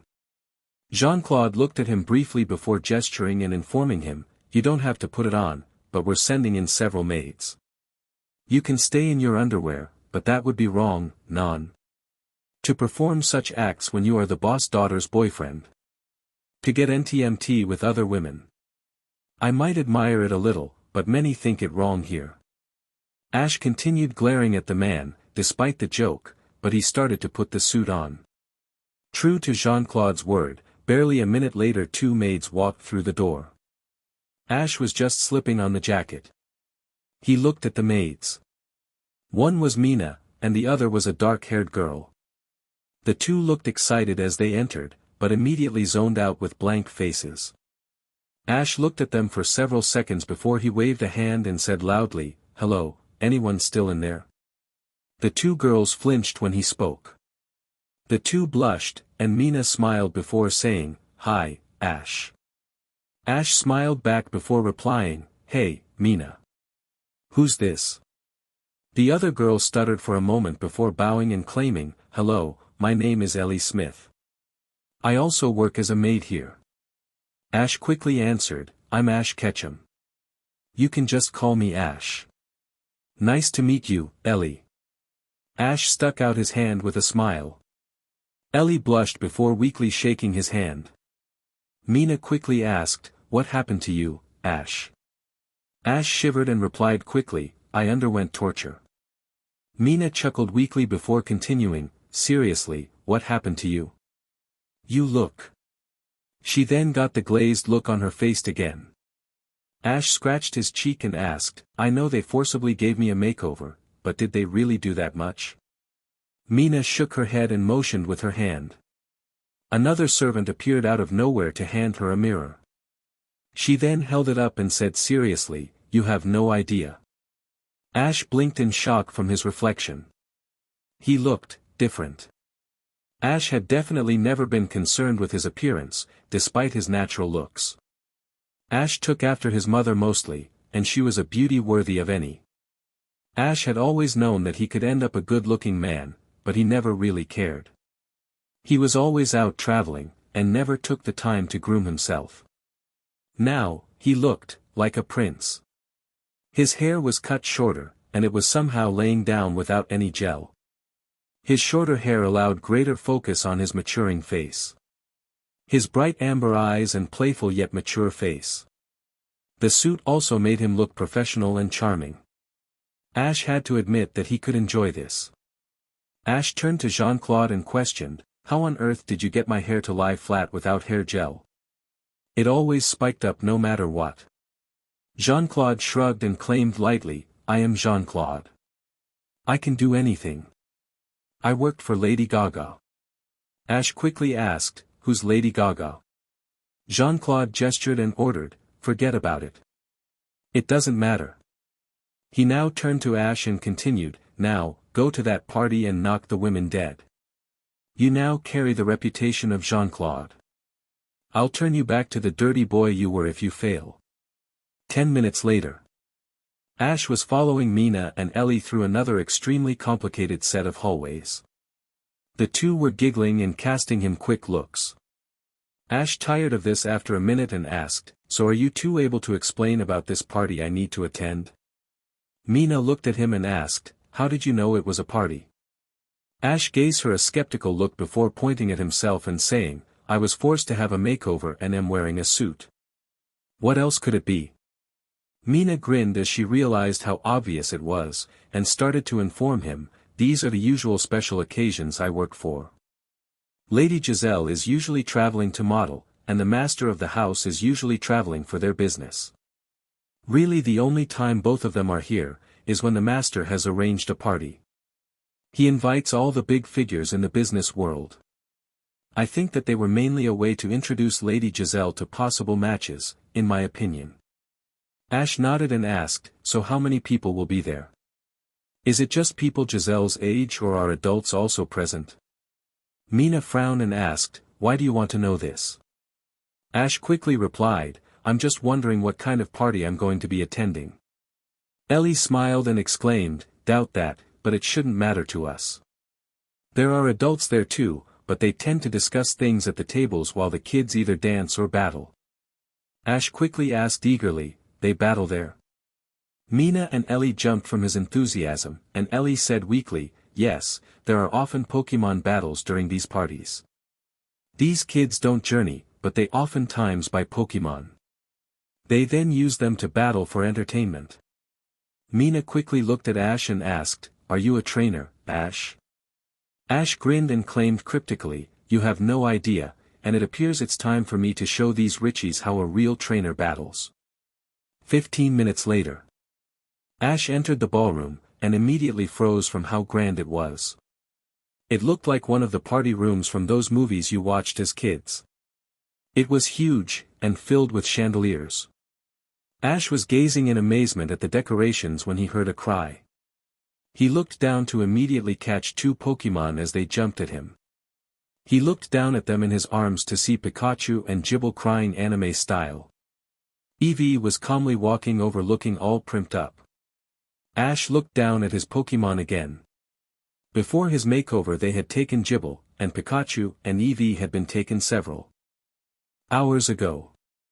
Ash's eyes widened and he yelled, "What the heck did you do?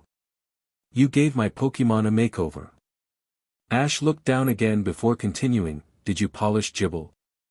Isn't that Pokemon cruelty or something? Why does a dragon type even have to be shiny in the first place?" Mina and Ellie lowered their head in embarrassment as the servant setting up for the party looked at Ash. Mina finally said, "Quiet, Ash. It isn't that big of a deal." Ash looked at her incredulously and exclaimed, "Yes, it is. Who gave you guys permission to do this to my Pokemon?" Mina sighed and answered, "You said you wanted to have your Pokemon present at the party. The condition they were in were good enough for battlers, but not at a party like this. Plus, your Eevee seems to have enjoyed it." Ash had to admit that Eevee seemed to be fine about being cleaned and combed, but he then looked at Gible and Pikachu. He snapped, "I still think it was unnecessary." Mina shrugged and Ellie said quietly, "No use complaining now. Just enjoy that your Pokemon look nice." Ash shrugged non-committally and let Gible and Pikachu jump to the ground again. The two stood on each side of Eevee, and Ash looked at them. Pikachu and Eevee looked to have had their fur washed, cut, and then combed. Pikachu looked annoyed and depressed, probably much the same as Ash, but Eevee seemed delighted to be looking so nice. Clearly Eevee still inherited the gene of girls and their looks. Gible looked like he was close to pain. He literally looked shiny. They must have washed him or something, and for a ground type like Gible, despite his dragon-type characteristics, it must have burned. Ash immediately rubbed Gible's head. Gible calmed down slightly at his touch. Ash stood and sighed before turning to Mina and Ellie and claiming, "I guess I just wait for the party to start now. Then the fun begins." Half an hour later. Ash was surrounded by Pokemon. All types of small and cute Pokemon were pressing around him. Vulpix, Snowball, Skitty, Delcatty, etc. Ash was chuckling as he pet them. Guests had started arriving possibly half an hour earlier.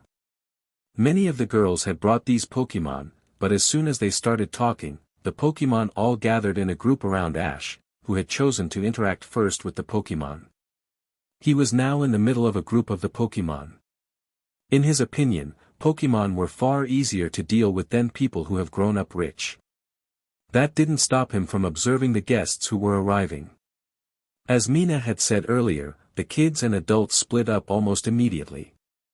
The adults sat at the tables near the bar while the kids gathered at the tables around the dance floor. The kids seemed to have been farther split up by gender. The two groups of young adults had split up as the girls and guys gossiped among themselves. It seems Ash was gaining quite a lot of attention with the Pokemon loving him. That guy has been with the Pokemon the entire time. Man, all the girls' Pokemon love that guy. Who is that guy? I've never seen him before. Who cares? Isn't he cute? He looks familiar from something, but I can't see how I could forget such a handsome piece of man. Ash chuckled at some of the girls' conversations. This might create problems with the guys later, but it was a nice way to increase one's confidence. Ash continued to listen to all the conversations, and immediately noticed when two girls detached themselves from the female gathering to approach him. He looked up to look at the two. Both were wearing dresses, and were decently pretty. Ash stood up as they stopped in front of him. One of the two girls quickly claimed, "Hello. My name is Desdemona, and my friend's is Jennifer. We were just wondering about you. We've never seen you before. Who are you, if you don't mind my asking?" Ash brushed some hair off his suit before replying, "Sorry, my name is Ash. I was just having some fun with these Pokemon."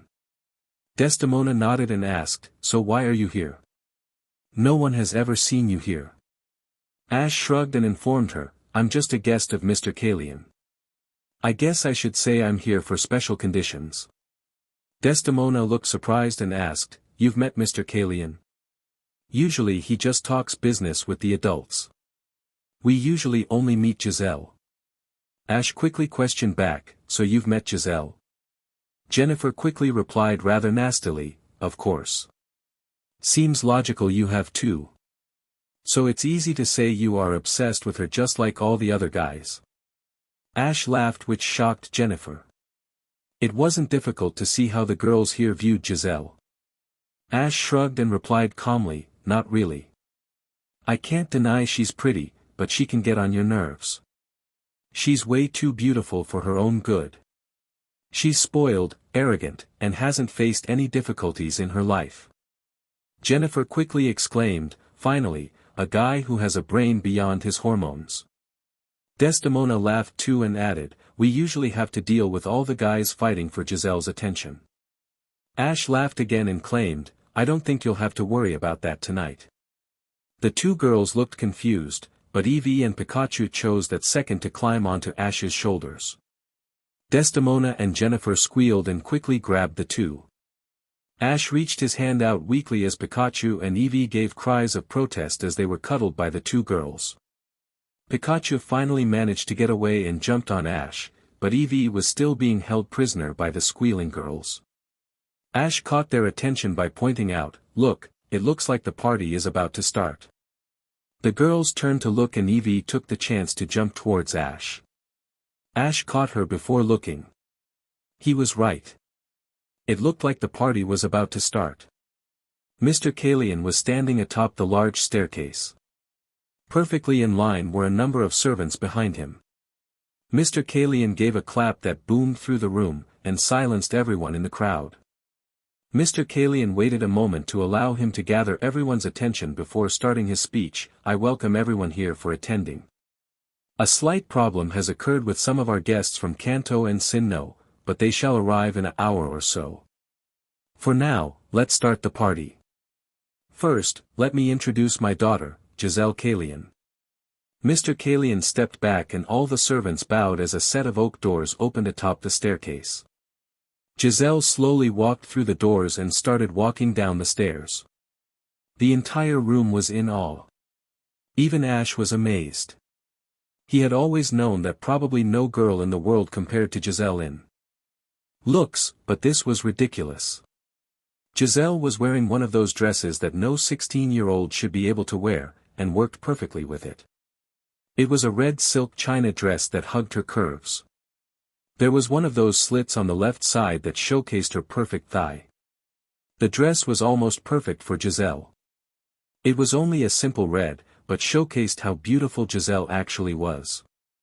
Although it was maybe a little too tight around the hips and bust area to be decent in Ash's opinion, but it still made it clear that there was no other woman that could match Giselle in looks by a long shot. Giselle walked down the stairs slowly and elegantly. Ash caught Mr. Kalon giving him a look that made it clear to Ash what to do. Ash stepped forward and walked into the open area by the base of the stairs. Giselle looked slightly shocked by his new appearance, but took it in stride easily. Giselle held out a hand elegantly, and Ash softly took it in his own. He then started guiding her to the dance floor. They didn't get far though when Jennifer stepped forward and angrily yelled, "What the hell?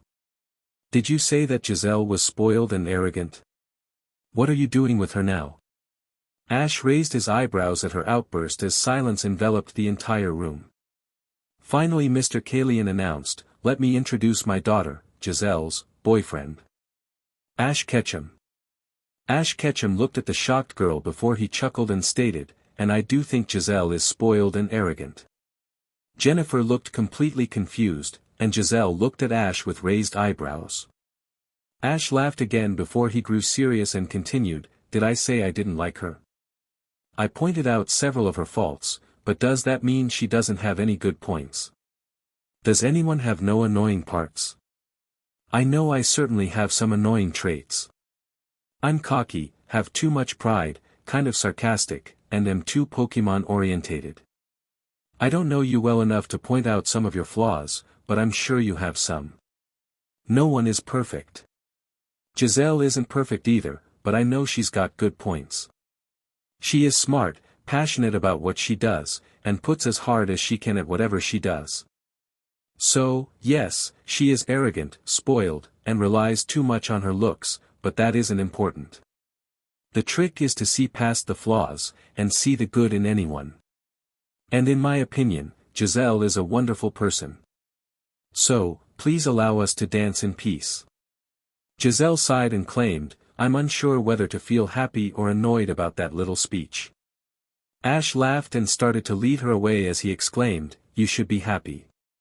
That's as close to a confession as you are getting." When the two were standing in the middle of the dance floor, Giselle asked, "Nice speech, but can you even slow dance?"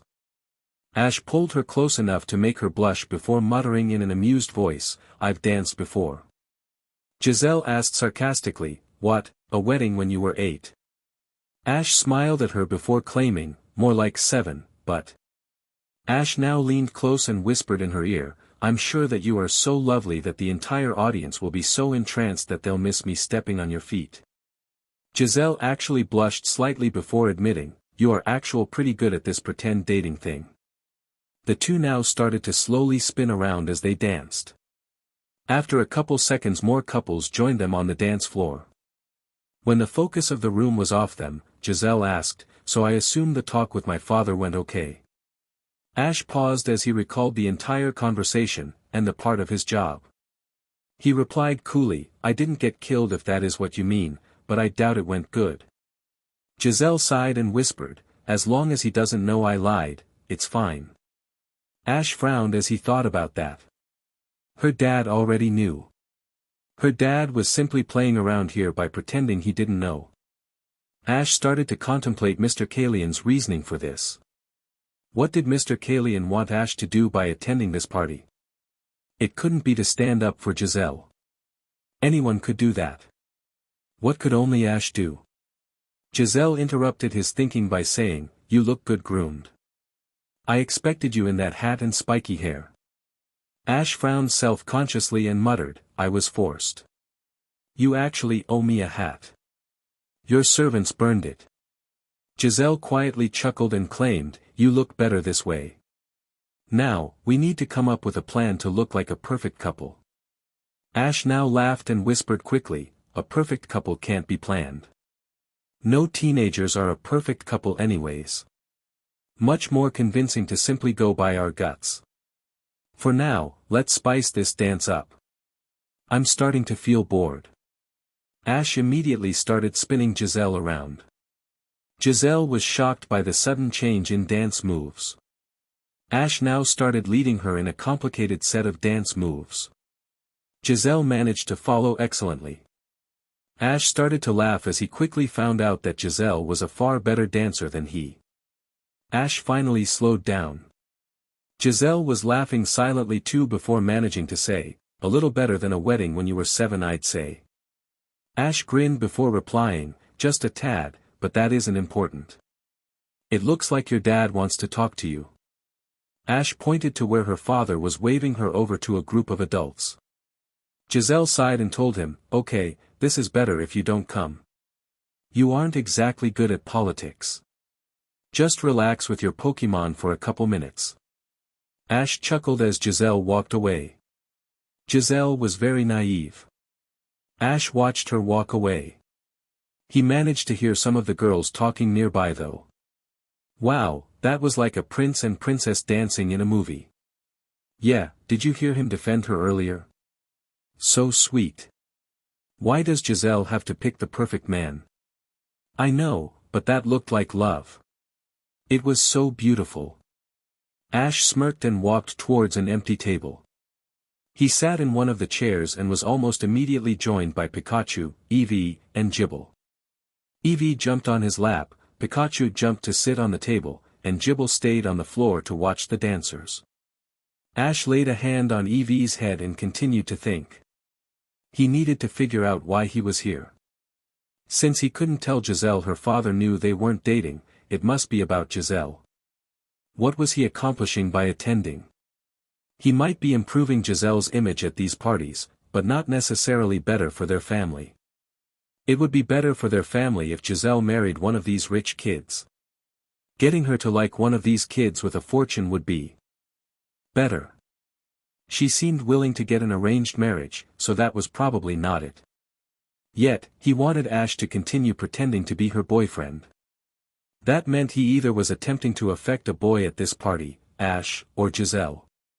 Excluding a boy and Ash, it was back to changing something about Giselle. He was missing something. Him interacting with Giselle. The key was there. Ash was smart and good at reading people. Giselle was cold and distant. Acting as her boyfriend, Ash would find her weaknesses and... Ash's train of thought was interrupted by a boy slamming a hand down on the table. Ash paused a second before looking at the boy. Ash was said. He had been right on the edge of solving the problem. He looked at the boys standing in front of him. He immediately concluded one thing. All were spoiled and thought they were all that, and they did not look happy. The kid who had slammed his hand on the table now started to speak. "Hello, Ash Ketchum. You are here as Giselle's boyfriend, are you not?" Ash raised his eyebrows and replied calmly, "Yes, I am." The kid seemed annoyed by the response though and quickly claimed, "I just don't see it. What does Giselle see in a guy like you? Being with Pokemon so much, it's foolish. You can easily tell that we don't quite like this. We have all been trying to get with Giselle, but she's never shown the slight bit of interest in anyone. It was fine when no one had her, but now she has shown up with some nobody. How could someone like you get her to fall for you?" Ash held up a hand to silence the kid, ignoring the cry of outrage. Ash's eyes widened as he realized. Giselle had never even shown favor to a boy before, and what was the one thing Ash could change in Giselle? He could make her fall in love with him. That was the goal of Mr. Kalon.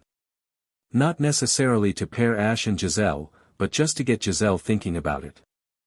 Ash is able to read Giselle, and could act like a perfect boyfriend suited to Giselle. Even someone like Giselle wouldn't be able to be completely unaffected. Then, Ash would disappear. Ash would continue to travel, and would most likely never see Giselle again. Yet, Giselle would still have considered romance. With Ash out of the picture, Giselle might start to fancy another boy. That was Mr. Kalion's goal. To have Ash get Giselle interested in boys, and then leave her life. What kind of father could set up such a plan? The boy finally snapped and slammed a fist on the table. He then yelled, "UBSTRD. Pokemon battle now." Ash stood up and smiled viciously as he announced, with pleasure. This entire revelation was making Ash relish the opportunity to take out some frustrations. The other kid looked nervous at Ash's eagerness, but was now stuck in the option because his friends were behind him. He slowly started to walk away.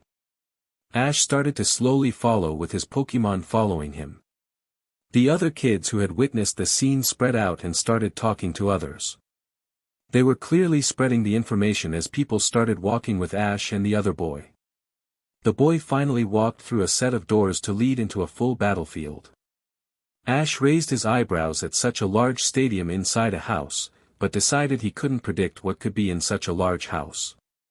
Ash walked to one side of the field as the other kid walked to the other. "Ash, what are you doing?" a voice yelled. Ash looked over to see Giselle stomping over to him.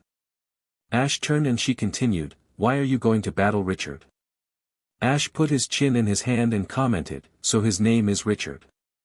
When it looked like Giselle was about to explode, Ash motioned with his hands as he reasoned, "Your dad knows I'm a trainer, so it makes sense for me to battle. Plus, this guy is annoying me. He needs someone to beat him." Giselle took several deep breaths before admitting, "All right, but make it quick. Don't stay here for an hour. Come back to the dance floor after." She then started walking away only to turn around and settle down to watch the battle. Ash sadly watched her getting ready to watch. What should he do? He had to win, but he couldn't harm Giselle, who has done nothing wrong. He only saw two ways to get past this. Either be a bad boyfriend, and not have Giselle fall for him. This would embarrass Giselle though. The other way was to actually make her fall for him. Ash in really bad. That would really hurt her though. How could he beat Mr. Kalion without hurting Giselle? Ash was interrupted by the referee announcing, "This will be a one-on-one battle between Ash Ketchum and Richard Velix. Will each trainer release their Pokemon?" Richard now yelled, "I just bought this Pokemon. Go, Luxray." The black and yellow lion-like electric Pokemon appeared on the field. Ash pulled out a Pokeball. This was a perfect opportunity. Not the best match, but not a bad one either. Ash threw the Pokeball as he yelled, "Show them your will, Golade." Golade appeared on the field. Golade turned to Ash and bowed before doing the same to the opponents. Golade quickly communicated telepathically, "Your will, Master." Ash used this pause to communicate in secret, "This will be your first battle with me, Golade. The opponents aren't top-notch, but it should be a good opportunity to become more used to battling together. First, what moves do you know?" Golade quickly replied, "My sister emphasized versatility in our move sets.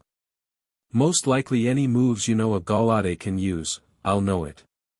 Ash blinked before commenting, "That is remarkable. I'll need to talk to you two about that later today. I've recently hit a problem where my Pokemon are having difficulty because they've learned too many moves."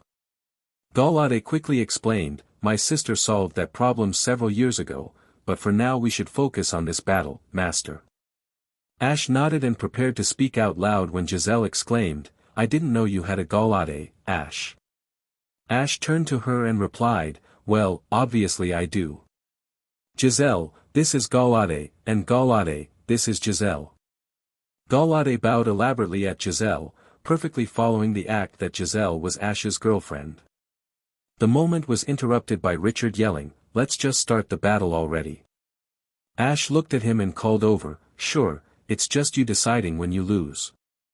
Richard smirked and yelled, "I doubt it. I only get the strongest of Pokemon." Golade went into a fighting position opposite Luxray, who was spitting fiercely at Golade. Richard initiated by yelling, Luxray, use Thunder Fang. Ash watched as the Pokémon bound at Golade before ordering, block it with Leaf Blade. One of Galade's blades glowed green, and Golade swung it forward with a grunt as Luxray leaped forward. Golade slammed the green blade right into the mouth filled with electricity of Luxray. The Thunder Fang connected with the Leaf Blade. Luxray growled as it glared at the unharmed Golade. Ash grinned. Since Golade didn't know any Steel-type moves to deflect electricity, he figured a Grass-type move might manage. He proved right. Ash now ordered, use Leaf Blade again. Golade used the other blade to slam the attack right under the body of Luxray. Luxray gave a cry as it was thrown backwards. Luxray struggled to its feet as Golade watched impassively. Luxray finally got to its feet and sparked in anger. Richard yelled, use Discharge and make it powerful. Ash quickly countered, Thunderbolt. Luxray gave a cry as it let out electricity in all directions, and Golade grunted as he shot out a single bolt of electricity. Despite being the weaker attack, the more focused Thunderbolt protected Golade from the discharge. Ash continued by ordering, Psycho Cut followed by Teleport. Golade threw a large blade that shot straight towards Luxray. Richard yelled desperately, dodge it. Luxray managed to barely dodge the attack. Luxray immediately tried to find his opponent who had disappeared. Ash grinned and yelled, Brick Break. Golade appeared right above Luxray and swung a blade right into the back of Luxray. It gave a cry, and Ash ordered, finish this with Psychic and Night Slash. Golade glowed blue, and used Psychic to throw Luxray in the air. Golade then followed with a blade glowing black. Golade got right above the helpless Luxray before swinging the blade down. The attack slammed into Luxray and threw it straight into the ground. The impact caused dust to briefly cover the Pokémon before it cleared to show that Luxray was unconscious. Ash rubbed his hair as he shouted, I thought even you would be able to battle better than that. I was actually hoping for a challenge. The crowd was in shock. Silence was the only thing through the room till Ash announced, if that is all, then Golade return. As he thought, Richard immediately exclaimed, no, let's have another battle. Ash looked at him and shrugged before saying, it's your humiliation on the line, but if you insist. How about we have a double battle this time though? Eevee, it's time you had your first battle. Go and join Golade. Eevee gave a happy cry before jumping down to stand next to Golade. Golade bowed to his partner before turning back to wait for their opponents. Ash looked to see Richard grinning. Ash grinned at the kid's naivety. It was obvious he didn't consider Eevee an actual opponent. Richard yelled, okay, Dusclops, Fiero, go. Out came the two Pokémon. The Beak Pokémon and the Beacon Pokémon stood ready to battle. Ash grinned. Richard had done exactly what Ash had thought he would. Completely focus on Golade and disregard Eevee. He had sent out a Ghost type and a Flying type to attack Golade, but Ash was ready. Both Eevee and Golade knew Shadow Ball for Dusknoir, and Golade knew plenty of electric attacks for the Fiero. Ash quickly ordered, Eevee, quick attack on Fiero, and Golade, Psycho Cut on Dusclops. Both launched their attacks, and Richard didn't even manage to yell a command before the attacks connected. Both Pokémon were forced back, but recovered quickly. Richard immediately yelled, Fiero, Mirror Move, and Dusclops, Shadow Punch. Eevee was thrown back from the duplicated quick attack, but Golade used a Psycho Cut to block the Shadow Punch. Richard rode the momentum and continued, Shadow Punch and Tri Attack, quick. Ash ordered, Golade, teleport to catch Eevee, and then use Protect. Golade disappeared only to catch Eevee a second later. The Tri Attack was heading straight towards them, and the unavoidable Shadow Punch swerved in midair to head towards the two. Right before they hit, a green shield enveloped the two and blocked the attacks. Smoke covered them, and Ash quickly commanded, Eevee, rapid-fire Shadow Ball on Dusclops. Out of the smoke, multiple purple orbs flew out. Dusclops was having difficulty dodging the attacks, and Richard yelled, "Dusclops, use your own Shadow Ball to block those Shadow Ball." As soon as the Shadow Ball became ineffective, Ash ordered, "Golade, throw EV at Dusclops. EV, use Iron Tail." Right out of the smoke, EV was thrown. EV was spinning head over heels as her tail glowed. Dusclops fired a Shadow Ball before it realized the missile wasn't a Shadow Ball. The attack had no effect on the normal type EV, and it was too late to fire another attack. EV's Iron Tail connected hard with Dusclops. "Dusclops, use payback." Dusclops roared and glowed back before EV flew back with a cry. EV slid on the ground. Ash immediately yelled, "EV, use Wish, and Golade, protect EV." EV stood up and gave a peaceful cry into the air. EV started to glow. Golade jumped in front of EV and got into a defensive stance. Richard acted too and yelled, "Dusclops, launch an ominous wind. Fiero, use Drill Peck. Let's finish this." Dusclops shot the purple wind as Fiero climbed into the air. Golade refused to leave his defensive post in front of EV, and took the ghost-type attack. Fiero dived down while spinning. Ash yelled, "Black it." Golade turned and slammed each hand on one side of Fiero's beak. Fiero continued spinning, and Golade grunted as he continued to try to stop the attack. Richard now ordered with a giant smile, "Dusclops, use Hyper Beam." The ghost type started forming the orange orb. Ash ordered urgently, "Now Golade, use Thunder." Golade now let out a powerful shock that made the still spinning Fiero screech in agony. Fiero was flung backwards behind Dusclops, who fired the Hyper Beam. Ash yelled, "Dodge it, Golade." Golade dropped to a knee to have the Hyper Beam pass right over his shoulder. Now Ash grinned. It was about to end. He had been waiting for this moment. The moment to end it. EV emphasized this by jumping up next to Golade. EV looked fresh next to the much weakened Golade. Ash now ordered calmly, "Time to end this. EV, use Helping Hand. Golade, one last push. Use Giga Impact." EV started jumping and running all around Golade, whose blades doubled in size in response.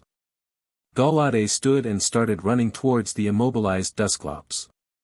Purple and yellow light started to surround him. Richard laughed before screaming, "You are all talk. Giga Impact won't work on Dusclops." Ash grinned before asking in a mocking voice, "Who said I was going for Dusclops?" Richard froze, but it was too late. Golade passed right through the immobile Dusclops to connect with Fiero behind it. Fiero had just been standing up from the brutal thunder attack before. The Pokémon stood no chance against the boosted Giga Impact and flew back to connect with a wall before sliding down unconscious. Ash now continued, "Now, EV, Shadow Ball, and Golade, Night Slash." Golade spun around to swing a glowing black blade at the back of Dusclops right as Dusclops was nailed with a Shadow Ball from the front. The two super effective attacks created an explosion which cleared to show a clearly unconscious Dusclops. Ash walked up to his Pokémon, and picked up EV in his arms before nodding at Golade. Pikachu jumped on his other shoulder to congratulate EV, and Gible walked to Golade and congratulated him. Ash smiled at his Pokémon before saying, "Great job you two. Golade, I'm sorry you took so much damage, but you can rest well now." Ash then returned Golade. Before anything else could happen, Giselle spoke, "That was well done. Believe it or not, but Richard isn't weak. He had the type advantage, but it still felt like you were toying with him." Ash looked at Giselle. Immediately he was reminded of the problem he was facing. He hesitated before finally walking away and saying, "I wish all problems were as easy to solve as a Pokémon battle. Let's just get this party over with." Ash had one hell of a problem to deal with. Ash sat down with a sigh. It was tiring to dance for so long. It had only been half an hour since he battled, but him and Giselle had been dancing since. He wasn't sure how Giselle could dance for so long without even having an inkling of sweat. He looked to see his Pokémon too absorbed talking to all the other Pokémon to come over to him. He smiled. His Pokémon hadn't the opportunity to relax in a while with his insane training schedule. It was nice for them to be able to interact with other Pokémon. He looked around when he heard a chair being pulled back. He was surprised to see Giselle pulling the chair back. She saw his surprise and asked, "Am I not allowed to relax or something?" She sat in the chair with a sigh. Ash chuckled and pointed out, "I thought you weren't tired at all." Giselle just claimed, "I just can't look tired. It would be bad for my image, but that doesn't mean I'm not tired." Ash leaned back with a grin as he commented, "So, I guess I should feel honored that I get to see beyond the act." Giselle frowned and looked away as she quickly said, "You are supposed to be my boyfriend right now. For now, I'll make sure it seems like it."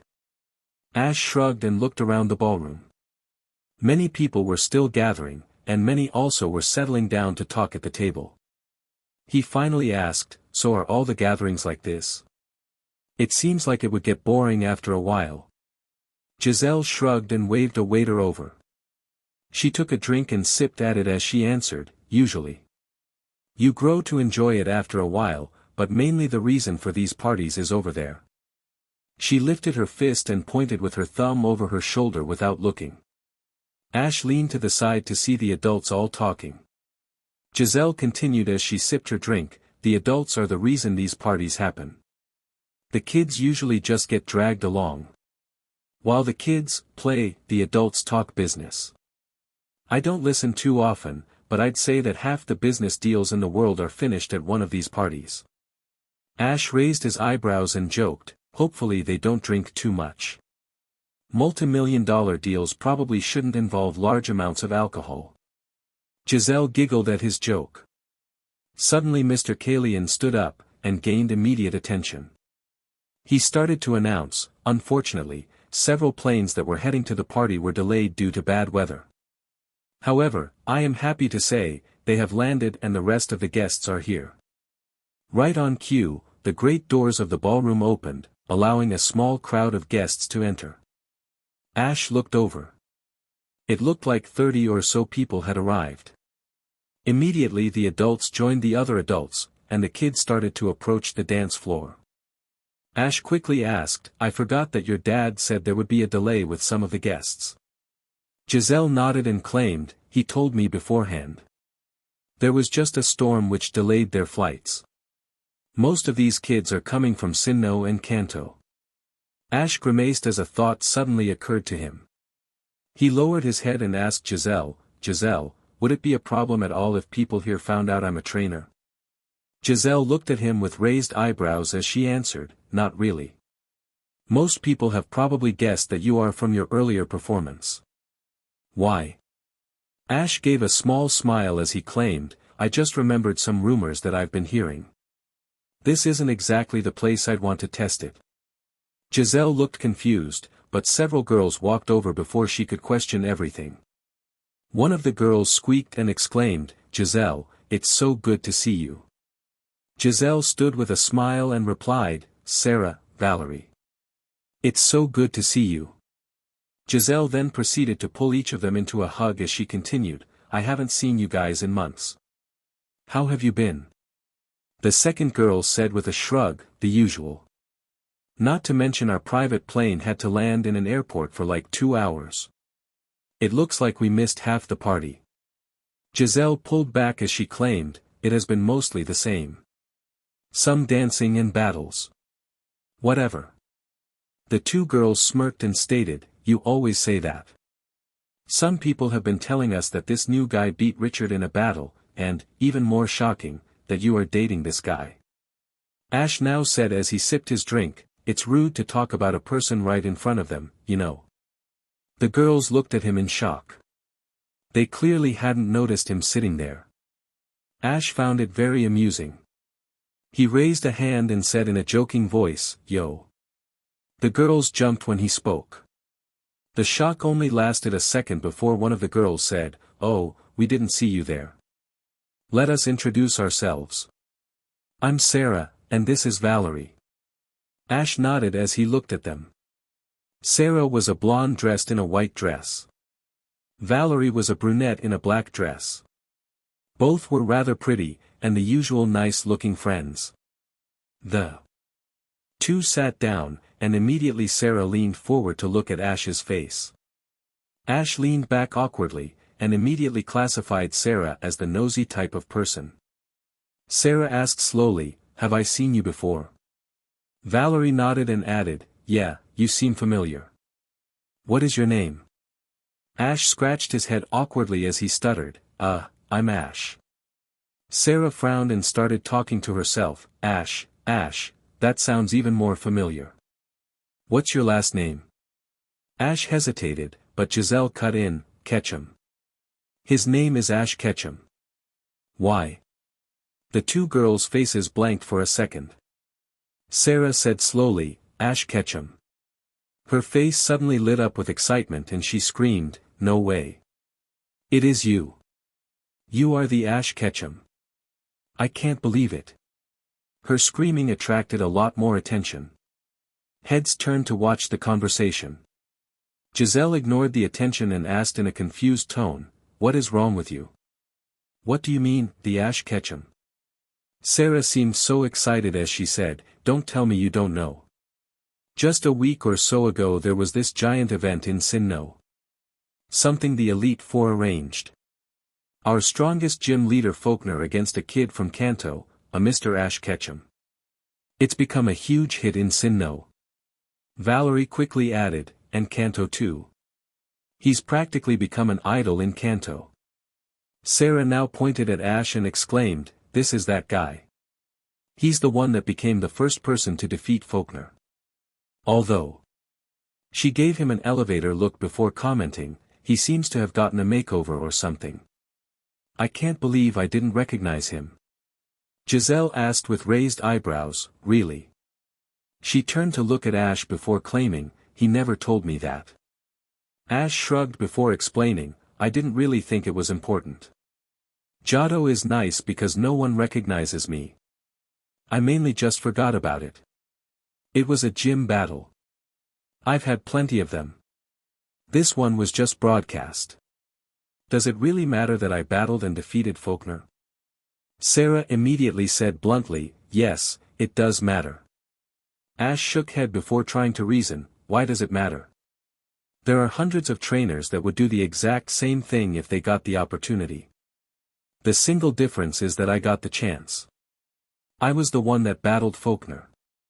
There are far better trainers out there, and I'm just doing my best to surpass them." "Very well said, young man," a booming voice spoke. Ash looked behind him to see a short man walking up. The man was wearing khaki shorts, a large red coat, and a purple hat backwards on his head. The man had a large beard and his gray hair went to his waist. He was a man Ash hadn't seen since Hoenn, Charles Goodshow, the president of the Pokemon League. Ash stood up quickly and exclaimed, "Mr. Goodshow." Ash wasn't the only one who spoke, he heard Giselle exclaim at the same time, "Uncle." Ash looked at her in shock as he asked, "Uncle?" Giselle nodded and stated, "He was my mother's older brother." Ash looked back at Mr. Goodshow in shock. Ash remembered the picture of Giselle's mother from the picture. He tried to picture the two as siblings, but couldn't imagine it.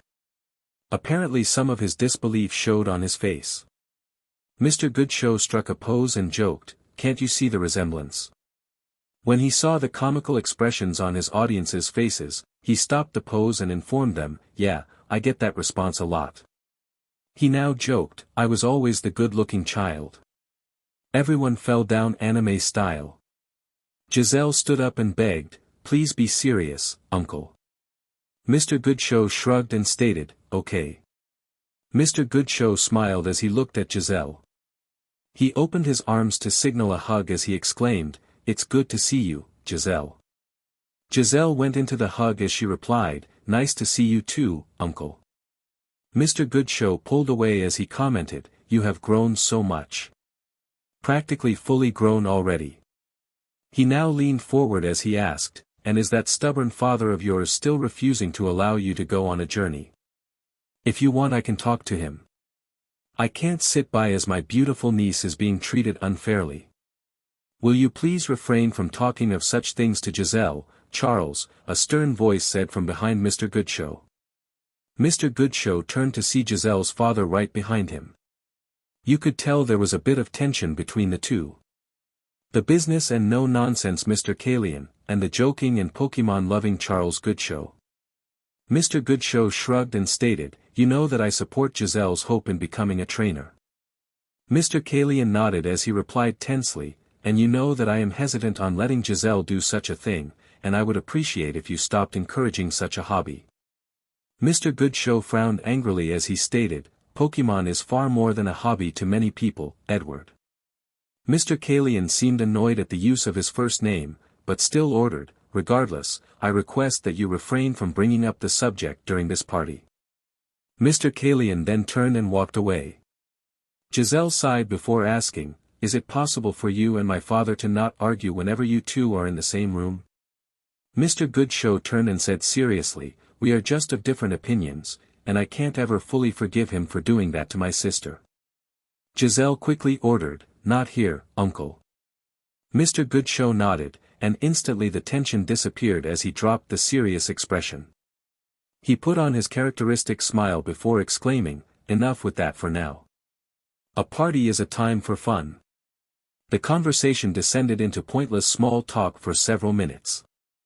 Ash found his attention waning, but suddenly he felt a tap on his shoulder. He turned to look at Mr. Goodshow as he asked, yes. Mr. Goodshow nodded towards an empty corner. It was a clear message. Can I talk to you in private? Ash nodded and stood with Mr. Goodshow. Luckily the girls were immersed in some conversation on dresses that Ash hadn't a chance of following, so they didn't get stopped. Ash sat down in one of the chairs before asking, so what did you want to talk to me about? Mr. Goodshow quickly explained, well, I have a small problem. I really didn't know what to do, and meeting you here seems like fate. You can help me. Ash nodded and asked, sure, what is it you need help with? Mr. Goodshow leaned forward with a smile as he claimed, I need you to be the representative of Kanto during the Grand Festival Award ceremony. Ha! Mr. Goodshow nodded as he continued, Johto is known for its elite Pokemon contests. Only the best coordinators succeed here. On the other hand, Johto's Silver Conference doesn't really match up to the other regions. Most of the regions have their contests and league around the same level, but Johto unfortunately has a far better contest scene. So, Johto tends to make a big deal of the Grand Festival here. One of these events is the award ceremony. Basically they bring in an elite trainer of each region to help distribute the awards. Ash now said blankly, and you want me to represent Kanto during this award ceremony? Mr. Goodshow nodded and said, yes. We had Agatha arranged to come. But unfortunately she fell ill and won't be able to come. We were having trouble finding a suitable replacement, but now you have shown up. Mr. Goodshow stopped talking when he saw Ash's face. Ash was dumbfounded. Ash finally said slowly, are you insane? Ash now started speaking fast and furiously, I'm not able to represent Kanto. I'm just a regular trainer. Can't you get one of the other Elite Four members to do it? Mr. Goodshow shook head and explained, no, we cannot. The 4 Elite Four members of Kanto are Agatha, Bruno, Lorelei, and Lance. Bruno and Lance are both also on the Johto Elite Four, so they are ineligible to represent Kanto. Agatha is sick, and Lorelei is a close friend of Agatha and wishes to take care of her right now. Ash quickly questioned, come on, there has to be someone bigger than I am who is able to do it. Mr. Goodshow looked at Ash before claiming, I think you haven't quite realized how popular you are right now, Ash. You probably left Sinnoh quickly, and only stayed in Pallet Town afterwards, right? Since then, you have been in Johto, where no one saw the video. Besides the Elite Four, believe it or not, you are probably the best option right now. Ash quickly replied, come on. Represent Kanto. There's no way I can do that.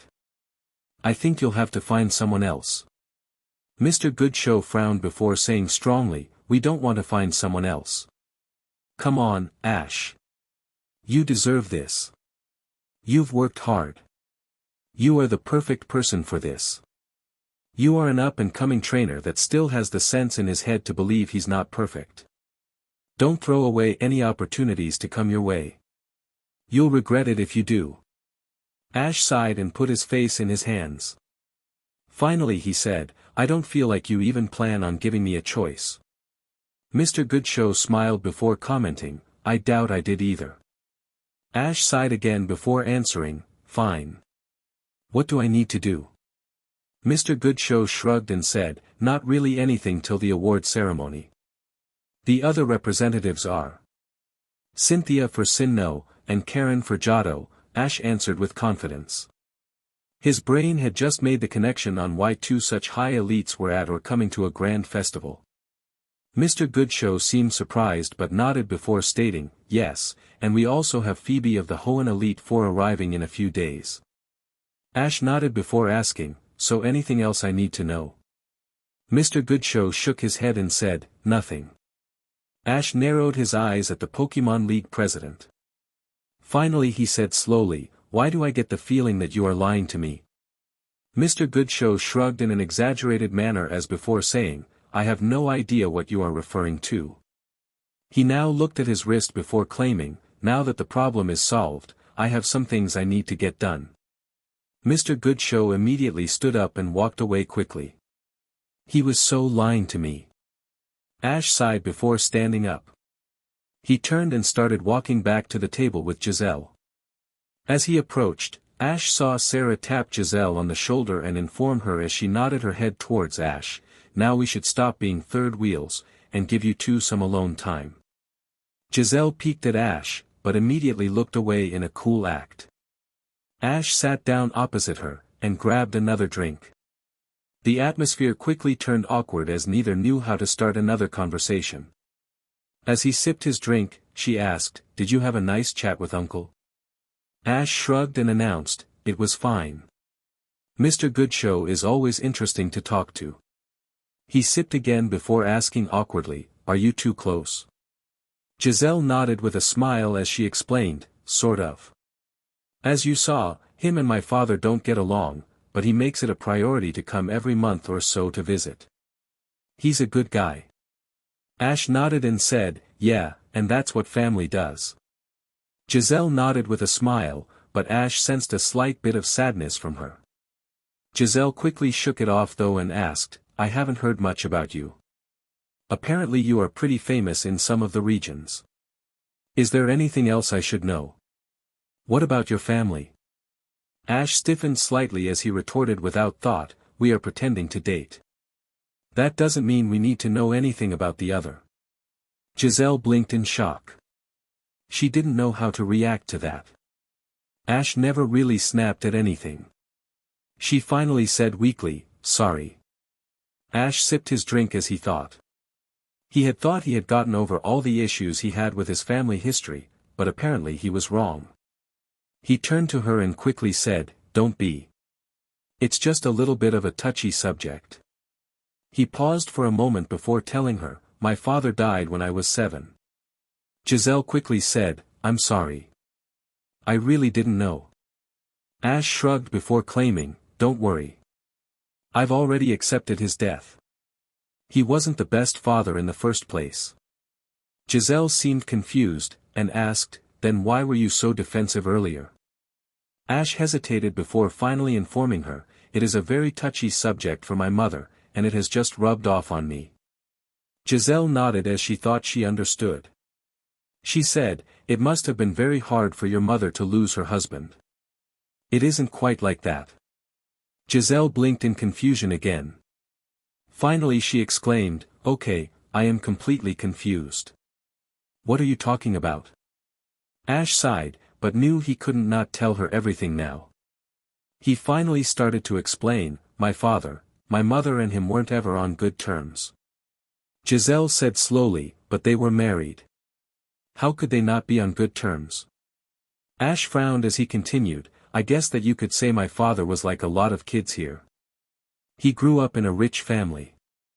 I'll skip the details, but he was the oldest son of a very influential family. He was spoiled, arrogant, and also possibly the most brilliant person anyone would ever meet. He lived a very privileged life. However, his life took a big jump when he was 19. I haven't ever heard the whole story, but my father was walking around Saffron City in Kanto.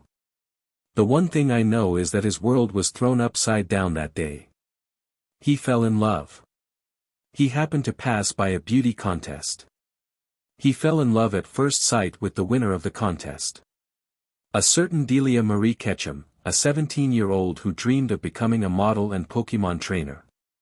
Giselle now asked tentatively, and they fell in love? Ash shook his head as he stated, no, they never fell in love. My mother disliked, even possibly despised my father. Ash watched shock cross Giselle's face as he continued, my mother had just finished being a Pokemon assistant for Professor Oak, and dreamed of going on a journey as she modeled.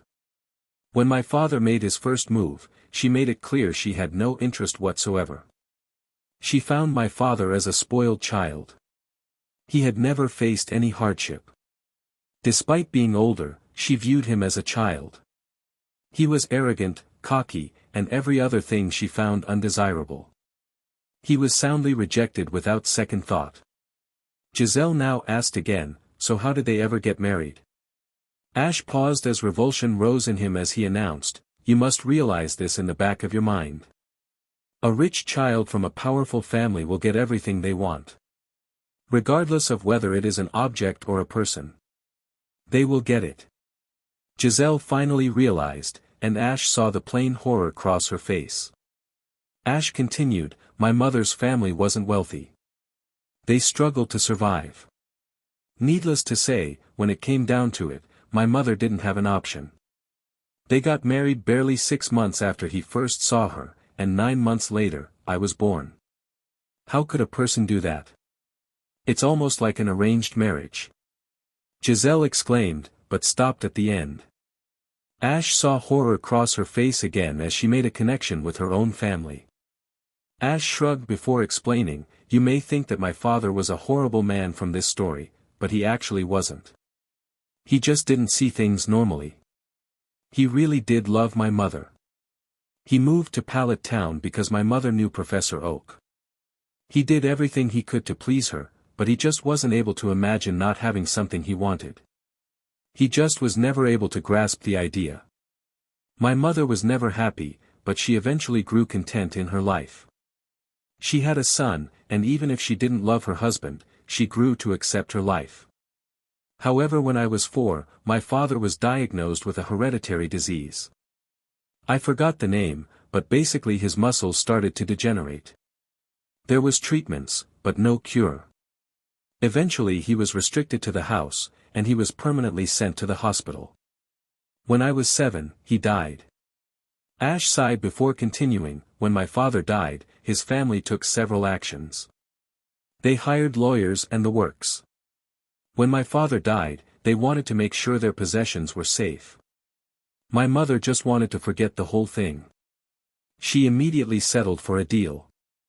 The family gave her enough money to have a decent life in Pallet Town, and in return, she never asks for anything else. Since then, I lived in Pallet Town with her. When I was 10, I went on my journey. I've always kept myself from talking about my father. My mother basically goes berserk whenever I brought him up as a child. Eventually, I stopped bringing it up.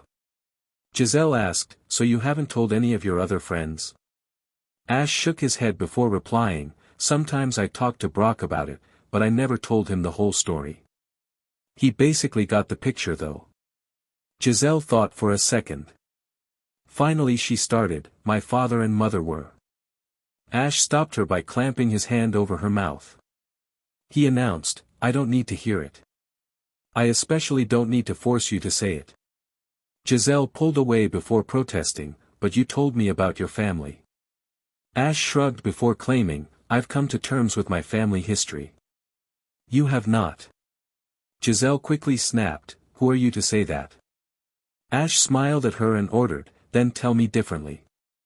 Say that you are fine with your family.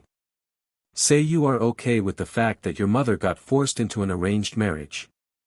Say that you aren't sad that she never loved your father. Say that you aren't always crying inside because she died. Giselle seemed shocked, but couldn't say anything. She finally managed to speak. How did you know all that? Ash stood up and claimed, my father wasn't able to teach me much. One thing I remember perfectly is that anyone, and I mean anyone, can be read like a book if you look hard enough. Ash walked closer and looked at Giselle's face. She was breaking down. He could almost see the shield she always had up to protect her come crashing down. Ash gently pushed a strand of hair out of her face before saying softly, it's okay. Some wounds take time to heal. To attempt to fight through them can just cause more damage. There will always be people there to support you if you need it. So don't push yourself. Giselle looked at him before asking quietly, would you be there? Ash blinked for a moment before saying, if you wanted me to be. I do. Ash nodded at the blushing face of Giselle. Ash pulled back and started to walk away. When he sensed Giselle holding up a hand, Ash turned around and claimed, I'm gonna go and support you. I'm going to talk to your father. Ash walked across the room to where the adults were talking. He found Mr. Kalon talking to an aged woman.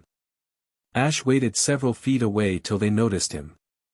Mr. Kalon nodded to him, and said, Mr. Ketchum. Ash nodded back. He looked at the woman. She was looking at him intensely. Ash finally nodded at her as he said, Madame Volkner. Ash's very own grandmother nodded impassively and said, Mr. Ketchum. Ash turned back to Mr. Kalon and asked, is it possible that I could talk to you in private, Mr. Kalon? Mr. Kalon nodded and turned to the woman as he said, I'm sorry, Elizabeth. I'll talk to you later. Mr. Kalon started leading Ash through the ballroom. Finally they walked through a set of doors to end up in an empty room. Mr. Kalon sat down on one of the available chairs, and turned to Ash as he said, take a seat if you wish. Ash shrugged and claimed, I think I'll stand. Mr. Kalon nodded before asking, so what is it that you wanted to talk about? Ash paused for a moment before saying, I'm asking for you to let Giselle travel with me in Hoenn after the Grand Festival. Mr. Kalon raised his eyebrows before commenting, that isn't what you were supposed to do here. Ash nodded before continuing, yes, you wanted me to make Giselle fall in love so that when I disappeared you might be able to transfer her affections to someone else. Mr. Kalon quickly broke in, not surprised you found out. Yet even if you ask, why should I let Giselle travel with you? It will be much better if I stick with my plan. Ash paused before finally saying, because of something you said when we had that first conversation. You said that Giselle was the most important person in the world to you. Now you must decide. Do you want her to be happy? Do you want Giselle to be able to follow her dreams and grow into a well-rounded person? Or do you want to force her into the same situation your wife was in? An arranged marriage? A loveless yet financially profitable relationship? Mr. Kalon stood up angrily and pointed his finger at Ash before saying intensely, you hear this? I loved my wife. Ash looked at him before questioning, I don't deny it, but were you really satisfied? Are you saying you never wished you could have given her the love of her life? You never regretted that she never got happiness? Ash now stepped back as he held his arms to the side as he stated, now you must decide. Do you want Giselle to end up the same way? Ash watched as Mr. Kalon sat back down. Mr. Kalon leaned his head back, and finally said, you did your job. Ash frowned, but continued to listen, it seems you inherited your father's gift. That man was my mentor. He was a man that, simply by being there, was able to find the answer. I had hoped you had also inherited the gift. It seems you have. Mr. Kalon looked at Ash before saying, Giselle can travel with you as long as she agrees.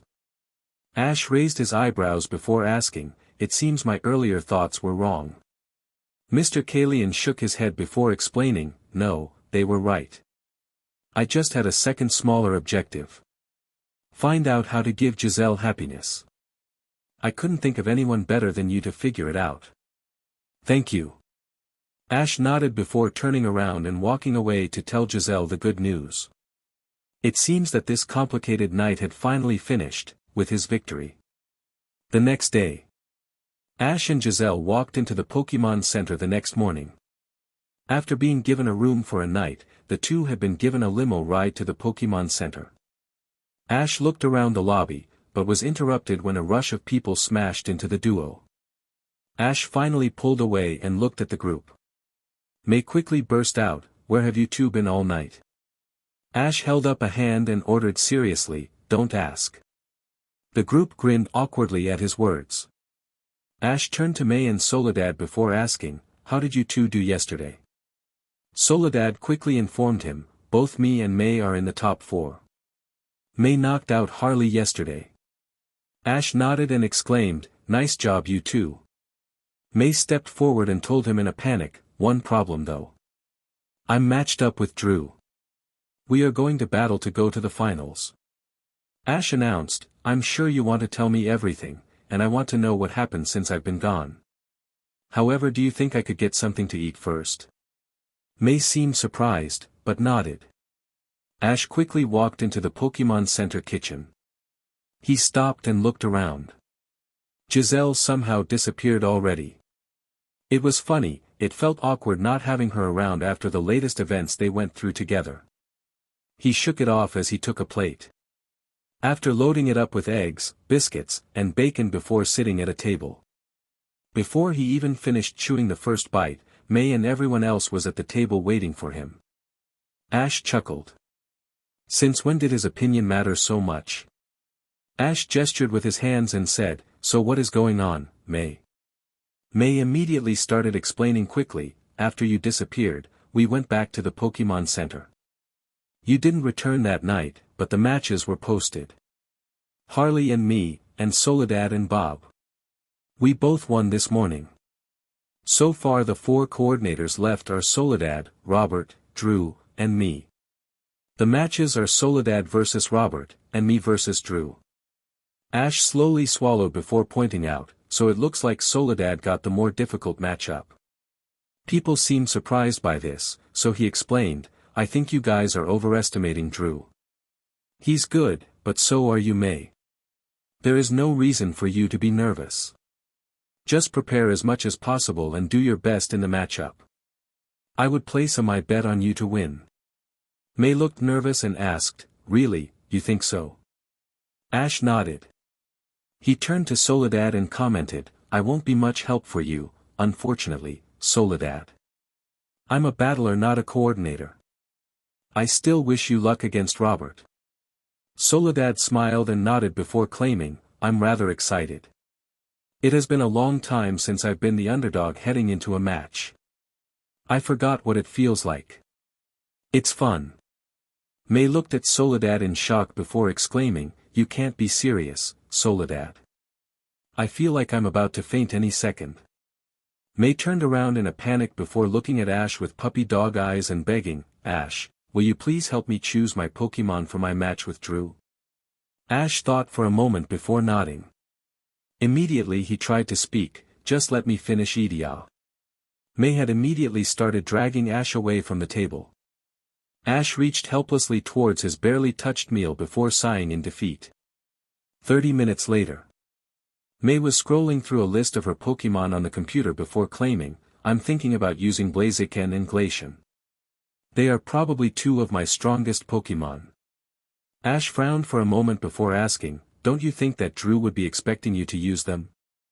They are 2 of your favorite Pokémon. He would probably have a strategy prepared against that team." May turned to Ash before asking, "So what should we do?" Ash suggested, "Why don't we look at his Pokémon first?" May nodded before looking at the computer. Several minutes later, the window changed to a profile of Drew.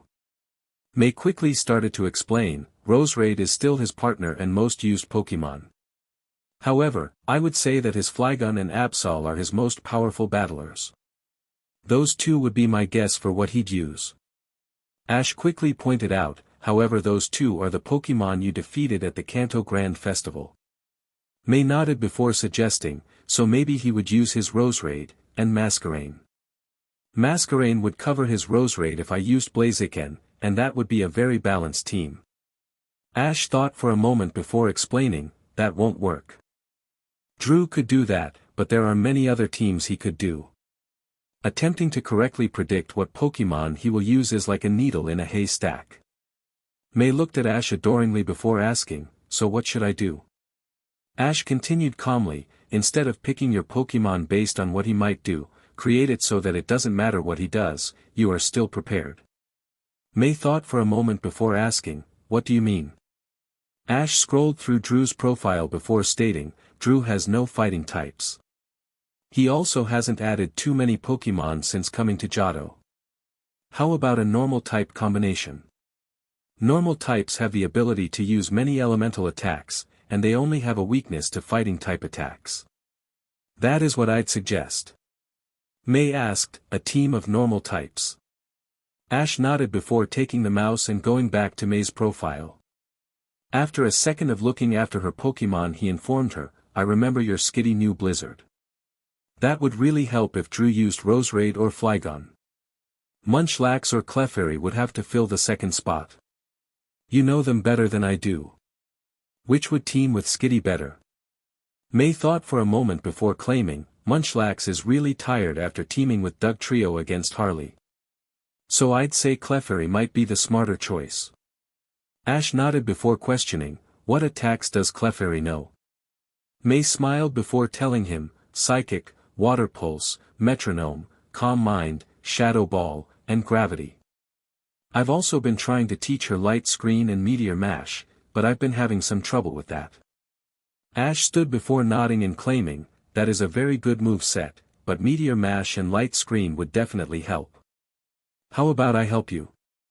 Let's just go to the back and practice. May seemed excited and yelled, cool, let's go. Ash chuckled at May's enthusiasm before standing. He asked, do you have both Skitty and Clefairy in your party? It might help if we train them together. You might think of some combinations.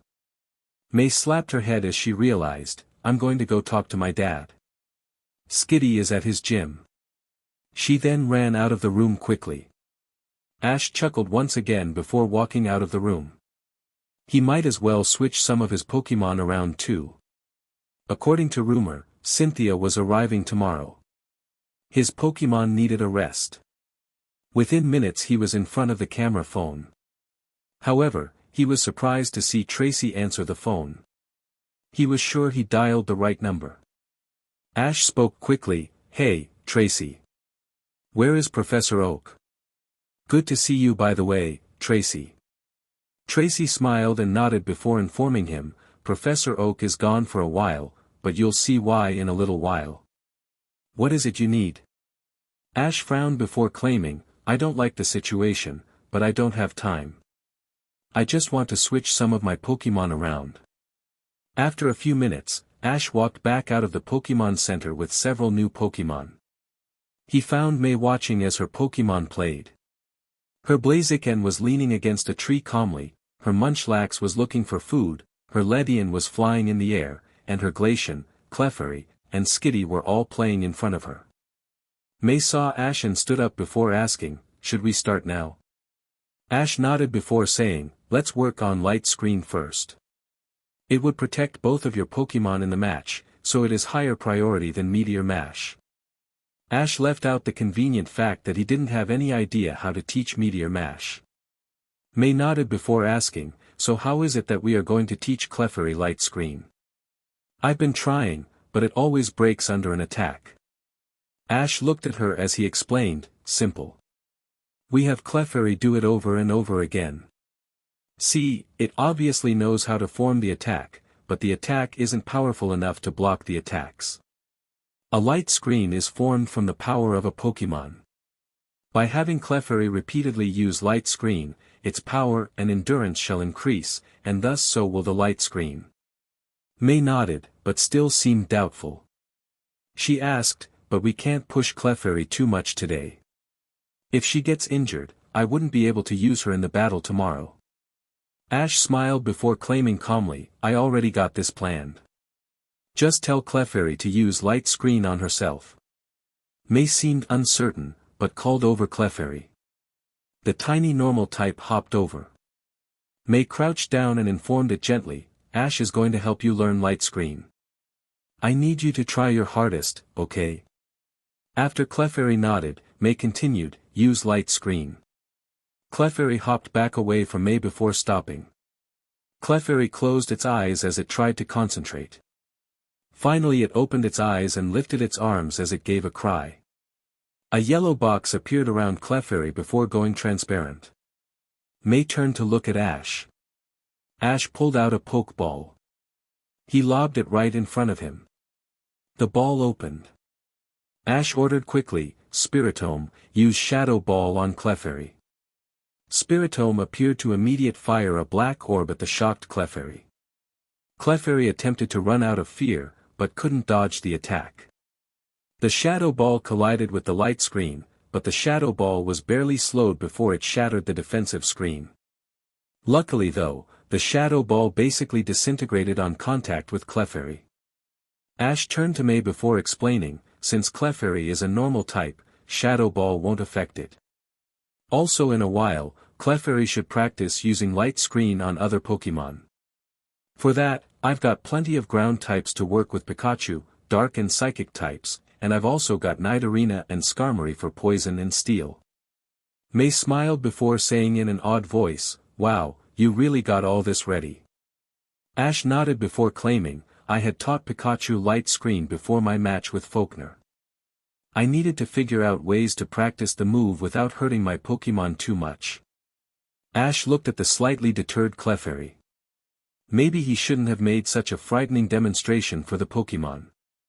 Ash smiled before looking at Pikachu. He then asked, Pikachu, do you think you can demonstrate to Clefairy how a proper Light Screen is done? Pikachu nodded before running across the ground towards Clefairy. Pikachu stopped and started to motion and speak to Clefairy, who listened intensely.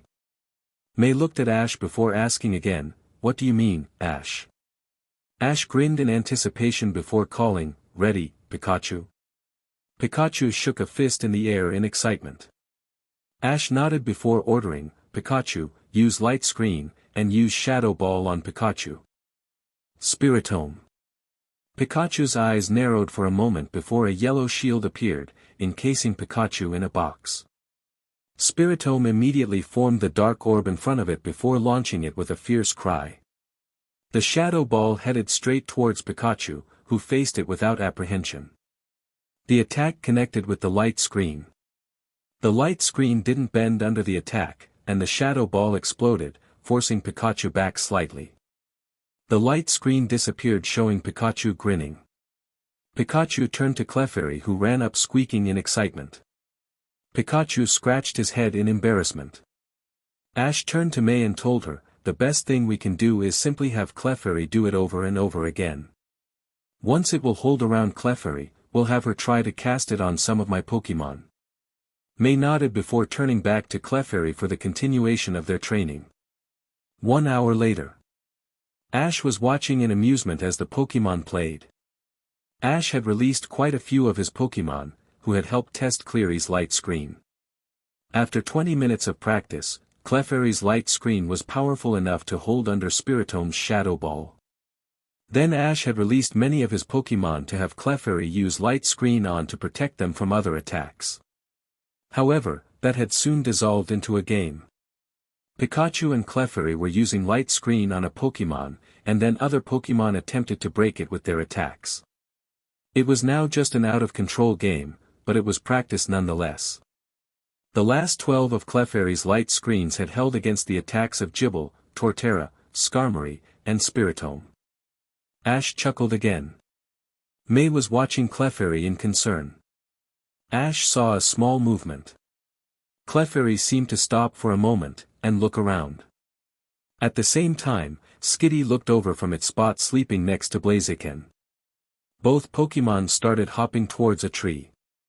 May started stuttering in a panic as the Pokémon attempted to work their way through the bunch of romping Pokémon. Skitty almost got flattened by Torterra. Lucky Torterra saw the tiny Pokemon running and managed to move its leg before it was too late. The two Pokemon got through the Pokemon at the same time, and both went as fast as possible to the base of a tree. May went around the Pokemon to check her two Pokemon in concern. Ash stood up to see better. May turned around and yelled, "They started digging. I think there is something buried here." Ash's eyes narrowed before standing and walking over. He stood looking down at the base of the tree. It looked like Skarmory's flash cannon had hit the area several minutes ago. Ash had a feeling what it was under the soil. Ash looked to his side and called, "Gible, can you come over here?" May looked at Gible before asking, "Why is Gible here, Ash?" Ash gave her a knowing look before asking, "What item are both Skitty and Clefairy able to sense, even if it is buried underground?" May still looked confused. Ash looked at Gible before ordering, "Use dig." After Gible disappeared, Ash waited only a second before Gible jumped back out of the hole. Ash snatched the glowing stone away from Gible before Clefairy and Skitty jumped at it. Ash then announced, "The answer is a moonstone. Skarmory's flash cannon must have cleared away enough dirt to allow your Pokemon to sense it." May looked at the stone in his hands with awe before saying, "I get it. Both Clefairy and Skitty evolved from a moonstone, so they felt it was there."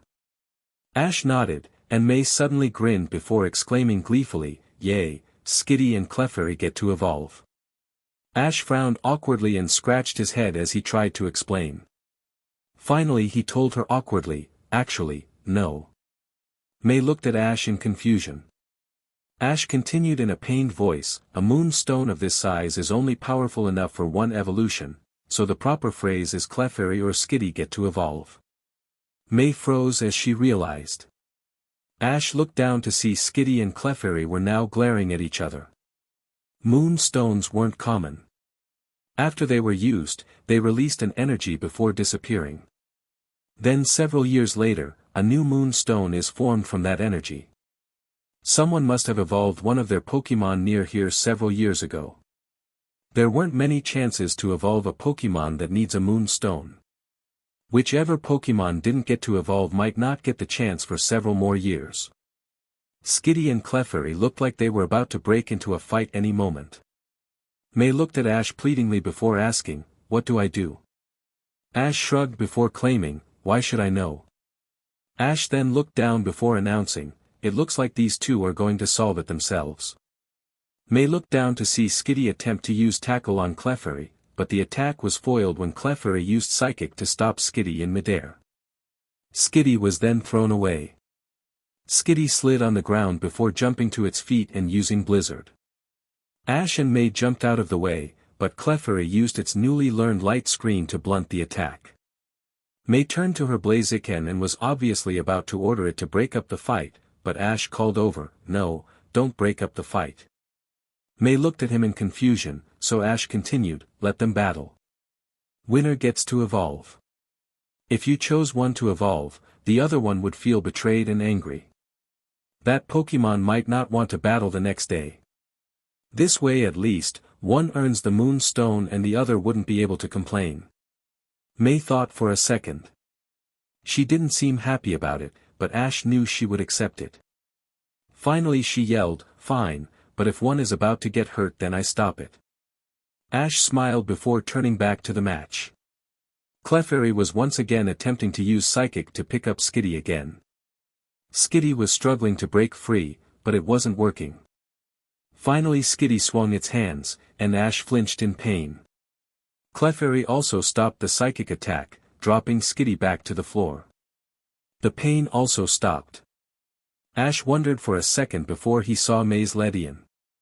Skitty must have used Assist, which turned into Ledian Supersonic. Ash turned to see that Skitty had jumped forward to use Double Slap on Clefairy. After a few hits, Clefairy was thrown back. Skitty attempted another tackle, but Clefairy once again used Psychic to throw Skitty away. Clefairy then closed its eyes, and blue waves started coming off it. Calm mind. Skitty gave a cry before starting to once again use Assist. Out of the paw, came a fierce red beam. Blaziken's overheat. Clefairy immediately formed a blue orb before launching it at the overheat. The boosted water pulse and the overheat connected to create a large bout of steam which covered the field for a second. The two attacks had cancelled each other out. The two Pokémon now started to run towards each other. Skitty jumped forward for another tackle, and Clefairy threw a glowing hand forward. The Meteor Mash and tackle collided, but the Meteor Mash immediately failed, and the tackle connected. Clefairy flew back, but immediately jumped up again to continue the battle. Ash was fully engrossed in the battle, and didn't notice a momentary trembling at his hip. May saw a small flash and looked up. Suddenly she yelled, "Ash, look out!" Ash looked up at her in confusion right before something jumped at his side. Ash fell over with a surprised grunt before looking around. A light blue creature was jumping all over him in excitement. Suddenly he was forced to close his eyes as a bright light formed right in front of him. He also felt a heavy weight developing on his stomach. Ash instinctively rolled away. Ash stood up slowly before turning around. He immediately jumped away from the giant Pokémon in front of him. Ash blinked several times in confusion. A Nidoqueen was standing in front of him. Ash's brain felt like it was overloading for a few seconds before Ash realized. He reached down to his belt and felt one of the Pokeball hanging over.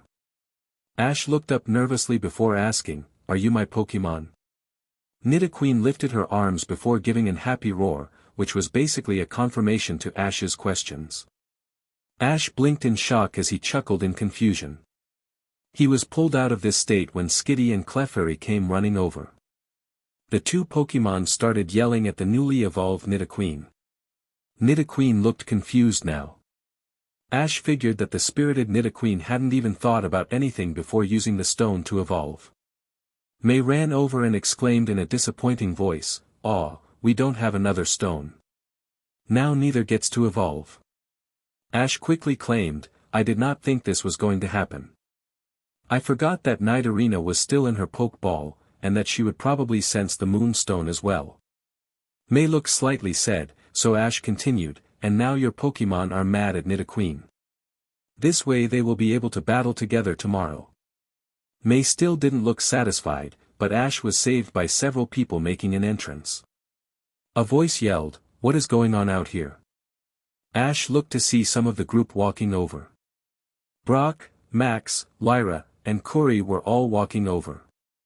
Soledad must be preparing for her own match, and Ash didn't even guess where Giselle was. Harley had left after being eliminated.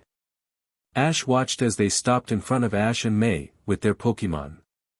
Lyra spoke quickly, "Wow, when did you have a Nidoqueen, Ash? We have fun for a few days, and we miss everything." Ash shrugged before claiming, "I actually just caught it a little while ago. It was a Nidoran. I just remember how powerful Gary's Nidoqueen was, and I decided to capture it.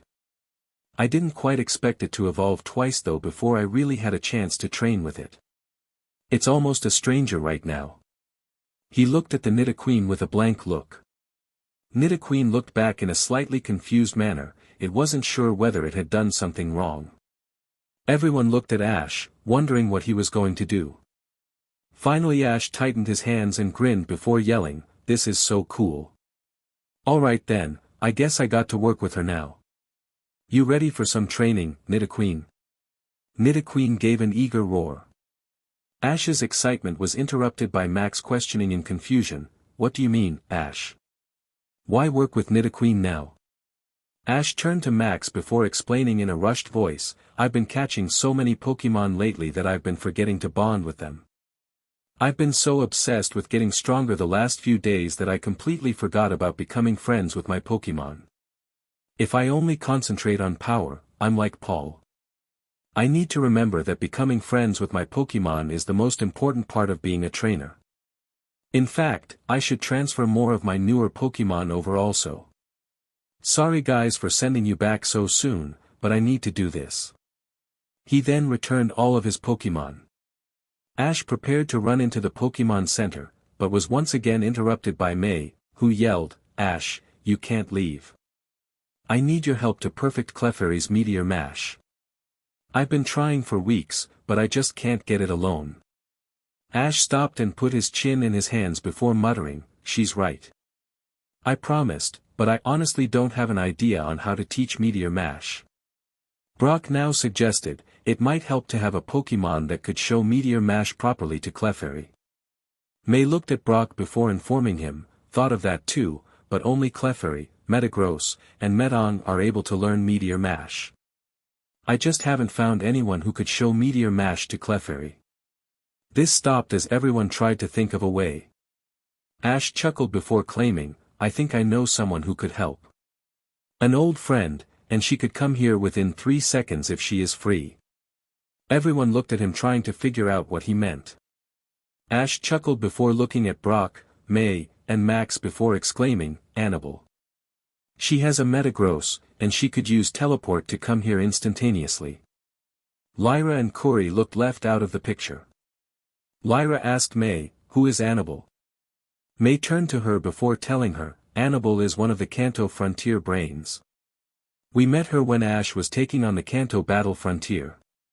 Her and Ash really became good friends. She specializes in psychic types. May turned to Ash before asking in a voice that sounded slightly sad to Ash, do you even know her number, Ash? Ash shook his head before saying, no, but I still have Scott's number and he'll probably be able to give me Annabelle's number.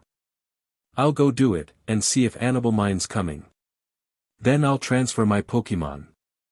Ash immediately ran off in his earlier excitement. May looked like she wanted to protest, but stopped. She let out a sigh before turning to talk to Lyra again. Pokemon Center. Ash waited as the phone rang. Soon a picture appeared to show a chubby and jolly-looking man wearing a flower shirt and sunglasses. Scott looked at the phone before saying in a wispy voice, why if it isn't Ash? What is the reason for the call, Ash? Ash smiled and replied, hey, Scott. I just needed some help from you. Scott claimed, sure. As long as I'm able, I'll help. Ash nodded before asking, is there any way that you can tell me Annabelle's phone number? I need to give her a call. Scott let out a devious grin before questioning, why would you need to talk to Annabelle, Ash? It couldn't be that you are going to confess. Ash quickly said in an exasperated voice, no, definitely not. I just need to ask her if she can help a friend of mine with a problem.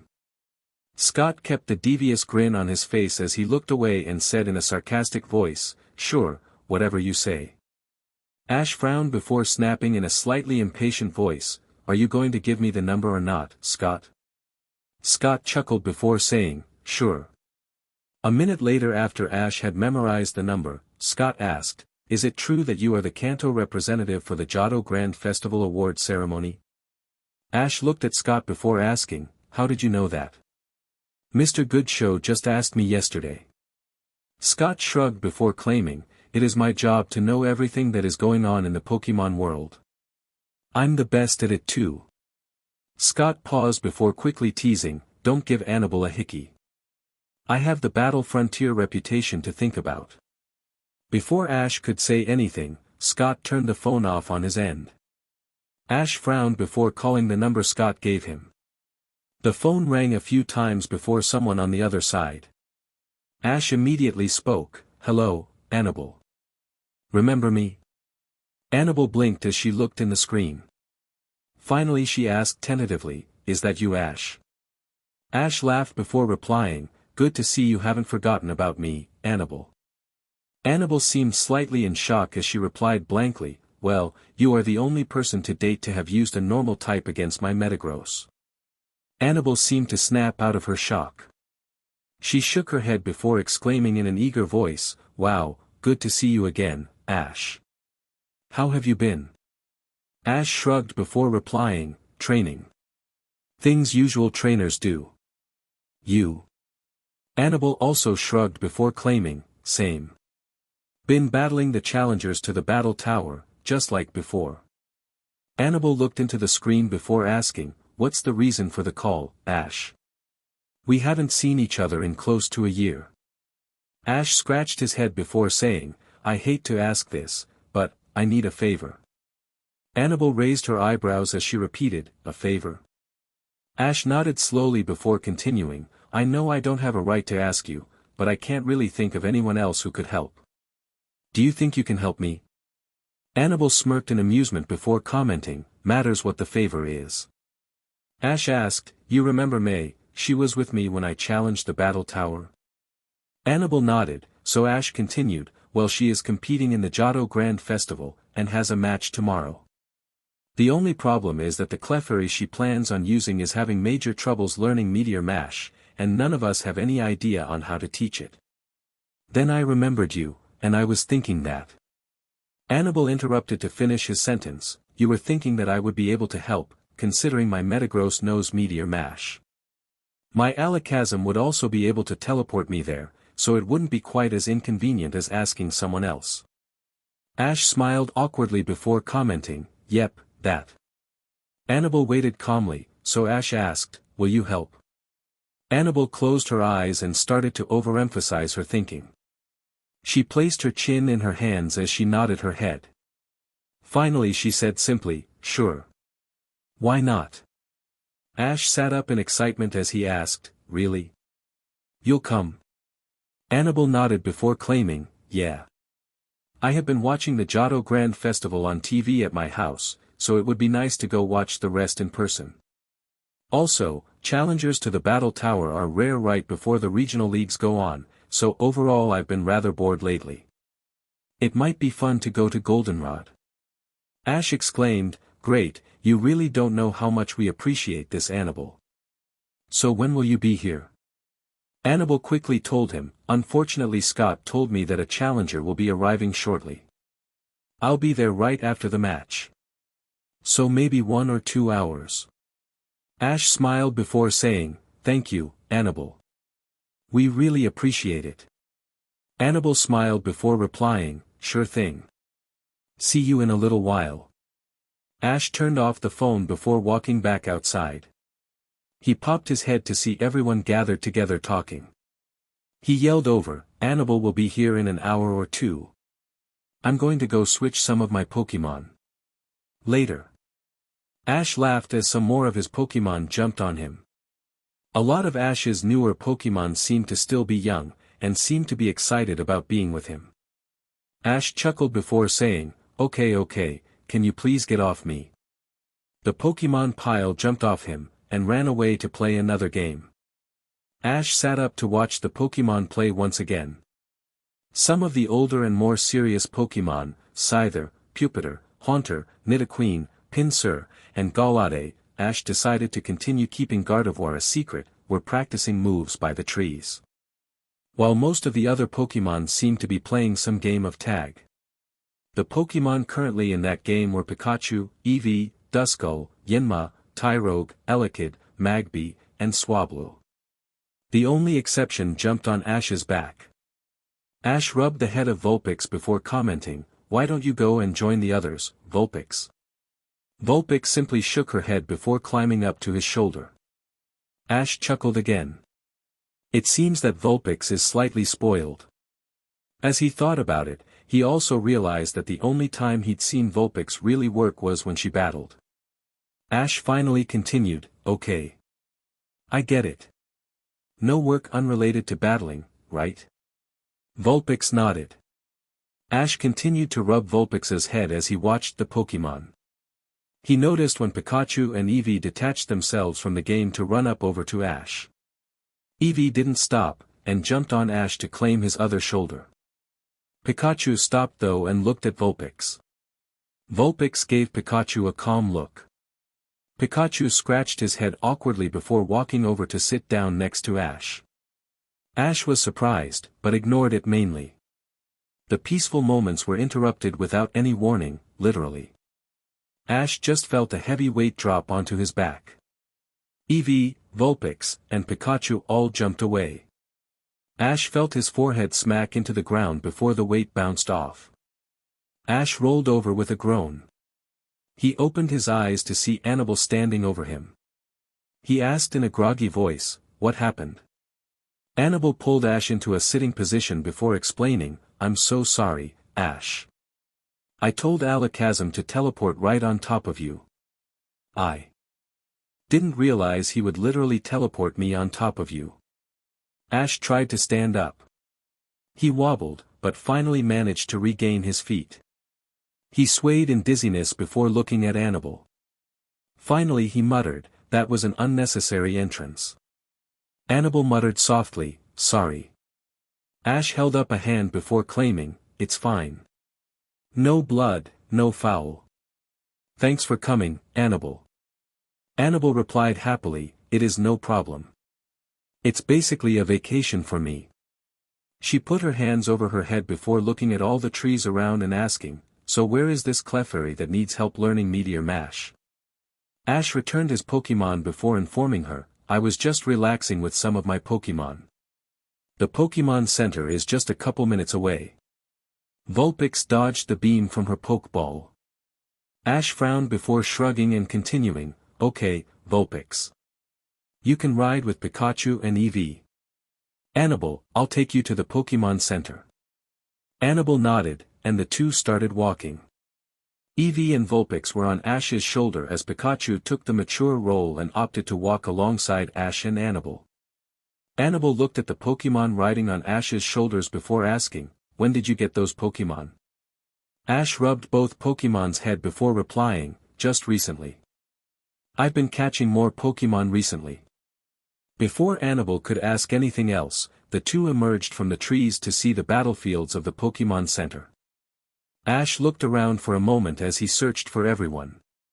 Finally he saw everyone talking on some nearby benches. He walked over. May saw him first. She stood up and exclaimed, "Ash." "Annabelle." Ash raised a hand before saying, "Hey." Annabelle smiled before saying, "Hello. Nice to see you three again, May, Max, and Brock, and nice to meet you too, Lyra and Corey." After some introductions and small talk, Annabelle asked, "So you have a Clefairy that is having trouble with Meteor Mash, May?" May nodded before saying, "Yeah, we've just been unable to make it work. Thank you for coming to help." Annabelle smiled again before claiming, "It is no problem. This way, I get to watch the grand festival in person. I'm sure my Metagross will be able to help your Clefairy in no time at all. I've heard that for a Clefairy to learn Meteor Mash takes quite a bit of expertise." May nodded in fascination. Seemed Annabelle was surprisingly knowledgeable on this situation. May finally asked, "Thanks. Do you think we should start now?" Annabelle now exclaimed mysteriously, "Not quite yet." May was confused. Ash scratched his head before asking, "What do you mean, Annabelle?" Annabelle grinned before asking, "You didn't think that I was coming here only for this, did you?" "I'm glad to help May, but I also have some personal investments here." Annabelle turned to Ash before claiming, "Me and you are going to battle." Ash blinked in shock before repeating, "We are going to battle?" Annabelle nodded before explaining, "You defeated me in our last battle. You even used a Tauros against my Metagross. You are the only person to not use a fire type, and you even managed to beat Metagross. I know you've gotten stronger, and I want to test myself against you. So I want to have a battle before I start helping May." Ash chuckled awkwardly before giving in. He said, "Okay. I'll battle you." A minute later Ash found himself on the opposite side of the battlefield from Annabelle. He watched as Annabelle pulled out a Pokeball. She announced, "This is time for some revenge. Go, my friend." Out of the Pokeball came Annabelle's giant Metagross. The intimidating Pokemon let out a fierce growl. Ash thought for a few moments before pulling out a Pokeball. He was interrupted though when Vulpix jumped beside him. Ash looked down to see that Vulpix wanted to battle. Ash was pleasantly surprised, and even considered using Vulpix. However, his logical side won the battle. Ash bent down before putting his hand on Vulpix and saying, "I'm happy that you want to battle, but this isn't a battle you can win. Even with a type advantage, Metagross would be too powerful. I'll make sure to give you another battle just as exciting though. I promise." Vulpix looked disappointed, but followed his orders. Annabelle called over, going to choose anytime soon, Ash? Ash ignored her jab and pulled out the Pokeball. He threw it as he yelled, "Show them your will, Nidoqueen." The large drill Pokemon landed on the battlefield with a thud. Nidoqueen gave a roar before exchanging a glare with Metagross. Annabelle immediately yelled in a whiny voice, "Really, a poison type? What is up with you?" Ash shrugged before grinning and saying in a voice full of confidence, "Don't judge a book by its cover. It's what you don't know that is important." Annabelle shrugged before preparing to battle. On the sidelines, Lyra asked, "Why is Annabelle talking about Ash's choice? I know that poison types are at a huge disadvantage against steel and psychic types, but isn't Nidoqueen also ground types? That would mean that Nidoqueen will also have some super effective moves against Metagross." Max now pointed out, "Normally, but not Metagross. Look." Max was pointing at Metagross. Lyra and Corey followed his gaze to see Metagross pulled in its legs and start floating. They immediately understood, and watched as the battle started. Annabelle started the battle by yelling, "Show them how strong you are, Metagross. Use Meteor Mash."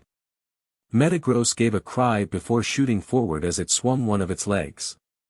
Ash countered calmly, "Intercept with Thunder Punch." Nidoqueen jumped forward and pulled a sparking fist backwards. Nidoqueen threw the punch forward with a roar.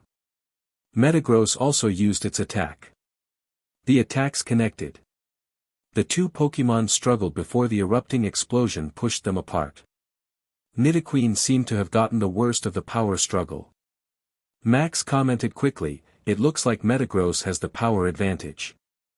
Lyra quickly pointed out though, "It doesn't look like Ash is worried though." Ash kept his cool and calmly ordered, "Use your tail to jump, and use double kick." Nidoqueen was soon flying through the air and heading towards the top of Metagross. Annabelle also kept her head though, and quickly yelled, "Use agility to dodge." Metagross pulled its legs in closer before moving to the side quickly. It easily evaded Nidoqueen, who landed on the ground. Annabelle took advantage and continued, "Quick, use Bullet Punch." Metagross turned on its side and started spinning like a wheel towards Nidoqueen. Ash knew that Nidoqueen didn't have time to intercept the Bullet Punch, and nowhere close to enough time to dodge. So Ash ordered, "Take it head on, Nidoqueen." Nidoqueen crossed her arms before waiting for the impact. Almost immediately the glowing red legs of Metagross connected. Nidoqueen struggled against the attack for a moment before being overpowered. Nidoqueen was sent sliding back across the ground extremely quick. Right towards Ash. Nidoqueen, seeing this, dug her claws into the ground while sliding back. Nidoqueen ripped a line in the ground before finally coming to a stop right in front of Ash. Ash jumped several feet away. After Ash was a safe distance away, Annabelle continued her advantage. Metagross, finish this up with Hyper Beam. Metagross launched the orange beam at Nidoqueen. Ash quickly countered, "You use Hyper Beam too." Nidoqueen shot an identical attack at Metagross. The two attack connected and struggled for dominance. This time though the two Pokemon were equal. Finally the two powerful attacks caused a large explosion. Ash now realized his mistake. He was far enough from the two Pokemon to not be in any immediate danger, but he was too close to the explosion. He wasn't heavy enough to remain standing. Ash was launched through the air backwards towards the trees. Ash looked over his shoulder to see he was heading towards a tree. Ash reached out an arm to try to blunt the impact, but then he saw it happen. A blue light formed in his hands. As soon as the light blue light connected with the tree, Ash stopped without any pain. Ash looked at his palm. A single word flashed through his head. Aura. Ash snapped out of it when he realized the battle was still going on. He looked up to see that no one had noticed him being launched back. He looked at the field to see Metagross heading towards Nidoqueen with a Zen headbutt. That would be devastating to Nidoqueen. Ash yelled urgently, "Dodge it." Nidoqueen ducked and Metagross was stuck above Nidoqueen. Ash saw his chance. He immediately ordered, use Fire Punch, Nidoqueen. Nidoqueen gave a roar before smashing a flaming fist into the underside of Metagross. Metagross gave a cry as it was launched backwards. Metagross smashed into the ground near Annabelle. Annabelle yelled in shock, "What? Fire Punch." Ash shrugged before saying with a smirk, "Didn't I tell you that it was what you didn't notice that is important?" Annabelle frowned before saying, "I guess that I shouldn't underestimate you." Metagross started floating again. Annabelle continued, "Then let's go. Metagross, use Meteor Mash." Metagross started heading towards Nidoqueen. Ash countered, "Counter with Fire Punch." The two attacks connected. The two Pokémon fought before both being launched back by the explosion. Nidoqueen seemed to have done better this time in the power struggle. Annabelle yelled quickly, "Hammer Arm." Ash grinned. He had figured she'd try another physical attack. This time though, Nidoqueen had time to counter. Ash ordered, "Dodge and Fire Punch." Nidoqueen leaned back to dodge the Hammer Arm before throwing the Fire Punch right in Metagross' face. Metagross let out a pained growl as it was thrown back through the air. Regain control, Metagross. Metagross somehow managed to keep in the air. Annabelle quickly ordered in a frustrated voice, "Come on, Metagross. We need to finish this. Use Psychic." Metagross let out a growl and a multicolored wave started spreading from it. Ash realized that there was going to be no way for Nidoqueen to dodge, so he said, "Just take it, Nidoqueen." Nidoqueen waited for the attack to connect. As soon as the wave hit Nidoqueen, she let out a pained growl. Nidoqueen fought against the attack, but couldn't break free. Ash saw as Metagross lowered slightly. Ash called to Nidoqueen, "Come on, Nidoqueen. I know you can do it. Put everything you got into it." His encouragement seemed to reach Nidoqueen, who continued her struggle. Ash could feel that Nidoqueen was slowly being damaged and running out of energy, but Ash kept his eyes on Metagross. Metagross continued to drift lower and lower as it kept expending more energy to keep up the psychic attack. Finally Ash saw Metagross touch the ground. Ash immediately yelled, "Now! Use Earth Power." Nidoqueen's eyes snapped open, and Nidoqueen slammed a foot into the ground. A large crack opened underneath Metagross, to bathe the underside of the Pokémon in a bright light. Metagross let out an agonized roar from the attack, and the psychic attack immediately was broken. Now Metagross was in agony from the Earth Power. Max asked in astonishment, "Why is that Earth Power so damaging to Metagross?" Brock now said, "Maybe because it is a ground-type attack. Because of its levitation ability, Metagross has probably never been hit by a ground type, so it is extra sensitive. Also, Earth Power is a special attack. Metagross has a high defensive ability, so Fire Punch was dulled. However, this Earth Power isn't." Annabelle was desperate. Metagross couldn't take any more of this. She had to end this Earth Power attack, but Metagross was in too much pain to levitate itself again. Annabelle finally yelled, "Shadow Ball." Metagross shot the Dark Orb, to connect with Nidoqueen. The Earth Power ended to give Metagross some recovery time.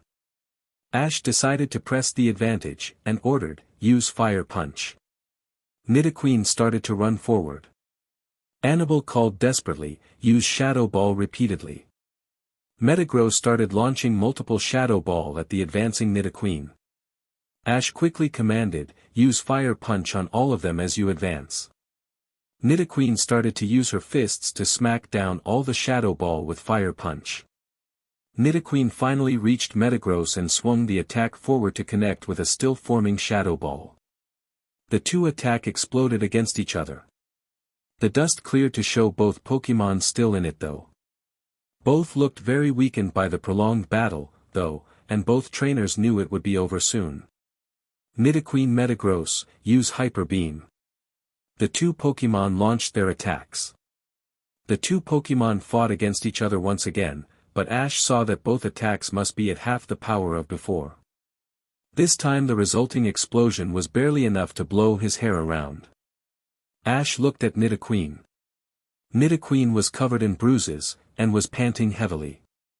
She didn't have enough energy to launch any long-range attacks, and it didn't look like Metagross could either. Annabelle took the first move and ordered, "Come on, Metagross. Use Bullet Punch once again." Metagross started to head towards Nidoqueen. Ash realized Nidoqueen didn't have enough energy to dodge, so he commanded. "Come on, Nidoqueen. Take it head on." Nidoqueen crossed her arms before the attack connected. Metagross started to push Nidoqueen back, but Ash saw when Metagross ran out of energy. He immediately continued, "Grab it and use Body Slam." Nidoqueen roared and used both her arms to grab Metagross' leg. Nidoqueen then turned around and leaned forward to throw the giant Pokémon right over her shoulder in a tremendous display of power. Metagross slammed into the ground, and actually got stuck in the ground. Ash now yelled victoriously, "Now, Fire Punch." Nidoqueen slammed the flaming fist into the underside of Metagross. Metagross let out a small growl as smoke covered the two. It cleared to show Metagross unconscious on the ground. Ash ran up to Nidoqueen and said, "Great job, Nidoqueen. I'm proud of you." Annabelle returned Metagross and congratulated it before exclaiming, "I never thought I would see the day when Metagross lost to a poison type. Oh well. I guess that we still have much to learn. Congratulations, Ash. May, I can help you as soon as Nurse Joy looks at Metagross." She then walked off. Everyone gathered around Ash as he returned Nidoqueen.